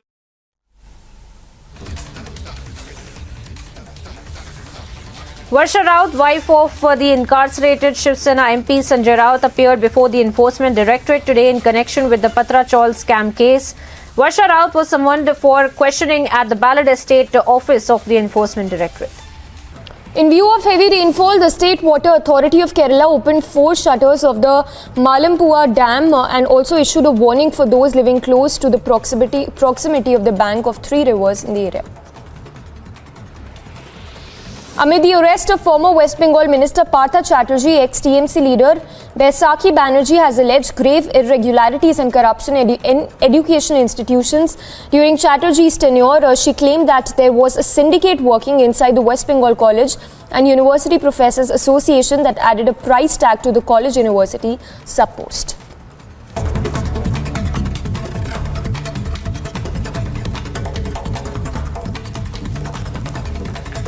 Top stories in brief. A politician in Uttar Pradesh was booked by the Noida police on Friday, allegedly assaulting a woman after a spat with her inside a housing society. The victim went on to say that the police action and authorities' action to protect her nights fell short. Yogi ji और सब लोग बोलते हैं कि महिलाओं की safety, but आज जो एपिसोड हुआ उसके बाद I don't think we have security in Noida. हमारी सोसाइटी में सारे सिक्योरिटी गार्ड्स खड़े थे, सब मेल खड़े थे, पर मुझे लगा कि वो शायद लेडी के साथ बदतमीजी ना करे, बट जब उसने मुझे भी टच किया, मुझे पुश किया एंड ही सेड अगर तुम प्लांट्स टच करोगे तो मैं तुम्हें टच करूंगा. तुम कैसे एक लेडी से ऐसे बोल सकते हो? He raised the issue of institutions. When the ED goes after you, these protests don't happen. Obviously, you don't understand English. What can I do? I understand English, sir. That's why I'm asking. Mr. Rahul Gandhi raised the issue of institutions. When ED goes after you, these protests don't. Your English is wrong.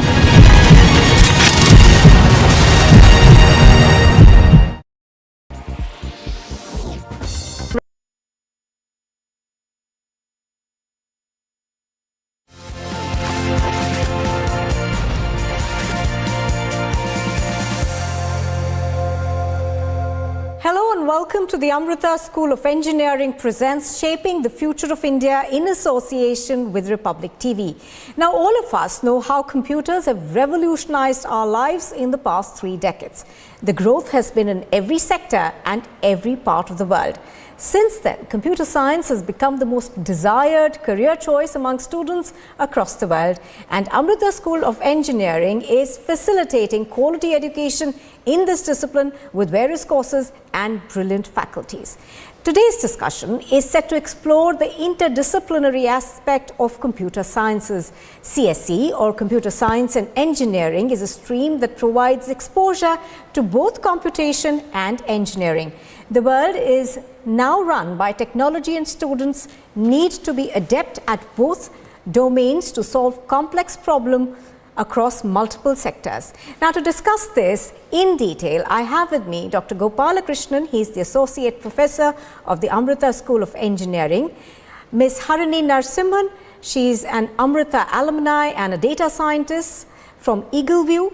Mr. Rajan Gupta. He's Research and Analytics VP at Analytica Data Lab, and Mr. Joy Mustafi, who's the founder and president of Must Research. Thank you all for joining us. All right, to go straight to Dr. Gopalakrishnan, to begin with, Dr. Gopalakrishnan, tell us what an interdisciplinary approach really is and how you think it helps students of computer sciences and engineering. So, if we consider what an engineer is going to do in an industry, so the engineer is primarily responsible for providing technological solutions, either creating new solutions or troubleshooting the existing ones. So if you take the products that we are using currently, all the products which are based on technology, just for example, you take the mobile phone or you take the car, then we know that the car that we are using now, it is extremely different from what we had 2 or 3 decades ago. Because the current car is not just one that is made with the mechanical engineering knowledge, but it is something like computer on wheels, because it can help you do a lot of things. You can operate your systems which are there at your home right from your car, and even your vitals can be tracked using the sensors that are there in the car. So the technology is fast changing, and all the products that we are providing to the society, they require knowledge from interdisciplinary area. So no product is exclusively dependent on knowledge from a single stream, but it is dependent on various streams. And now all streams require computing, and computer science graduates, they need to be exposed to multiple domains in order to provide technology solutions into the domains in which they are going to work during their career. Right, absolutely, Dr. Gopalakrishnan, that was very well explained. Let me go across to Ms. Narasimhan right now. Ms. Narasimhan, you are, of course, an alumni of Amrita University. Now, tell us about the challenges and the opportunities that there are for a CSC graduate in the corporate world. So, to the best of my knowledge, major or the most important skill that's looked for in a CSE graduate is the computational and logical thinking. And to put that in practice and every day is a major challenge that we face in the beginning of the career. And also, there is a broad range of skills for a CSE grad, like UI UX designing, software development, data science, machine learning, and also cloud computing. One just not need to be in Excel in any one of the skill, but also to have the knowledge developed in other skills as well, because they are interrelated. And as far as opportunities, currently the blooming skill that we are looking for in corporate is the automation and data science, which includes artificial intelligence and machine learning. And in today's corporate world, in IT, these skills are more important, which also related to cloud computing. So we need everything in place, and that's the major challenge that we are facing. All right.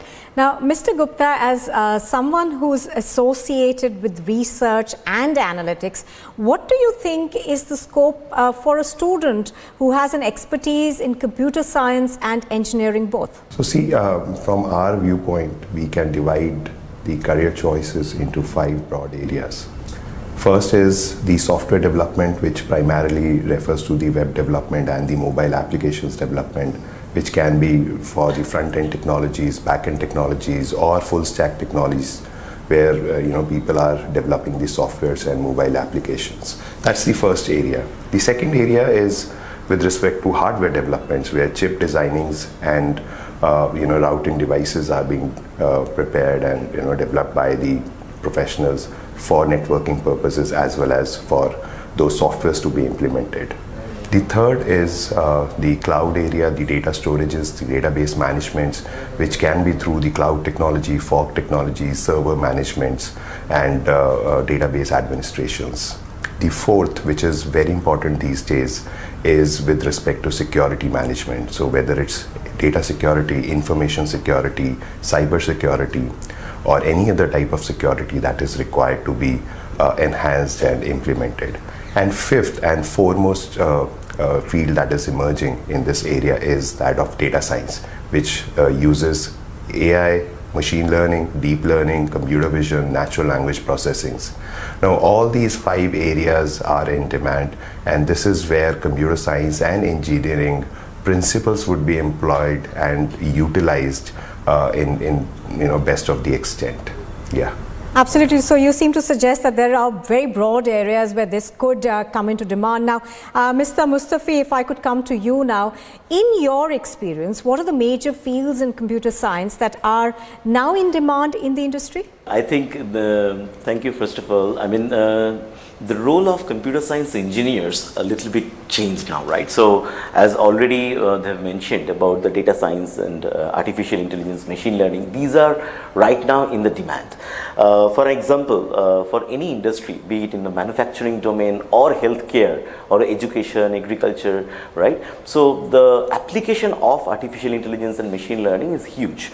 And nowadays, since we have improved version of hardware, the cloud, and also a lot of open source data, we have open source technologies and a lot of great products by the big corporates as well. A combination of all these things in now, right, in 2022, we do have a lot of opportunities, and especially for the students, right? Like in Master Research Club also we have like student members who are working on multiple interesting projects on artificial intelligence which are very close to the society. We are trying to implement those algorithms for the benefit of the society. We are calling it like HEART. Healthcare, education, agriculture, retail, transportation, and applying AI technologies or machine learning or advanced deep learning technologies, I think like natural language processing, computer vision, to some extent robotics, speech technology, IoT, Internet of Things, and combining all these things, now it's actually fulfilling the requirements or, the talent for computer science engineers. It's a complete set, right? And apart from the engineering side, I think one should also know very well the mathematics and statistics, right? So that's very important because knowing the background of the algorithm, the concepts, the algorithms, right? These two subjects like statistics and mathematics, apart from the programming, are very important. Right, absolutely. So you are saying that it's a very broad range of areas where this can actually be put into practice. Now, Dr. Gopalakrishnan, as we've been hearing, it seems that artificial intelligence is taking over traditional technology at an extremely rapid pace. Now, how is the Amrita School of Engineering preparing BTech students for this innovation? So in Amrita, we do have an explicit program on artificial intelligence, a UG program on artificial intelligence. So it is called Computer Science and Engineering with AI. So it's called CSE AI. So in which we are actually imparting the fundamentals of computer science along with fundamentals of AI. And as it was told by one of the panelists, the major focus is on mathematics, then computing algorithms, and then computing platforms and fundamentals of computer science. And they do get exposure to different domains in the form of elective streams. We offer streams such as robotics, cybersecurity, healthcare, etc. Now, for the student who is not getting into this CSE AI, but for example, if I am getting a civil engineering, and how do I get trained in AI? The new national education policy actually gives a very good opportunity because I can do what is known as a minor in AI. So the Amrita also provides opportunity for people who are doing BTech in civil engineering, chemical or mechanical to do minors either in AI or in data science. So we have a UG program explicitly in artificial intelligence, and then we do have minors offered in AI and data science for students belonging to other branches.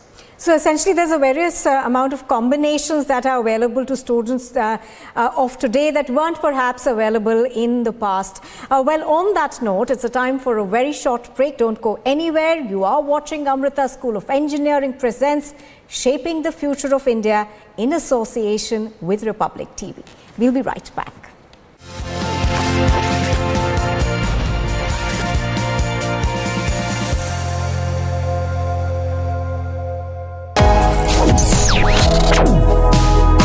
Reading allows us to become familiar with ourselves. We don't read, we won't know what is knowledge. I just find it very interesting to know people's lives, how they went through certain situations, how they dealt with things. So wherever you want to go in life, if you read books along those lines, then that would really help you in growing.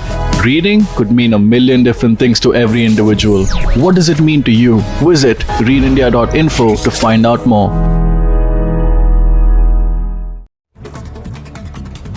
And a roundup of news and brief. Delhi police has elevated its preparedness for the security arrangements in the national capital on the occasion of 75th Independence Day. The DCP note said that no person or place has been left unverified. Meanwhile, BJP conducted a Tiranga Yatra in Ranchi starting from Gandhi statue in Morabadi ground through the main road of the capital of Jharkhand to the Lord Birsa Munda statue.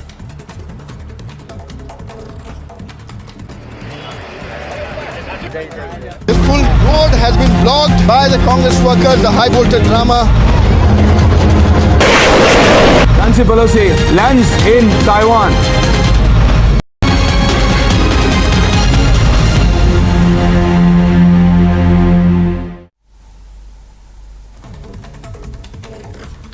JDU Bihar State President Umesh Kushwaha serves show cause notice on former Union Minister RCP Singh for amassing massive property in the tune of 58 plots in Nalanda district of Bihar in the period between 2013 to 22.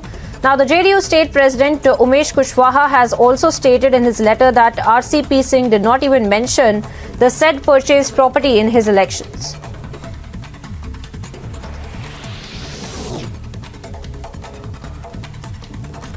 China's special envoy for Afghanistan, Yu Zhaoyong, arrived in India on his first ever to the country, held a meeting with the IP Singh Joint Secretary of EAM, Dr. S. Jaishankar. They agreed to encourage engagement, enhance dialogue, and give positive energy for Afghan peace and stability.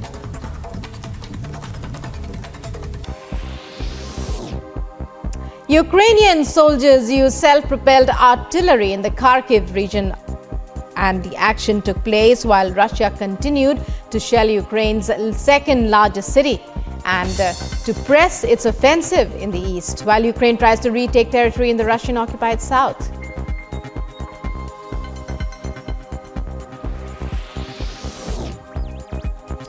Baghdad residents.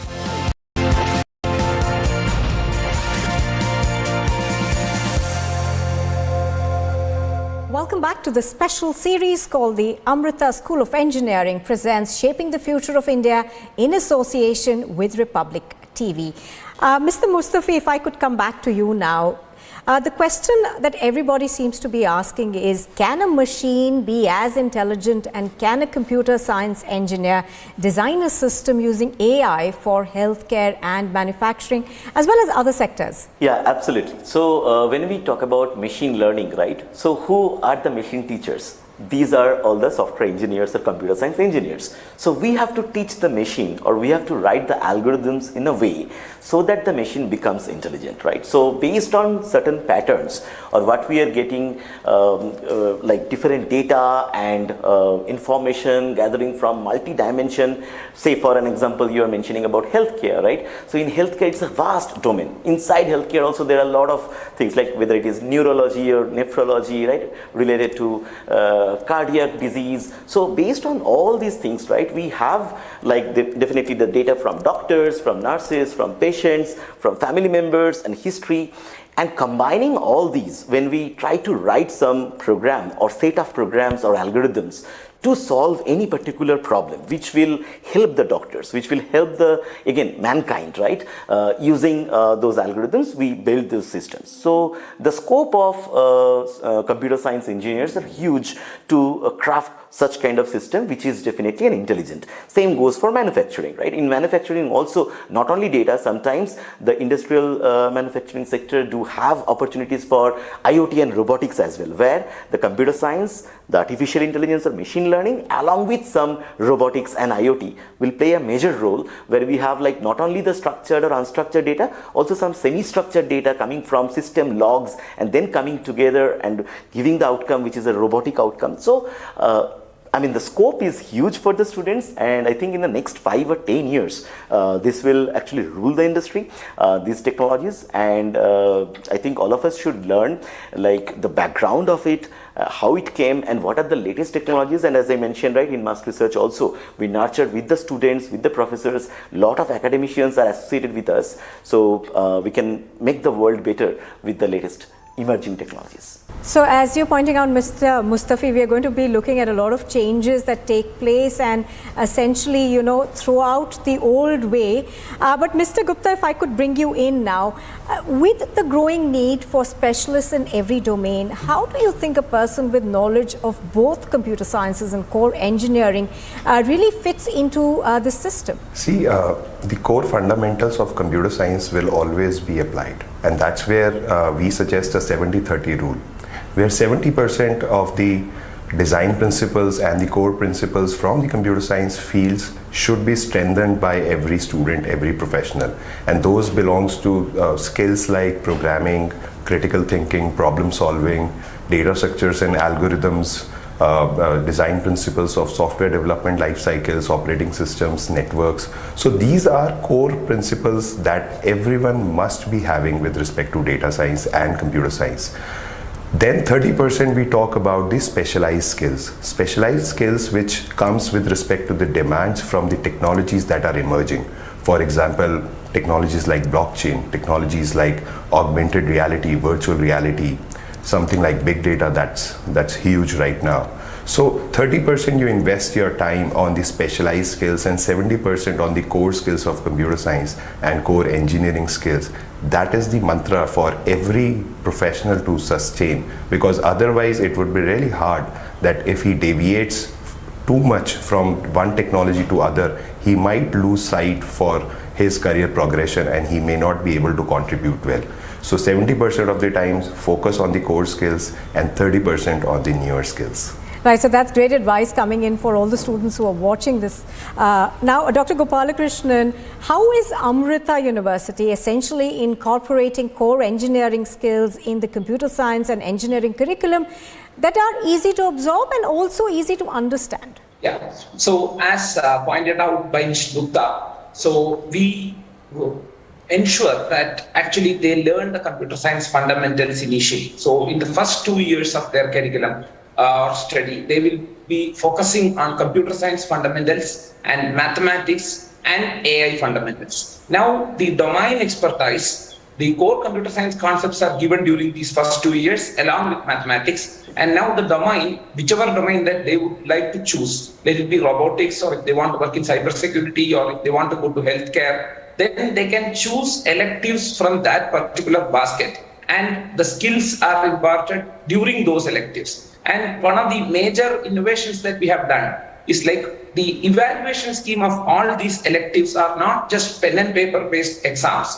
but they are actually term projects. So from the 5th semester onwards, a student will be involved in doing term projects related to each subject. That way, he will be or she will be acquiring practical skills, and they will be dealing with the real-time data that is emerging from all these different fields. Right, absolutely. I just wanted to ask you a follow-up question to that, Dr. Gopalakrishnan. Now, what kind of placement opportunities do you actually provide to your students?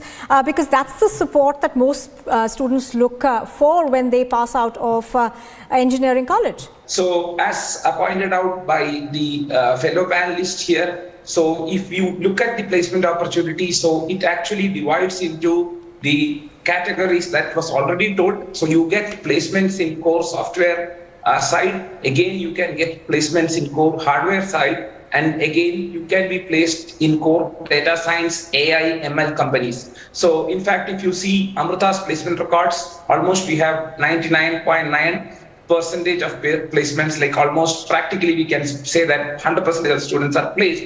And most of their placements are with very high CTC. And again, you have the large net companies taking them, but nowadays students do prefer that they would like to work in, even if irrespective of the brand related with the company, they would like to work in the core area. For example, if I want to work in NLP, then I may accept an offer from a startup company rather than a very established company, because the student can play a major role here, although the university offers them both the choices. Absolutely. Now, Ms. Narasimhan, as we talk about interdisciplinary skills, what do you think can be done to make students more aware about the interdisciplinary scope of studies in computer science and engineering? Yeah, so I think the most important thing that students need to know is that computer science is not just about coding, but it is, your thinking and your knowledge and math and the logical thing that we actually put it in place that the machine can understand. So apart from this, I think also, people get scared about learning a new language or the syntax, get scared about the syntax. But, it's not just coding is what I think they need to understand, and which also leverage the aspects of having computer science as an interdisciplinary skill. Right, just as an add-on, what is the kind of support that you received from Amrita, not just when you were studying there, but thereafter as well? Right, yeah. So when we were studying, it's not just about, having the theories and then writing it in a semester exam, but we actually went through ahead of, creating projects related to artificial intelligence in different types of data, and they actually find where, you are interested in by giving you a practical exams and making you understand that making you understand your strengths and weaknesses. And even after graduation, we are still part of the community, and we are, collaborating with the mentors there and writing journal papers. And there are plenty of opportunities that they are giving us even while we are there studying, and as well as an alumni. Well, all right, let's quickly go across to all our experts for some concluding remarks. First to you, Mr. Gupta, how do you see the future in terms of the combination of these disciplines? Right.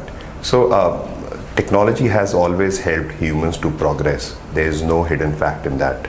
And I think that will be the role played by technology in future as well, and we need a lot of good professionals. And to all the budding scientists, young students, aspirants of and technology enthusiasts, I would just say that apart from getting the educational degrees, focus on developing skills for yourself and demonstrate those skills. And those skills demonstration can be in the form of projects which you upload your codes on GitHubs or any other open social media platforms for technology, or maybe in the form of research papers or technical blogs that you can collaborate. And third and most important thing, that you should go for professional certifications that gives you authoritative stamp that yes, you know this skill very well. So if you can demonstrate your skill apart from your educational degrees, that is something that will be really useful for you in getting placements and getting recognized in the industry. Right, Mr. Mustafi, anything you'd like to add to that? Yeah, definitely, that's very important. So the skills has to be built apart from the regular curricula, and as I mentioned earlier as well, the focus on the research part as well, like think from an invention perspective, right? Something new, something from an innovative mindset, like thinking outside the box. Those are also very important with respect to the subject and the domain, whether it is for implementing for a corporate world or for a startup or for academia, right? So applications of computer science as well as artificial intelligence and data science all together towards the betterment of the society and the nation. Absolutely. Dr. Gopalakrishnan, what's your final advice to all the students who are watching today? Yeah, I would say that you should come out of the watertight compartment mentality of getting into a stream and staying there. You should understand that the problems that we are going to solve in future or currently what we are facing are interdisciplinary in nature, and you need to develop this interdisciplinary expertise, and along with the passion for the research and technology, you should also have compassion towards your fellow human beings and society. So finally, your discoveries should benefit the society. All right, so thank you all three of you for joining us. In fact, this was expert opinion on computer sciences and engineering and its scope in modern businesses. Ultimately, the combination of computer sciences and core engineering is beneficial for all students looking for a lucrative career in manufacturing and service industry. Thank you for joining us.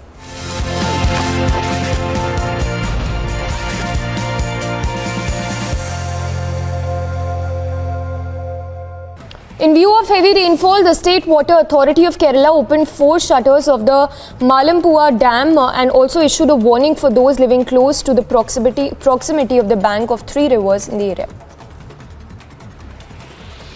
Amid the arrest of former West Bengal Minister Patra Chawl, ex-TMC leader Baisakhi Banerjee has alleged grave irregularities and corruption in education institutions.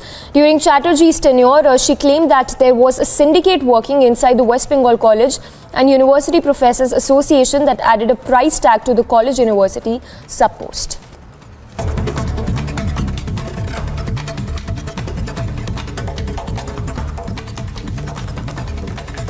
Top stories in brief. A politician in Uttar Pradesh was booked by the Noida police on Friday, allegedly assaulting a woman after a spat with her inside a housing society. The victim went on to say that the police action and authorities' action to protect her nights fell short. Yogi ji और सब लोग बोलते हैं कि महिलाओं की safety, but आज जो एपिसोड हुआ उसके बाद I don't think we have security in Noida. हमारी सोसाइटी में सारे सिक्योरिटी गार्ड्स खड़े थे, सब मेल खड़े थे, पर मुझे लगा कि वो शायद लेडी के साथ बदतमीजी ना करे. बट जब उसने मुझे भी टच किया, मुझे पुश किया एंड ही सेड अगर तुम प्लांट्स टच करोगे तो मैं तुम्हें टच करूंगा. तुम कैसे एक लेडी से ऐसे बोल सकते हो? He raised the issue of institutions. When the ED goes after you, these protests don't happen. Obviously, you don't understand English. What can I do? I understand English, sir. That's why I'm asking. Mr. Rahul Gandhi raised the issue of institutions.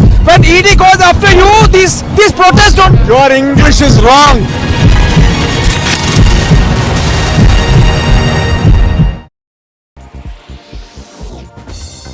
Speaking to Russian media after the ASEAN Foreign Ministers Summit in Cambodia's Phnom Penh, Lavrov said that Western countries are not granted the power to decide whether Russia can be represented in the UN at the General Assembly in September.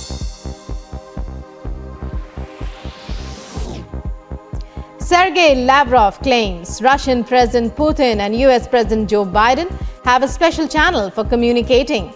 Speaking to Russian media after the ASEAN summit, Lavrov says Russia is ready to discuss exchange of prisoners between Russia and the US within the framework agreed upon by the two leaders after a US WNBA basketball star was sentenced to 9 years in jail in Russia. And a roundup of news and brief. Delhi police has elevated its preparedness for the security arrangements in the national capital on the occasion of 75th Independence Day. The DCP note said that no person or place has been left unverified. Meanwhile, BJP conducted a Tiranga Yatra in Ranchi starting from Gandhi statue in Mora Badi ground through the main road of the capital.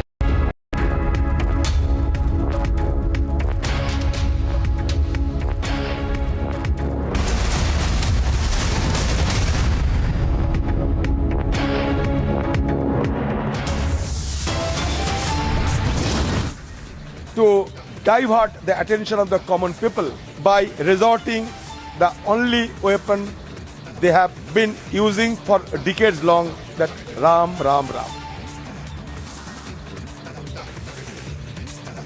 Another controversial comment by Congress MP Adhiranjan Chaudhary. He says Ram is only a weapon for the BJP.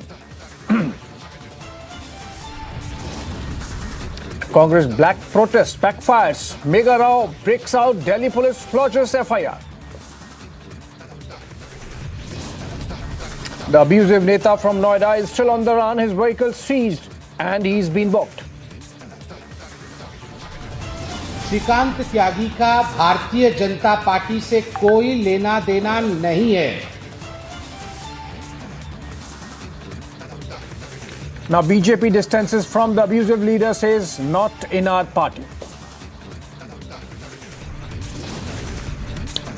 Voting underway for 14th Vice President of India. Will it be an easy win for Dhankar in Vice President polls?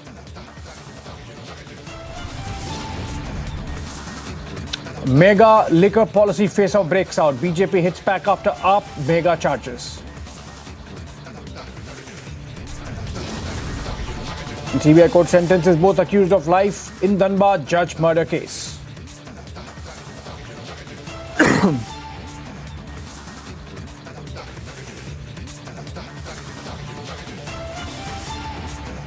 Sanjay Raut's wife, Varsha Raut, is being interrogated by the Enforcement Directorate in Mumbai. Their daughter, along with Sanjay Raut's brother, Sunil Raut, could be seen outside the ED office awaiting Varsha Raut's return. It's been more than a couple of hours that Varsha has been inside. This is in connection with the Patra Chawl scam. And we know that Sanjay Raut himself remains in custody, even as Varsha had to be called in to corroborate certain facts, certain documents in which her name is mentioned.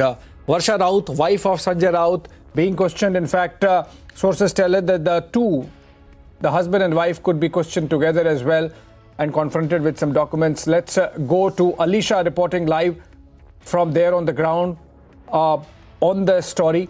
Alisha, you are there at the Ballard Estate office of the ED. Please tell us for how long Varsha has been quizzed now, and likely this might go on for how many more hours. And what are you hearing from inside the ED office as to in which direction the investigation and the questioning is going?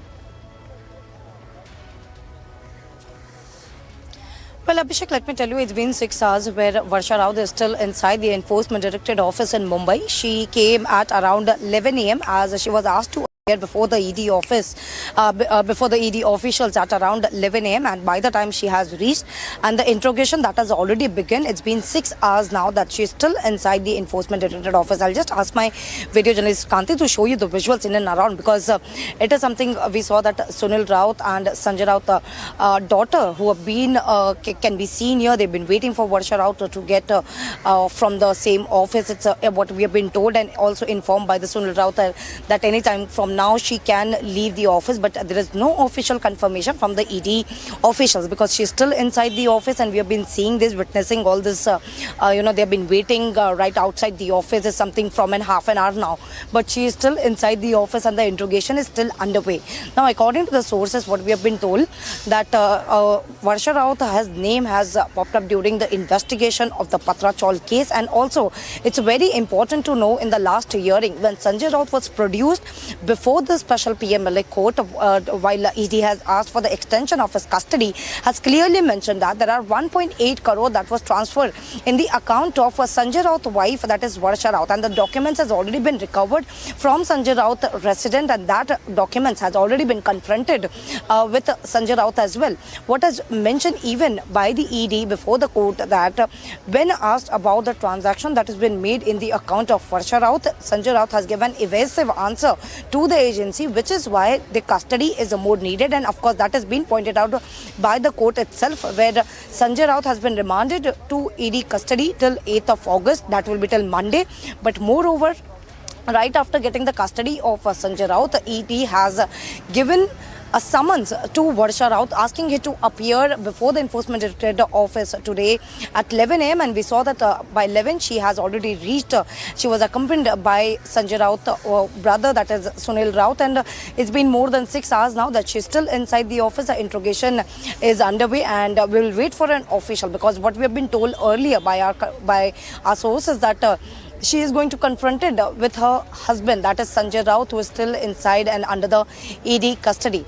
As we show you the visual, they are still waiting for Varsha Raut to come anytime from now, because what have been mentioned by Sunil Raut that she will be coming out. But what we have been seeing the visuals that Sunil Raut and Sanjay Raut, the daughter, who has been waiting for Varsha Raut to come out of the office. It is the case that has been pertaining to Patra Chawl case. As we know, Abhishek, that it is a case of 2008 where it was...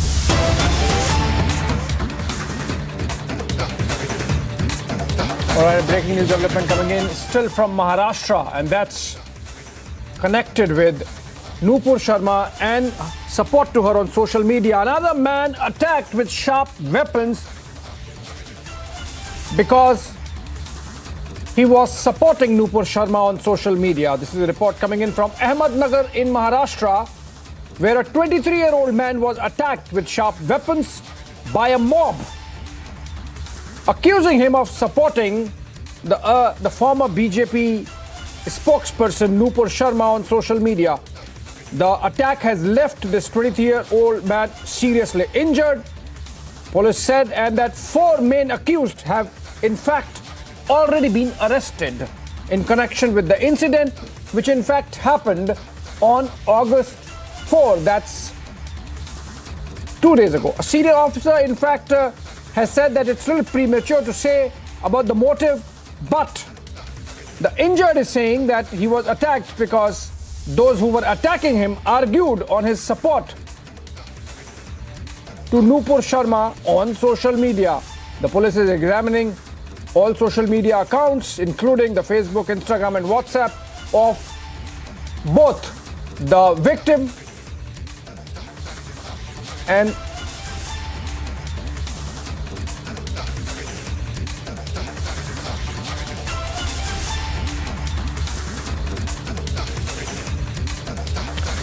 we continue with this development. If we can get more details, maybe connect with Alisha again.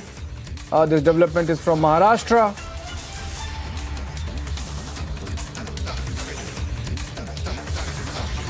And that's KCR. KCR has written a letter to the Prime Minister of India saying that attending Niti Aayog meetings does not help, and that Niti Aayog is becoming an institution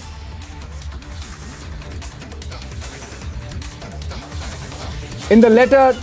CM KCR says that I do not find it useful to attend the 7th Governing Council meeting of Niti Aayog, scheduled to be held on 7th of August, and I am staying away from it as a mark of strong protest against the present trend of central government to discriminate against the states and not treating them as equal partners in our collective efforts to make India a strong country. We are there making an issue of Niti Aayog meeting and announcing that he would be boycotting it. In fact, says that Niti Aayog has become a namesake institution.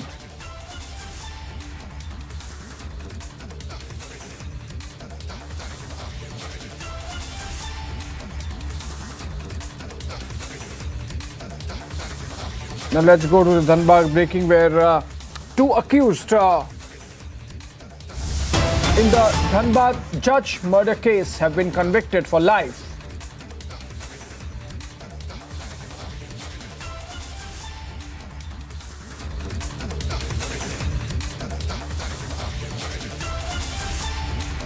All right, this is a breaking news development. We remember the pictures of the judge who was on his morning jog, and he was killed, clearly bumped off in this by this tempo, and subsequent to which arrests were made. Now, two of those arrested have been sentenced to life imprisonment, a rigorous imprisonment for life. In fact, Prakash Singh, our Patna correspondent, joins us over the phone, senior editor, special projects. In fact, Prakash, finally two getting punished and slapped, rigorous imprisonment for life. But do we still know the motive? Why they killed the judge? Well, the motive is not yet known, but they had pleaded innocence. But as far as the CCTV footage is concerned, Abhishek, it clearly showed the way the judge was hit. It showed that there was some plan. It was done deliberately because the way the auto turned. And both Lakhan Verma and Rahul Verma has been sentenced to life by the CBI court. A year ago, the incident took place in Dhanbad when the Judge Uttamanand was on his morning walk, daily morning walk. He was jogging on one side of the road in Dhanbad, and there was widespread protest all over all over Jharkhand, and the Jharkhand High Court had also taken a special cognizance of it. And thereafter, after a CBI inquiry was set up, CBI recreated the whole scene multiple times, and thereafter the auto was recovered from that area. As well as the two persons were arrested, and thereafter conviction took place 2 weeks back, and now the quantum of sentence has been announced that both of them have been sentenced to life. Prakash, but how is it that there is a murder, there is clear evidence, but there is no motive. Is it possible that mining mafia could be behind this? Well, there were multiple angles to it, and they were deliberated. But the two people accused always kept on saying, and even the council always kept on pleading that they lost control of the auto. But it looks like there was some motive behind it, and still it looks like a pre-planned murder as far as the CCTV footage is concerned. So both these people have been convicted for life imprisonment, Abhishek. Right. Thank you so much, Prakash Dev, for joining us. Hopefully on some day, we would know the motive as well. There can't be a murder without motive.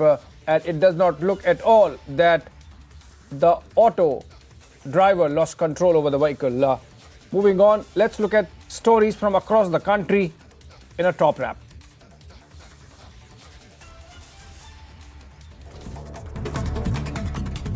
Two terrorists belonging to the Lashkar-e-Taiba have been arrested in Ramban, Jammu on August 2nd. An explosion took place when a terror attempt was foiled due to alertness of our forces. 2 Jawans were injured in this attack.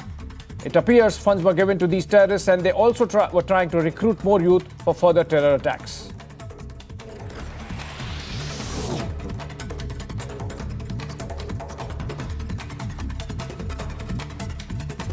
Varsha Raut, wife of arrested Shiv Sena leader Sanjay Raut, appeared before the ED in connection with a money laundering case linked to alleged irregularities in the redevelopment of Patra Chawl and related transactions. The central agency had issued summons to Varsha Raut earlier this week. Accordingly, she reached the ED office located at the Bellard Estate in South Mumbai. The questioning is still on. A video has emerged on social media of a policeman being thrashed in a Delhi police station. The DCP has said that the action is being taken on the incident.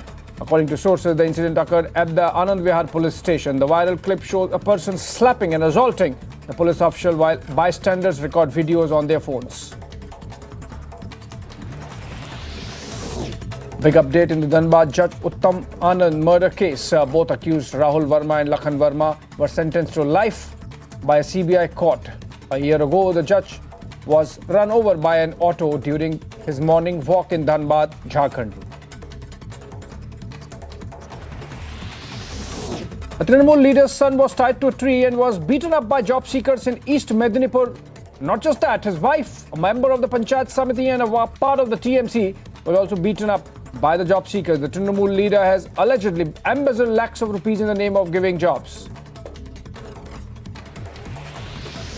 KCR, who's taking Modi government head-on at the centre, has decided to boycott the Niti Aayog General Council meeting on Sunday. In the letter, Telangana CM KCR states that he does not find it useful to attend the meeting scheduled on Sunday and that he will be staying away from it as a mark of strong protest.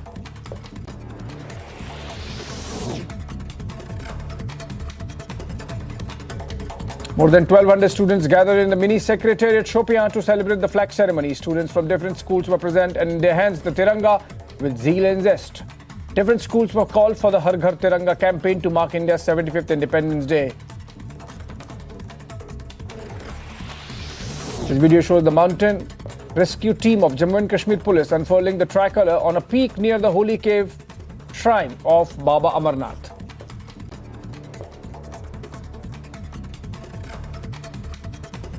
देश को आज़ाद हुए 75 साल हुए हैं। पूरे देश में इस आज़ादी का जश्न मना रहे हैं। तो Jammu and Kashmir mountain rescue team ने आज इस दिन को चुना है।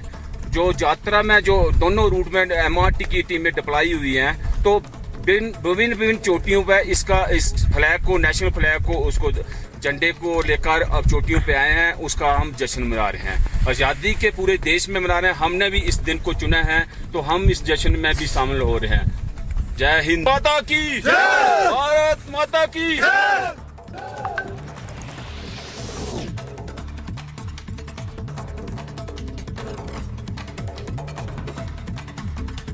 All right, the Congress in Karnataka marked a Tiranga rally with bulldozers and a flower shower from it. DK Shivkumar and Siddaramaiah were seen together in the event.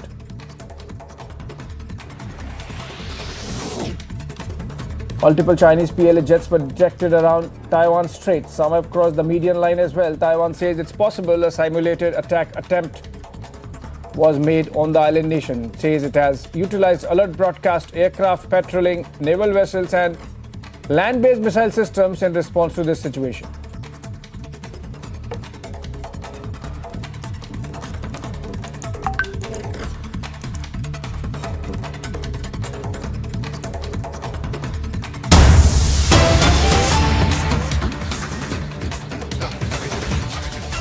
All right, breaking news development now.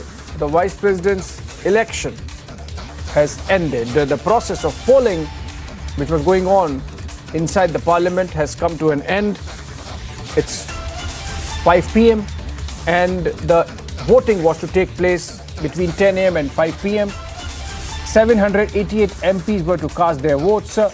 In a while from now, there would be a press conference by the returning officer.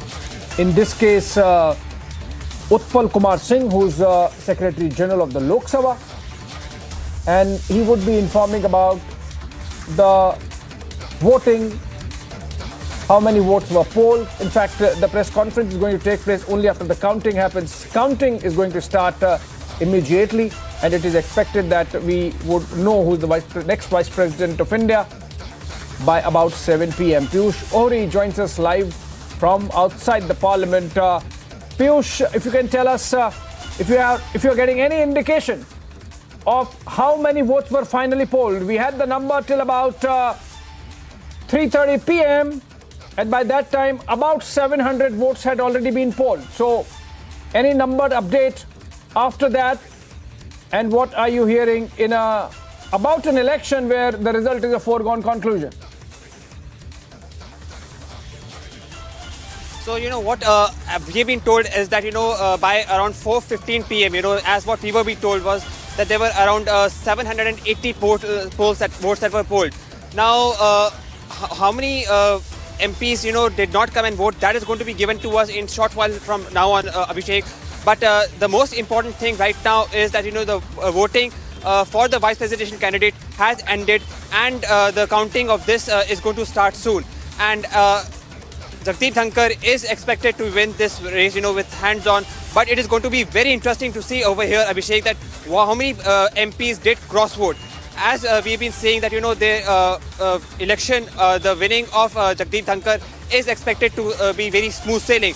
But very interesting to note over here that, how many MPs did cross-vote and what is going to be the victory margin of Jagdeep Dhankar when, the counting of the votes is going to take place. The opposition on its side, is saying that, they have done every best to make sure that Margaret Alva did win. But over here, it is going to be very interesting to see that how much unity was opposition able to gather when in election of Margaret Alva, and will they be able to have some strength as far as the opposition unity is concerned. So very interesting strengths, and we are going to be waiting and watch when the counting of the votes going to take place. Back to you, Abhishek.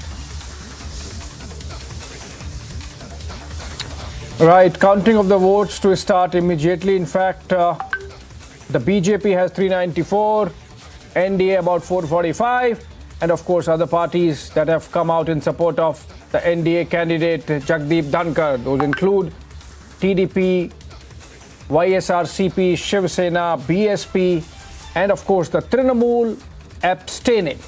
And that's going to add to Jagdeep Dhankar's lead over Congress and UPA's Margaret Alva. Of course, 18 opposition parties did come in to support Margaret Alva, but the big ones like Trinamool abstaining, taking a toll. The result anyway was a foregone conclusion. What is interesting, what would be interesting to watch out for when the results come out at around 7 p.m. is whether, like in the case of presidential elections, any number of MPs cross-voted. Remember, during the presidential poll, which happened on July 18th and the result was counted on July 21st, the story or the real story was how 17 members of parliament from the opposition ranks and as many as 126 MLAs of opposition parties from across the country voted in favor of Draupadi Murmu at that time. Now, whether that trend is going to continue in the vice president's election also, the electoral college, of course, consisting of only the Rajya Sabha and the Lok Sabha members, and out of those 788, which includes 12 nominated MPs, have any of them voted against their party's position and in support of Jagdeep Dhankar?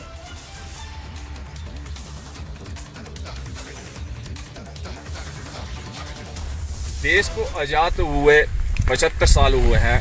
पूरे देश में इस आज़ादी का जश्न मना रहे हैं। तो Jammu and Kashmir monitoring rescue team ने आज इस दिन को चुना है।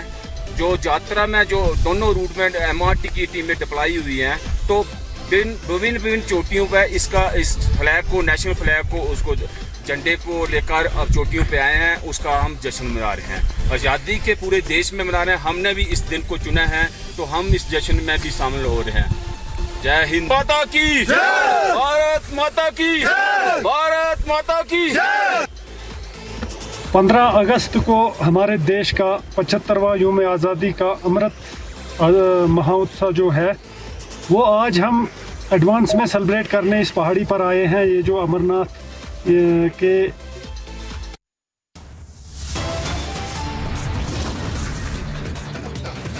It's another controversial comment by Congress MP and Leader of Opposition Adhiranjan Chaudhary. He says Ram is only a weapon for BJP. This full road has been blocked by the Congress workers, the high voltage drama.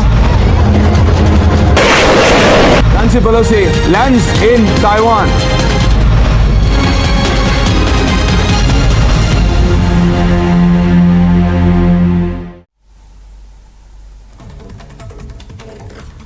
JDU Bihar State President Umesh Kushwaha serves show cause notice on former Union Minister RCP Singh for amassing massive property in the tune of 58 plots in Nalanda district of Bihar in the period between 2013 to 22. Now, the JDU State President Umesh Kushwaha has also stated in his letter that RCP Singh did not even mention the said purchased property in his elections.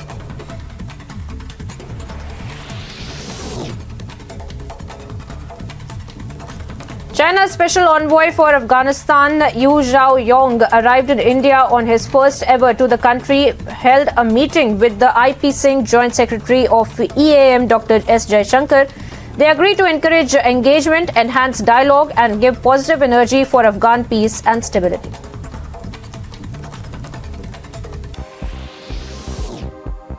Ukrainian soldiers used self-propelled artillery in the Kharkiv region, and the action took place while Russia continued to shell Ukraine's second largest city and to press its offensive in the east, while Ukraine tries to retake territory in the Russian-occupied south.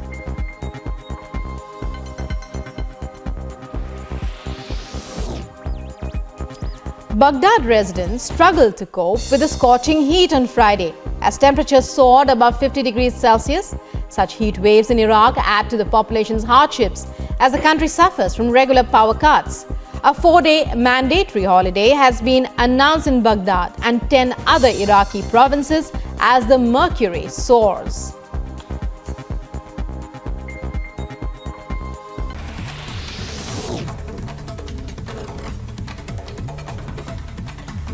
Vinod Bansal, the spokesperson of Vishwa Hindu Parishad, attacked Congress for sporting a black dress on a day when people marked a year of Ram Janmabhoomi laying ceremony.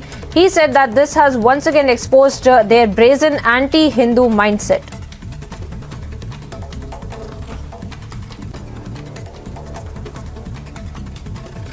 Ayodhya की विजय पर, श्री राम जन्मभूमि की जीत पर जहां हर्ष का उत्सव होना चाहिए था, कांग्रेस ने काले कपड़े पहन करके और देश की राजधानी में प्रदर्शन किया। ये कांग्रेस की उसी राम विरोधी, देश विरोधी मानसिकता, संविधान विरोधी।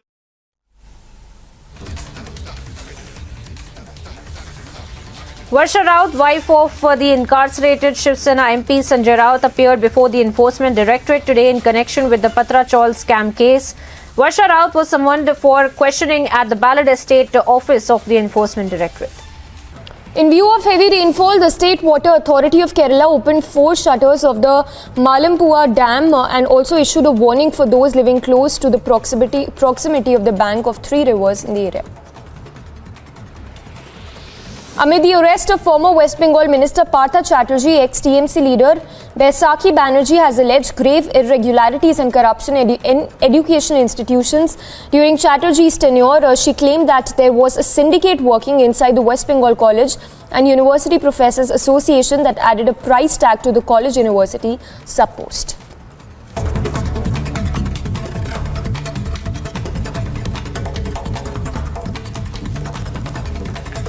Top stories in brief. A politician in Uttar Pradesh was booked by the Noida police on Friday, allegedly assaulting a woman after a spat with her inside a housing society. The victim went on to say that the police action and authorities' action to protect her nights fell short. Yogi ji और सब लोग बोलते हैं कि महिलाओं की safety, but आज जो एपिसोड हुआ उसके बाद I don't think we have security in Noida. हमारी सोसाइटी में सारे सिक्योरिटी गार्ड्स खड़े थे, सब मेल खड़े थे, पर मुझे लगा कि वो शायद लेडी के साथ बदतमीजी ना करे. बट जब उसने मुझे भी टच किया, मुझे पुश किया एंड ही सेड अगर तुम प्लांट्स टच करोगी तो मैं तुम्हें टच करूंगा. तुम कैसे एक लेडी से ऐसे बोल सकते हो? He raised the issue of institutions. When the ED goes after you, these protests don't happen.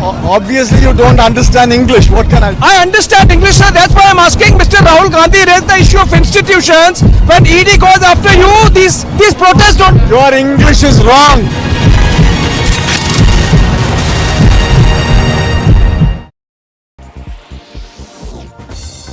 Speaking to Russian media after the ASEAN Foreign Ministers Summit in Kashmir.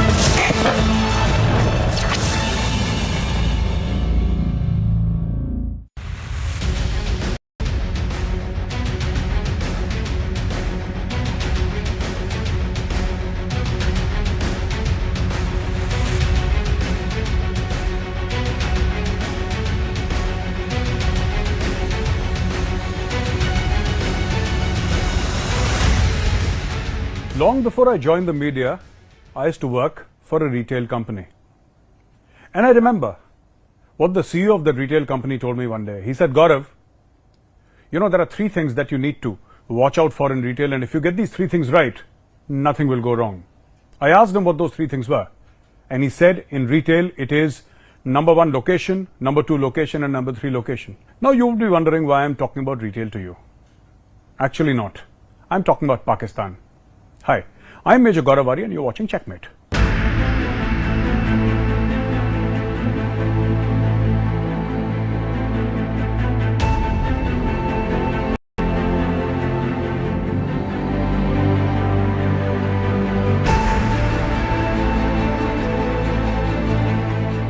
Ladies and gentlemen, Pakistan has exacted a very stiff geopolitical rent from the world for the past 75 years, ever since it came into being.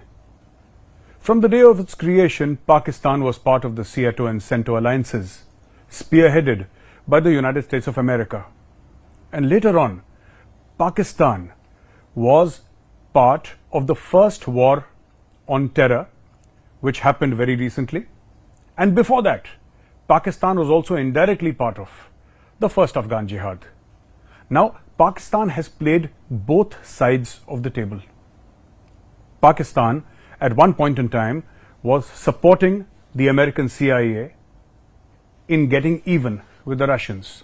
We all know the history that America has had with Russia and Vietnam. And obviously, that was at the peak of the Cold War. What Pakistan brought to the table was very simple.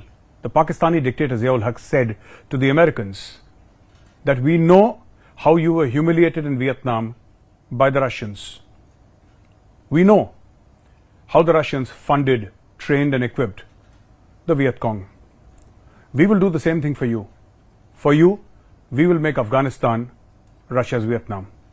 Afghanistan was pumped in with billions of dollars in cash and weapons, giving rise to a culture which is known as the heroin and the Kalashnikov culture in Pakistan today. Well, Pakistan got its money. And what Pakistan did was it played to the gallery. Now, why would Pakistan be important as far as Afghanistan is concerned? That is because Pakistan shares a border with Afghanistan. And that is because Afghanistan is a landlocked country. There is another country that shares a border with Afghanistan. There is another country that has a seaport. There is another country that has far better infrastructure than even Pakistan. That country also has oil. It has gas. But that country, since 1979, has been under sanctions of almost all of the Western world. Yes, I'm talking about Iran. The downfall of Iran in the diplomatic circles after 1979 was a lottery for the state of Pakistan. And Pakistan used its geopolitical location, its strategic location in the world to make money. So much so that Pakistanis forgot how to genuinely make money. They forgot how to expand the tax net. They forgot how they should improve their exports. They forgot the basics of economics because there were 2-3 things in their minds always. Number one, we are so geopolitically and strategically important that we cannot be allowed to fail. We are the only Muslim country in the world with an atom bomb, and hence we cannot be allowed to fail. And heaven forbid, if those atom bombs were to fall, if the nuclear weapons were to fall in the hands of terrorists, it would be the world's worst nightmare. Hence, the Western world, especially America, would keep on pumping dollar after dollar. And billions of dollars would keep Pakistan afloat. Now, 3 things happened, my friends, by which this entire equation changed. And the geopolitical rent that Pakistan felt was its due has stopped coming into Pakistan. Number one, the United States of America exited from Afghanistan. On 15th of August last year, the Americans, following an agreement that they had with Taliban, which was signed in Doha, suddenly, without much warning, decided to exit Afghanistan. Now, once the Americans left Afghanistan, there was nothing for the Americans or for much of the Western world to do there. And suddenly, Pakistan's importance came down to zero. Suddenly, the United States of America said that they wanted to focus on the Indo-Pacific, they wanted to focus on China, and more recently, ever since the Russian-Ukraine war started, their focus was towards Russia. America brushed aside Afghanistan and Pakistan. That was point number one. Point number two, nobody is willing to believe Pakistan's nuclear threats any longer. When a Pakistani minister says, "Pau pau kilo ki bomb," which is 250 grams, he's alluding to smaller nuclear devices. Nobody takes the Pakistani threat of nuclear war seriously any longer. Point number 3 is how Pakistan sold the idea of the China-Pakistan economic corridor to this entire world. And they said that it is here that China is going to be stationed, it is here that jobs will be created, it is here that the future of the world's prosperity will unfold. None of that happened for the past 3 years. The China-Pakistan economic corridor is a dead duck. You know, it's on ventilator, people are trying to revive it, but there isn't much hope. There are security concerns, there is massive corruption in Pakistan. And of course, Imran Khan's policy of publicly announcing what is wrong with China-Pakistan economic corridor, that particularly has not endeared him with the Chinese. Now, it looks that Imran Khan will come back to power. At least that is what the analysts are saying. Now, coming back to the point about geopolitical rent, about location. You know, Iran out of the factor since 1979. Iran's support of the Hezbollah, of the Hamas, of various terror outfits. Iran having boxed itself into a corner. Iran who regularly threatens nuclear war and annihilation of the Jewish race. Iran that says that America is the great Satan. That Iran is today on the brink of collapse. And I will tell you exactly what India is doing and how it is going to be detrimental to the interests of Pakistan. Pakistan, as I said before, depended too much on its geostrategic location, which today nobody is pretty much interested in. Now, this geopolitical location, the geostrategic location of Pakistan, gave Pakistan ideas of strategic depth. For example, Pakistan thought that it must have strategic depth inside Afghanistan. And how did it achieve that? the creation of the Taliban, one of the reasons behind the creation of Taliban, there were many, but one of the main reasons behind it were also the fact that Pakistan could claim strategic depth inside Afghanistan. They would have a friendly regime there. That friendly regime would ensure that anything which Pakistan thought was against the interest of Pakistan, especially vis-a-vis India, the Taliban would not allow that. And there were many suppositions on which Pakistan based its foreign policy of Afghanistan. That failed. That failed because ever since the Afghan Taliban have taken power in Kabul, more than 200 Pakistani soldiers have been killed by the Tehreek-e-Taliban Pakistan, which is pretty much the other side of the coin. There is no difference between the Afghan Taliban and the Tehreek-e-Taliban Pakistan. And lately, with Baluch rebels and Baluch freedom fighters joining the TTP, Pakistan is living through its worst nightmare. That part about Pakistani soil being used by India against Pakistan, and the Taliban would not allow that soil to be used against any other country, specifically Pakistan, turned out to be a big lie, because India was obviously not using Afghan soil against Pakistan, because India has been gone for almost a year now. It's almost a year. In the next 10 odd days, it will be 1 year since Taliban stormed to power. And Taliban has done nothing, not even a verbal condemnation of what the Tehreek-e-Taliban Pakistan is doing to Pakistani state and the Pakistani military. That's number one. Number two, this entire thing about Iran, India is trying to mainstream Iran. And I will tell you why. Now, this may not come out of our foreign office, but the way India has been going about in building the North-South corridor. Now, this corridor originates in Russia. It originates in Russia, comes through via Iran, and comes all the way to India's western seaboard. A couple of shipments have already reached that way. Now, this gives India access to Europe. It gives India direct access to Russia. And it allows India to go to Central Asia without touching Pakistan or Afghanistan. Which means that if India wants to actually touch Afghanistan, go inside Afghanistan, it can use the North-South corridor. If India wants to go to Central Asia, it can use the North-South corridor. In effect, what it has done is largely mainstream Iran. Now, this is a long haul. It's not going to happen overnight. If anybody thinks that Iran is going to be mainstreamed like that, that's not going to happen, but in due course, it will. There is also an estimate by people in India's foreign office that the Americans will be back in Afghanistan. Afghanistan was the route that Alexander the Great took. Afghanistan is the epicenter of the Great Game. Afghanistan has been central to global conflicts for the past 1,000 years. If the Americans come back to Afghanistan, let's say after 10-15 years, they should not use the Pakistan link. They should not use Ben Qasim port. They should not use the Gwadar port. They should not use any Pakistani port at all. If at all they need to go to Afghanistan, they can use the North-South corridor. India is building infrastructure at a rapid rate. We've heard about the Chawar port. We've heard about the Zardan railway line. There are other roads and connectivities that are being built by India. So this is something that is very, very important. Now, coming back to location. Pakistan thought that the world will come to its rescue. If you look at the decline of the Pakistani rupee, it had started happening 1.5-2 years back. But after the Afghan Taliban stormed into Kabul, nobody in the world realized, except for a few think tanks working out of New Delhi and Washington, nobody else was talking about it.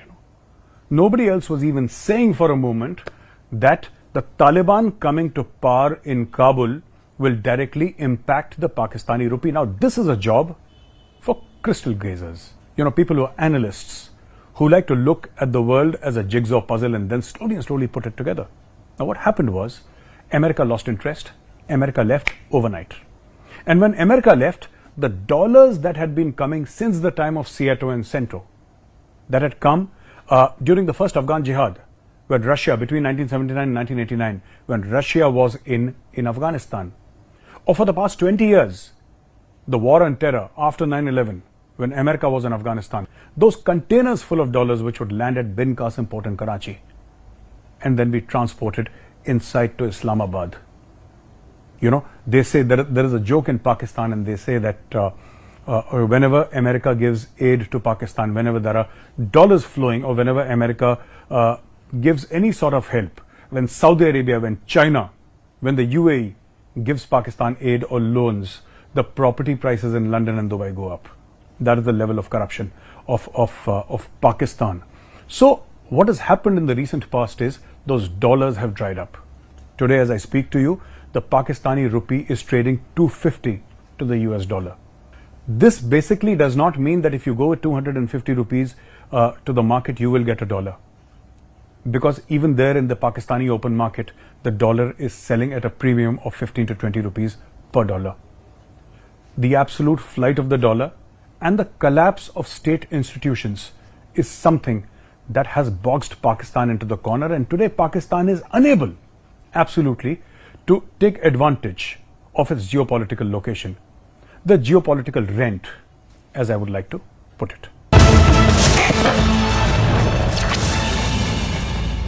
Pakistan does what China itself cannot do.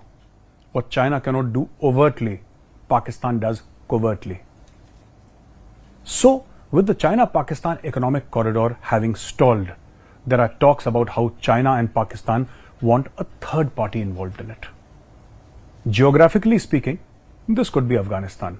Nothing else makes sense. China has also signed MOUs worth $400 billion with Iran.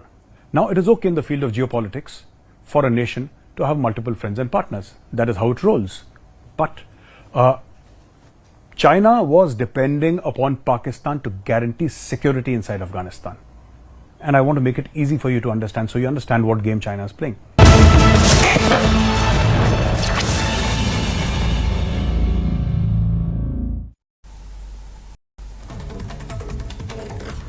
JDU Bihar State President Umesh Kushwaha serves show cause notice on former Union Minister RCP Singh for amassing massive property in the tune of 58 plots in Nalanda district of Bihar in the period between 2013 to 22. Now, the JDU State President Umesh Kushwaha has also stated in his letter that RCP Singh did not even mention the said purchased property in his elections.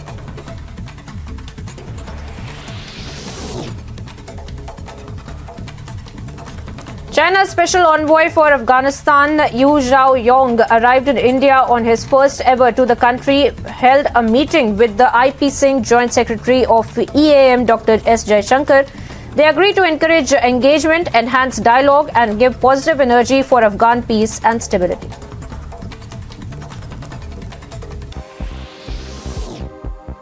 Ukrainian soldiers used self-propelled artillery in the Kharkiv region, and the action took place while Russia continued to shell Ukraine's second largest city and to press its offensive in the east, while Ukraine tries to retake territory in the Russian-occupied south.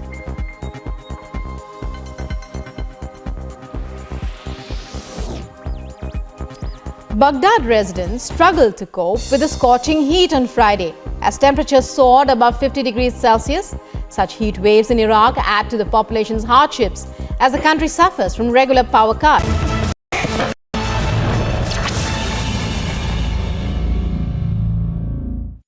The United States of America gave money to Pakistan for two reasons. Number one, because it wanted to.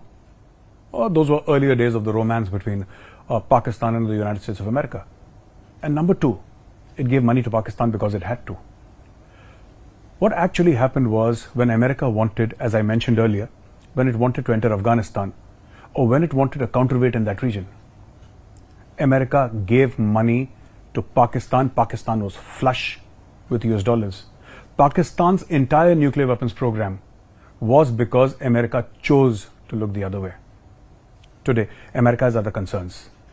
And its primary concern is, what if Pakistan is run over by the Taliban? What if Pakistan is run over by radical Islamists?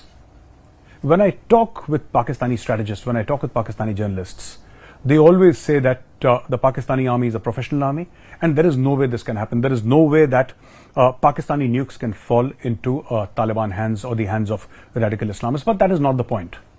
That is not the point. The point is that the Pakistani military itself is so radicalized. There are people within the military who support Al-Qaeda. There are people within the military who support the Tehreek-e-Taliban Pakistan, the same organization that is killing Pakistani military personnel. There are people within the Pakistani military who support the Afghan Taliban. So whether the Pakistani nuclear assets fall into the Taliban hands or not is hardly the matter, is hardly a point of discussion. The point is that they are already into the hands of a highly Talibanized Pakistan army. Now, today America is afraid that Pakistani nuclear assets can be controlled by China. This fear is not misplaced. Pakistan itself, and let me tell you other things that are happening in Pakistan vis-a-vis China. You know, earlier we had this worry that there would be China to the east, and I'm talking from an Indian point of view, China to the east and Pakistan to the west. That was the initial fear. Two nuclear armed countries with which we have fought wars. Now the problem is China to the east and China to the west, because Pakistan, for all practical purposes, behaves like a colony of China. Pakistan does what China itself cannot do. What China cannot do overtly, Pakistan does covertly. So, with the China-Pakistan economic corridor having stalled, there are talks about how China and Pakistan want a third party involved in it. Geographically speaking, this could be Afghanistan. Nothing else makes sense. China has also signed MOUs worth $400 billion with Iran. Now, it is okay in the field of geopolitics for a nation to have multiple friends and partners. That is how it rolls. But China was depending upon Pakistan to guarantee security inside Afghanistan.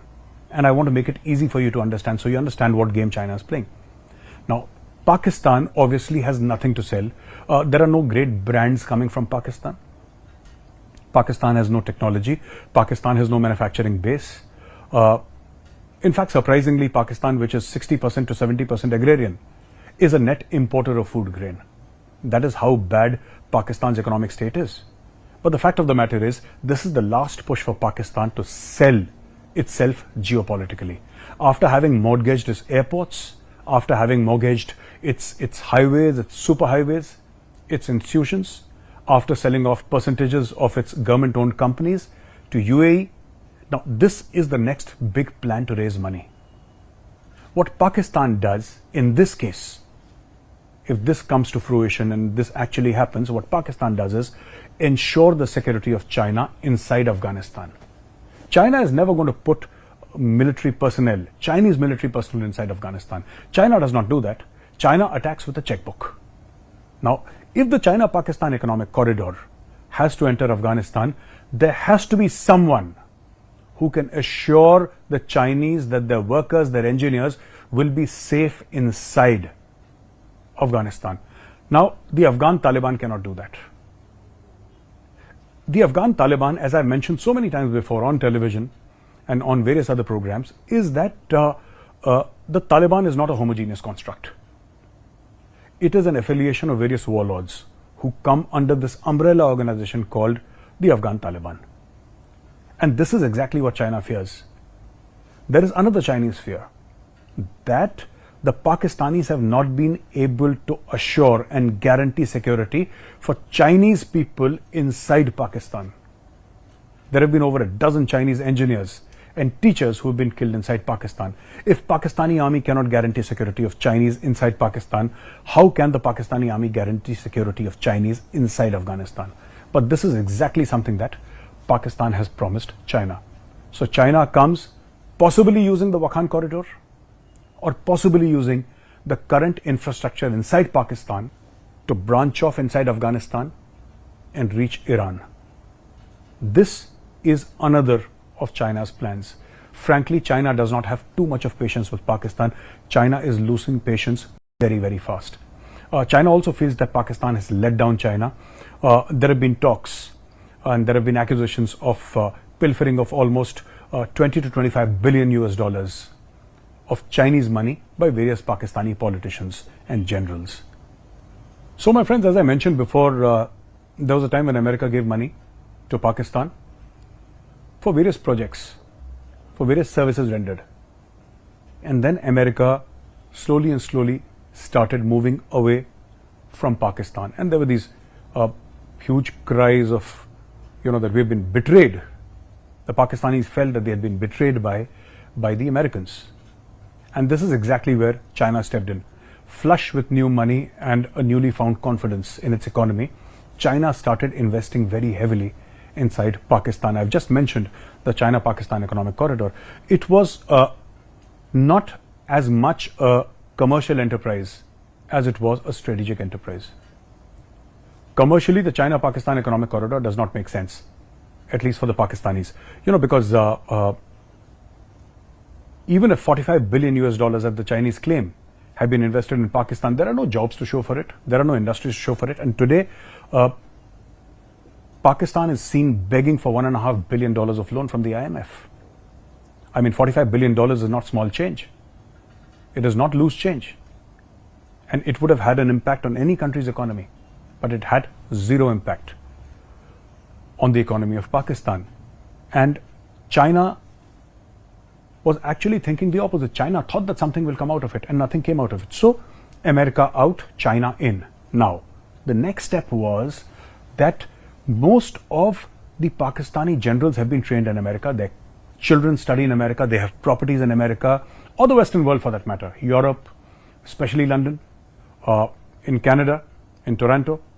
In such cities, Pakistani generals have their children settled there, their wives there. They have foreign nationalities.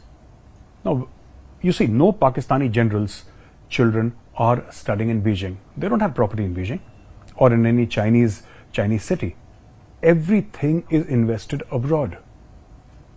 And the Americans have known this for a very, very long time. The American State Department is on record saying that we've been backstabbed and betrayed by the Pakistanis. This is pretty much what Hillary Clinton said when she came to Pakistan, and then the Pakistanis was saying that, you're giving us money, but you've put too many terms and conditions.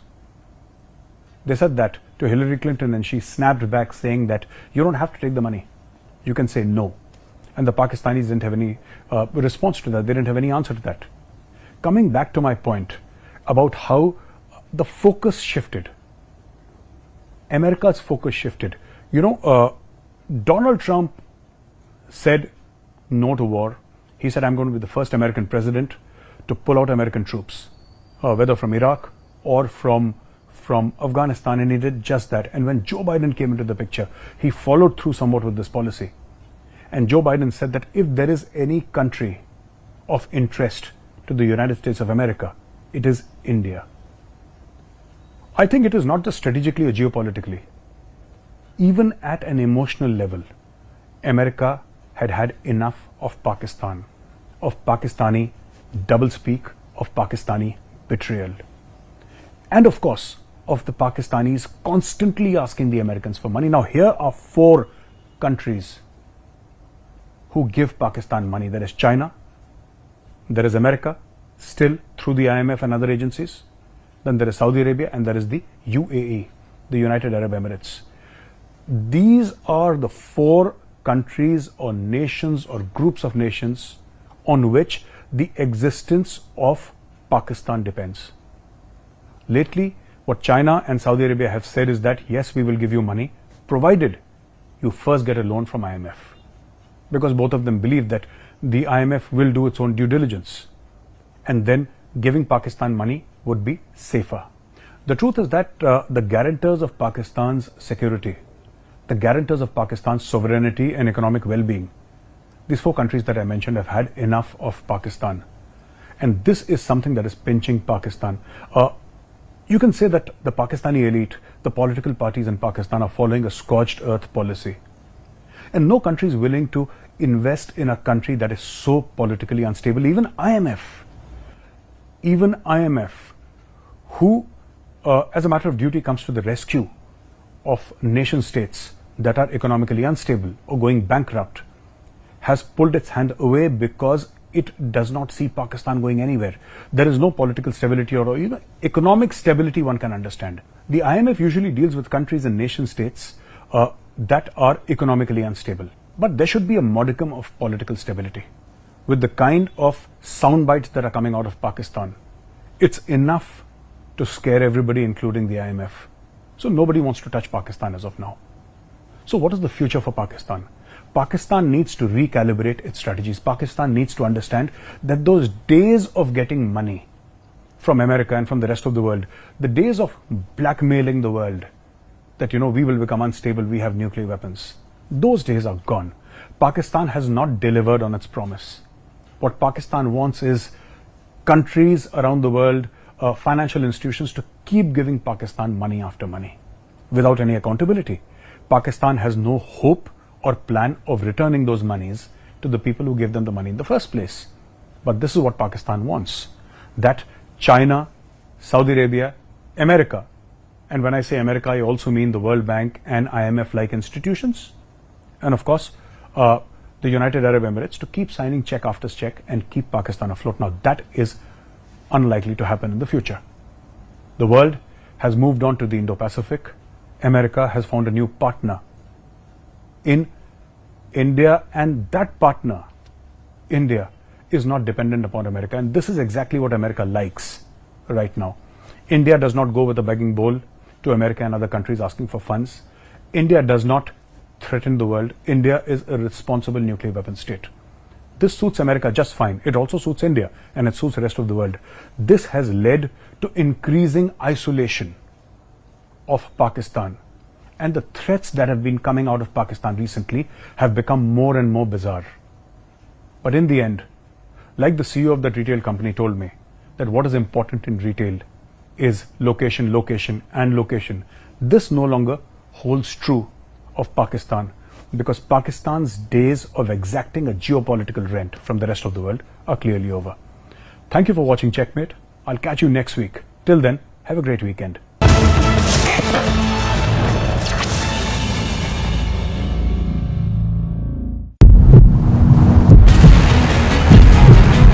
He raised the issue of institutions. When the ED goes after you, these protests don't happen. Obviously, you don't understand English. What can I understand English, sir. That's why I'm asking. Mr. Rahul Gandhi raised the issue of institutions. When ED goes after you, these protests don't. Your English is wrong.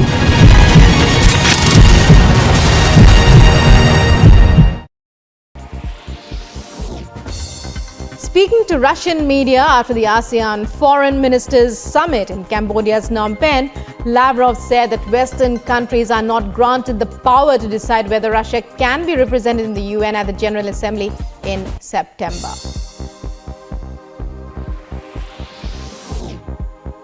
Sergei Lavrov claims Russian President Putin and US President Joe Biden have a special channel for communicating. Speaking to Russian media after the ASEAN summit, Lavrov says Russia is ready to discuss exchange of prisoners between Russia and the US within the framework agreed upon by the two leaders after a US WNBA basketball star was sentenced to 9 years in jail in Russia. And a roundup of news and brief. Delhi police has elevated its preparedness for the security arrangements in the national capital on the occasion of 75th Independence Day. The DCP note said that no person or place has been left unverified. Meanwhile, BJP conducted a Tiranga Yatra in Ranchi starting from Gandhi statue in Mora Badi ground through the main road of the capital of Jharkhand to the Lord Birsa Munda statue.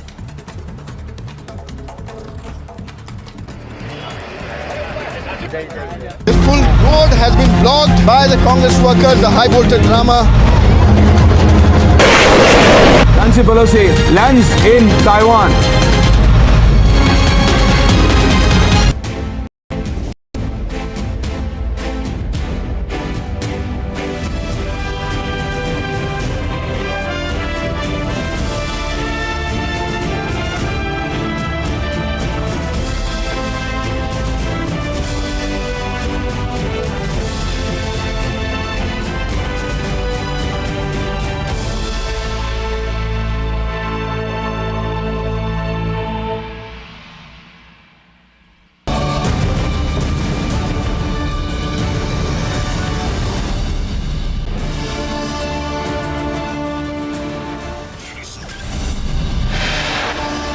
Republic accesses the full details of financial statements of Arpita Mukherjee's company in the Bengal cash scam. Shows how her assets skyrocketed in just a few years, especially after demonetization.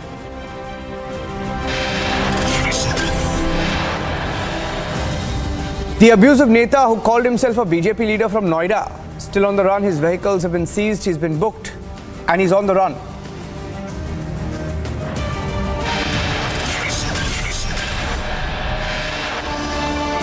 BJP now distances from the abusive leader, says he's not from their party.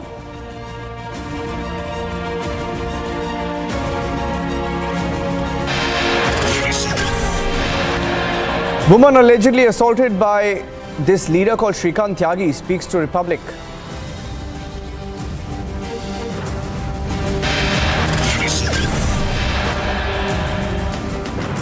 Voting underway for the 14th Vice President. Will it be an easy victory for Jagdeep Dhankar for the Vice Presidential election?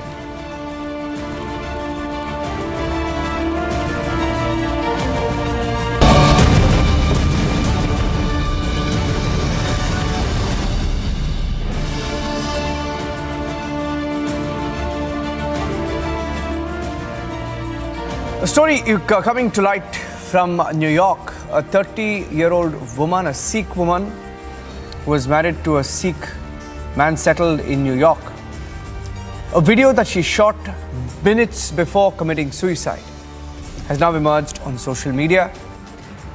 And these videos show how she was tortured. Her family, based in New York, in Bijnor, Uttar Pradesh, has now spoken out. And a horrific case coming in from New York. And for the first time, the family is responding.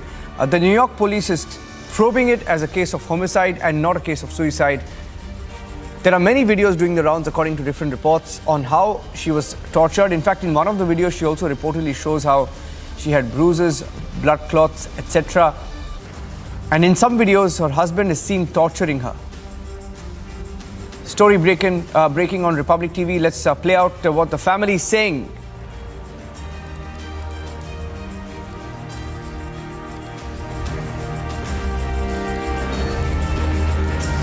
आज मैं मरन दा decision लैन की मैं real च बहुत दुखी हाँ 8 साल हो गए अपना बेस्ट ट्राई किया कुट नहीं खाती जाती रोज रोज नहीं कुट खाती जाती 8 सालों तो मैं इनू इहदी कुट नू सारा कुछ बर्दाश्त करन दई सी कि चल कोई नहीं एक दिन सुधर जाऊगा पर नहीं 8 सालों तो मैनू मारन दिया एक्स्ट्रा मैरिटल अफेयर दे इन्नियां जनानियां दे नाल पहला 2.5 साल उत्थे रहे उत्थे भी यही कंजरखाना रहा कदे अंजलि नाल कदे पूजा नाल कदे मीना नाल चलो कोई गल नहीं है ना वैसे आप इत्थे आ गए इत्थे आके मैनू रोज मारना शराब पी के या बिना पीते मारना उपरों दूजी जनानी दे नाल रहना मैनू 5 दिन ने ट्रक दे विच किडनैप रखिया मैनू बहुत मारिया एंड च मेरे डैडी ने सोचा कि चल कुछ पुलिस केस वगैरह कर दो वो होया उस तो बाद विच उदों मैनू हाथ जोड़न लग गया कि मैनू बचा ला मैं बचा लिया मैं सारा कुछ सही करने की कोशिश की पर मेरी सास ते सौहरा कुछ भी ठीक नहीं होने दिंदे उन्हां नूं पता आ उथों आई डोंट नो मेरे डेरे दा कोई आ जो भी है ना सारिਆਂ ਨੂੰ ਰੱਬ ਦੇਖੂਗਾ मैं नहीं किसी ਨੂੰ भी कुछ कहती पर सारिਆਂ ਨੂੰ ਰੱਬ ਦੇਖੂਗਾ क्योंकि मैनू मरन ते मजबूर कर दिता तुसीं सारिਆਂ ने मिल के मैनू मेरे बच्चे छड्ड के जाने पैंदे आ ये दिन इनू चुगलियां लाउंदी रहंदी डैडी प्लीज एक दिन इनू बिठा के ना अपनी सारी हिस्ट्री सुना दो क्योंकि आज मैं मरन दा डिसीजन लैण की मैं रियल च बहुत दुखी हाँ 8 ਸਾਲ ਹੋ ਗਏ अपना बेस्ट ट्राई किया कुट नहीं खाती जाती रोज रोज नहीं कुट खाती जाती 8 सालों तो मैं इनू इहदी कुट नू सारा कुछ बर्दाश्त करन दई सी कि चल कोई नहीं एक दिन सुधर जाऊगा एक दिन सुधर जाऊगा पर नहीं 8 सालों तो मैनू मारन दिया एक्सट्रा मैरिटल अफेयर दे इन्नियां जनानियां दे नाल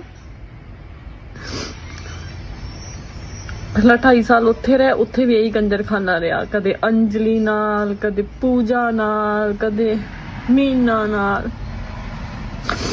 चलो कोई गल नहीं है ना वैसे आपां इत्थे आ गए इत्थे आके मैनू रोज मारना शराब पी के या बिना पीते मारना ਉੱਪਰੋਂ ਦੂਜੀ ਜਨਾਨੀ ਦੇ ਨਾਲ ਰਹਿਣਾ ਮੈਨੂੰ 5 ਦਿਨ ਨੇ ਟਰੱਕ ਦੇ ਵਿੱਚ ਕਿਡਨੈਪ ਰੱਖਿਆ ਮੈਨੂੰ ਬਹੁਤ ਮਾਰਿਆ ਐਂਡ 'ਚ ਮੇਰੇ ਡੈਡੀ ਨੇ ਸੋਚਿਆ ਕਿ ਚੱਲ ਕੁਝ ਪੁਲਿਸ ਕੇਸ ਵਗੈਰਾ ਕਰ ਦੋ ਉਹ ਹੋਇਆ ਉਸ ਤੋਂ ਬਾਅਦ ਵਿੱਚ ਉਦੋਂ ਮੈਨੂੰ ਹੱਥ ਜੋੜਨ ਲੱਗ ਗਿਆ ਕਿ ਮੈਨੂੰ ਬਚਾ ਲਾ ਮੈਂ ਬਚਾ ਲਿਆ ਮੈਂ ਸਾਰਾ ਕੁਝ ਸਹੀ ਕਰਨ ਦੀ ਕੋਸ਼ਿਸ਼ ਕੀਤੀ ਪਰ ਮੇਰੀ ਸੱਸ ਤੇ ਸਹੁਰਾ ਕੁਝ ਵੀ ਠੀਕ ਨਹੀਂ ਹੁੰਦੇ ਉਹਨਾਂ ਨੂੰ ਪਤਾ ਆ ਉਹ ਉੱਥੋਂ ਆਈ ਡੋਨਟ ਨੋ ਮੇਰੇ ਡੇਰੇ ਦਾ ਕੋਈ ਆ ਜੋ ਵੀ ਆ ਨਾ ਸਾਰਿਆਂ ਨੂੰ ਰੱਬ ਦੇਖੂਗਾ ਮੈਂ ਨਹੀਂ ਕਿਸੇ ਨੂੰ ਵੀ ਕੁਝ ਕਹਿੰਦੀ ਪਰ ਸਾਰਿਆਂ ਨੂੰ ਰੱਬ ਦੇਖੂਗਾ ਕਿਉਂਕਿ ਮੈਨੂੰ ਮਰਨ ਤੇ ਮਜਬੂਰ ਕਰ ਦਿੱਤਾ ਤੁਸੀਂ ਸਾਰਿਆਂ ਨੇ ਮਿਲ ਕੇ ਮੈਨੂੰ ਮੇਰੇ ਬੱਚੇ ਛੱਡ ਕੇ ਜਾਣੇ ਪੈਂਦੇ ਆ ਆਏ ਦੇੜੇ ਨੂੰ ਚੁਗਲੀਆਂ ਲਾਉਂਦੀ ਰਹਿੰਦੀ ਡੈਡੀ ਪਲੀਜ਼ ਇੱਕ ਦਿਨ ਇਹਨੂੰ ਬਿਠਾ ਕੇ ਨਾ ਆਪਣੀ ਸਾਰੀ ਹਿਸਟਰੀ ਸੁਣਾ ਦਿਓ ਕਿਉਂਕਿ That's the heartbreaking video, in fact, from New York. This video, we are told, was shot minutes before she committed suicide. A 30-year-old with 2 young children. She narrated her ordeal. Her family, based in Bijnor in Uttar Pradesh, spoke to the media today, and here's what they're saying.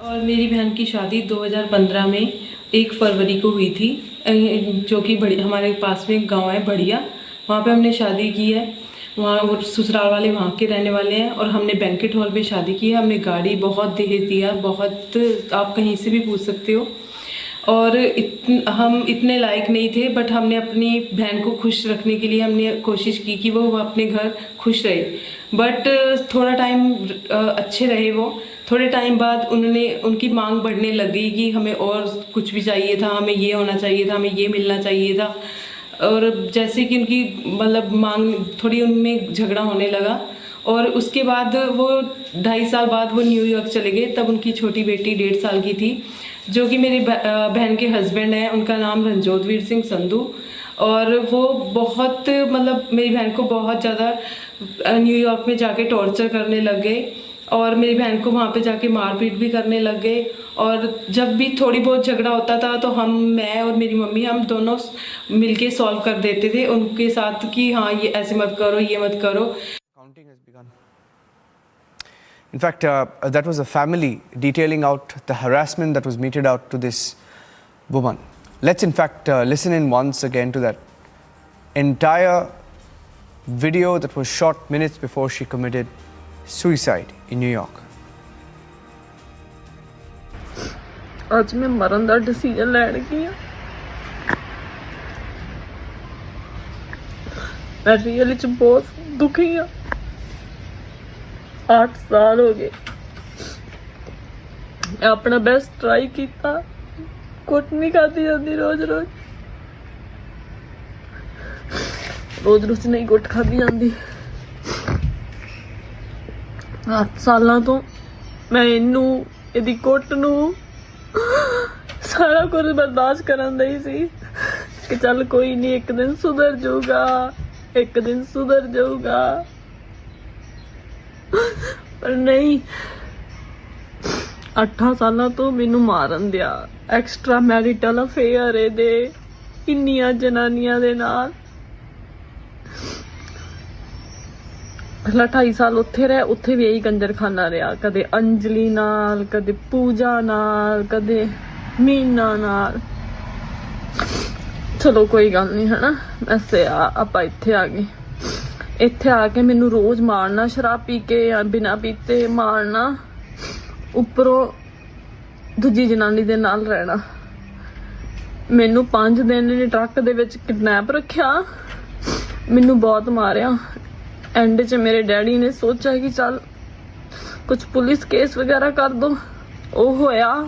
ਉਸ ਤੋਂ ਬਾਅਦ ਵਿੱਚ ਉਦੋਂ ਮੈਨੂੰ ਹੱਥ ਜੋੜਨ ਲੱਗ ਗਿਆ ਕਿ ਮੈਨੂੰ ਬਚਾ ਲਾ, ਮੈਨੂੰ ਬਚਾ ਲਾ।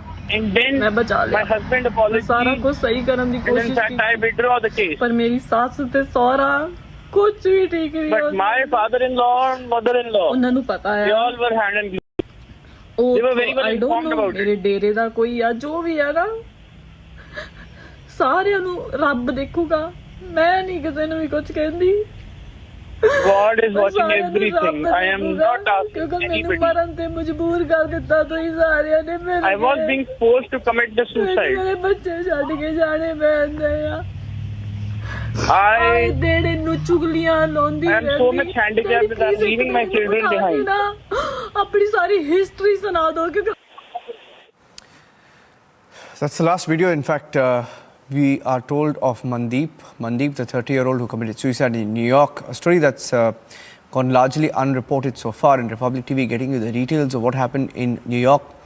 She was tortured, in her own words, for several years now, 8 years since she was married. She was tortured throughout this phase. She has also said that she was almost being forced to commit suicide in New York. Her husband is being investigated. Her husband, also a Sikh based in New York, being probed for possible homicide. Let's move on, keeping on track on the story. Let's move on and get you some other breaking news stories. And we're getting you the latest details of the vice presidential elections. And in a short while from now, we're expecting the results. In fact, the counting has begun. The polling has ended, the counting has begun, and in a few minutes from now, in fact, officially it's going to be announced at a little after 7 p.m. But we are expecting some leads in a short while from now. And it's important because whatever happens now, let's get Abhishek live. Abhishek Kapoor should be live with us anytime now. Piyush Ori is also joining me live. Those are pictures coming in. India's next vice president, likely to be Jagdeep Dhankar. Jagdeep Dhankar could be the vice president, and the numbers are firmly with him. Numbers are with him. Piyush, he needs a little over 394. I mean, the BJP itself has about 394. I think he should easily sail through the 500 mark, going by the kind of support he's been getting. Piyush. So definitely, Niranjan, as you rightly said, that it is going to be an easy way for Jagdeep Dhankar to be the next vice president of the country, and in a way become the 14th vice president of the country.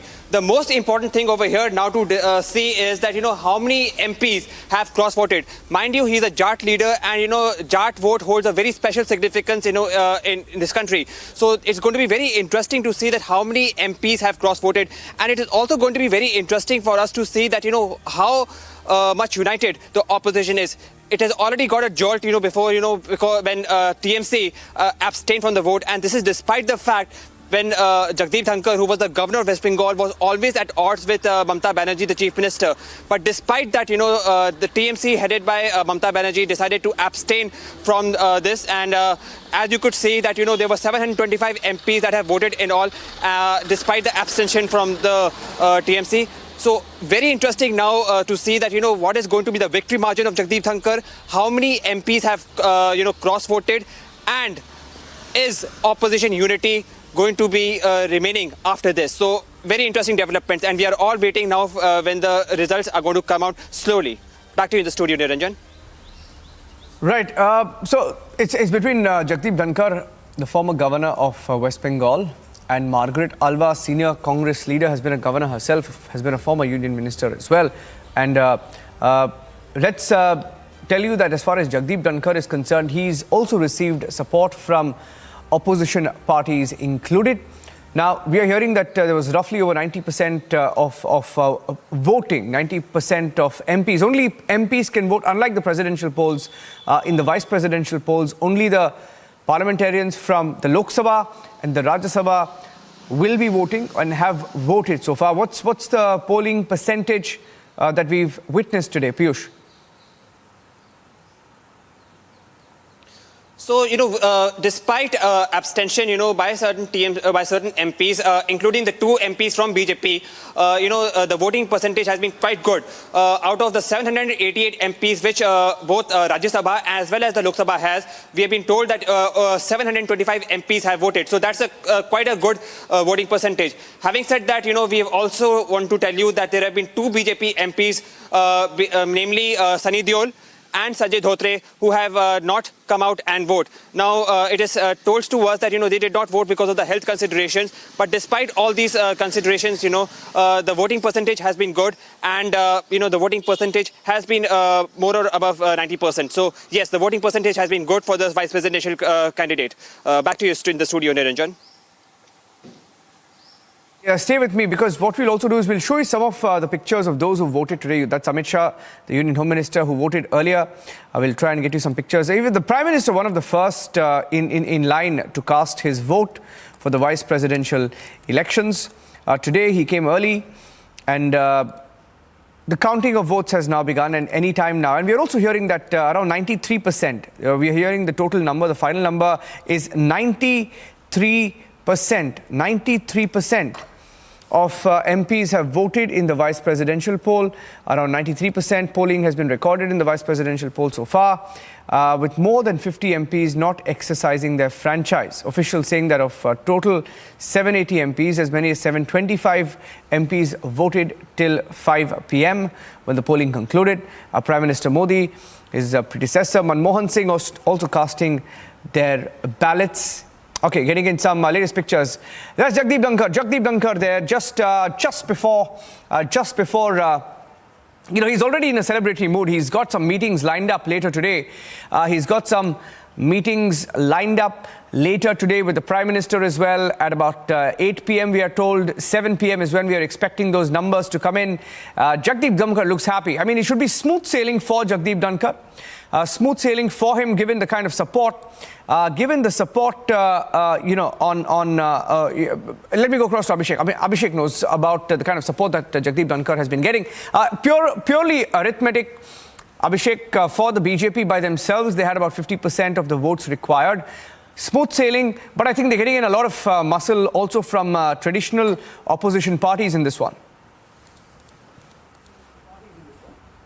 Well, absolutely. The arithmetic, insofar as the BJP numbers go, some chemistry going by the NDA numbers, and some titration, Niranjan, to get the parties which were not part of NDA voting for Jagdeep Dhankar, and maybe some physics also, one could say, with the Trinamool abstaining from voting and effectively giving it in favor of Jagdeep Dhankar of the BJP.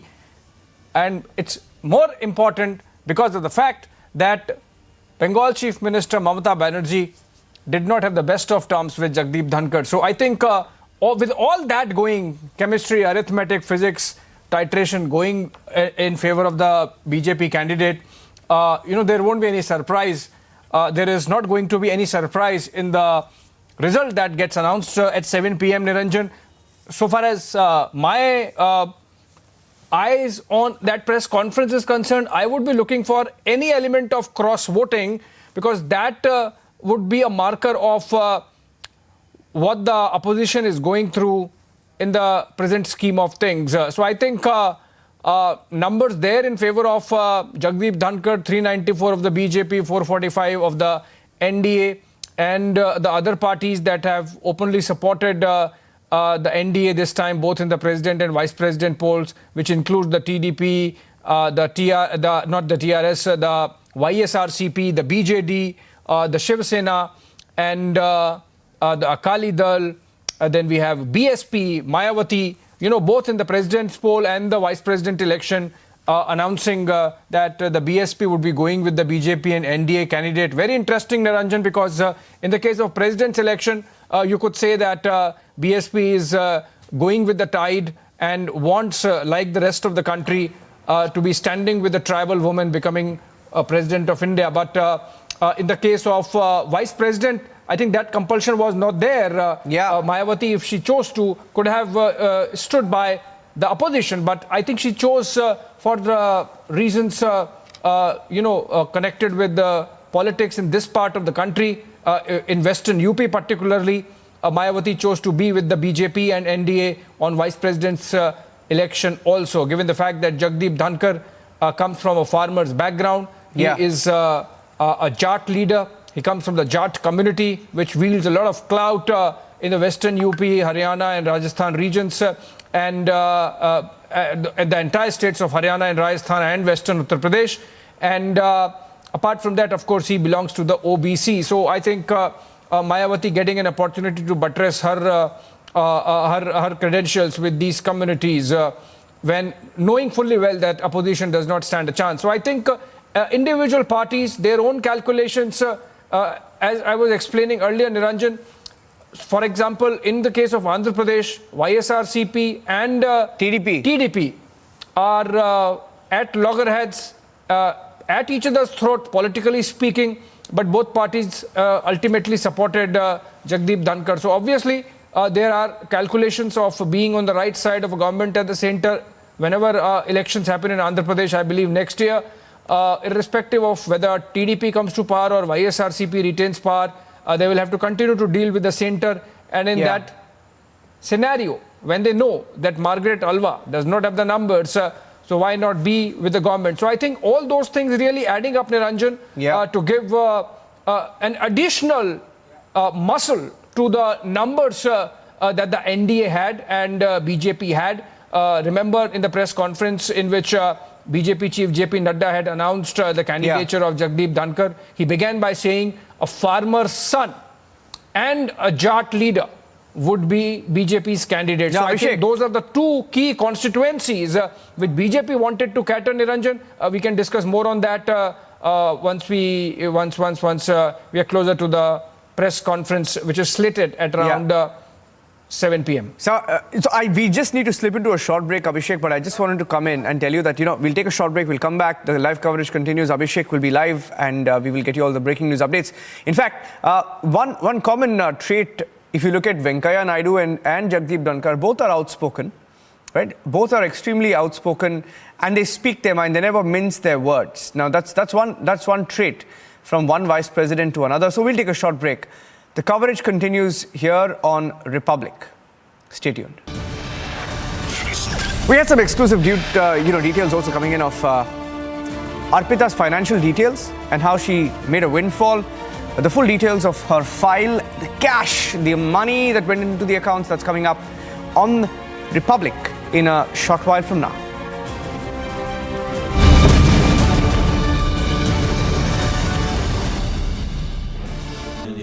Amity has been ranked India's #1 not-for-profit private university for 9 years, with top 10 ranked institutions in management, engineering, biotech, law, masscom, telecom, hospitality, fashion and more.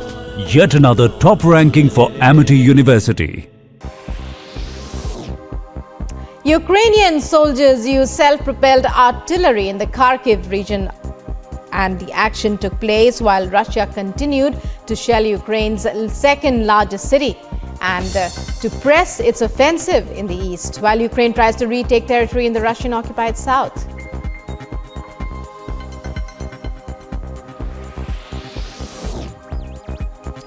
Baghdad residents struggled to cope with the scorching heat on Friday as temperatures soared above 50 degrees Celsius. Such heat waves in Iraq add to the population's hardships as the country suffers from regular power cuts. A 4-day mandatory holiday has been announced in Baghdad and 10 other Iraqi provinces as the mercury soars.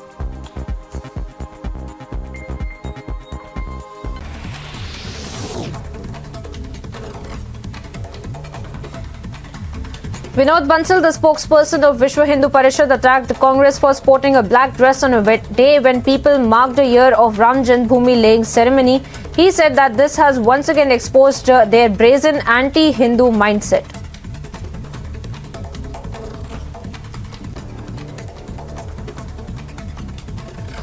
Ayodhya की विजय पर, श्री राम जन्मभूमि की जीत पर जहां हर्ष का उत्सव होना चाहिए था, कांग्रेस ने काले कपड़े पहन करके और देश की राजधानी में प्रदर्शन किया।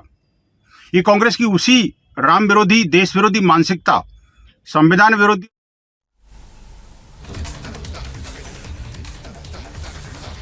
Varsha Raut, wife of the incarcerated Shiv Sena MP Sanjay Raut, appeared before the Enforcement Directorate today in connection with the Patra Chawl scam case. Varsha Raut was summoned for questioning at the Ballad Estate office of the Enforcement Directorate. In view of heavy rainfall, the State Water Authority of Kerala opened 4 shutters of the Malampua Dam and also issued a warning for those living close to the proximity of the bank of 3 rivers in the area.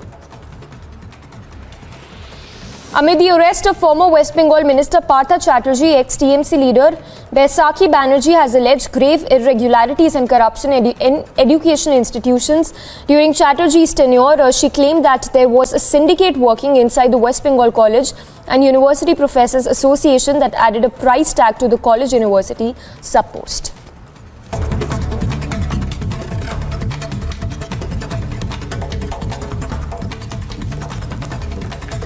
Top stories in brief. A politician in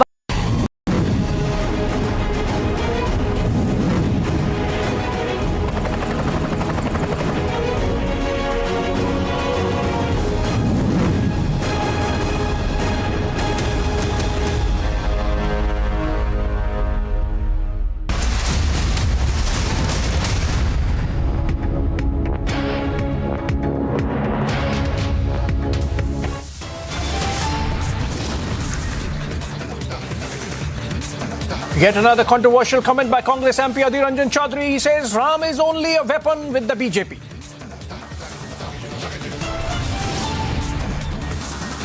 Congress black protests backfire. Megha Rao breaks out. Delhi police lodges FIR. The abusive Neta from Noida is still on the run. His vehicle seized and he's been booked.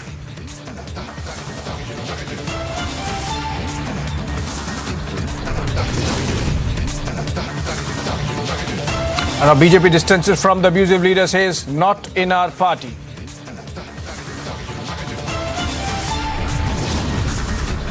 Voting concludes for vice presidential polls. Counting underway. Will it be an easy win for Dhankar in vice president's elections? Sanjay Raut's wife, Varsha, interrogated by the ED in Patra Chawl scam all through the day. CBI court sentences both the accused to life imprisonment in jail in Dhanbad judge murder case.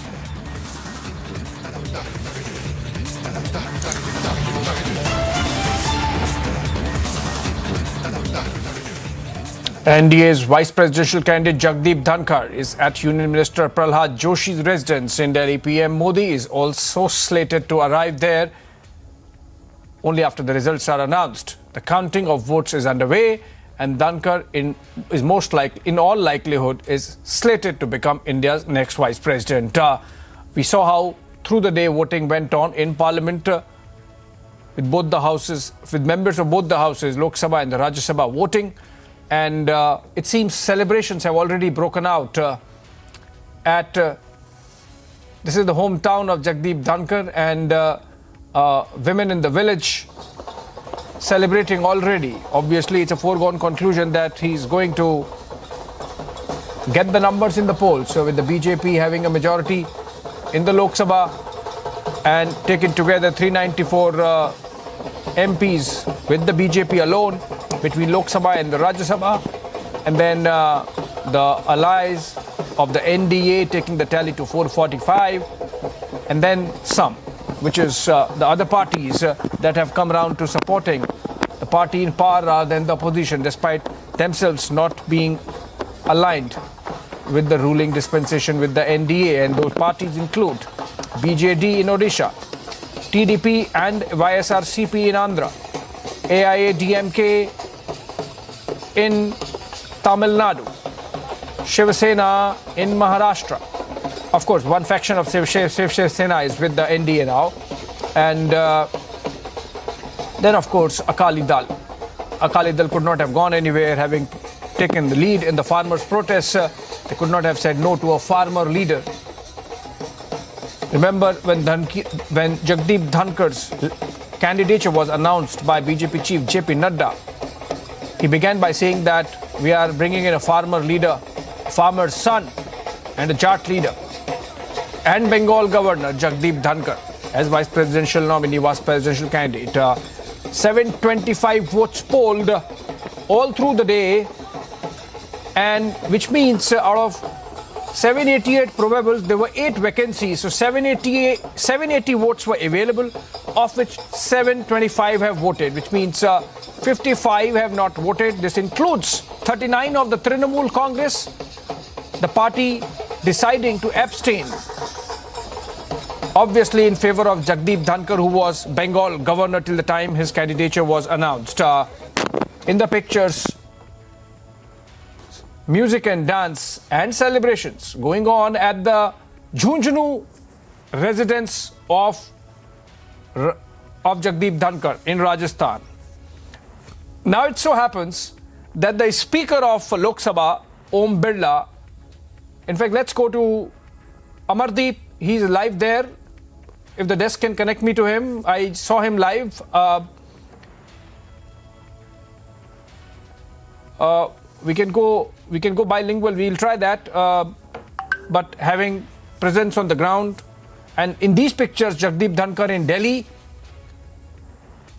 with his supporters. I believe he's at the residence of Prahlad Joshi, the Minister of Parliamentary Affairs, and clearly celebratory mode there with his supporters even in Delhi. I think it's Jagdeep Dhankar with Mrs. Dhankar and the family, and some support.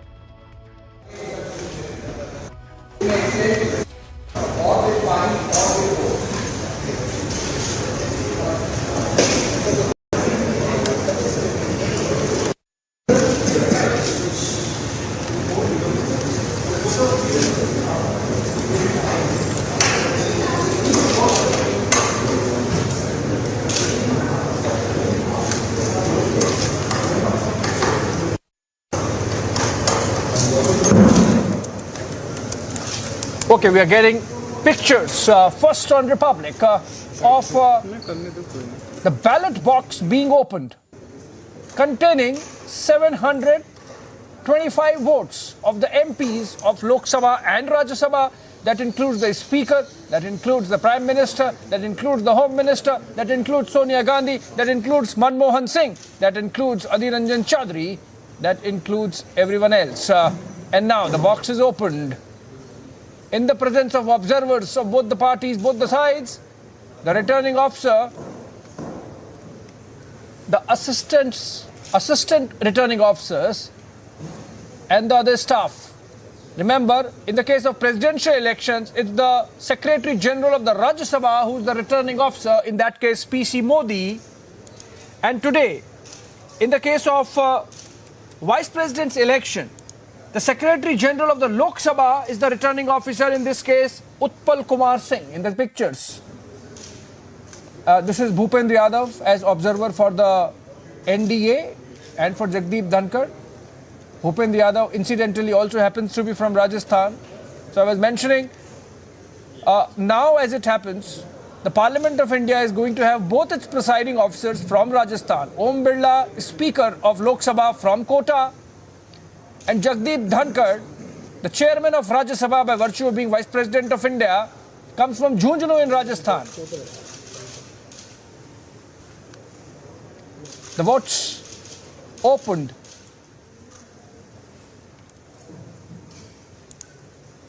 The story that we would be looking for,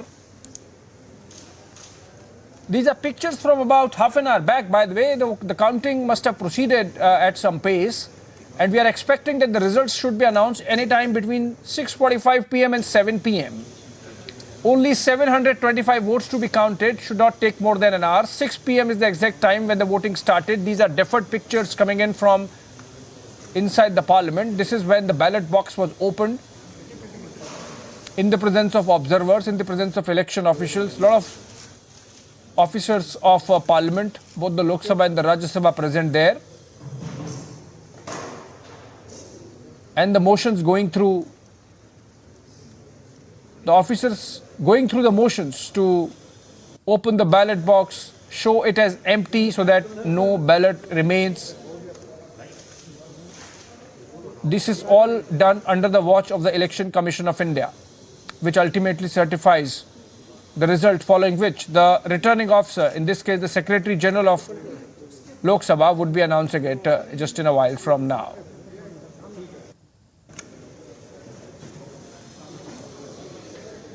One interesting thing, though TMC abstained after that mysterious meeting that took place between Mamata Banerjee, the Bengal Chief Minister, Jagdeep Dhankar, the then Governor of Bengal, and Assam Chief Minister Himanta Biswa Sarma, who was heading the committee or coordinating the BJP's elections effort for both the President and Vice President polls. In Darjeeling, this meeting happened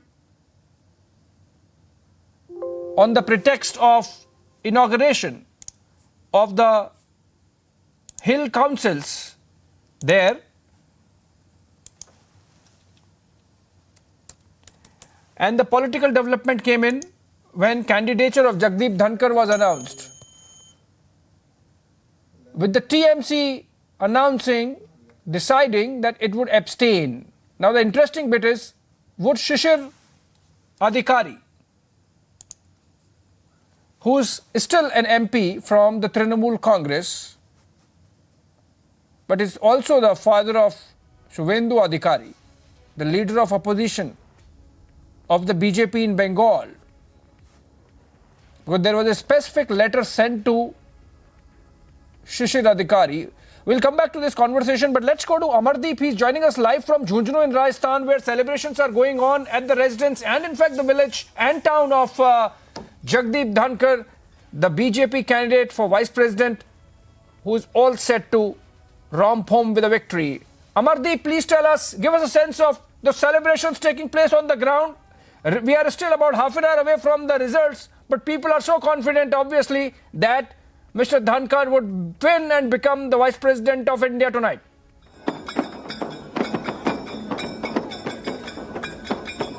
देखिए बिल्कुल सबसे पहले तस्वीर उस गांव की दिखाना चाहता हूं जिस गांव से जब जगदीप धनखड़ जो है वो आते हैं। यहां पे आप देख सकते हैं कि पारंपरिक जो लोग हैं, गांव के लोग हैं, वो पूरी तरीके से यहां पे डांस कर रहे हैं, नाच रहे हैं, गा रहे हैं। और यहां पे जो चीज है, खुशी कहीं ना कहीं चंग के माध्यम से, ये ट्रेडिशनल चंग है और चंग के माध्यम से यहां पे डांस कर रहे हैं, नाच रहे हैं और गा रहे हैं। पूरी खुशी इनको है क्योंकि जो लोग यहां से आए हैं, जो लोग यहाँ जगदीप धनखड़, उनका पैतृक गाँव गिठाला है। महिलाओं को देखेंगे आप, यहाँ महिलाएं गीत गा रही हैं, ट्रेडिशनल पूरा यहाँ पे उन्होंने चंग ले रखा है। और यहाँ पे जो राजस्थानी गीत है उनके जरिए जो एक रिजल्ट का इंतजार है वो किया जा रहा है, क्योंकि जगदीप धनखड़ का ये पैतृक गांव है, गिठाला झुंझुनू में आता है और यहीं कूदे पले बढ़े और इसके बाद पहले राज्यपाल है, उसके बाद में उपराष्ट्रपति पद तक का वो सफर तय करेंगे। उससे पहले यहाँ पे आप देखेंगे कि यहाँ महिलाएं जो है वो गा रही। कितनी खुशी हो रही है आज, कितनी खुशी हो रही है? बहुत जोरदार, देखो ये खुशी हो रही है, बहुत जोरदार, तो बहुत मजा हो एक बच्चों। तो इनका कहना यही है कि बहुत बड़ी खुशी हो रही है, खुशी का दिन है आज, बड़ा इजहार है। और वो ट्रेडिशनल गीतों के जरिए, जो राजस्थानी गीत है, उन गीतों के जरिए जो बधाई देने का तरीका होता है राजस्थान में, उन गीतों के जरिए यहाँ पे पूरा ट्रेडिशनल सॉन्ग जो है वो गा रही है, उसी के जरिए बधाई देने की कोशिश की जा रही है। दूसरी तरफ तस्वीरें मैं दिखाऊंगा, जो मजीरे हैं वो मजीरे बजा करके ढोल और थाप जो है उसको यहाँ पे बजाया जा रहा है, लोग डांस कर रहे हैं, नाच रहे हैं, गा रहे हैं। तो ये तस्वीरें जो हैं ये पैतृक आवास की हैं। जगदीप धनखड़ जो अब यहाँ पे उन्होंने जहाँ बचपन गुजारा, जो उनकी मदरलैंड है राजस्थान के झुंझुनू के गिठाला गांव की, यहाँ आप देखेंगे कि तमाम वो लोग मौजूद हैं जो उनके। अमरदीप जी आप अगर सुन पा रहे हैं तो थोड़ा एक दो लोगों से बात कीजिए, थोड़ा हमें माहौल का थोड़ा जायजा लेने दीजिए, लोगों से बात करिए, उनके मन में क्या है, खुशी का इजहार जो कर रहे हैं उनको करने दीजिए, उनसे थोड़ा बात करिए। देखिए बिल्कुल बिल्कुल बिल्कुल, कितनी खुशी है आज, कितनी बहुत खुशी है, बहुत खुशी है, खुशी का ठिकाना नहीं है सर। जगदीप जी की कौन सी बात आपको अच्छी लगती है, बचपन गुजारा? जगदीप जी आप आते हैं, सबसे बात करते हैं, सबसे मिलते हैं, बहुत अच्छा लगता है। सबसे बात करते हैं भी? हाँ, ये नहीं है छोटा है, ये बड़ा है, बच्चों से बात करते हैं, बड़ी से बात करते हैं, पूरा हाल पूछते हैं, बहुत खुशी है। आपसे भी बात करी, बातचीत होती है? बिल्कुल होती है, आते हैं तो बात करते हैं, सबसे अच्छे से प्रेम से बात करते हैं, सब पूछते हैं। क्या चीज अच्छी लगती है कि जब इतने उपराष्ट्रपति तक वो पहुंच चुके हैं, राज्यपाल थे, अब उपराष्ट्रपति बनेंगे, तो कितनी खुशी और कितना खुशी है, एकदम बिल्कुल खुशी है। हाँ, बहुत ज्यादा खुशी है, हमारे बहुत ज्यादा खुशी है, बहुत ज्यादा खुशी है, बहुत ज्यादा खुशी है। हम उपराष्ट्रपति बन रहे हैं, पूरे गांव का नाम होगा पूरे विश्व के अंदर। चीज अच्छी लगती है जगदीप धनखड़ की नेचर में? सब कुछ ऐसा लगता है उनका, उनमें ऐसी कोई बात अच्छी नहीं लगे। गाँव आते हैं तो किस तरीके की बातें करते हैं? बहुत ही मतलब मिलजुल के रहते हैं, सबको नाम से पुकारते हैं, सबको बहुत ही मतलब गाँव वालों को गाँव की तरह बात करते हैं, गाँव वालों से गाँव की तरह बात करते हैं, बिल्कुल एकदम। कुछ और अच्छी चीजें? बहुत अच्छी चीजें हैं। जब भी गांव में आते हैं तो सबसे पहले तो उनका खेती के ऊपर रुझान रहता है, खेती के बारे में पूछते हैं कि भाई ये कितनी पैदावार देता है, किस हिसाब से है। उन्होंने खुद ने भी जोजोबा लगा रखा है जो कम पानी में और बढ़िया पैदावार देता है, और हर आदमी से कंधे पे हाथ रखे, छोटा हो बड़ा हो, बहुत घुल मिल करके रहते हैं वो। मतलब कि किसान परिवार से आते हैं तो ऐसा नहीं है कि हवाई बातें हैं, किसान परिवार की सारी चीजें जानते हैं। बिल्कुल बिल्कुल बिल्कुल, हर किसान की छोटी से लेकर बड़ी से बड़ी हर चीजें वो हमसे साझा भी करते हैं और हमको बताते भी हैं वो। तो यहाँ आकर के सबसे मिलते हैं, जुलते हैं, बातचीत करते हैं, किसानी पे, खेती पे, सब पे बात। बिल्कुल बिल्कुल, सब पे बात करते हैं। स्टूडेंट अगर कोई मिल जाता है तो उनको पढ़ाई के बारे में मोटिवेट करते हैं, अगर कोई बड़ा किसान मिल जाता है तो उनको खेती के बारे में पूछते हैं, उनको सलाह भी देते हैं कि इस तरीके की खेती करो, उसमें कम लागत में ज़्यादावार पैदा होगी, तो इस तरीके की वो बातें करते हैं। बहुत अच्छा लगता है जब भी वो आते हैं तो। अच्छा, ये देखिए कुछ युवा हैं जो दिखा रहे हैं कुछ चीजें। अच्छा, ये क्या? जब क्रिकेट में मैं डिस्ट्रिक्ट पे खेला था उस समय फिर मेरे को इन्होंने सम्मानित किया था। अच्छा, डिस्ट्रिक्ट लेवल पे जब आप खेले तो आपको आके सम्मानित किया? हाँ, जब मेरे को इन्होंने बुलाया था, स्पेशल सम्मान दिया था, और उन्होंने कहा था कि आगे देसी खाना उन्हें पसंद है, चटनी रोटी छाछ? बिल्कुल बिल्कुल बिल्कुल, जब भी घर पे आते हैं तो बाजरे की रोटी और चटनी के साथ में वो भोजन करते हैं। तो बाजरे की रोटी, चटनी, किसानी परिवार से नाता, खेत खलियानों से अपनेपन, लोगों से जुड़ाव, ये बताता है कि गाँव से निकला व्यक्ति खेत किसानी से निकला। Amardeep,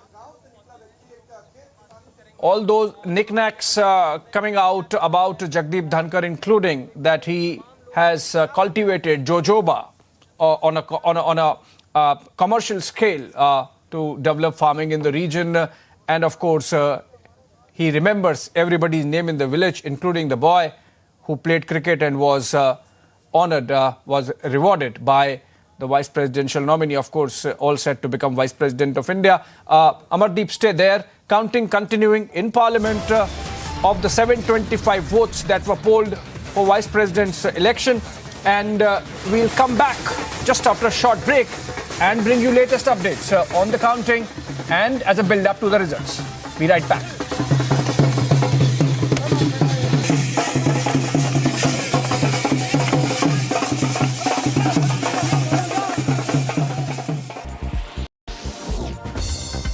Speaking to Russian media after the ASEAN Foreign Ministers Summit in Cambodia's Phnom Penh, Lavrov said that Western countries are not granted the power to decide whether Russia can be represented in the UN at the General Assembly in September.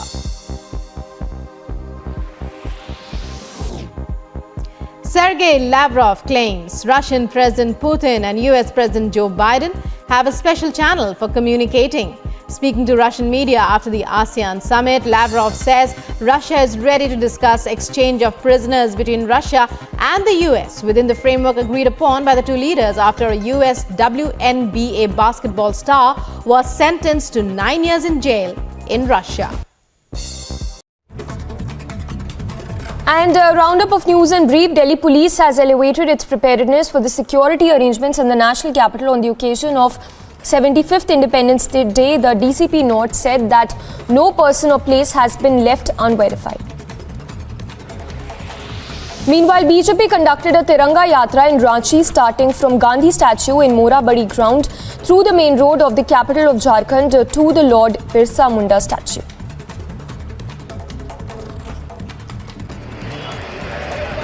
This full road has been blocked by the Congress workers, the high voltage drama. Nancy Pelosi lands in Taiwan.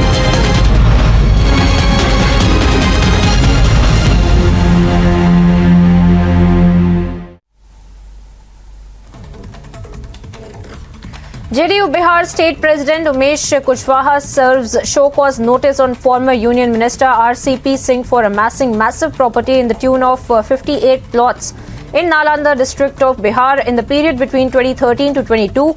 Now, the JDU State President Umesh Kushwaha has also stated in his letter that RCP Singh did not even mention the said purchased property in his elections.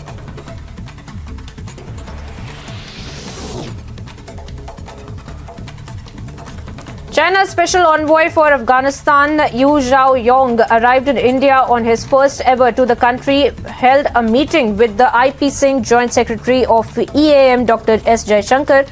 They agreed to encourage engagement, enhance dialogue, and give positive energy for Afghan peace and stability.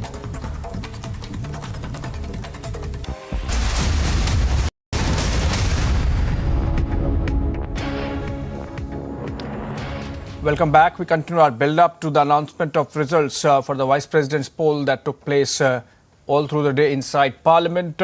In the pictures to my left, you see the counting process going on with the authorities there showing the ballot box after emptying it.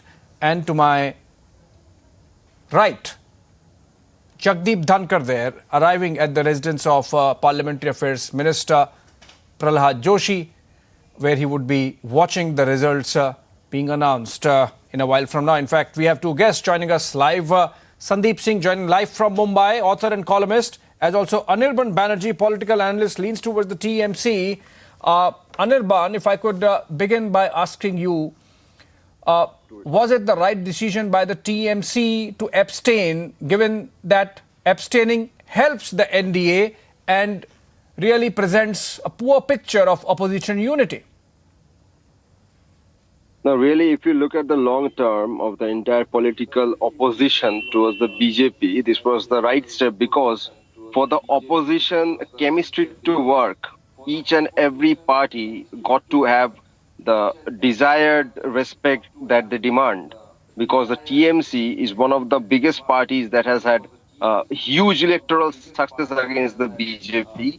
The Chief Minister, Honorable Mamata Banerjee herself, led the opposition unity when presenting the candidate for the presidential election, no matter what the result was. But whenever it came, when the time came to present the candidate for the vice presidential election, the TMC was basically ignored by the Congress and other parties, and therefore the TMC had to take a stand, and this was the correct stand. If the opposition unity has to be strong, each and every party has to be given the respect that they deserve. Right. Sandeep Singh, you know, the index of opposition unity lies in tatters. It gives tailwinds to the BJP heading into whatever elections are coming in future, beginning with the end of year elections in Gujarat and Himachal Pradesh, and then subsequently we are going to have elections in Telangana and Andhra down south, and of course Karnataka, the big one, towards the end of the next year. You think that all this has really fallen in place for the BJP, and it happened because of right choice of candidates? Nobody could have said no to a tribal first woman president of India. Nobody could have said no to a farmer Jat leader for vice president of India.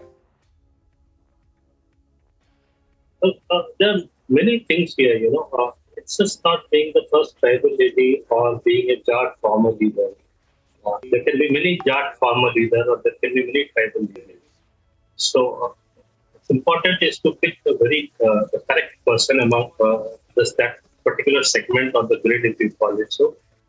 And talking of Mr. Dhankar, who will be our next vice president, we have seen that how he went around meeting people, villages to villages after West Bengal election, when voters of BJP were being killed or harassed. And we also saw that many times he wasn't accorded the protocol that he deserved by the state government, unfortunately. But every time he maintained the dignity. And that is what one looks in a vice president or president, is to maintain their dignity and speak for its citizens. As far as the opposition goes, yes, opposition lies in tatters, and not with this election, with the present election, or even before that. That is precisely because opposition is nothing but dynastic politics. In every state, we have 2 or 3 regional parties which are the opposition. And the Congress is anyway nothing more than a regional party nowadays. And that is also dynastic politics. So in a dynastic politics, you can't think between I, me, and myself. Okay. And we're Okay.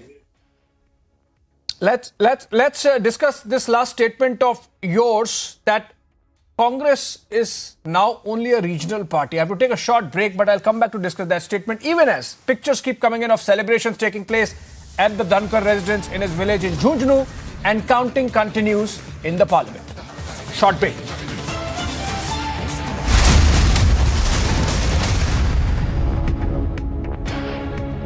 Is computing in science and engineering an essential part of industry growth?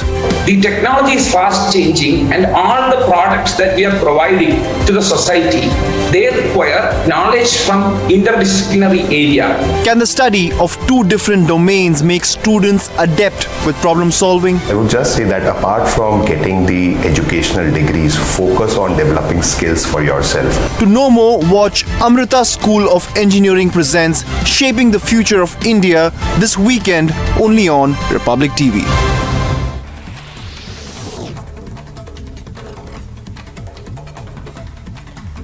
Vinod Bansal, the spokesperson of Vishwa Hindu Parishad, attacked Congress for sporting a black dress on a day when people marked a year of Ram Janmabhoomi laying ceremony.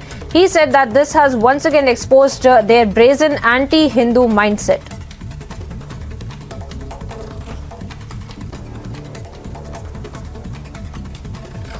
Ayodhya की विजय पर, श्री राम जन्मभूमि की जीत पर जहां हर्ष का उत्सव होना चाहिए था, कांग्रेस ने काले कपड़े पहन करके और देश की राजधानी में प्रदर्शन किया। ये कांग्रेस की उसी राम विरोधी, देश विरोधी मानसिकता, संविधान विरोधी।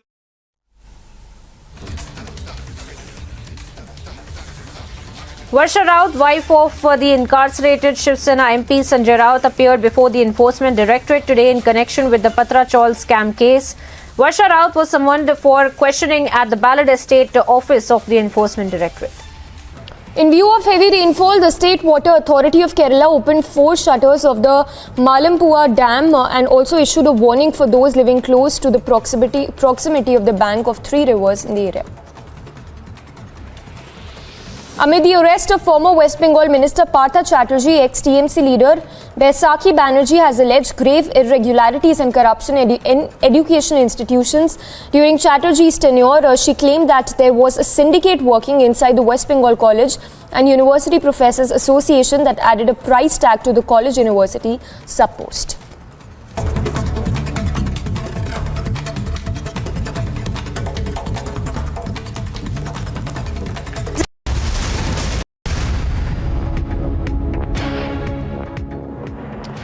We are back with the counting of votes inside Parliament for the election of next Vice President of India, the 14th Vice President of India, Jagdeep Dhankar of the NDA and Margaret Alva of the UPA in the fray.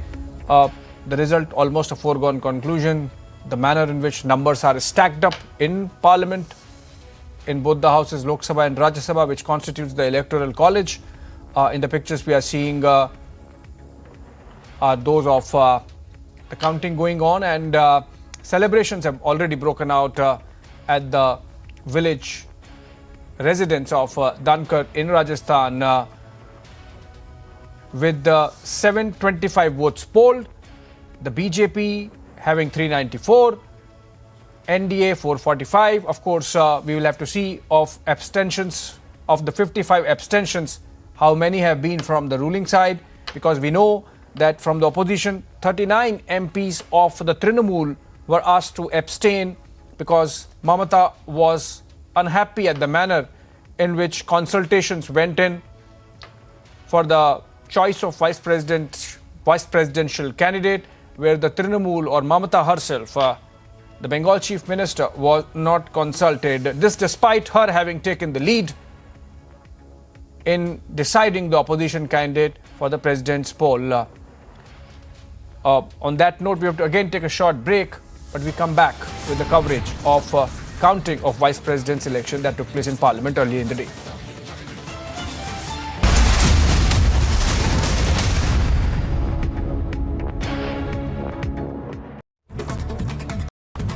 And a roundup of news and brief. Delhi police has elevated its preparedness for the security arrangements in the national capital on the occasion of 75th Independence Day. The DCP note said that no person or place has been left unverified.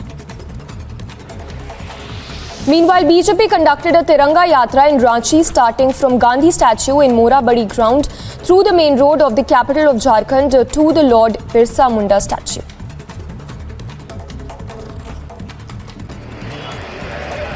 This full road has been blocked by the Congress workers, the high voltage drama. Nancy Pelosi lands in Taiwan.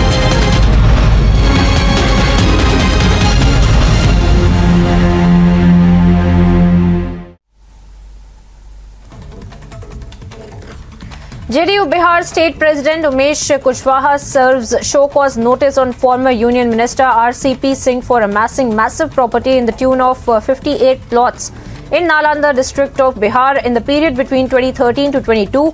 Now, the JDU State President Umesh Kushwaha has also stated in his letter that RCP Singh did not even mention the said purchased property in his elections.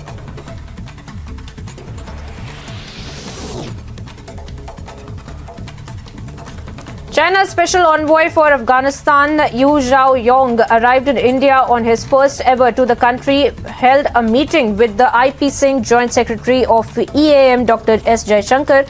They agreed to encourage engagement, enhance dialogue, and give positive energy for Afghan peace and stability.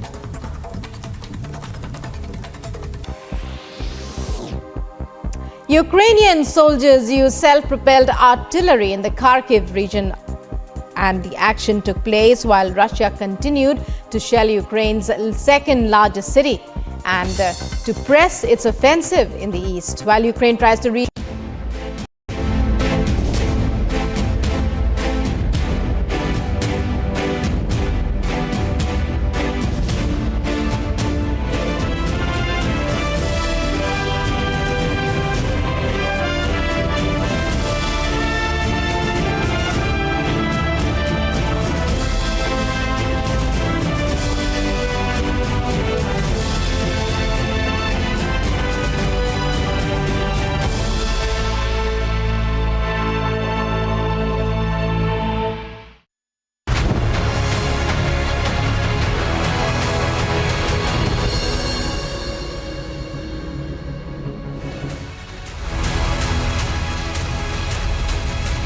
.725 votes being counted for the Vice President's poll that took place all through the day in Parliament in New Delhi, and we are expecting results to be announced by the returning officer, Secretary General of the Lok Sabha, Utpal Kumar Singh, just in a while from now, any time now in fact. We were told that the counting started at 6 p.m. and the voting of those 725 votes that were polled would take about an hour's time, which is nearing its end. Given the way the numbers are stacked up in Parliament, with the NDA having 445 MPs, the victory or the result actually is a foregone conclusion. And that's why we are seeing in pictures to our left and right celebrations breaking out in Jhunjhunu, Rajasthan, which is the ancestor village of NDA candidate Jagdeep Dhankar is. And we saw earlier in sound bites the excitement and expectation of the result, which is going to be announced in a while from now. And the BJP has had 394 votes in the Lok Sabha and the Rajya Sabha taken together. And with NDA allies, it's 445.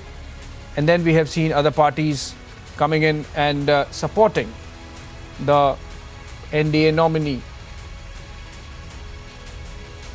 which includes the YSRCP, the TDP, the AIADMK, the Shiv Sena, the Akali Dal, the BSP, or many of these parties had in fact walked out of like the SAD had walked out of the NDA on the issue of farmers' protests, and it seems that on the issue of a farmer leader becoming vice president, they had no option but to come back. Sandeep Singh remains with us live. Sandeep Singh, you were mentioning about Congress becoming a regional party. Why this contempt for the principal opposition party of the country? Well, how many states are they present in? Simple as that. AAP is present in 2 states. Congress is present in what? 2 states, Chhattisgarh and Rajasthan. So if you're calling AAP a real party, that's how you look at it. That's how Congress will be looked at. And whatever seats they have, they might lose. Petrol is most expensive in Rajasthan, and Ashok Gehlot sits in Delhi and gives a press conference against price rise. So if this is what they think of their voters in Rajasthan, then you can imagine the future of Congress.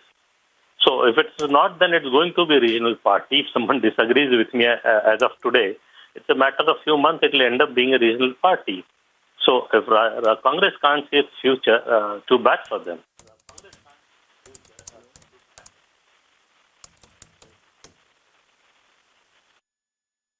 Well, Sandeep, but as things stand, the Congress still has managed 18 opposition parties for the vice president's candidate. The opposition has 18 parties with them. So if you look at just by numbers, their fortunes might be on the ebb. But if you go by numbers of the political parties that are there in the opposition ranks, perhaps they are a little more than NDA. As they say, statistics is not everything. Sometimes it hides more than it reveals. Sometimes it reveals more than it hides. So in this case, the number 18 reveals more than it hides. They don't have the biggest or one of the biggest TMC along with them. So what's the use of these 18 parties? And how many of them have got members in Rajya Sabha or Lok Sabha to vote? Like AAP doesn't have a member in Lok Sabha. So how does those number 18 counts? So, we have to get into detail. Those 18 numbers, what does the number 18 mean? Nothing. They didn't have BJD with him. They didn't have the virus with them. So they are the people who are ruling West Bengal, Orissa, Andhra. They were not with Congress. So if that is the way, then where does Congress goes? In that 18, you will find there are 2 or 3 different communist parties. They have only presence in Kerala. And you are not sure how long they are going to be around in Kerala also. So actually, those number 18 doesn't carry as much weight. So opposition parties don't look at Congress as a leader anymore. Because within Congress, we have seen G23 and other leaders saying they don't have a leadership in Congress. So to lead an opposition party, a party needs a leader, which Congress doesn't have. And I don't see it having a near future also. So if they have 18 or 28, it won't help them in any way. So they will lose the leader of opposition also in the next Lok Sabha elections, I'm pretty sure, the way their numbers are going down. Well, Sandeep, you are not keeping track of the news. Rahul Gandhi yesterday said that people are with him and the masses are with the Congress party. Let me go to Ashutosh Mishra, who joins us live from Delhi. Ashutosh, BJP is really bad. They bring in a choice. I think I was told we are patched with Ashutosh Mishra. I can go to him. But Sandeep, I'll take this question to Ashutosh Mishra as well, but he's being patched. But it's really bad of the BJP to be bringing in candidates. Breaking news development coming in that the vice president poll result is likely to be announced in the next 15 minutes, which means we are nearing the end of the counting process, following which we will have the result announced by the returning officer of the poll, in this case, Secretary General of the Lok Sabha. In the case of presidential election, the returning officer of the exercise was the Secretary General of the Rajya Sabha. In the case of Vice President, since Vice President also heads the Rajya Sabha, as ex officio chairman of the House, the returning officer comes from the Lok Sabha. And that's how the process takes place. The voting happens by proportional representation through a single transferable vote, which is a secret ballot. And so, while we would not be officially in a position to find out if cross-voting took place, the parties have a way of finding out if their MPs have not voted as per their instructions. So that bit of information would be interesting to watch out for. Karan Verma joins us live, author and political analyst. Karan, with the results a foregone conclusion, and it's going to be obviously in favor of the NDA candidate, Jagdeep Dhankar, are you closely watching the numbers to look for any cross-voting and hence understanding how weak the opposition unity is or how strong it remains now?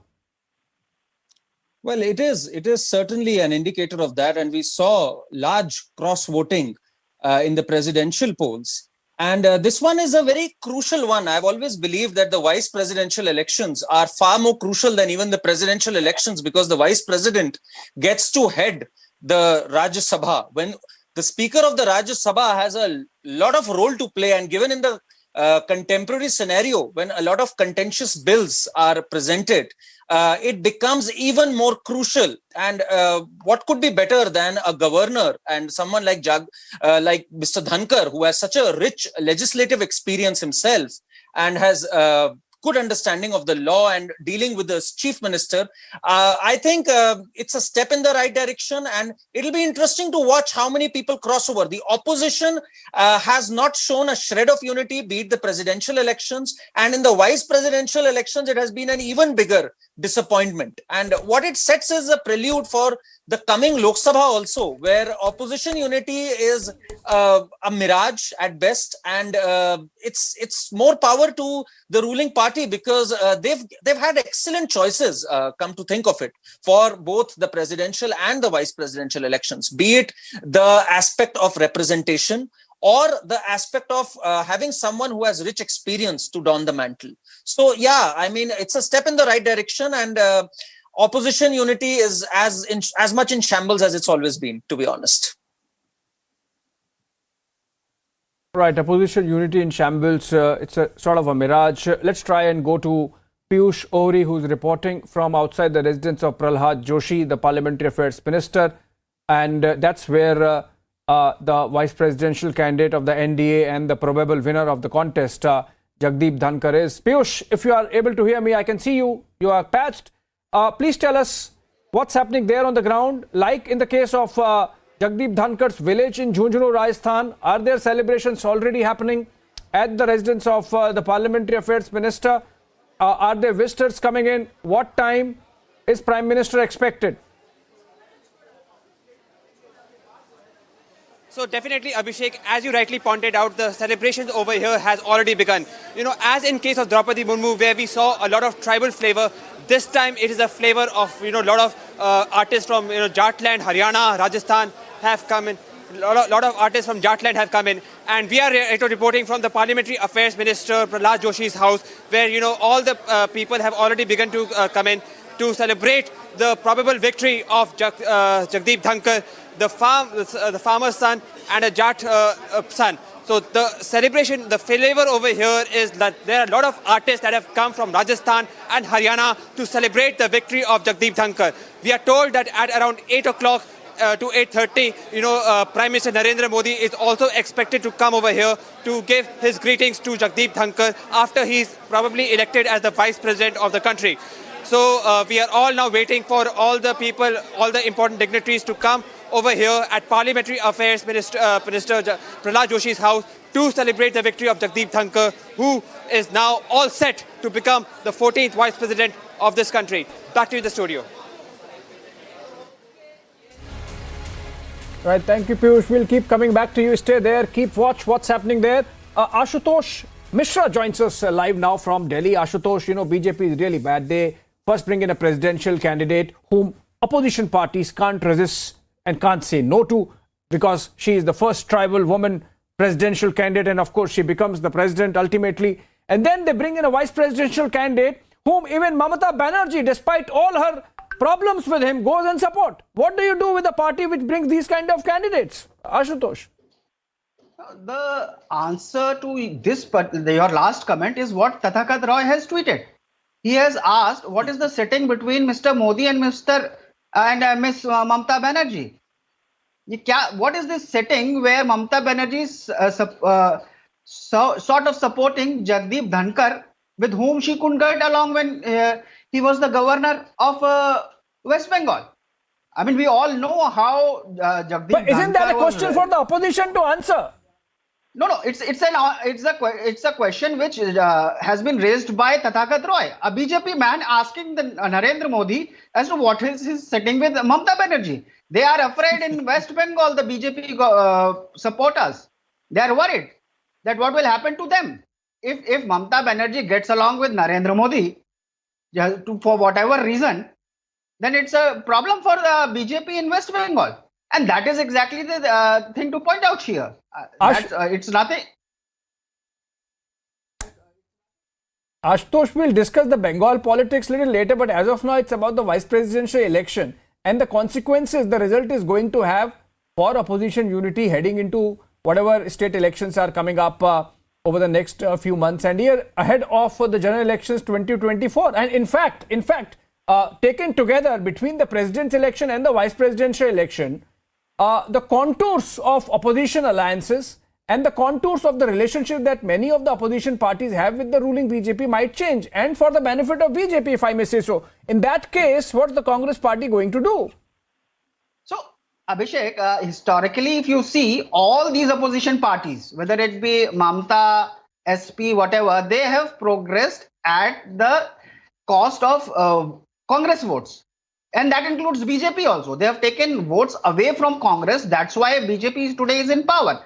So if today they are a bit shy of standing up with the Congress and its fight against price rise and attack on democracy, that's a reflection on those opposition parties who on one hand say that they are against Modi, but on the other they are subtly helping BJP retain power in other states also, and that includes Mayawati also in UP. We have all read about how. Yeah, you were saying something? Yeah, no, I was just agreeing with what you were saying about Mayawati. In fact, if you, I can take this question to Sandeep. Sandeep, Mayawati is a classic case, you know. She could have, there is no UP election coming in for the next 5 years. The only serious election she's going to face before that is the general election itself. And for her to be going with the NDA clearly shows that there is no incentive left to be standing with the larger opposition alliance. Yeah, it is called political maturity. So Mayawati understands the reality of the life, what the current political situation is. And if you look at the opposition, the statement, the feudal mindset, what it came from Mr. Ashutosh, that the votes used to be owned by a Congress in a way that was taken away by BJP or the other regional parties. So whether Congress works or not, performs or not, the feudal lord, it should keep winning election. That's the mindset of people who support Congress. And that's how the Congress functions. And the world has changed. And Mayawati knows at what time, what decision to take. Sandeep, first you say that the Congress is reduced to a regional party. Now you are calling them feudal lords and whatnot. I'll take that to Ashutosh Mishra. But before that, Karan, take the case of Andhra Pradesh. The ruling party YSRCP, the opposition party TDP, the party in opposition TDP, they both support the NDA candidate. So as they say, BJP ke dono haath mein laddu. Bilkul. But does it not confuse your cadre on the ground? What happens to the BJP's ambition in Andhra Pradesh? Look, Abhishek, what has happened here is that the opposition today is directionless and they all want a pie of the BJP voter somewhere. Whether they admit it or not, they want a pie of their voter. They want to somewhere own the nationalist plank or the meritorious plank or try to show that we are not like the principal opposition. We are not like Congress. Somewhere there is there is a competition amongst them to own some voter of the BJP so that the regional interests are best served, so that they do not alienate the voter which is all in favor of BJP. हवा के साथ ये भी बहना चाहते हैं, if you want to ask the truth. So that is why there is no glue which binds together the opposition. The only glue was anti-Modi, and that has fallen apart. So they are running hither and thither at the mercy of winds like a ship without a rudder. And that's why they don't have a concrete plan. Last time around when the presidential elections were Ashutosh wants to respond. Rahul Gandhi was not in the country. You remember, he was not in the country. He did not. He did Ashutosh wants to respond. Ashutosh wants to respond. Yeah. So you see, Ashutosh wants to respond. Ashutosh, you know, that's an important point that, and that's a debate we have had so many times, that when would Rahul Gandhi become a full-time politician? But there must be some takeaways for the Congress party, the eternal learner that Mr. Rahul Gandhi is, from this exercise of president and vice presidential elections. You know, if you remember, Abhishek, there was a Panchmani resolution passed by Congress before UPA happened. Yes. And what did it talk about? Yes. It spoke about Congress. That was about Congress party deciding to go in for alliances. So what it has realized that these people, they today, opposition like Mayawati or Mamta, ED has got them. And they are afraid of ED, they are afraid of Modi. It's not that Modi is, the previous speaker was talking about merit. Mr. Modi never seeks votes in the name of his work. There always talks about that 80-20, about those people whom he recognizes by their attire. So that is number one. देखिए, वो बहुत प्रतिभाशाली थे, बचपन से ही बहुत होशियार थे, मेधावी थे. उन्होंने पढ़ाई में तमाम रिकॉर्ड तोड़े, फर्स्ट से लेके आखिर तक हमेशा उन्होंने टॉप किया है. LLB के अंदर तो उन्होंने 40 साल का राजस्थान विश्वविद्यालय का रिकॉर्ड तोड़ दिया. कानून के मामले में तो वो चलती फिरती विश्वविद्यालय है, इस बात में कोई शक नहीं है. हमें पूरी उम्मीद थी कि इतना प्रतिभाशाली व्यक्ति अवश्य. ढोल लगाने की तस्वीरें एक बार दिखा दीजिए. लगातार वीडियो जर्नलिस्ट महेश से कहना चाहूंगा कि एक बार यही तस्वीरें दिखाएं, गांव की तस्वीरें दिखाएं, नाचते कूदते यहाँ पे जो बुजुर्ग हैं उनको दिखाएं. ये तस्वीरें जो आप देख रहे हैं ये घिटाला गांव की हैं, उस गांव की जिस गांव से जगदीप धनखड़ जो है वो निकले, बचपन बिताया, अपनी युवावस्था बिताई और उसके बाद वो जयपुर दिल्ली होते हुए सीधा का सीधा पहले राज्यपाल और उसके बाद सीधा वो पहुंचे, वो लगातार पहुंचे उपराष्ट्रपति पद की दौड़ में.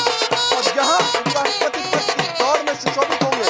तो ये तस्वीरें जो है ये बताती है, बयान करती है कि किस तरीके से यहाँ घिटाला गांव झुंझुनू का जो है वो आज किस तरीके से खुशी मना रहा है. और इस खुशी की सबसे बड़ी जो आप तस्वीरें देख रहे हैं उनमें समझ में आएगा कि ये जो विन का पोस्टर जो है वो दिख रहा है, उससे समझ में आता है कि किस तरीके की खुशी है, किस तरीके का माहौल है, किस तरीके की यहाँ पे चेहरे पर खुशी है. क्योंकि महिलाएं जो है, बुजुर्ग जो है, बच्चे जो है, उनके सहपाठी, उनके साथ पढ़ने वाले लोग जो हैं, उनके परिवार के लोग जो हैं, उनके गाँव के जो लोग हैं, वो तमाम लोग खुश हैं. और इससे समझ में आता है, इससे पता लगता है कि किस तरीके की खुशी है और किस तरीके का खुशी का ये माहौल है. इससे समझ में आता है.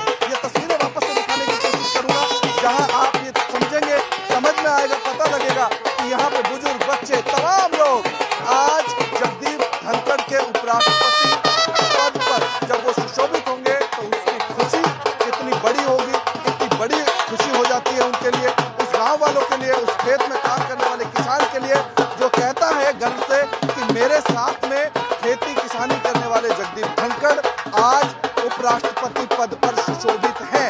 यानी कि किसान परिवार.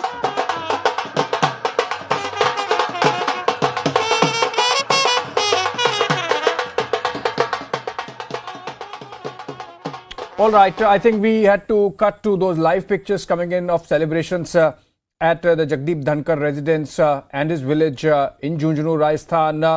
And in other developments, Prime Minister is likely to arrive immediately after the results are announced for election of for the polling that took place through the day for Vice President.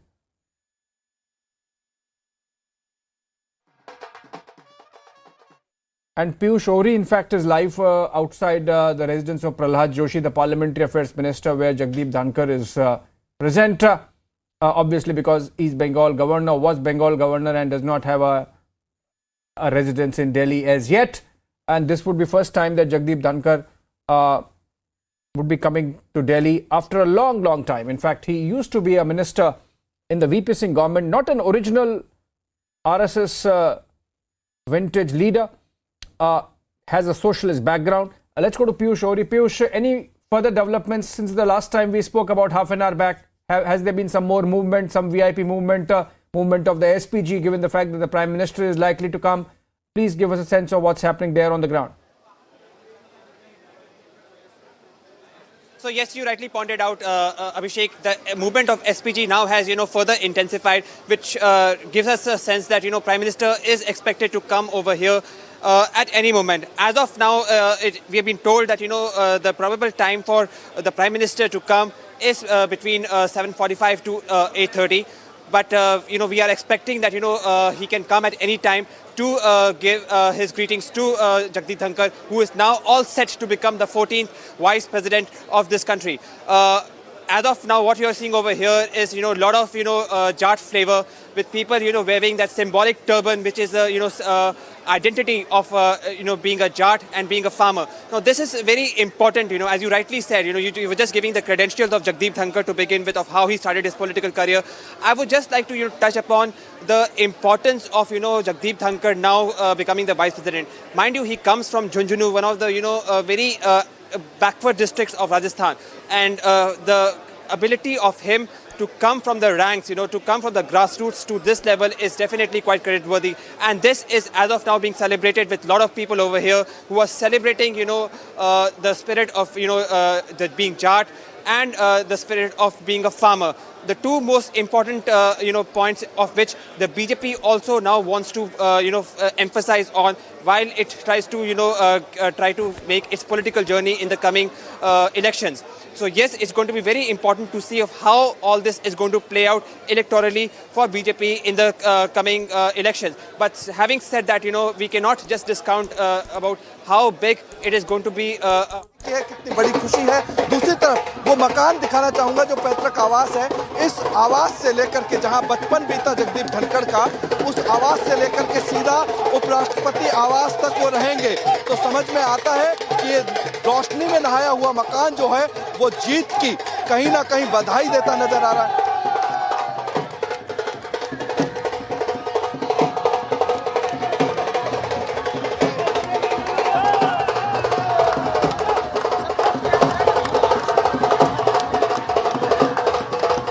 बिल्कुल बिल्कुल लगातार आप यहां देख सकते हैं कि तस्वीरें आपको वापस से दिखाने की कोशिश करूंगा। यहां पे महिलाएं हैं, गांव की महिलाएं हैं, घिटाला गांव की महिलाएं हैं, उनके परिवार की महिलाएं हैं। धनखड़ परिवार, जिस परिवार से जगदीप धनखड़ आते हैं, उस परिवार की ये महिलाएं हैं। बुजुर्ग महिलाएं आपको दिखाई दे रहे होंगे, बच्चे दिखाई दे रहे होंगे। आज गांव में जो माहौल है, आज राजस्थान का जो माहौल है, आज घिटाला गांव का जो माहौल है, उसको दिखाने की कोशिश करूंगा। लेकिन दूसरी तरफ ये ढोल की थाप और ये वो बुजुर्ग लोग, ये साथी युवा लोग जो आपको यहाँ नजर आ रहे हैं, उससे समझा जा सकता है कि किस तरीके का यहाँ माहौल है, किस तरीके से उन्होंने गांव में बचपन बिताया होगा। क्योंकि यहाँ जिस गांव में, घिटाला गांव में बचपन जगदीप धनखड़ ने बिताया, उस गांव के युवाओं की तस्वीर है, उनके भाई की तस्वीर है, उनके बुजुर्गों की तस्वीर है। और यहाँ जिस तरीके से ढोल बज रहे हैं, आप ढोल देखिए और यहाँ पे डांस करते हुए, नाचते हुए ये वो लोग हैं जो लगातार अब कह रहे हैं कि खेती किसानी करने वाला व्यक्ति, छाछ रोटी दही चटनी खाने वाला व्यक्ति आज देश के उपराष्ट्रपति पद पर सुशोभित होगा। ये तमाम वो तस्वीरें हैं जो खुशी के माहौल का, खुशी के पलों का इजहार कर रही हैं। उस गांव से, उस मदरलैंड से जहां जगदीप धनखड़ पैदा हुए, जहां उनका बचपन बीता, जहां सरकारी स्कूल में पढ़े लिखे, जिस स्टेडियम में खेले कूदे, ये तमाम लोग यहाँ पे मौजूद हैं, तमाम लोग यहाँ पे मौजूद नजर आ रहे हैं आपको। और यहाँ आप देखेंगे तो समझ में आएगा कि किस तरीके से यहाँ पे किस तरीके से बिल्कुल तस्वीरें दिखाने की कोशिश कर रहा हूँ। और यहाँ पे ये तस्वीरें देखेंगे तो आप समझ में आएगा कि ये तमाम वो लोग हैं, गाँव के लोग हैं जो लगातार यहाँ पर जंग की थाप हो, खुशी का माहौल हो या फिर ये वो मकान हो जहां पैदा हुए पले बड़े गांव में खेती किसानी की और उसके बाद आज राज्यपाल के बाद सीधा उपराष्ट्रपति पद पर सुशोभित होने का काम जगदीप धनखड़ करेंगे। जगदीप धनखड़ के गांव, उनके भाई, उनके कजन ब्रदर, उनके बुजुर्ग सहपाठी जो साथ में पले बड़े, खेले कूदे, किसानी, यहाँ पे भारत माता के जय के नारे जो हैं, वंदे मातरम के जयकारे जो हैं वो लग रहे हैं।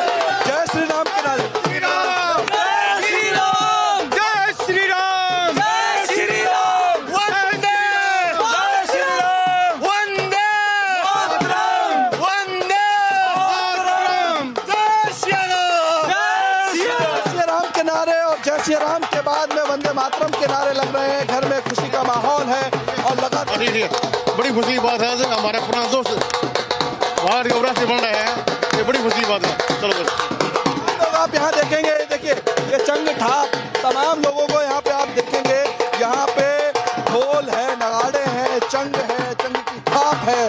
शेखावटी में चंग मशहूर है, जब खुशी होती है तो चंग बजाए जाते हैं, चंग की थाप पर डांस होता है और नाच गाना होता है। तो ये खुशी के माहौल में चंग बजाए जा रहे हैं और चंग जब बजाए जा रहे हैं तो समझ में आता है कि खुशी है।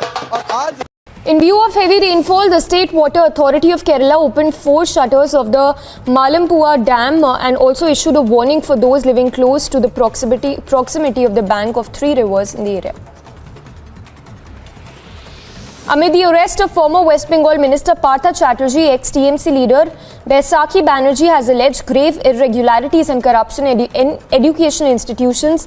During Chatterjee's tenure, she claimed that there was a syndicate working inside the West Bengal College and University Professors Association that added a price tag to the college-university sub-post.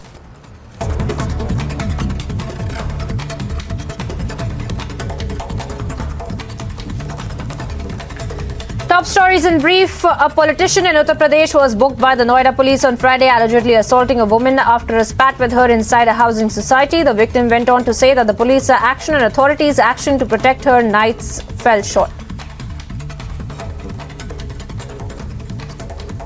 Yogi ji और सब लोग बोलते हैं कि महिलाओं की सेफ्टी, बट आज जो एपिसोड हुआ उसके बाद I don't think we have security in Noida. हमारी सोसाइटी में सारे सिक्योरिटी गार्ड्स खड़े थे, सब मेल खड़े थे, पर मुझे लगा कि वो शायद लेडी के साथ बदतमीजी ना करे, बट जब उसने मुझे भी टच किया, मुझे पुश किया एंड ही सेड अगर तुम प्लांट्स टच करोगे तो मैं तुम्हें टच करूंगा। तुम कैसे एक लेडी से ऐसे बोल सकते हो? He raised the issue of institutions. When the ED goes after you, these protests don't happen. Obviously, you don't understand English. What can I understand English, sir. That's why I'm asking. Mr. Rahul Gandhi raised the issue of institutions. When ED goes after you, these protests don't. Your English is wrong.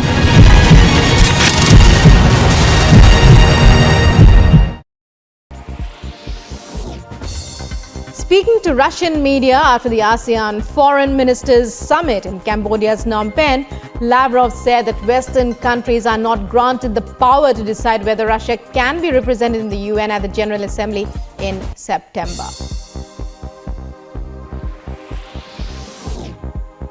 Sergei Lavrov claims Russian President Putin and US President Joe Biden have a special channel for communicating.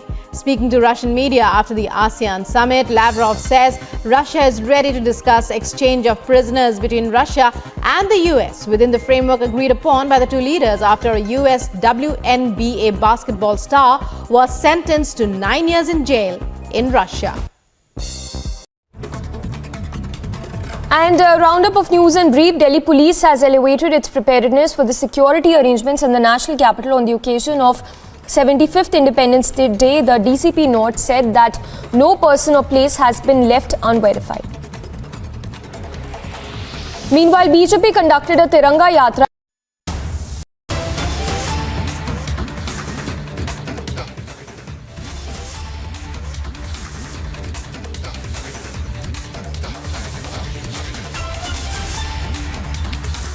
All right, a breaking news development connected with the Vice President's election. The oath ceremony of the next VP of India is all set to take place on August 11th. The term of the present Vice President M. Venkaiah Naidu ends on August 10, and a day later, on August 11, the next Vice President of India will take oath inside the Parliament. And in the pictures now, these are of celebrations in Jhunjhunu, Rajasthan, where the villagers really trooped in early and realized that, given the fact that it's a foregone conclusion that Jagdeep Dhankar would win, friends, family, relatives,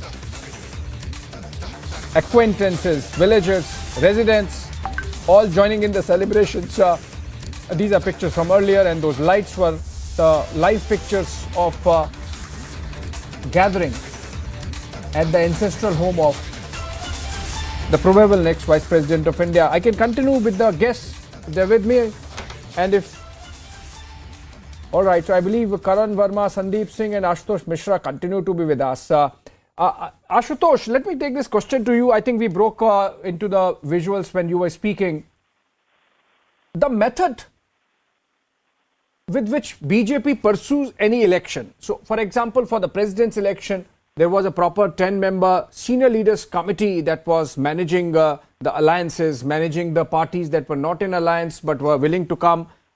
They were managing their own MPs and MLAs, giving them training sessions. In the case of Vice President's election also, all the MPs of the BJP were divided into groups of 10, and one person giving or made in charge of making sure that, you know, each individual goes to the parliament and votes on the appointed day. So I think in that sense, what's the harm if the opposition really learns some election management from the BJP, the way it has really perfected the election machine at all levels of democracy? There is a big difference between the way that some of the opposition parties, let's say Congress, and let's compare Congress and BJP. BJP is a party where regimentation and cadre management are important. Now, Congress is not a cadre-based party. But to say that it does not, it has to follow the same regimentation that BJP does, I think to each his or her own. Now, BJP's election strategy, when you talk about, it's different in different places. Like in this case, let's talk about how.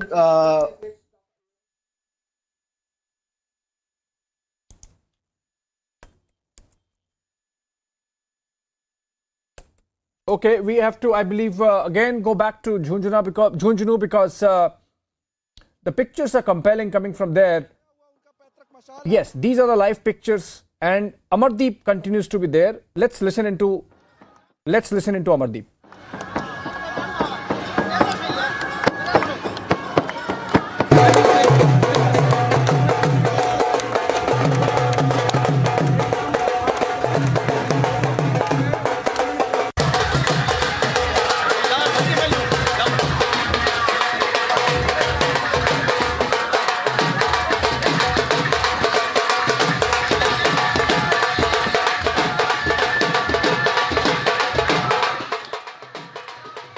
Let's go to Amardeep. Amardeep, if you are able to hear me, we are getting some nice pictures of a lot of song and dance happening at the Jhunjhunu residence of Jagdeep Dhankar. Of course, we are, I think, a few minutes away from the election results being announced.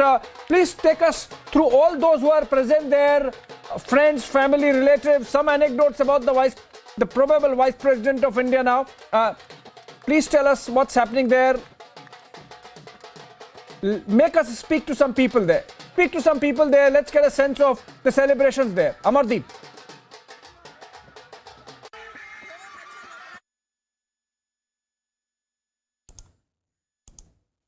I think there's some audio issue there, but pictures clearly suggesting that everyone there is in celebratory mode already ahead of announcement of results. I'll go back to the... We stay on the ground even as we continue to come back to the guests off and on. Let's go to Delhi, where Piyush Ohri is reporting from outside the residence of Prahlad Joshi. If we can go there. These are pictures of Rajasthan in Jhunjhunu, where the women are celebrating.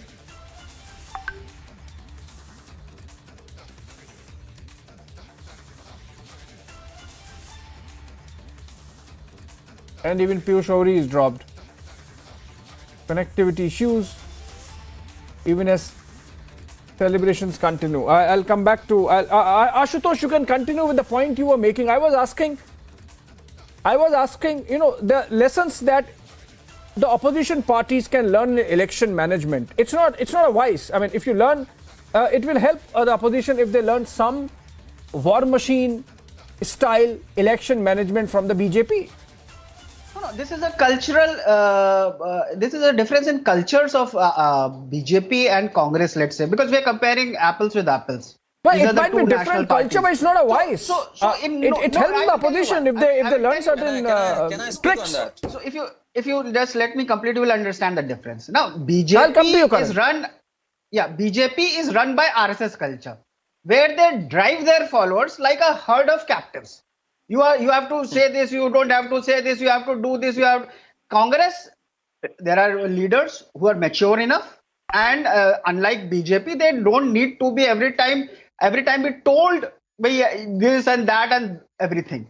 And that's the difference. BJP is run by RSS culture. Okay, but then you have Manish Shankar Iyer, who always spoils the party for the Congress, you know. So some measure of control perhaps might be in the best interest of the party. Let Karan answer this charge that the RSS culture stifles and is against the freedom of individual. Karan, please answer. Just one line. Well, one line, look, Karan, some amount of discipline. If some amount of discipline is being... Sir, let me speak, please. Let me speak. It's my turn, Mr. Sandeep. That is regimental. Sandeep, hold on. Karan is... All right, we are cutting to the press conference. Pictures coming live from inside the counting center.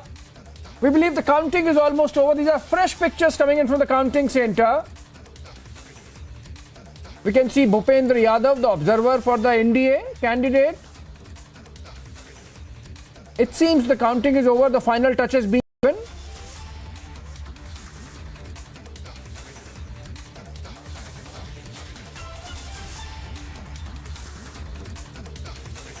No, the counting is still on actually. This is not the stage where they would be having the final paper in their hands with the result.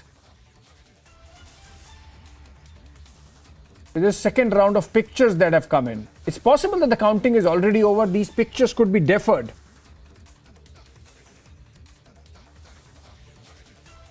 These pictures could be deferred pictures coming in a little late. The counting is over. The team is disbanding. Election officials are leaving. The returning officer is with his team. I think it's just a matter of time before we get to hear him speaking. Let me check.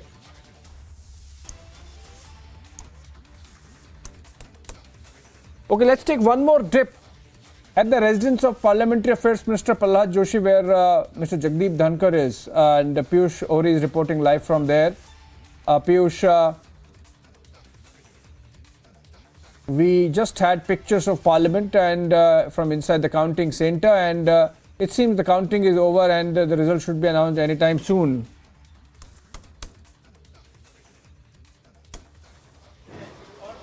Well, definitely, Abhishek, as you can see that, the celebrations over here have already begun, Now it is a time where it becomes very difficult for us to speak.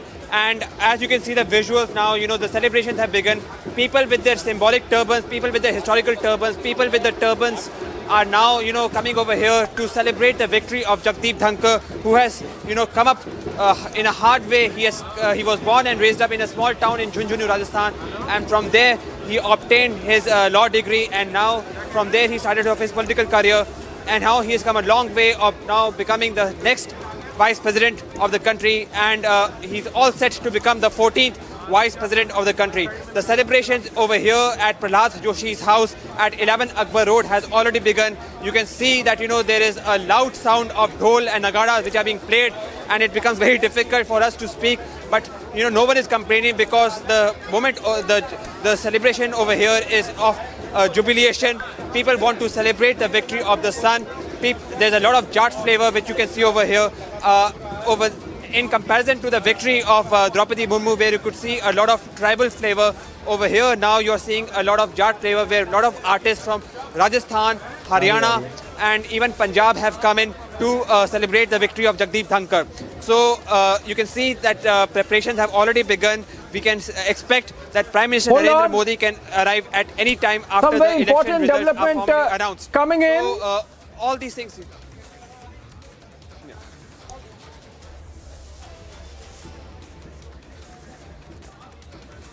All right, some breaking news development coming in. Piyush, hold on to your thoughts. And this is that information trickling in from Parliament that Jagdeep Dhankar might have secured 528 votes. Opposition's Margaret Alva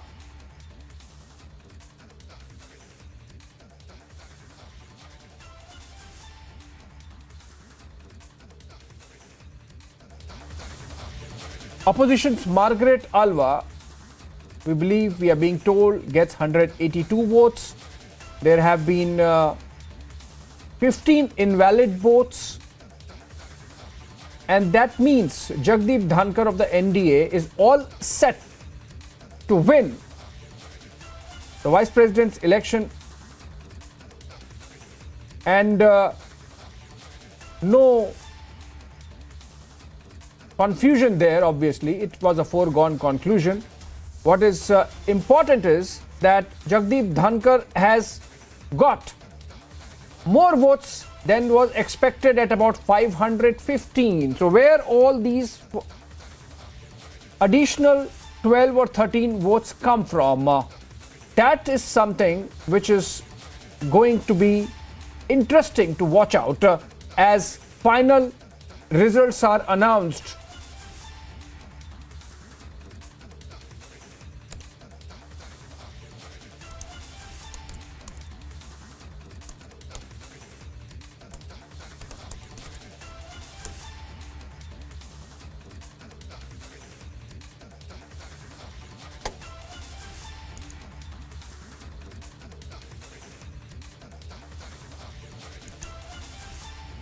All right, so this is the breaking news development coming in of Jagdeep Dhankar getting more votes than expected. Obviously, some cross-voting element being there because 15 invalid votes, and yet Jagdeep Dhankar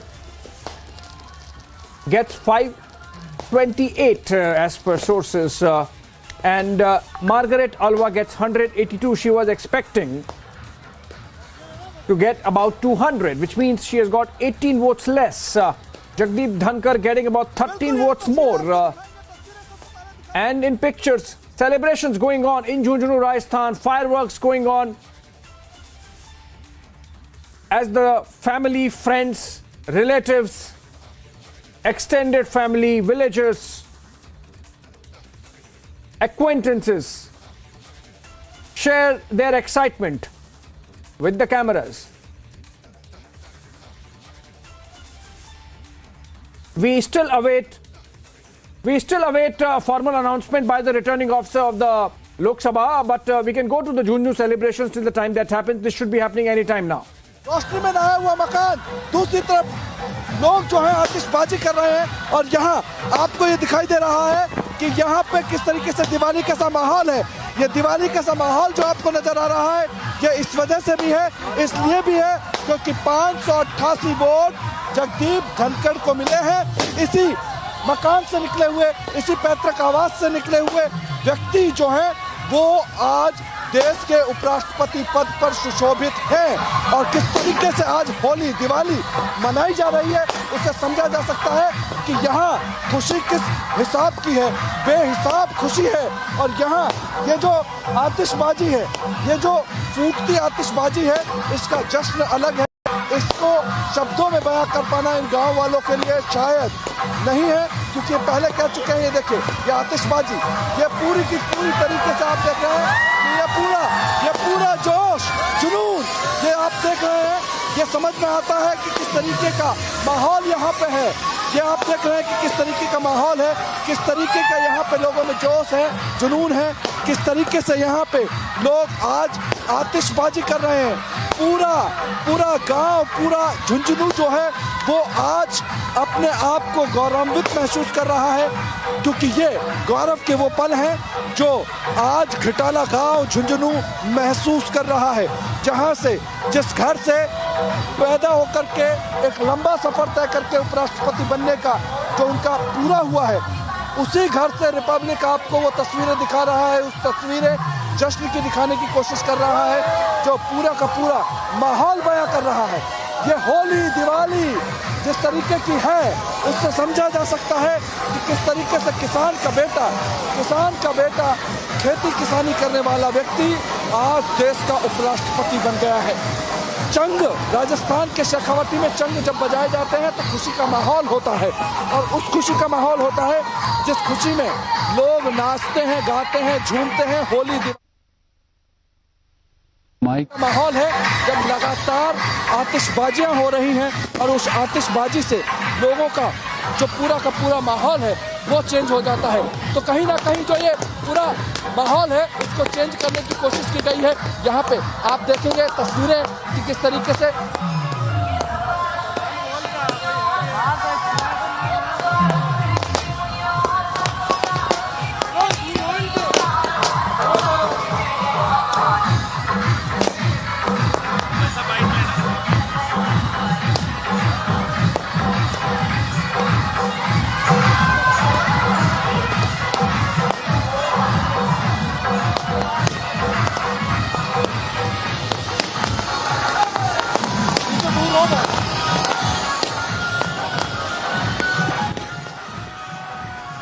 All right. Towards your right, viewers, in the screen is Utpal Kumar Singh, the returning officer of the Vice President's poll. He is going to start speaking anytime now with the results in his hands. He's Secretary General of the Lok Sabha. And the press conference, press briefing about the results starting. Let's cut to the net sounds. He's going to start speaking anytime now.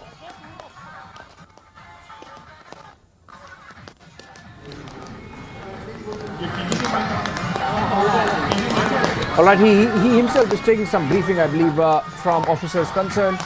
The results are in his hands. We know the Dhankar.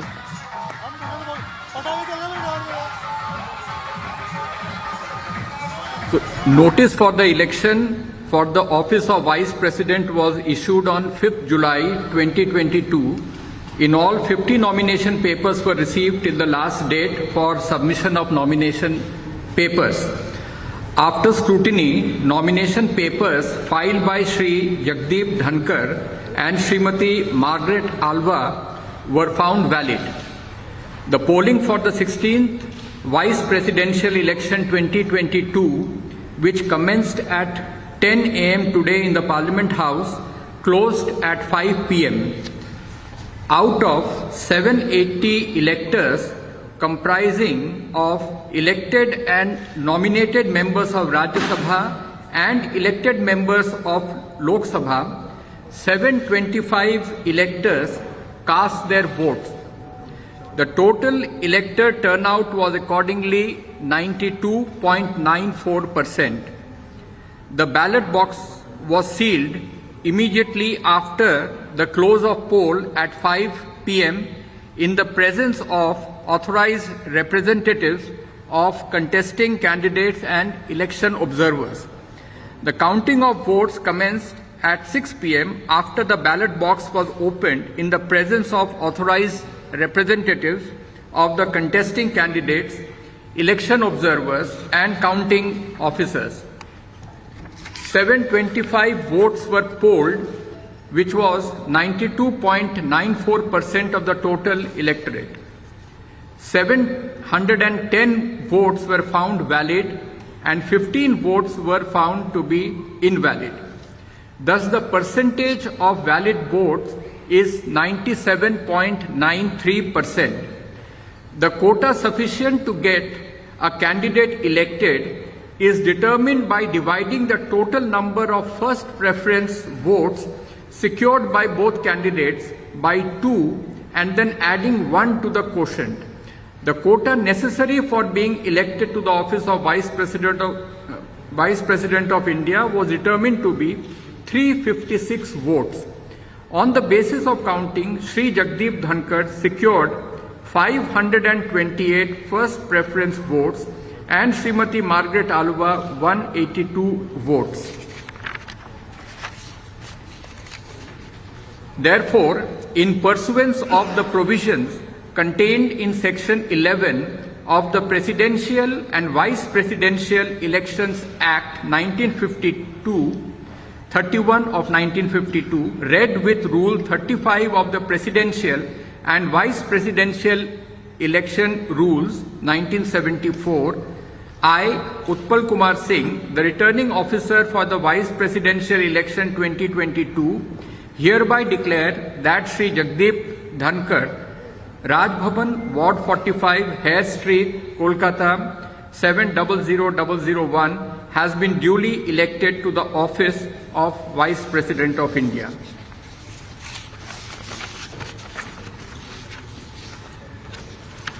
I will be forwarding to the Election Commission of India Form 7 under Rule 35(1)(c), which is the return of election to the office of the Vice President of India, and also a declaration of result of election under Section 11 of the Presidential and Vice Presidential Elections Act 1952, read with Rule 35 of the Presidential and Vice Presidential Election Rules 1974. Election Commission of India would then prepare the certification of the election of Shri Jagdeep Dhankar as the Vice President of India, jointly signed by the Chief Election Commissioner of India, Shri Rajiv Kumar, and Election Commissioner, Shri Anup Chandra Pandey. Thank you. So you will go to Election Commission today? We will send all the necessary papers to the Election Commission immediately after. Thank you.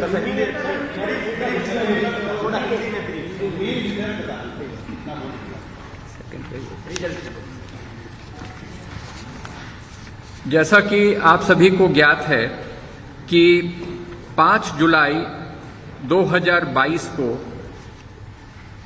उपराष्ट्रपति के चुनाव के संबंध में notice जारी किया गया था और तत्पश्चात 50 नामांकन पत्र हमें लास्ट डेट ऑफ सबमिशन तक प्राप्त हुए थे।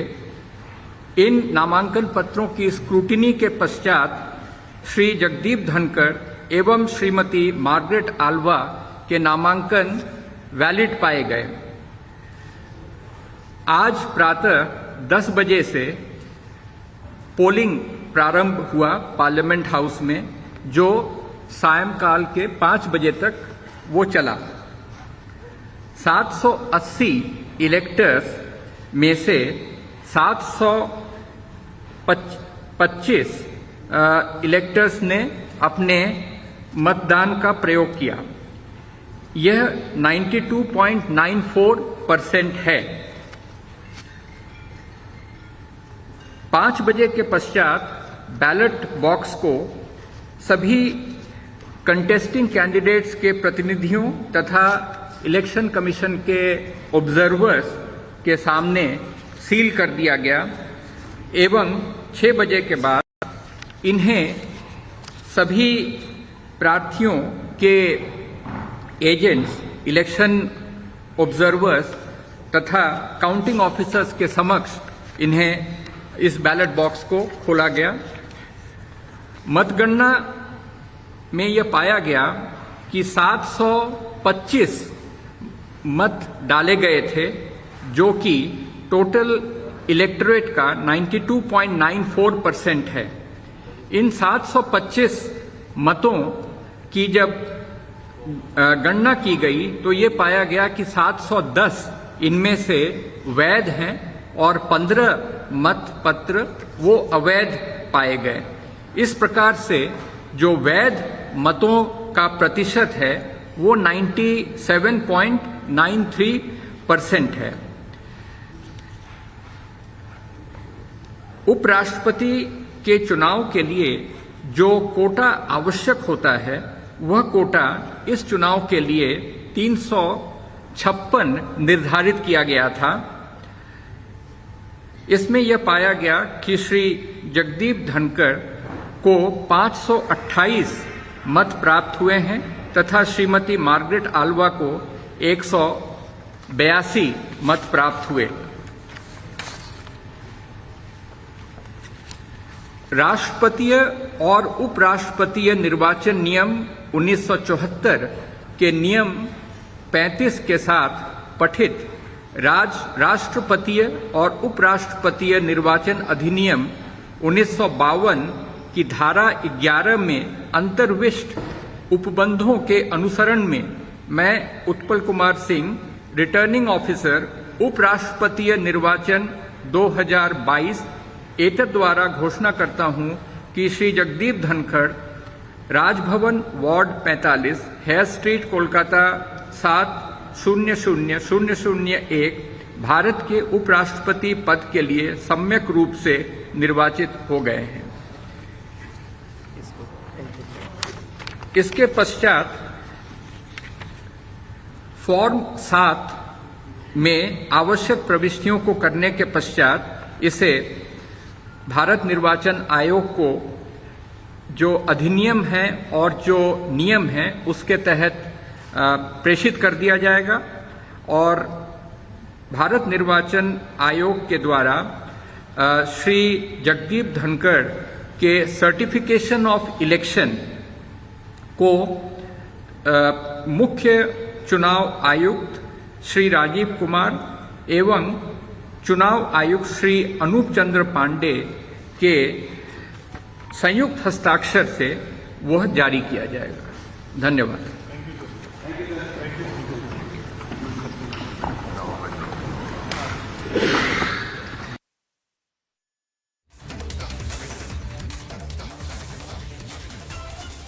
All right, that was returning officer, Secretary General of Lok Sabha, Utpal Kumar Singh, announcing the results of vice presidential polls. Jagdeep Dhankar of the NDA winning along expected lines. But what is surprising is that he has managed even more numbers than he was expected to get. It was believed that he might get about 515. He got 528. Margaret Alva, the UPA opposition candidate, falling to 182 against the expected about 200. Now let's go to a breaking story coming in from Bengal. In Kolkata, in fact, there is a shooting that has happened at the Kolkata Museum where it seems a brawl led to killing of a CISF commando. AK-47 firing reported in Kolkata in the National Museum. A man with AK-47 on the loose. That's a big development. In fact, AK-47 wielding man at large in Kolkata. Active situation in Kolkata. In fact, teams of Kolkata police commandos have rushed to the spot and they are in touch with the active shooter inside the National Museum complex of Kolkata. 2 injured now. They have been taken to the SSKM hospital. The Kolkata police chief also is present at the spot leading the operations. If you can get to a reporter on the ground, pictures coming in of active shooter present at the National Museum complex in Kolkata, wielding an AK-47 and out on a shooting spree that has led to 2 injuries, including one of CISF Jawan. In fact, we are told CISF Jawan who suffered those bullet injuries, who took those bullets, is dead. Pictures of Central Paramilitary Forces and the Bengal Police engaging with the AK-47 wielding man who's at large at the National Museum. If we have a team on the ground,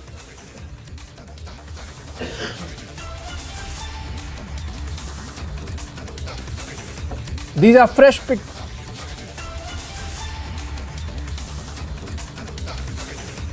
All right, Mayuk is there on the phone with us from Kolkata. Mayuk, please tell us what happened.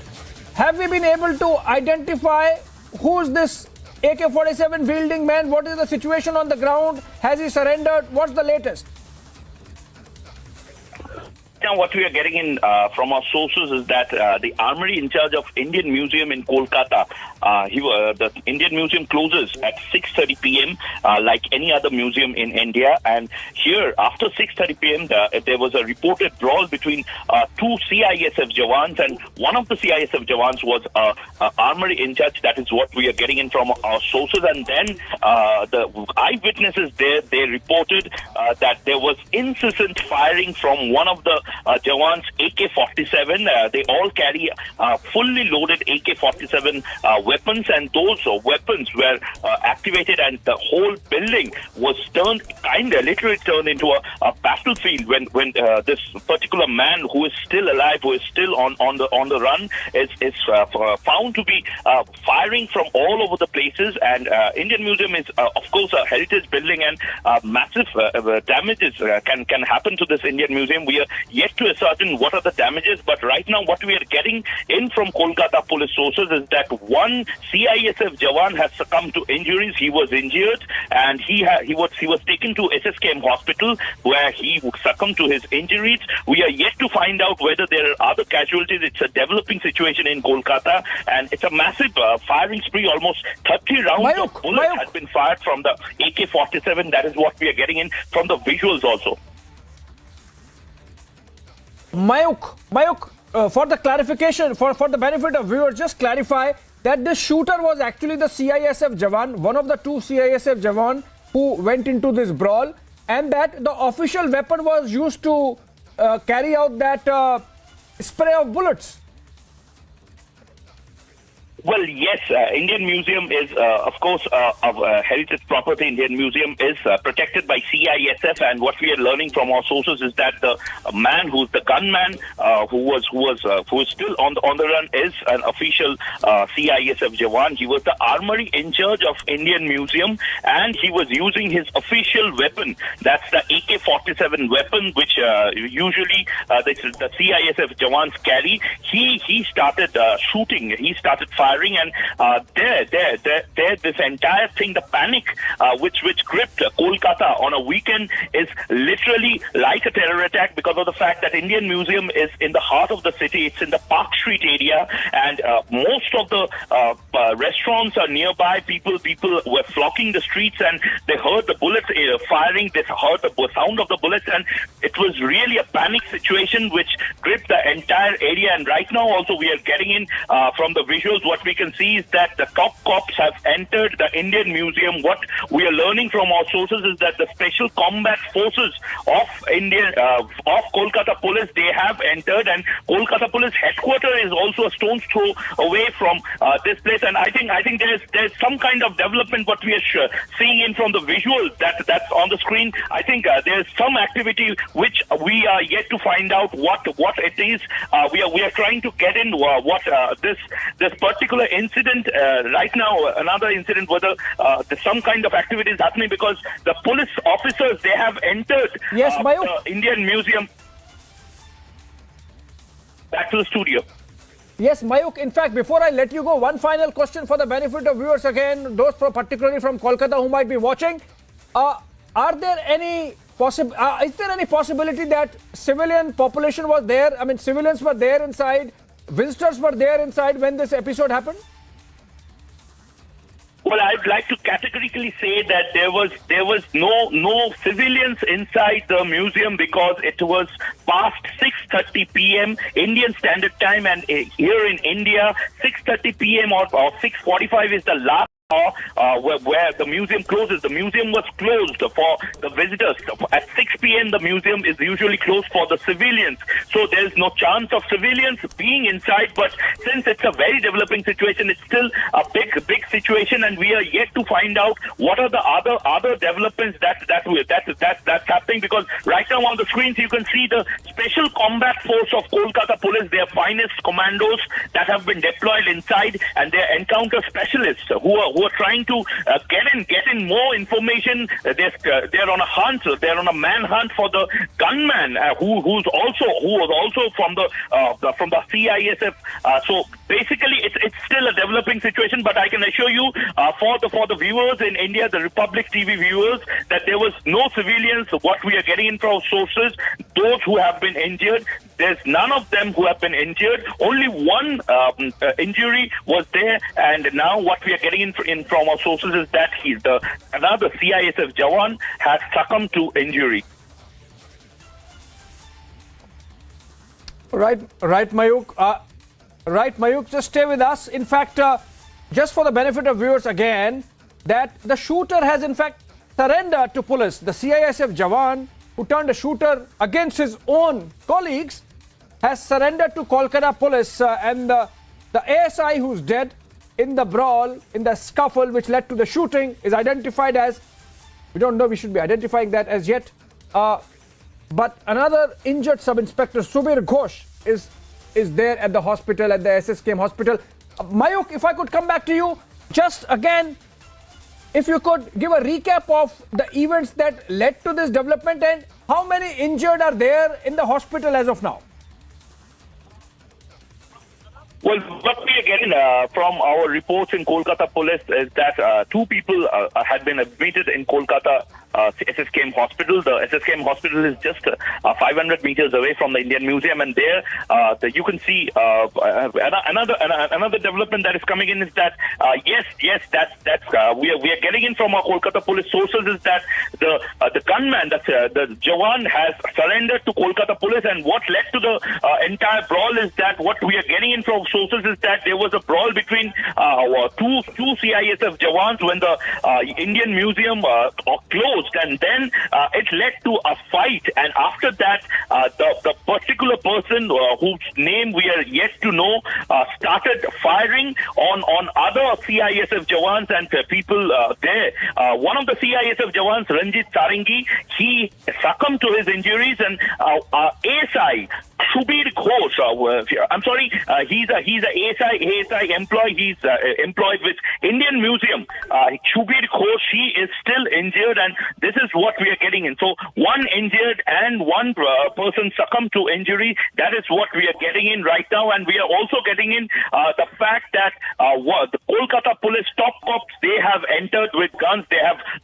All of them have worn the bulletproof jackets, and they have started this operation with the combat forces. And what we are getting in from our sources is that within minutes of this operation, this fine operation that is taking place, the particular accused, he has surrendered to the forces and the Kolkata police officers who are leading this operation. Huge deployment of police. You can see the deployment is really big, and most importantly, there was initial panic gripping situation because of the fact that it's a weekend and Indian Museum area is in the Park Street area, which is quite prominent, and it's kind of a party hub in Kolkata. So all the young people were there, mostly people who came there to have a dining or to flock some restaurants or pubs.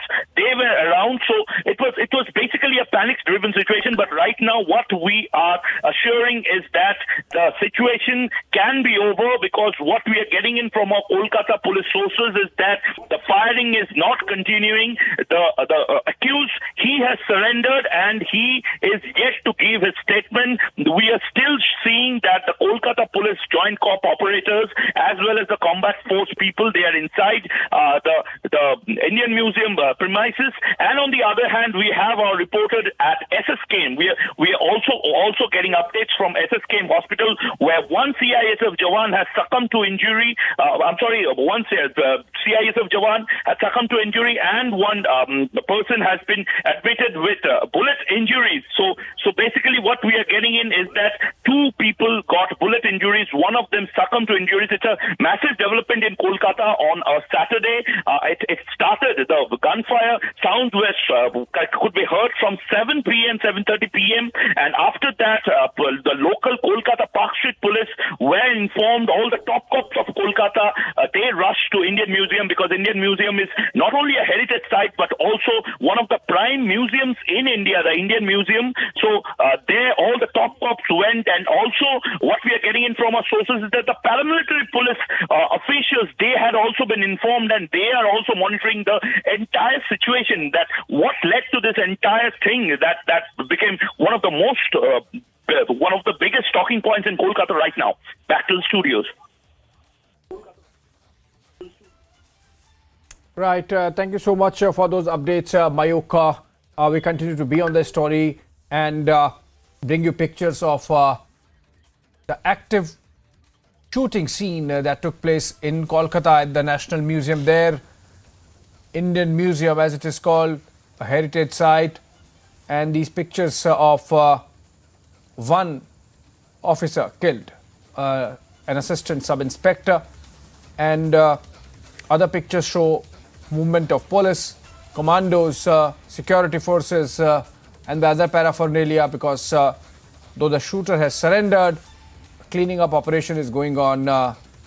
Kolkata police rushed its commandos as one of the CISF officers on duty, who was in charge of the armory, in fact, after a verbal argument went out of hand, started shooting, and in which two got injured,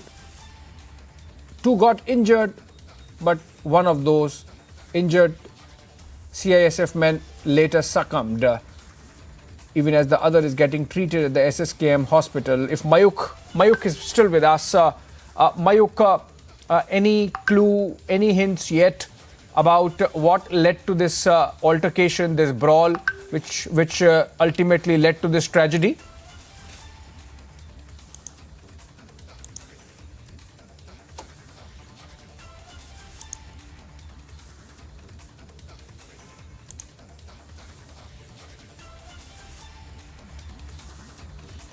All right. I believe we lost the line there with Mayuk. We'll try to connect it back. In the pictures we continue to get, these are from National Museum in Kolkata, where at about 6:30 p.m., post the official visiting hours of the museum, thankfully, an active shooting scene emerged after a verbal altercation between two CISF Jawans, one of them an officer, actually, a assistant sub-inspector, and the other, who was armory in charge, started shooting blindly, and the spray of bullets, about 30 bullets fired in that brief period, killing one and injuring another. A cleanup of the crime scene is going on, and Mayuk is patched again. He's back on the line with us. Mayuk, if you could tell us whether now the operations are over, the police has declared the area all clear, whether there are any visitors, whether if this happened after the visiting hours, were there some officials present of the museum? Have they been taken care of? Have they been taken out safely? Is the area now in complete control of the security forces and sanitized? Well, right now what we are getting in from our sources is that we are yet to confirm that, so it should not be an official statement, but what we are getting in from our sources is that yes, the operation is over, but the sanitization operation is still on. The accused, the gunman, he has been taken away in a safe custody for interrogation by Kolkata police officers. The combat force officers have arrested the person. In fact, he surrendered. That is what we are getting in from our sources, but what I'm again telling you is that since it's a developing situation, it's a situation in Kolkata, and the huge deployment of Kolkata police officers, they are still searching for whether there's something still on, whether there's some incident which needs to be doused. So right now we are not going to give any official confirmation, because Kolkata police is not saying a word. Kolkata police is staying the journalists there to stay a little away from the site of this incident, incident because of the fact that this is a developing situation and incessant firing was reported. So right now what we are getting in is that yes, the operation has ended. That is what we are getting in from our sources, and the gunman has surrendered and he has been taken away for interrogation right now. And also we are seeing all this is the Kolkata Police Combat Force of commandos who are coming out of this the Indian Museum premises. They are searching for whether there is something which is still on. So right now they are doing this sanitization operation, which is a regular thing for the armed forces to see whether something is on, whether more such gunmen are there hiding. So right now what we are getting in is that the operation is still has not officially been called off by the forces, but the fact that what we are seeing on the visuals is that the gunman has been taken out by the Kolkata police officers for interrogation, and right now the sanitization operation will be on. Back to the studios.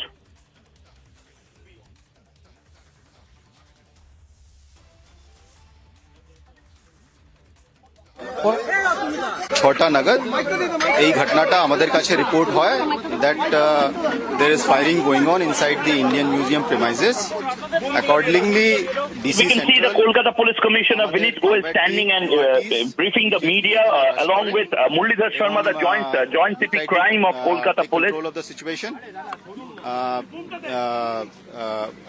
CISF এর লোকেদের সঙ্গে আমাদের communication করা হয়। We had a communication with CISF officials on behalf of Kolkata Police. লোকটাকে convince করে ডিসার্ম করে ওকে arrest করতে পেরেছি। We had respectfully convinced the CISF Jawan to disarm, and we had convinced him to take away. We have taken him to a safe custody.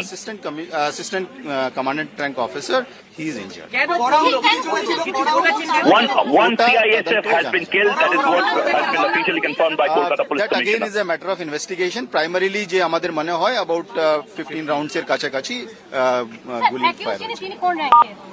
Head Constable.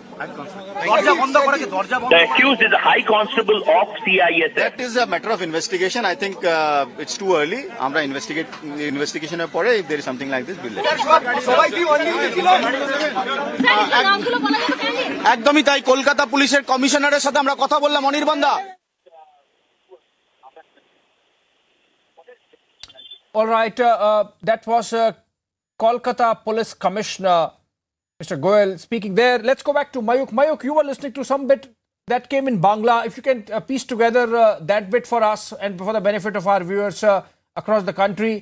Did he say about 15 bullets were fired? Kachi, 15 bullets, and further investigation is on.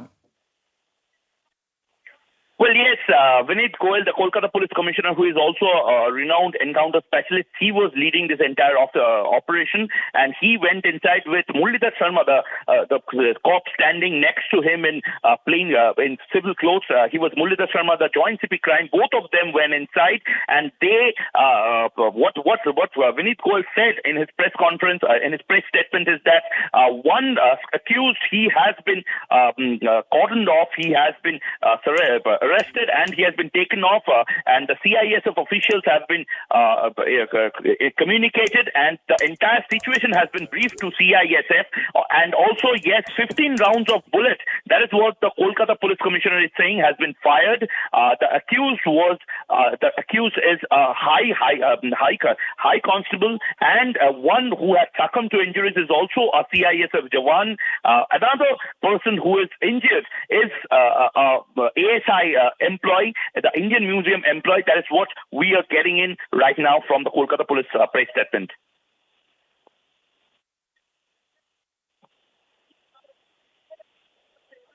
All right, Mayuk, in the pictures we continue to get from Kolkata, some are of the scene of crime. In fact, you can see those bullet marks, those breaking glass, the broken glass, and other pictures we can see the body being taken by attendants at the SSKM hospital. Mayuk, did the police officer pass away at the museum itself, or was he injured and taken to the hospital and there he was declared dead? Well, he was injured and he was taken to SSKM hospital, and thereafter he was taken to hospital at SSKM. The doctors declared him dead. So officially he was brought dead to SSKM hospital, and the CISF Jawan's body was taken to the Kolkata police morgue. Right, and is the deceased officer from Bengal, in which case his body would be taken to the destination, the village or town from where he came from, or is he from outside Bengal, Mayuk? Well, what we are getting in is that, yes, he's a Bengali, and he was posted in Kolkata. So the CISF officials are yet to reveal the entire address and inform us regarding the home. But what we are getting is that he's from Bengal, and right now his postmortem is still on, and then CISF official statement is also going to come on the deceased person. And also what is concerning is that Indian Museum, if I can explain now viewers the geography of Indian Museum. On one side of Indian Museum is Park Street, where huge number of people, common people, civilians, they flock, and on the other side is the MLA hostel, the official residence of MLA in Bengal. So obviously it's a very high profile, high sensitive area. So that's what the panic situation was. That was the reason of the panic situation in Kolkata.